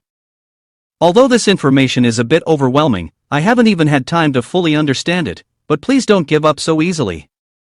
Even if you don't need my protection, don't underestimate my usefulness.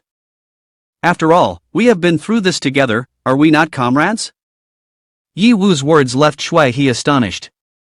Ye Wu continued, people like that scum are not worth you throwing away yourself. Shui was dazed when she felt Ye Wu gently touch her forehead. That light touch made her lose consciousness. The system notification shifted to MOC's account, activating the Master Technique ability. Ye Wu supported Shui, generating a level 150 energy shield to protect her, and whispered softly, just have a good sleep, let me handle the next steps. Ye Wu saw the opponent approaching alone, quickly adjusting his state and preparing to fight. A group of experimental demonic fusion beings, numbered 14, immediately deployed their attack plan to eliminate Ye Wu. They determined that given the current level of danger, the primary target was the man before them. Ye Wu remained unfazed, merely giving a faint smile, you're quite perceptive. But compared to hate, I pity you all much more. Ye Wu advanced and shattered the enemy formation with just one hand. The fused clones were dismantled upon contact in the astonishment of Huang Fudi. What? Who exactly is this kid? Not only did he make Azure 13 stop its rampage immediately, but he also easily dismantled my secret weapon. His technical level is certainly not ordinary, Huang Fudi thought in shock. Seeing the astonished expression of his opponent, Ye Wu deliberately provoked further, I still have some impression of Huang Zheng's technique, but this is hardly worth mentioning. If you have any more toys, bring them out for me to broaden my horizons. Huang Fudi, furious, soared high into the air, deciding to confront Ye Wu directly. He declared, Ye Wu, you have skill, truly something to be proud of. But let's stop here, for I will use my superior technique to turn you into an obedient dog. Ye Wu remained calm, looking at Huang Fudi and replied, what superior advanced technique? To put it bluntly, you're nowhere near master level in technique. If you're capable, come over here and let's see who really ends up as the dog that obeys. Huang Fudi concentrated all his firepower to attack Ye Wu, his voice full of arrogance. Dare to brag in front of me? Do you not know your own limits? Turn to dust.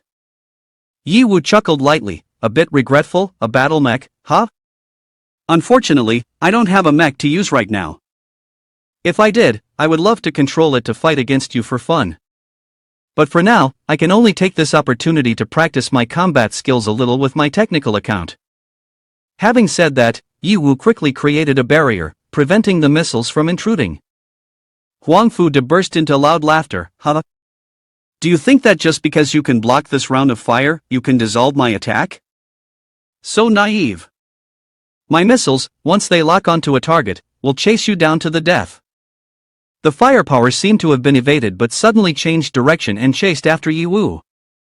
However, he remained calm, snapping his fingers, executing precise maneuvers, and disabling all of Huang Fudi's missiles in an instant. Ye Wu smiled lightly, his voice full of implication. Naive? Perhaps so. I was once naive, once praying for a world of peace. Just as Ye Wu finished speaking, Huang Fudi's firepower suddenly changed shape. Huang Fudi panicked and roared, damn it! My missiles! Why did they turn into flowers? What? Are you playing at? What the hell is this? He was surprised when they continued to be inserted into the barrel of the gun one by one. Huang Fudi, in his armor, stood dazed. He couldn't help but exclaim, damn it, what kind of ability is this? How can you create such unimaginable things? Ye Wu laughed, wait until you reach the master level of technology, then you'll understand. But I guess that day won't come for you. Huang Fudi stubbornly refused to believe what he was witnessing. He shook his head, his voice full of doubt. Nonsense. How can a kid like you be a master of technology? Besides, even if you reach the master level, you still couldn't have an ability like yours. Ye Wu remained calm, his arms crossed as he explained, it is precisely because I am a master of technology that I can disregard the suppression level of the mecha's attack in your technical domain. However, I have a question. Weren't you saying that the strongest person, Huang Zhang, is Xuelu? Why is your level equivalent to hers? Huang Fudi laughed scornfully. Xuelu is indeed very strong, but in my eyes, she is merely a pawn. That is why I granted her the highest degree of freedom. Because she is extremely powerful, I can use her genes to create an even stronger simulated army. Ye Wu nodded, listening to his analysis, unafraid to ask directly, you really do enjoy reaping benefits without effort. Using a barrier to seal off an area is also your tactic, isn't it? He said, I want to trap Han Mo Huang Fu Shang, letting them kill each other. In the end, I will come in to clean up the mess. Huang Fudi's face turned pale, and he nodded in acknowledgement, you are indeed very clever. No wonder Ling Yuan valued you so much at the beginning, wanting to categorize you as a key reward target. It seems now that you are truly our top enemy, Huang Zhang. The level of threat you pose is no less than that of the entire Han Mo group. With a target posing such a high threat like you, we must eradicate you thoroughly. I will show you my strongest state. Huang Fudi quickly activated the strongest form of the magic suit mecha level 180. Ye Wu, instead of being afraid, mocked, wow, the magic suit mecha 180 is really cool. The name you gave it is quite impressive too. Huang Fude immediately unleashed his strongest move, which was the magic bombardment. In the face of my enhanced magic attack, you have nowhere to hide. Die. The overwhelming attack caused the spot where Ye Wu was standing to explode. I've blown you to smithereens. This is the fate of those who dare to confront me.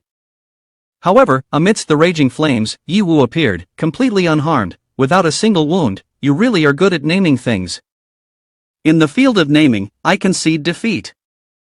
But if we are talking about magic, then I will also show my true skills. He said, What? You are unscathed? How is that possible? Ye Wu quickly commanded the system to summon the Light Witch Avril. As he was executing the order, the system on Huang Fude's side suddenly sent a message, warning, warning. There is a high energy source above. Above the base, alongside more than 10 stories and a special metal protective layer against nuclear attacks, there was nothing else. Huang Fude was taken aback to see a strange object falling down. A meteorite? But how could there be a meteorite underground at a depth of dozens of meters? What the hell is this? He quickly activated the enhanced magic power shield, but the shield's value was increasing too slowly to change the situation. The magic suit mecha had only 20% health left, with less than a minute of operational time remaining. Shuai was just beginning to regain consciousness. This feeling is so warm. In front of her appeared a radiant figure, the Light Witch Avril. Avril knelt before Ye Wu and expressed, My Supreme Master. Thank you for summoning me. May I ask if there is anything you wish to command? Or do you want me to eliminate your enemies? He said, No. Keep the living person, there are still many questions to ask him. Hearing Ye Wu's command, she quickly carried out the task. Understood. But leave him just a bit of breath, the rest I'll play with, right? Thank you, Master, for your grace. She swiftly summoned Celestial Fire Meteor. A gigantic fireball descended from the sky, slamming down on the mecha. Huang Fude was still struggling, but he screamed in despair, Is that really magic of this caliber? After the scream, the entire area seemed to be engulfed in flames. Ye Wu felt very satisfied with the decision to use this piece, an evil woman who's not so nice. It seems this is a villain account. But to suppress a level 180 magic suit mecha without suffering any harm at all. The strength of this account has been fully demonstrated. Although this account can't finish someone off in one blow like the Shadow King, it's still useful. Most importantly, it costs nothing and has no side effects. Huang Fude lay on the ground, pathetically weak, with only 2% health left. He coughed weakly, his voice filled with resentment, Yet I'm still not dead. Kiddo, it's just a kiddo. Why not just kill me directly to end it? Ha. Seeing him holding a detonator, seemingly plotting something sinister, the evil woman quickly used her magic shield and warned, Master, be careful. This guy probably intends to self-destruct, wanting to take us down with him. Ye Wu frowned and asked, Self-destruct to die together? No. Huang Fude laughed loudly, My life is worth more than you think. How could I do something so foolish? This is just a final preservation act. At this moment, Ye Wu noticed something unusual. Shuai was screaming loudly, A. She appeared in the form of the Azure 13 experiment, level 160. Ye Wu exclaimed, Not good. Shuai is being controlled by that bastard. Huang Fude activated the control mechanism, causing Shuai to scream in agony. Immediately, she unleashed a massive ice crystal.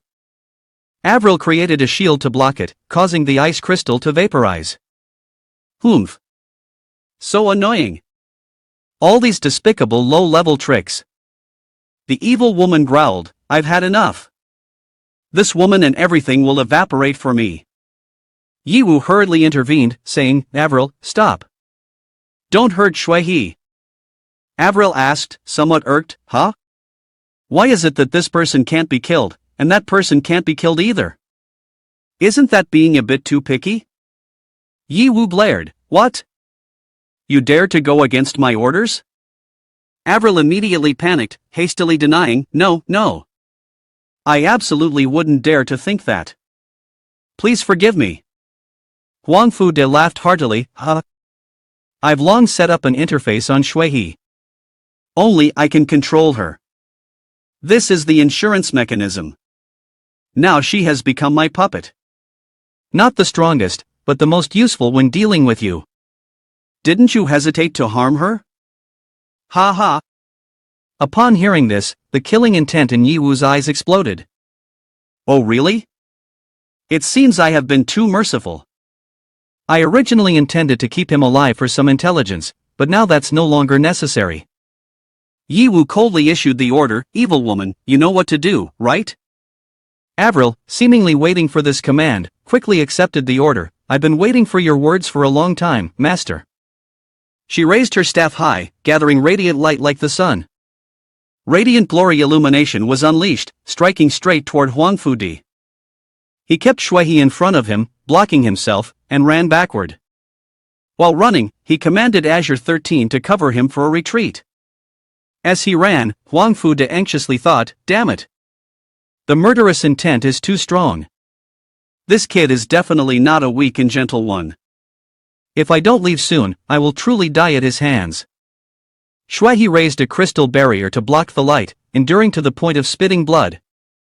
She was completely controlled, forced to stay back and take the hits to support Huang Fude's escape from Avril's ambush. Seeing his scheme succeed, Huang Fude laughed as he ran, Not bad. Letting you escape before and allowing you to grow has indeed been the right decision. Keep protecting me. He activated the small-scale teleportation device. Yi Wu thought, Avril's powerful attack has put too much pressure on Shuihe. But without Huang Fude's orders, Shuihe would endure to the death before stopping. Compared to killing Huang Fude, I should prioritize saving Shuihe right now. Half of Huang Fude's body had stepped through the teleportation door, and he laughed heartily, You've missed a golden opportunity to kill me, Yi Wu. It's true that heroes cannot pass through the beauty's barrier, you ultimately couldn't bring yourself to strike. I will regroup my forces and come back to settle the score with you. The next time we meet will be your day of death. Then he ordered cruelly, keep fighting for me, Azure 13. Don't stop until death. Ha ha. After letting Huang Fude escape, Avril immediately reported to her master, the magic signal has been activated. No matter how far he runs, we can easily track him down. Yi Wu nodded, well done. Now switch to defense mode and prepare to approach Shuihe. Avril replied, understood. At this moment, Shuihe was exhausted. Fresh blood trickled from the corner of her mouth, but she did not stop. Despite coughing up blood, she continued to unleash powerful moves like Endless Storm. Shuihe tried to hold on, but she could not avoid the onslaught. Hearing Yi Wu's order, Avril opened the protective shield, shielding him as he approached Shuihe. Yi Wu instructed, now. Switch the account to MOC. Avril immediately complied.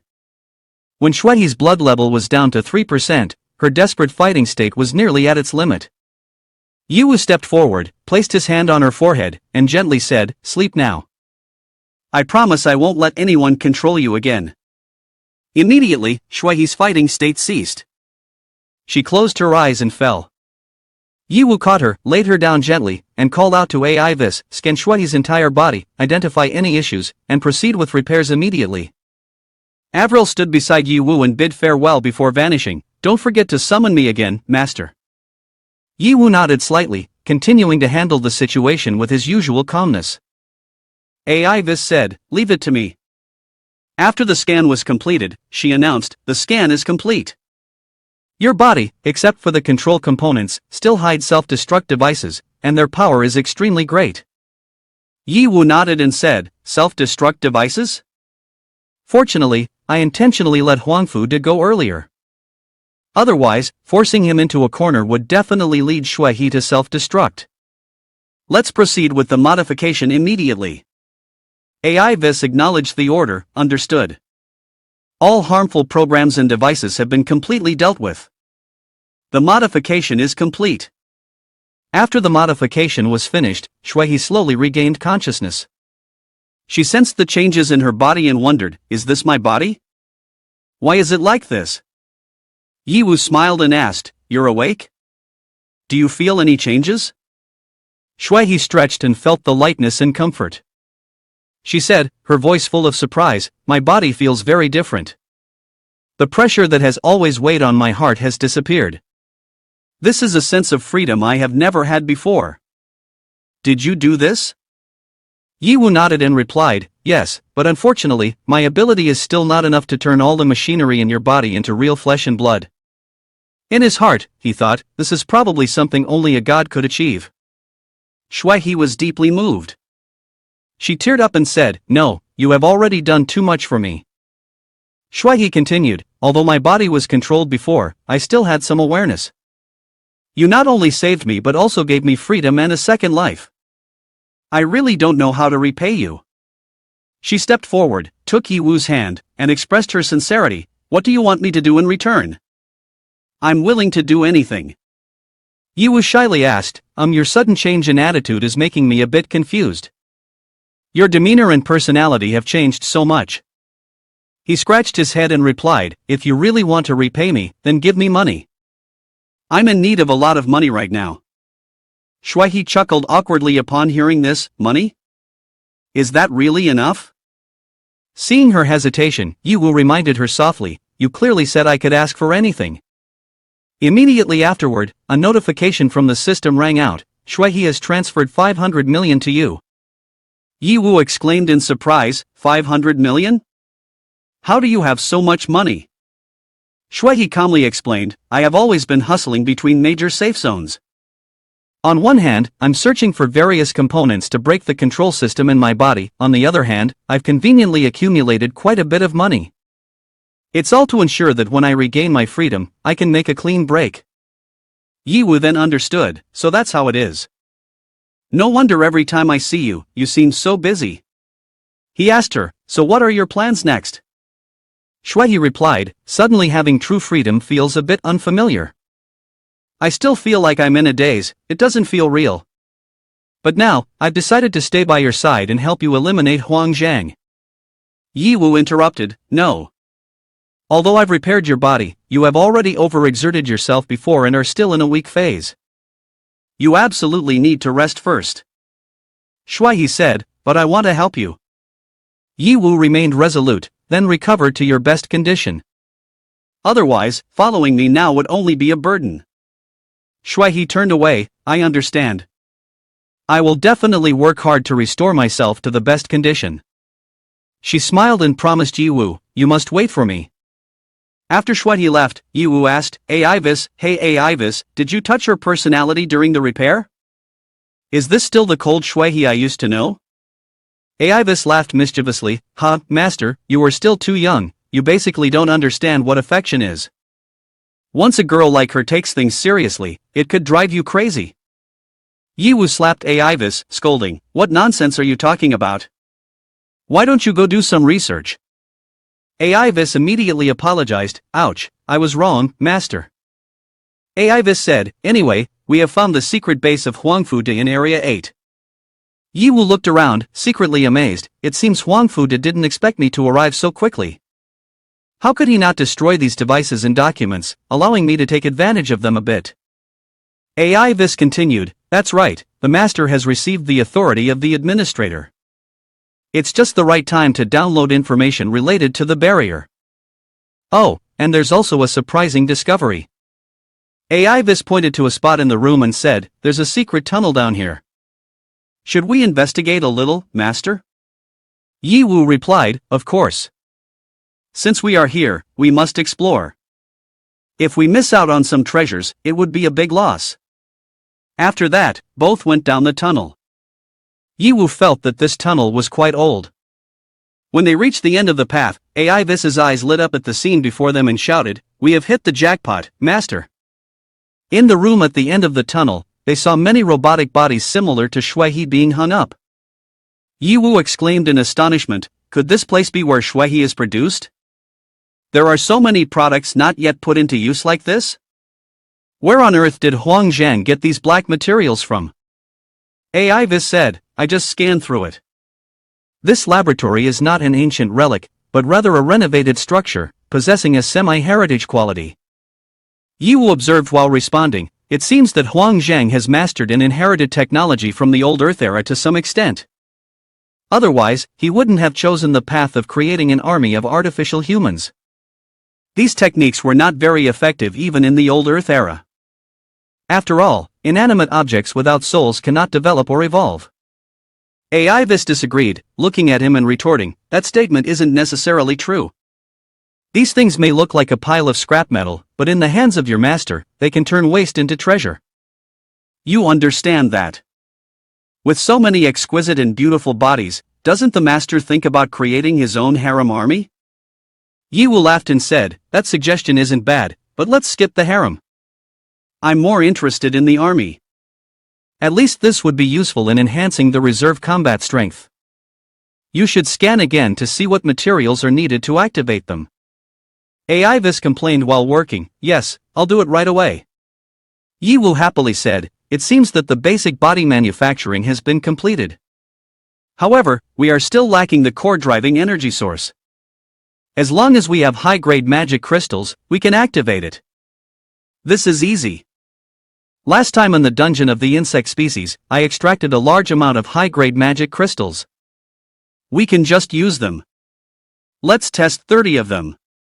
After all, this is a legion, the number cannot be too small.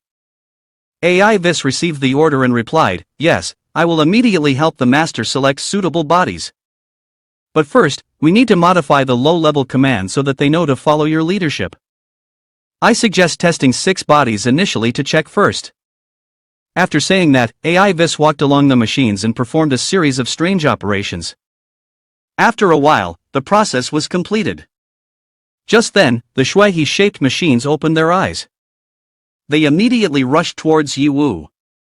Ye Hao thought they were going to attack him, and exclaimed, what's going on? Is there a system error? However, these girls did not attack but instead embraced him and affectionately called out, Master. This scene left Ye Hao speechless. He asked in confusion, huh? What is happening, Aivis? Aivis grinned mischievously and explained, haha, what's wrong?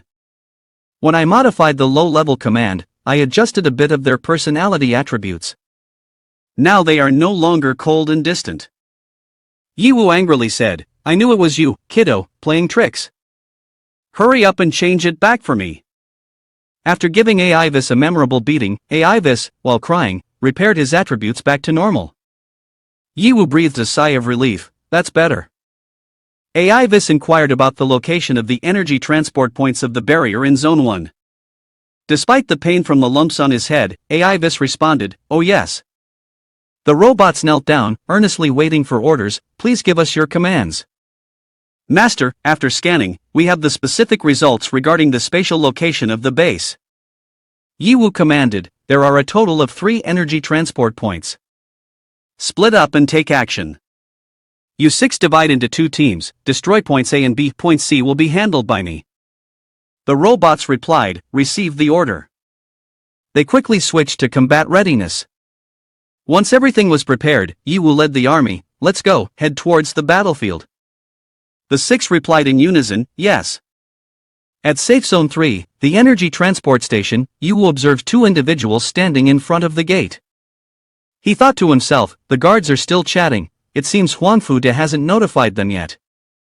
I remember their uniforms are from the Tianchuan Corporation.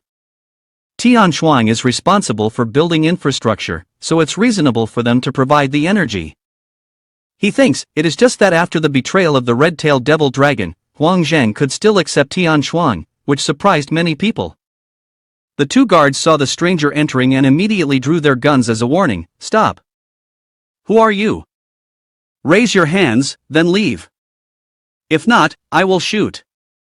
Ye Hao raised both hands and calmly said, don't shoot, I am just an ordinary citizen. Wang Jiangwo and Xin Bing stepped forward. Wang Jiangwo greeted him with a faint smile, if you consider yourself an ordinary citizen, then the definition of ordinary in the dictionary must be updated. He turned to the 2 guards, step back. This character is not someone you can mess with. The 2 guards replied in unison, understood. Ye Hao chuckled and asked, is that so? Am I now famous to that extent? Wang Jiangwo replied, I am somewhat knowledgeable about the news, and it seems that no one is unaware of the great name of Ye Wu. How are your father and mother doing these days? Ye Wu responded, thanks to blessings, they are now very safe. Wang Jiangwo nodded, that's good. However, you are a person of Han Mo. If you have appeared here, your purpose must be clear. Ye Wu did not beat around the bush, he said bluntly, we are all smart people here. So I won't mince words.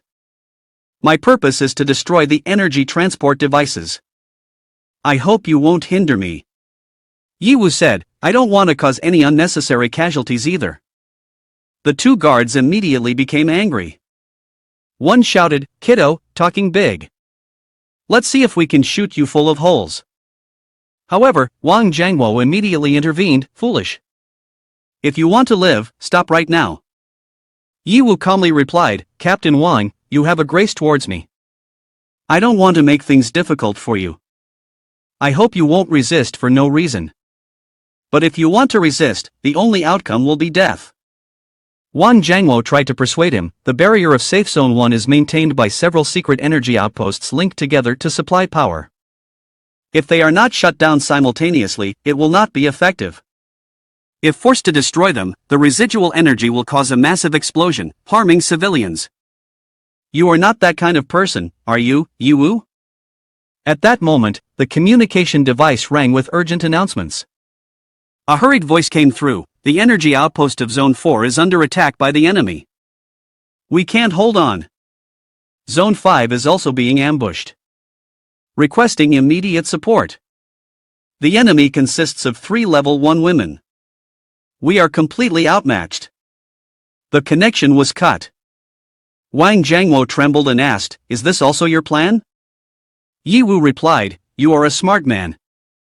Now you have two choices, either follow Tian Shuang and be Huang Zhang's dog, continuing this aimless life, or join me and help me eliminate Huang Zhang. The two guards heard this and said, kid, are you telling a joke? Our team leader is betraying the organization to follow you. Team leader, let us kill this kid who is spouting nonsense. In the tense atmosphere, Wang Jiangwo remained silent. After a moment, he slowly said, you are right. Instead of continuing down a path with no future, I would rather trust him. My intuition and experience tell me that a person as unpredictable as him will surely achieve great things in the future. The two guards were taken aback, exclaiming, what? Team leader, are you crazy? How can you trust a kid with an unknown background? Do you know what the consequences of betraying the organization will be? Wang Jiangwo replied, his voice resolute, I certainly understand. If you believe in my judgment, then stay. If not, you can leave. One of the guards immediately said, you must be crazy. We're not going to lose our minds with you. They quickly ran off, shouting loudly, hurry up. Report the situation here to the higher-ups and request reinforcement. Only Shinbing stayed behind. Wang Jiangwo looked at him and asked, Shinbing, do you agree to stay? Shinbing nodded, responding firmly, of course, I will follow you, team leader. After persuading them, Ye Wu stood up and said, since we are all acquaintances, that's good. Let's go, the main work is more important. Shinbing said, all right, but his state was a bit strange. His eyes were cloudy and bloodshot. Just as Ye Wu stepped forward, exposing a gap behind him, Shinbing drew the hidden knife from his body, aiming straight at Ye Wu to kill.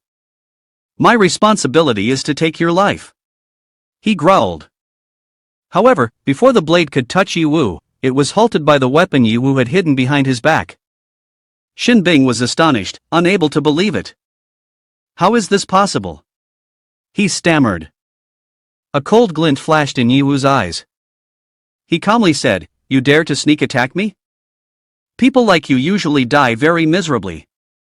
Wang Jiangwo, witnessing the whole incident, could not help but be surprised. He shouted loudly, Shinbing! Are you crazy? Why are you attacking Ye Wu? Shinbing's face was twisted and terrifying. He replied, Captain, do you still remember Qin Rue? That name shocked Wang Jiangwo, but he still didn't understand, Qin Rue? Why mention her now? Shinbing pointed the knife directly at Ye Wu, his voice trembling but full of determination, it was Ye Wu who killed Qin Rue. Wang Jiangwo frowned, his expression full of doubt. What? Are you sure? Xin Bing nodded, affirming, absolutely. A surviving colleague from Area 9 witnessed it with his own eyes. He told me right after waking up from the coma. Xin Bing said, when Qin Rui was killed by the beast, Ye Wu was right beside her. He clearly could have saved her but just stood by and watched, letting her be killed. After that, he even lied that Qin Rui died protecting him. How could someone so strong need someone else to protect him? Why didn't he save her? Xin Bing was in pain, his voice full of anger. After my parents were killed by beasts, I didn't want to live anymore. As my future wife, she helped me find the courage to continue living. Qin Rui was the light, the only hope I had. But now, that hope has vanished. I have struggled to live until today just to take revenge. After saying that, Xin Bing collapsed, in agony. Wang Jiangwo looked at the scene and couldn't help but feel heartbroken, immediately calling out, Xin Bing. Ye Wu remained silent for a moment, then spoke. That colleague of yours only saw the scene of Qin Rui being killed, but didn't see the moments before that, when she pushed me away to lure the beast and then ran away herself. He continued speaking to Xin Bing. I do not deny that I stood by and watched her die. But tell me, what obligation do I have to save someone who wants to harm me? In fact, I didn't intend to reveal this truth. After all, for you all, it would be even more brutal, wouldn't it? Xin Bing resolutely did not believe. This cannot be true. You're lying to me. Qin Rui has always been gentle and kind. She could never do something like this. Ye Wu turned his back and walked away, calmly saying, I've said what I needed to say. Whether you believe it or not is up to you. I have other matters to attend to. Xin Bing, like an unrelenting wraith, would not let go and stepped forward to block Ye Wu. He shouted, Stop! I'm not done with you yet. Wang Jiangwo tried to intervene. Xin Bing, calm down. Don't get agitated. Seeing the situation, Ye Wu immediately threw a punch at Xin Bing. You won't leave me alone, huh? Consider this a warning. The punch was so forceful that Xin Bing's health bar dropped to 10%. He screamed in pain, Oh my god. Ye Wu coldly said, I don't have time to waste with you. This punch is the final warning. Xin Bing was knocked down to the tiled floor, stammering, so strong. Too strong. Holding the photo of him and Qin Rui in his hand, Xin Bing sighed, If I were as strong as you, could I have protected her? It's just a pity that I have no tomorrow left. Then, as if he had made a final decision, Xin Bing took out a test tube and drank it all. Wang Jiangwo was stunned. Xin Bing, what you just drank is. Xin Bing's body quickly transformed into a beast. He let out a roar that echoed, his power surging as he reached level 80. Wang Jiangwo was astonished. Beast transformation potion? How did you get this? Ye Wu stood there, his expression still calm. He spoke, I can understand the pain of losing someone you love. But if you have chosen this path, then there is no turning back. Ye Wu didn't want to waste any more time. He used a large flame to burn Xin Bing. Wang Jiangwo shouted, No, Xin Bing. In the blazing fire, Xin Bing softly said, In the end, we can finally be together. The great fire not only consumed Xin Bing but also burned the memorial photo of him and Qin Rui. Wang Jiangwo, heartbroken, couldn't understand. Damn it, why are you so stupid? Living is clearly more important. As long as you live, there is hope. Why do you have to give up? Foolish. Ye Wu calmly replied, Not everyone has the courage to face despair. There are times when living is more painful than death. This is the pain of this era. He contemplated inwardly, if I didn't have the Kingpin Account system, in my desire to become stronger, I might have walked the same path as Xin Bing and Senior and Chang. Having this system, is it natural for me or is it luck? Then, Ye Wu said, Let's go. I will not stop my steps because of this. You can hate me, but do not block my path. Wang Jiangwo shook his head. In this apocalyptic era, weakness is a sin. Without enough power, hatred has no meaning. I still need to use you to help me become stronger. Therefore, I will stand by your side. Ye Wu immediately said, Thank you for your honesty. Now we should go to activate the energy transportation devices.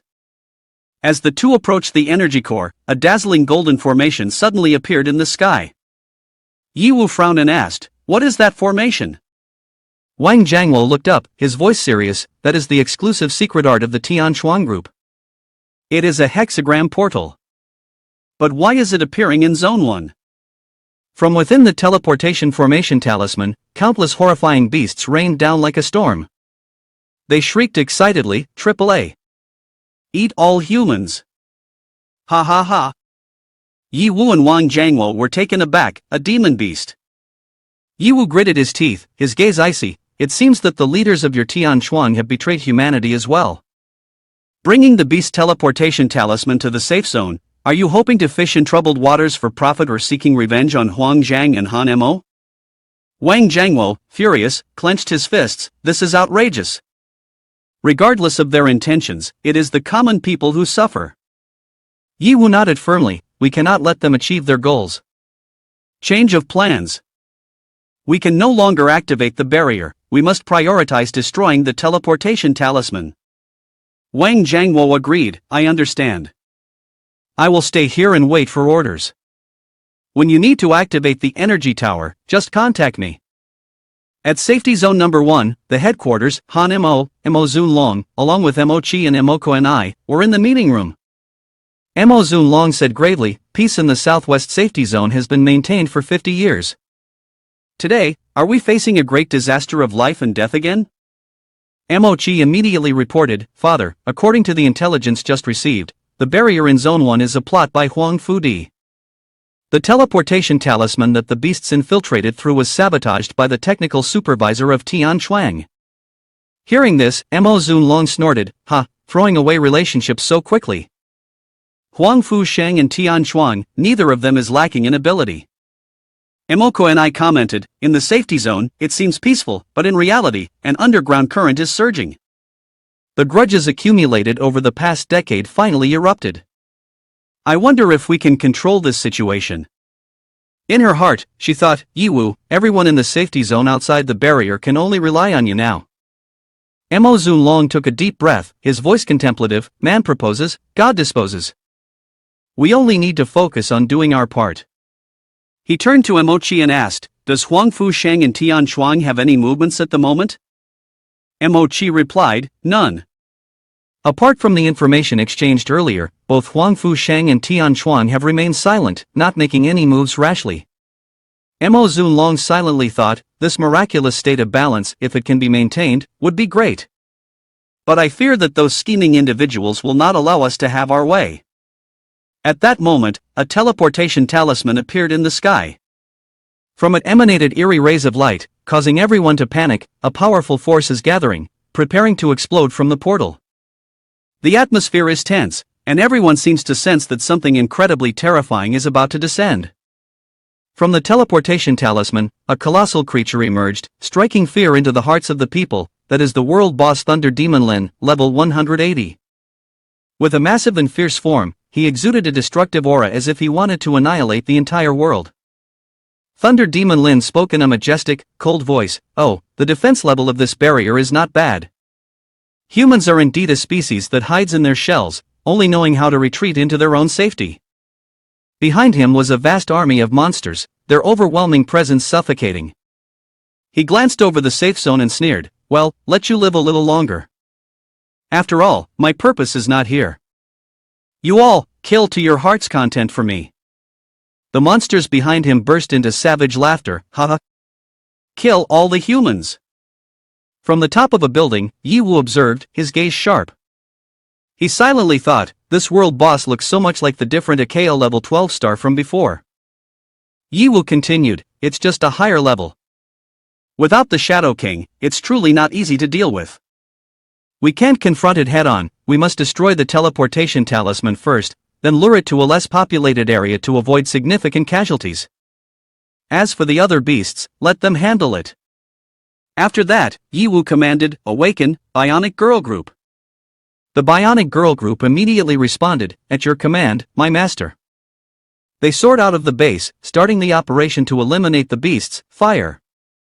The bullets were fired with immense attacking power, automatically tracking, leaving the beasts dumbfounded. "AAA, what's happening?" This kind of high suppression firepower made them scatter in panic, running and screaming. These things are not humans at all. Run fast, AAA. An individual called Azure 14 contacted Ye Hao. This is Azure 14, please give the command, Master. Ye Hao issued the command, the boss army is advancing toward you.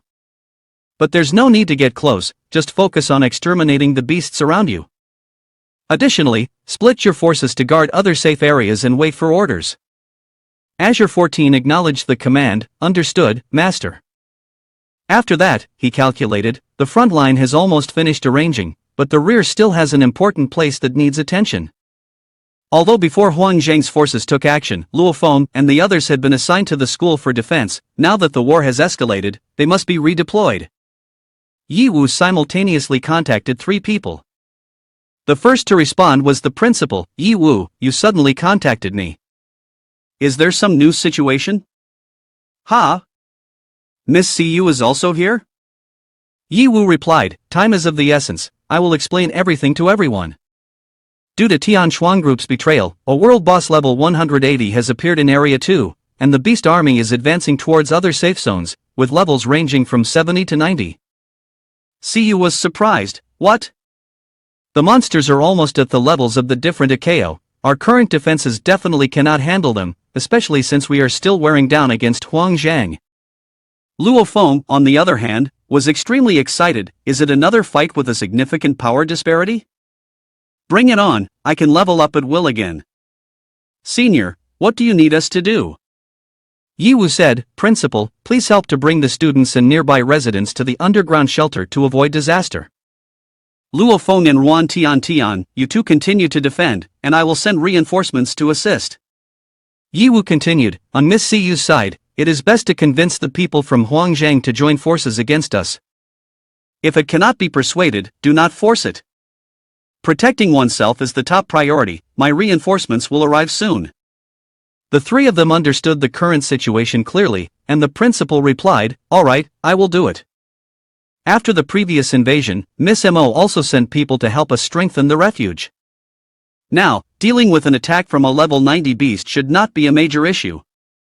Cu also said, I understand, Ye Hao, you must pay attention to your safety as well.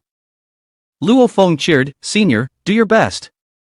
We will wait for news from you about the elimination of the world boss. After arranging everything for the rear, Ye Hao took to the sky. He thought to himself, with this, there are no more worries for the future, it will all be over soon. Ahead, he encountered 2 monsters. The level 95 Black-Winged Bat King saw Ye Hao flying towards him and, thinking he was an easy target, grinned smugly, a fool has come knocking at my door, I haven't even eaten yet today, ha. The level 85 Green-Eyed Birdman next to him joined in, save me a piece, brother. However, Ye Hao flew by like a gust of wind, saying, let it go. The 2 monsters were instantly engulfed in flames from Ye Hao, screaming in pain, AAA. As Ye Hao flew closer to the teleportation talisman gate, he unleashed the explosive flame dragon pill 6 link, a distance sufficient to destroy the teleportation talisman. When the teleportation talisman gate was destroyed, Ye Hao turned to look at the world boss, contemplating, this way, I can smoothly draw the boss's hatred and leave. However, the Thunder Demon Lin continued to attack the civilians, causing Ye Hao to feel puzzled. It actually disregards the destruction of the teleportation talisman? Moreover, it charged straight outside. Could it be that its true intention is to sabotage the main city wall of the safe zone? Worried, Ye Hao immediately activated the Shadow Flame form and rushed forward. He said, damn it. Once the city wall is destroyed, the wild beasts will flood in. At that point, the situation will become even more chaotic. This guy looks reckless, but turns out to be cunning like this. I must quickly stop it. Even so, Ye Hao's Shadow Flame form only managed to deal 1% of Thunder Demon Lin's health. He was frustrated, what is this? The Shadow Flame form can't do anything to it. This thing is too strong. Is it due to the difference in size? If so, then I can only try to block it, Flame Demon. Ye Hao immediately activated Flame Demon control.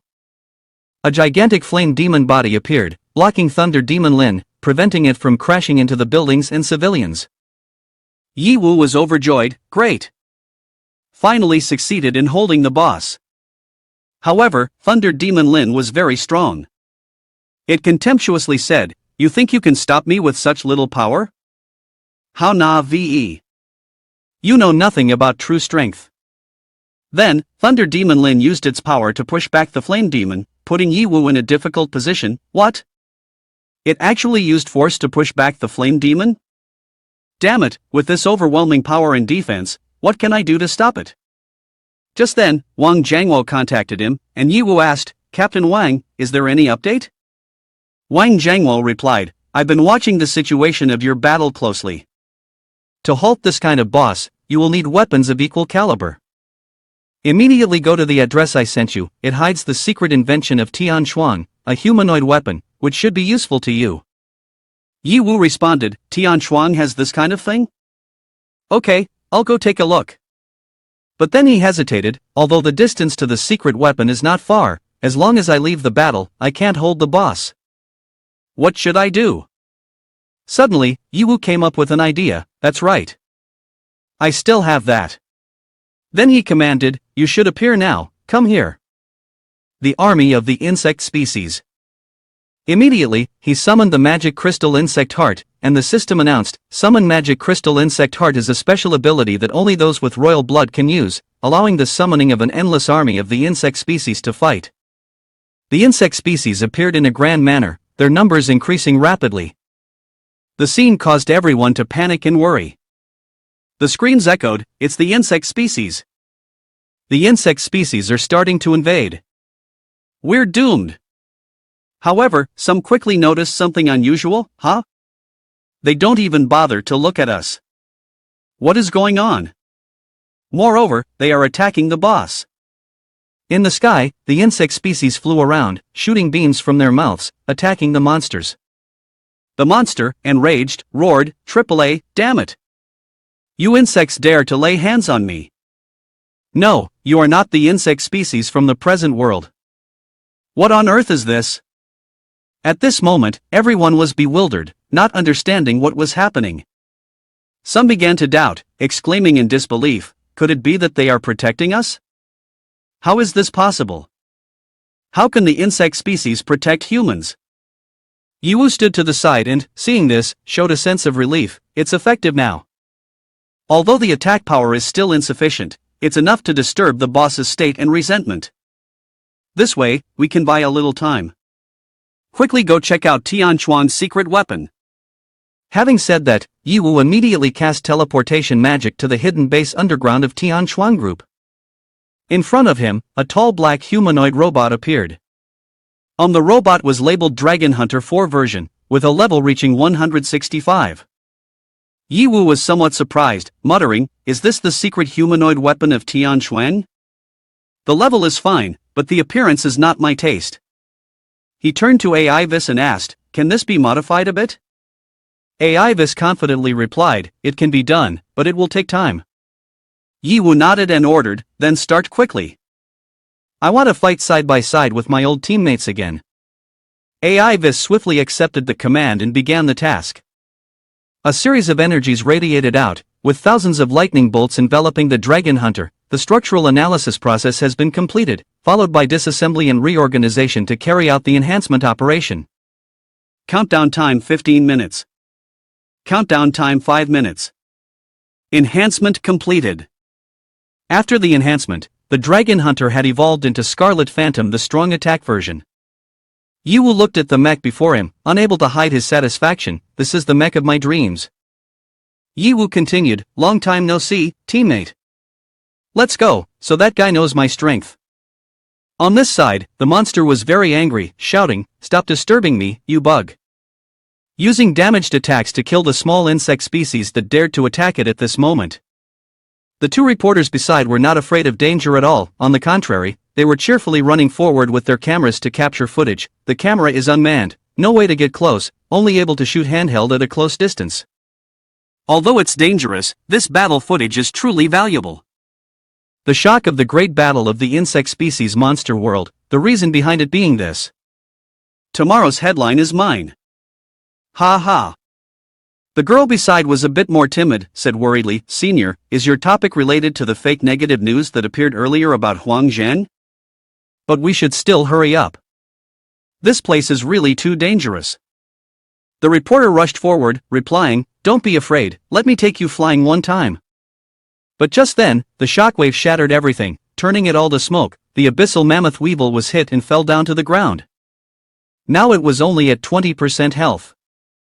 Everyone was truly shocked, and the insect species actually came to save humans. Everyone was buzzing. Tomorrow's headline will have new materials, truly shocking. Amidst the conversation, a monster standing aside sneered, to be part of an insect species yet protect humanity, how ridiculous.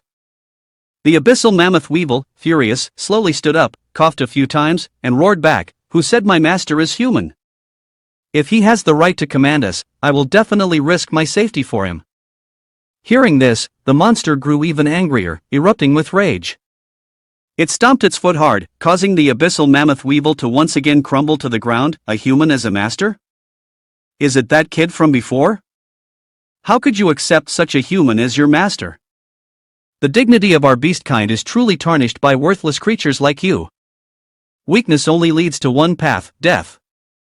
Even with blood and energy running low, the abyssal mammoth weevil still struggled to respond. Dying alongside us is nothing regrettable, as long as I fulfill the mission my master entrusted to me. The beast roared, "Mission? What mission?"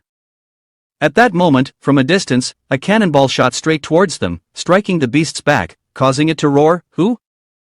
Who dares to ambush me?" Scarlet Phantom, the strong attack version, confidently retorted, "Who else could it be but me?" "What? Do you remember me?" After saying that, he unleashed his full firepower in front of him. Beast, caught off guard, had to retreat to defend himself. Beast smirked mockingly, "The mecha, you actually have some skill. No wonder you can make those bugs loyal and devoted." Although indeed, according to some values, you can only enhance the frail bodies of your kind, but you'll never compare to my perfect body, honed through countless trainings. After that, he braced himself, displaying the power of Thunder Demon level 180. In this urgent situation, the system suddenly flashed a warning message, "Warning, warning, ammunition depleted."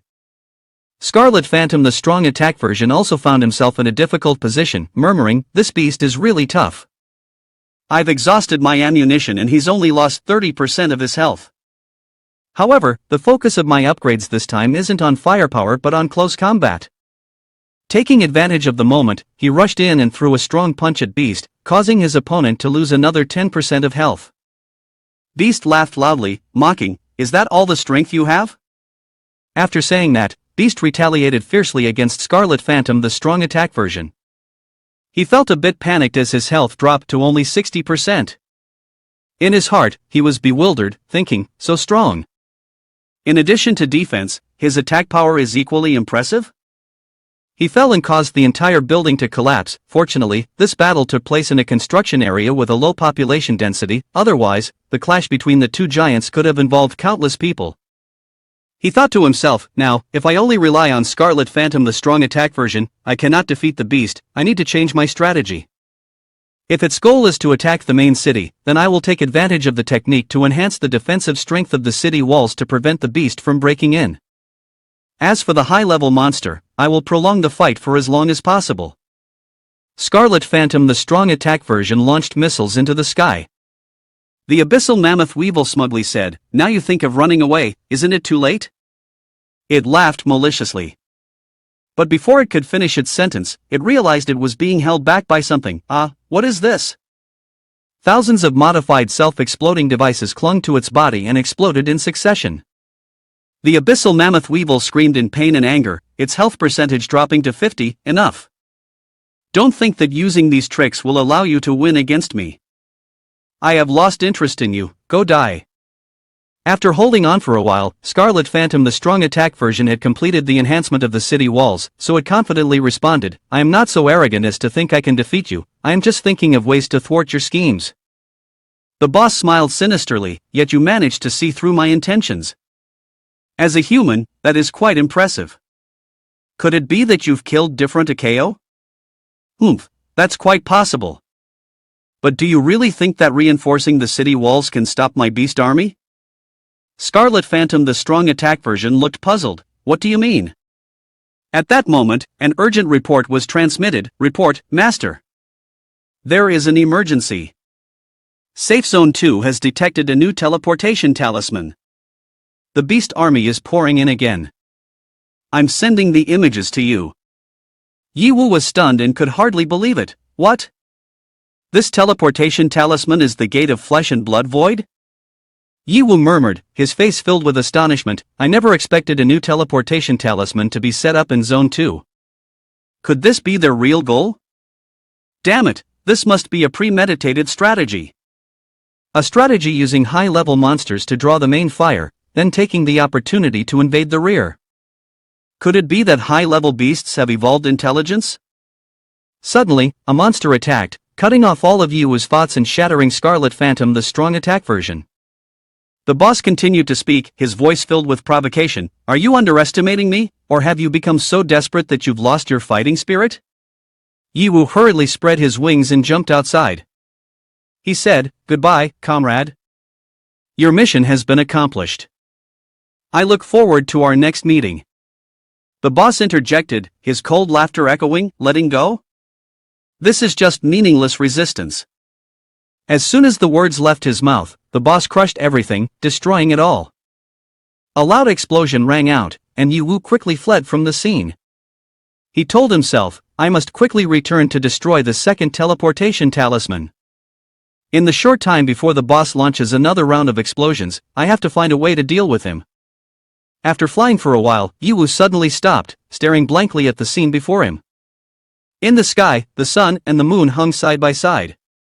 He thought in astonishment, does this mean my system can simultaneously summon the twin witch? The system spoke up with a warning, although the underlying mechanism of the account allows for this method, it is not recommended for use.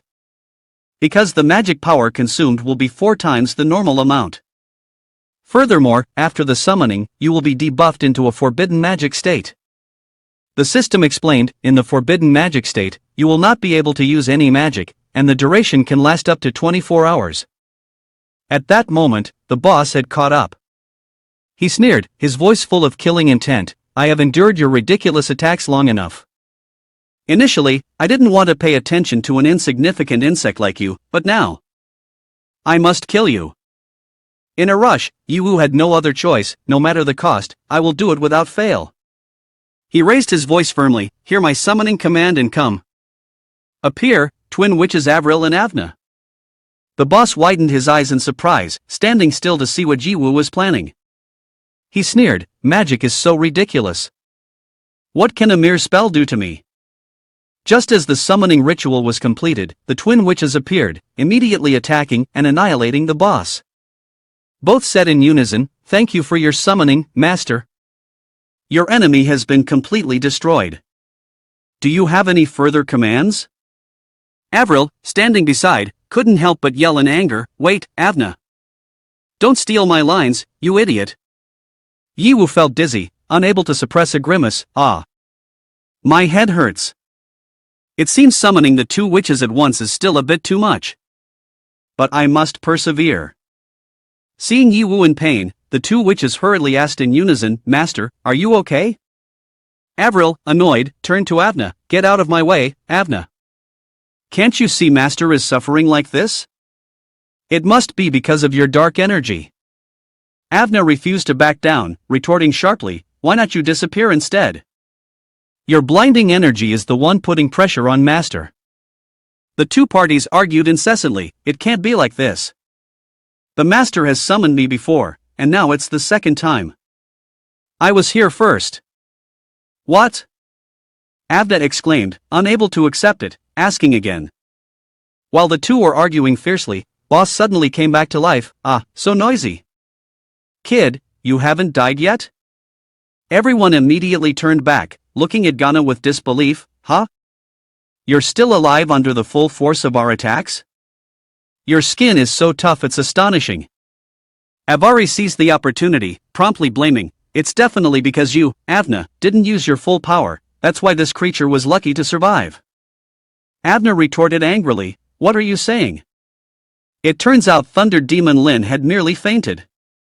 He still had 1% health left. To be able to force a top-tier defender like me into this situation, you all are indeed not bad. But just one step short, my mission could have been completed. Therefore, I will sacrifice my life to pave the way for the swarm to level up. Saying that, boss unexpectedly unleashed his power, using locked rage. This is his racial trait, burning his life force to exchange for the state of locked rage, which has the ability to nearly defend against all attacks. However, this state only lasts for 1 minute, and afterward, he will surely die. Ye Hao panicked. Not good, the boss wants to destroy the main wall within 1 minute of becoming champion, we need to think of a way to stop it. He hurriedly asked the twin witches, do you not have any ultimate technique that can negate the boss's blood saturation state? Abna replied, we do have one, but this technique consumes an enormous amount of magic power and will also put greater pressure on the master. Avril added, the most important thing is, I absolutely do not want to cooperate with Abna to use the same technique. The situation is already extremely urgent, the boss has obtained a 100% energy shield. Ye Hao saw that the two witches were unwilling to cooperate, he quickly urged, although I can understand that you were born with conflicting attributes, you need to put that aside for now and focus your spiritual power to take down the boss for me. Otherwise, what use do I have for you? Seeing Ye Hao's serious attitude, the two witches truly felt a bit scared and quickly nodded in agreement, yes, master, we will comply. Saying that, each witch grabbed one of Ye Hao's hands. He felt a bit confused and spoke up, wait a minute, what do you want to do? Abna calmly said, if we want to fuse, then of course it must be done with the master. What? Ye Hao did not have time to prepare himself when the light appeared, summoned into battle. They had fused into twin-star demon god cows. At that moment, the boss's energy shield vanished, leaving only 20% of its integrity. The boss, seeing the fusion, wondered, what are you doing? As long as I have not released the locked rage state, all attacks against me are useless. I will die, but I will never be killed by you. As soon as the words left the boss's mouth, he was pulled into another space. Ha! Where is this place? The boss was surprised, just a glance and I've been dragged in here, this must be an illusion. A massive source of energy emerged from the solar matrix, passing through the battlefield matrix, directly entering the twin-star demon god cows. At this moment, twin-star demon god cows remained very confident, no need, no matter what tricks you use, you can't break my locked rage. Twin-star demon god cows basically paid no attention to the boss's words. They unleashed the magic dimension of sun and moon convergence, directly attacking the boss. The boss was smashed to pieces, crying out in pain, why do you use a power that transcends the norms of this world? Twin-star demon god cows stood by, not intervening, as the boss fell from the sky and turned to dust. The mission was complete, and it was time for the twin witches to leave. Avril bid farewell to Ye Hao, I can only accompany you this far, master. The next time we meet will be a long time away. We will be very lonely. Avna also spoke up, please do not forget us. We will be ready, waiting for your next summoning. Farewell, master.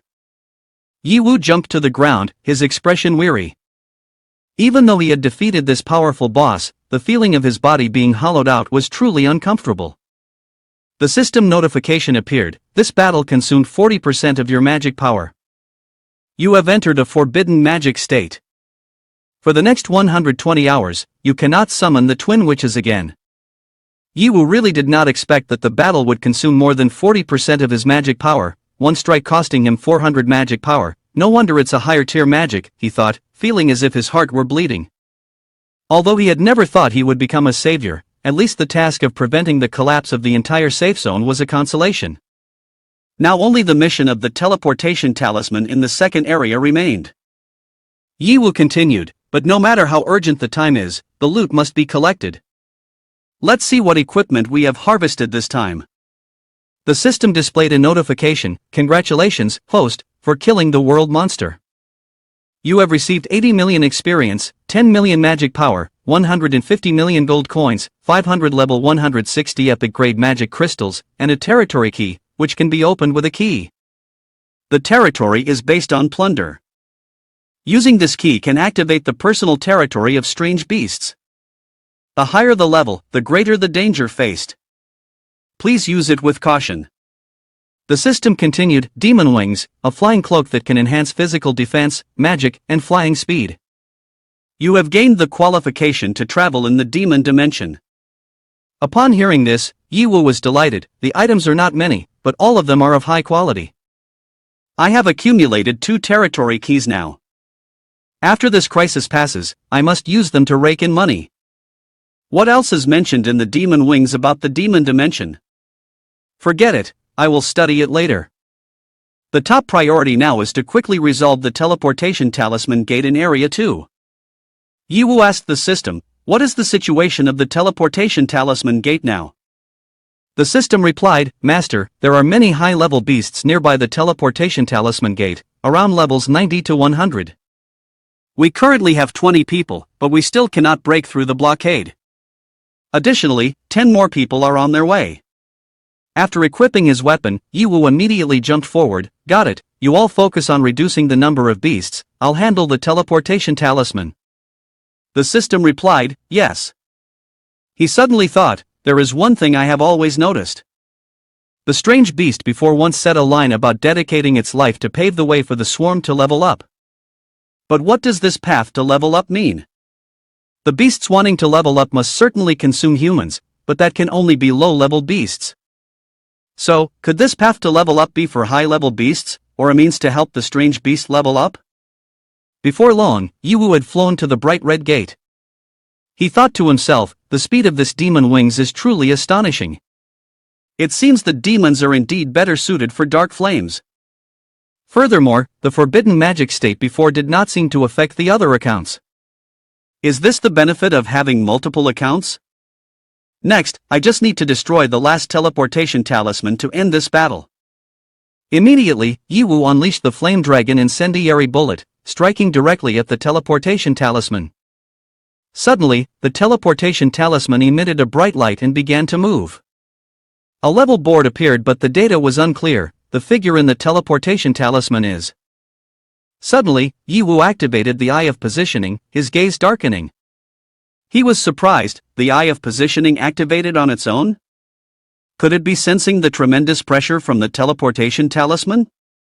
The monster behind the teleportation talisman finally appeared. It is a level 300 Demon King, the Lord of Shenwu at level 300. The malice emanating from it is truly frightening. Ye Wu's body could no longer move. Is this the pressure of level 300? Just one glance, one powerful aura was enough to render me unable to breathe. Ye Wu firmly said, we cannot let it escape from the teleportation talisman, otherwise, that monster will flee. At this moment, Ye Wu's 4 female subordinates also appeared. They apologized, saying, sorry, master, we were late. Ye Wu simply replied, it's alright, consider it as arriving just in time, you all continue to eliminate the other monsters. All 4 responded clearly in unison, understood. Ye Wu, with a frightening expression, silently thought, it has been a long time since I experienced such a feeling of helplessness and fear emanating from the very depths of my soul. This pressure, compared to the ancient gods in my dreams before, is truly more realistic. The true nature of this level. Is it really level 300? Ye Wu continued, that's too exaggerated. Even the history books in school don't have specific records of how high the upper level of this world truly is? Suddenly, a level 110 exotic bat attacked from behind Ye Wu. It roared, dare to disrupt our teleportation talisman, I will swallow you whole. Ye Wu stood still, waiting for the monster to come closer. As it approached, he suddenly struck out with a palm, causing it to scream, AAA. He thought to himself, what am I afraid of? So what if it's level 300? Then he raised his sword in front of him, his gaze firm, telling himself, I will clear all the obstacles in my path. No matter how high the level of my opponent is, I will not stop until I become the strongest. After a moment, 4 female subordinates returned, reporting to the master, the beasts within a 500-meter radius have been cleared. Please instruct on the next action. Ye Wu nodded and replied, well done. Next, continue to maintain the subgroup actions as before, heading to the safe zones, and continue to eliminate the remaining beasts. All of them responded in unison, understood, master. Then they quickly left, and Ye Wu asked, hey, Miss Siyu, I remember that each safe zone has a radar station to monitor the quantity and location of beasts. Do you have the authority to check it? She replied, yes. But right now, all the radar stations before the beast's entry have been sabotaged by someone else. Currently, they are in the process of being repaired. He said, so, could you please send me all the radar coordinates? She replied, just a moment. He gazed into the distance, thinking to himself, now I must know the exact number and location of the remaining beasts. I can't allow any of them to escape. They must all be exterminated before we can open the barrier. I can only hope that the situation inside the barrier isn't too tense. At Sector 5, at the monitoring radar station, the staff looked at the severely damaged equipment and cursed in frustration, damn it, fixing these things is too troublesome. That damn Tian Shuang made them, but I don't have any spare parts at all. Where the hell can I find them now? Suddenly, the loud noises outside went silent. One person suspiciously said, huh? Why did the gunfire outside stop? Could it be everyone has been killed by the beasts? Another person retorted, fear evident in their voice, don't say that. If it really is like that, won't we definitely die too? In panic, they fired their guns continuously at the door. One person shouted, don't come over here. The door opened, and Ye Hao stepped in calmly. Fortunately, he had a shield, otherwise, he would have been pierced by those bullets. Everyone in the room was surprised by his appearance. No need to worry, the beasts outside have all been eliminated by me. Everyone is safe now. Someone said, is this true? Thank you so much. One of them spoke up, I truly apologize for shooting at you. Are you alright, young man? Ye Hao replied, I'm fine, the ones who should be thanked are me. You all did not shy away from danger and steadfastly held your positions. Just this alone is enough for all the citizens in the safe zone to respect you. He said, holding the position is only natural, right? Another person said with a tough demeanor. I'm not the kind of person who fears death. But, let's be honest, who are you? This place is not for a kid like you to come up to. Ye Hao calmly answered, I came to help repair the radar station. Hearing this, the staff in the room were astonished, huh? Are you joking? What can a kid like you do? One person mocked and added, hey, don't touch my radar. If you break it, you won't be able to pay for it. Just then, the system announced, the radar station has been fully repaired. The room fell silent in astonishment. The radar system monitoring the safe zone displayed the waves, scanning the number and distribution of beasts in the area.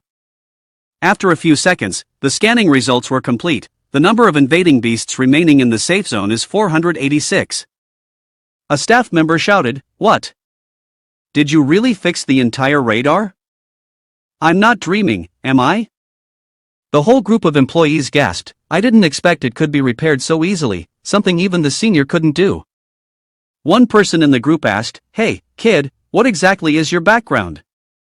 Ye Hao just waved his hand, turned around, but did not forget to leave a sentence, I'm just an ordinary person with a passionate heart. 486 beasts are not too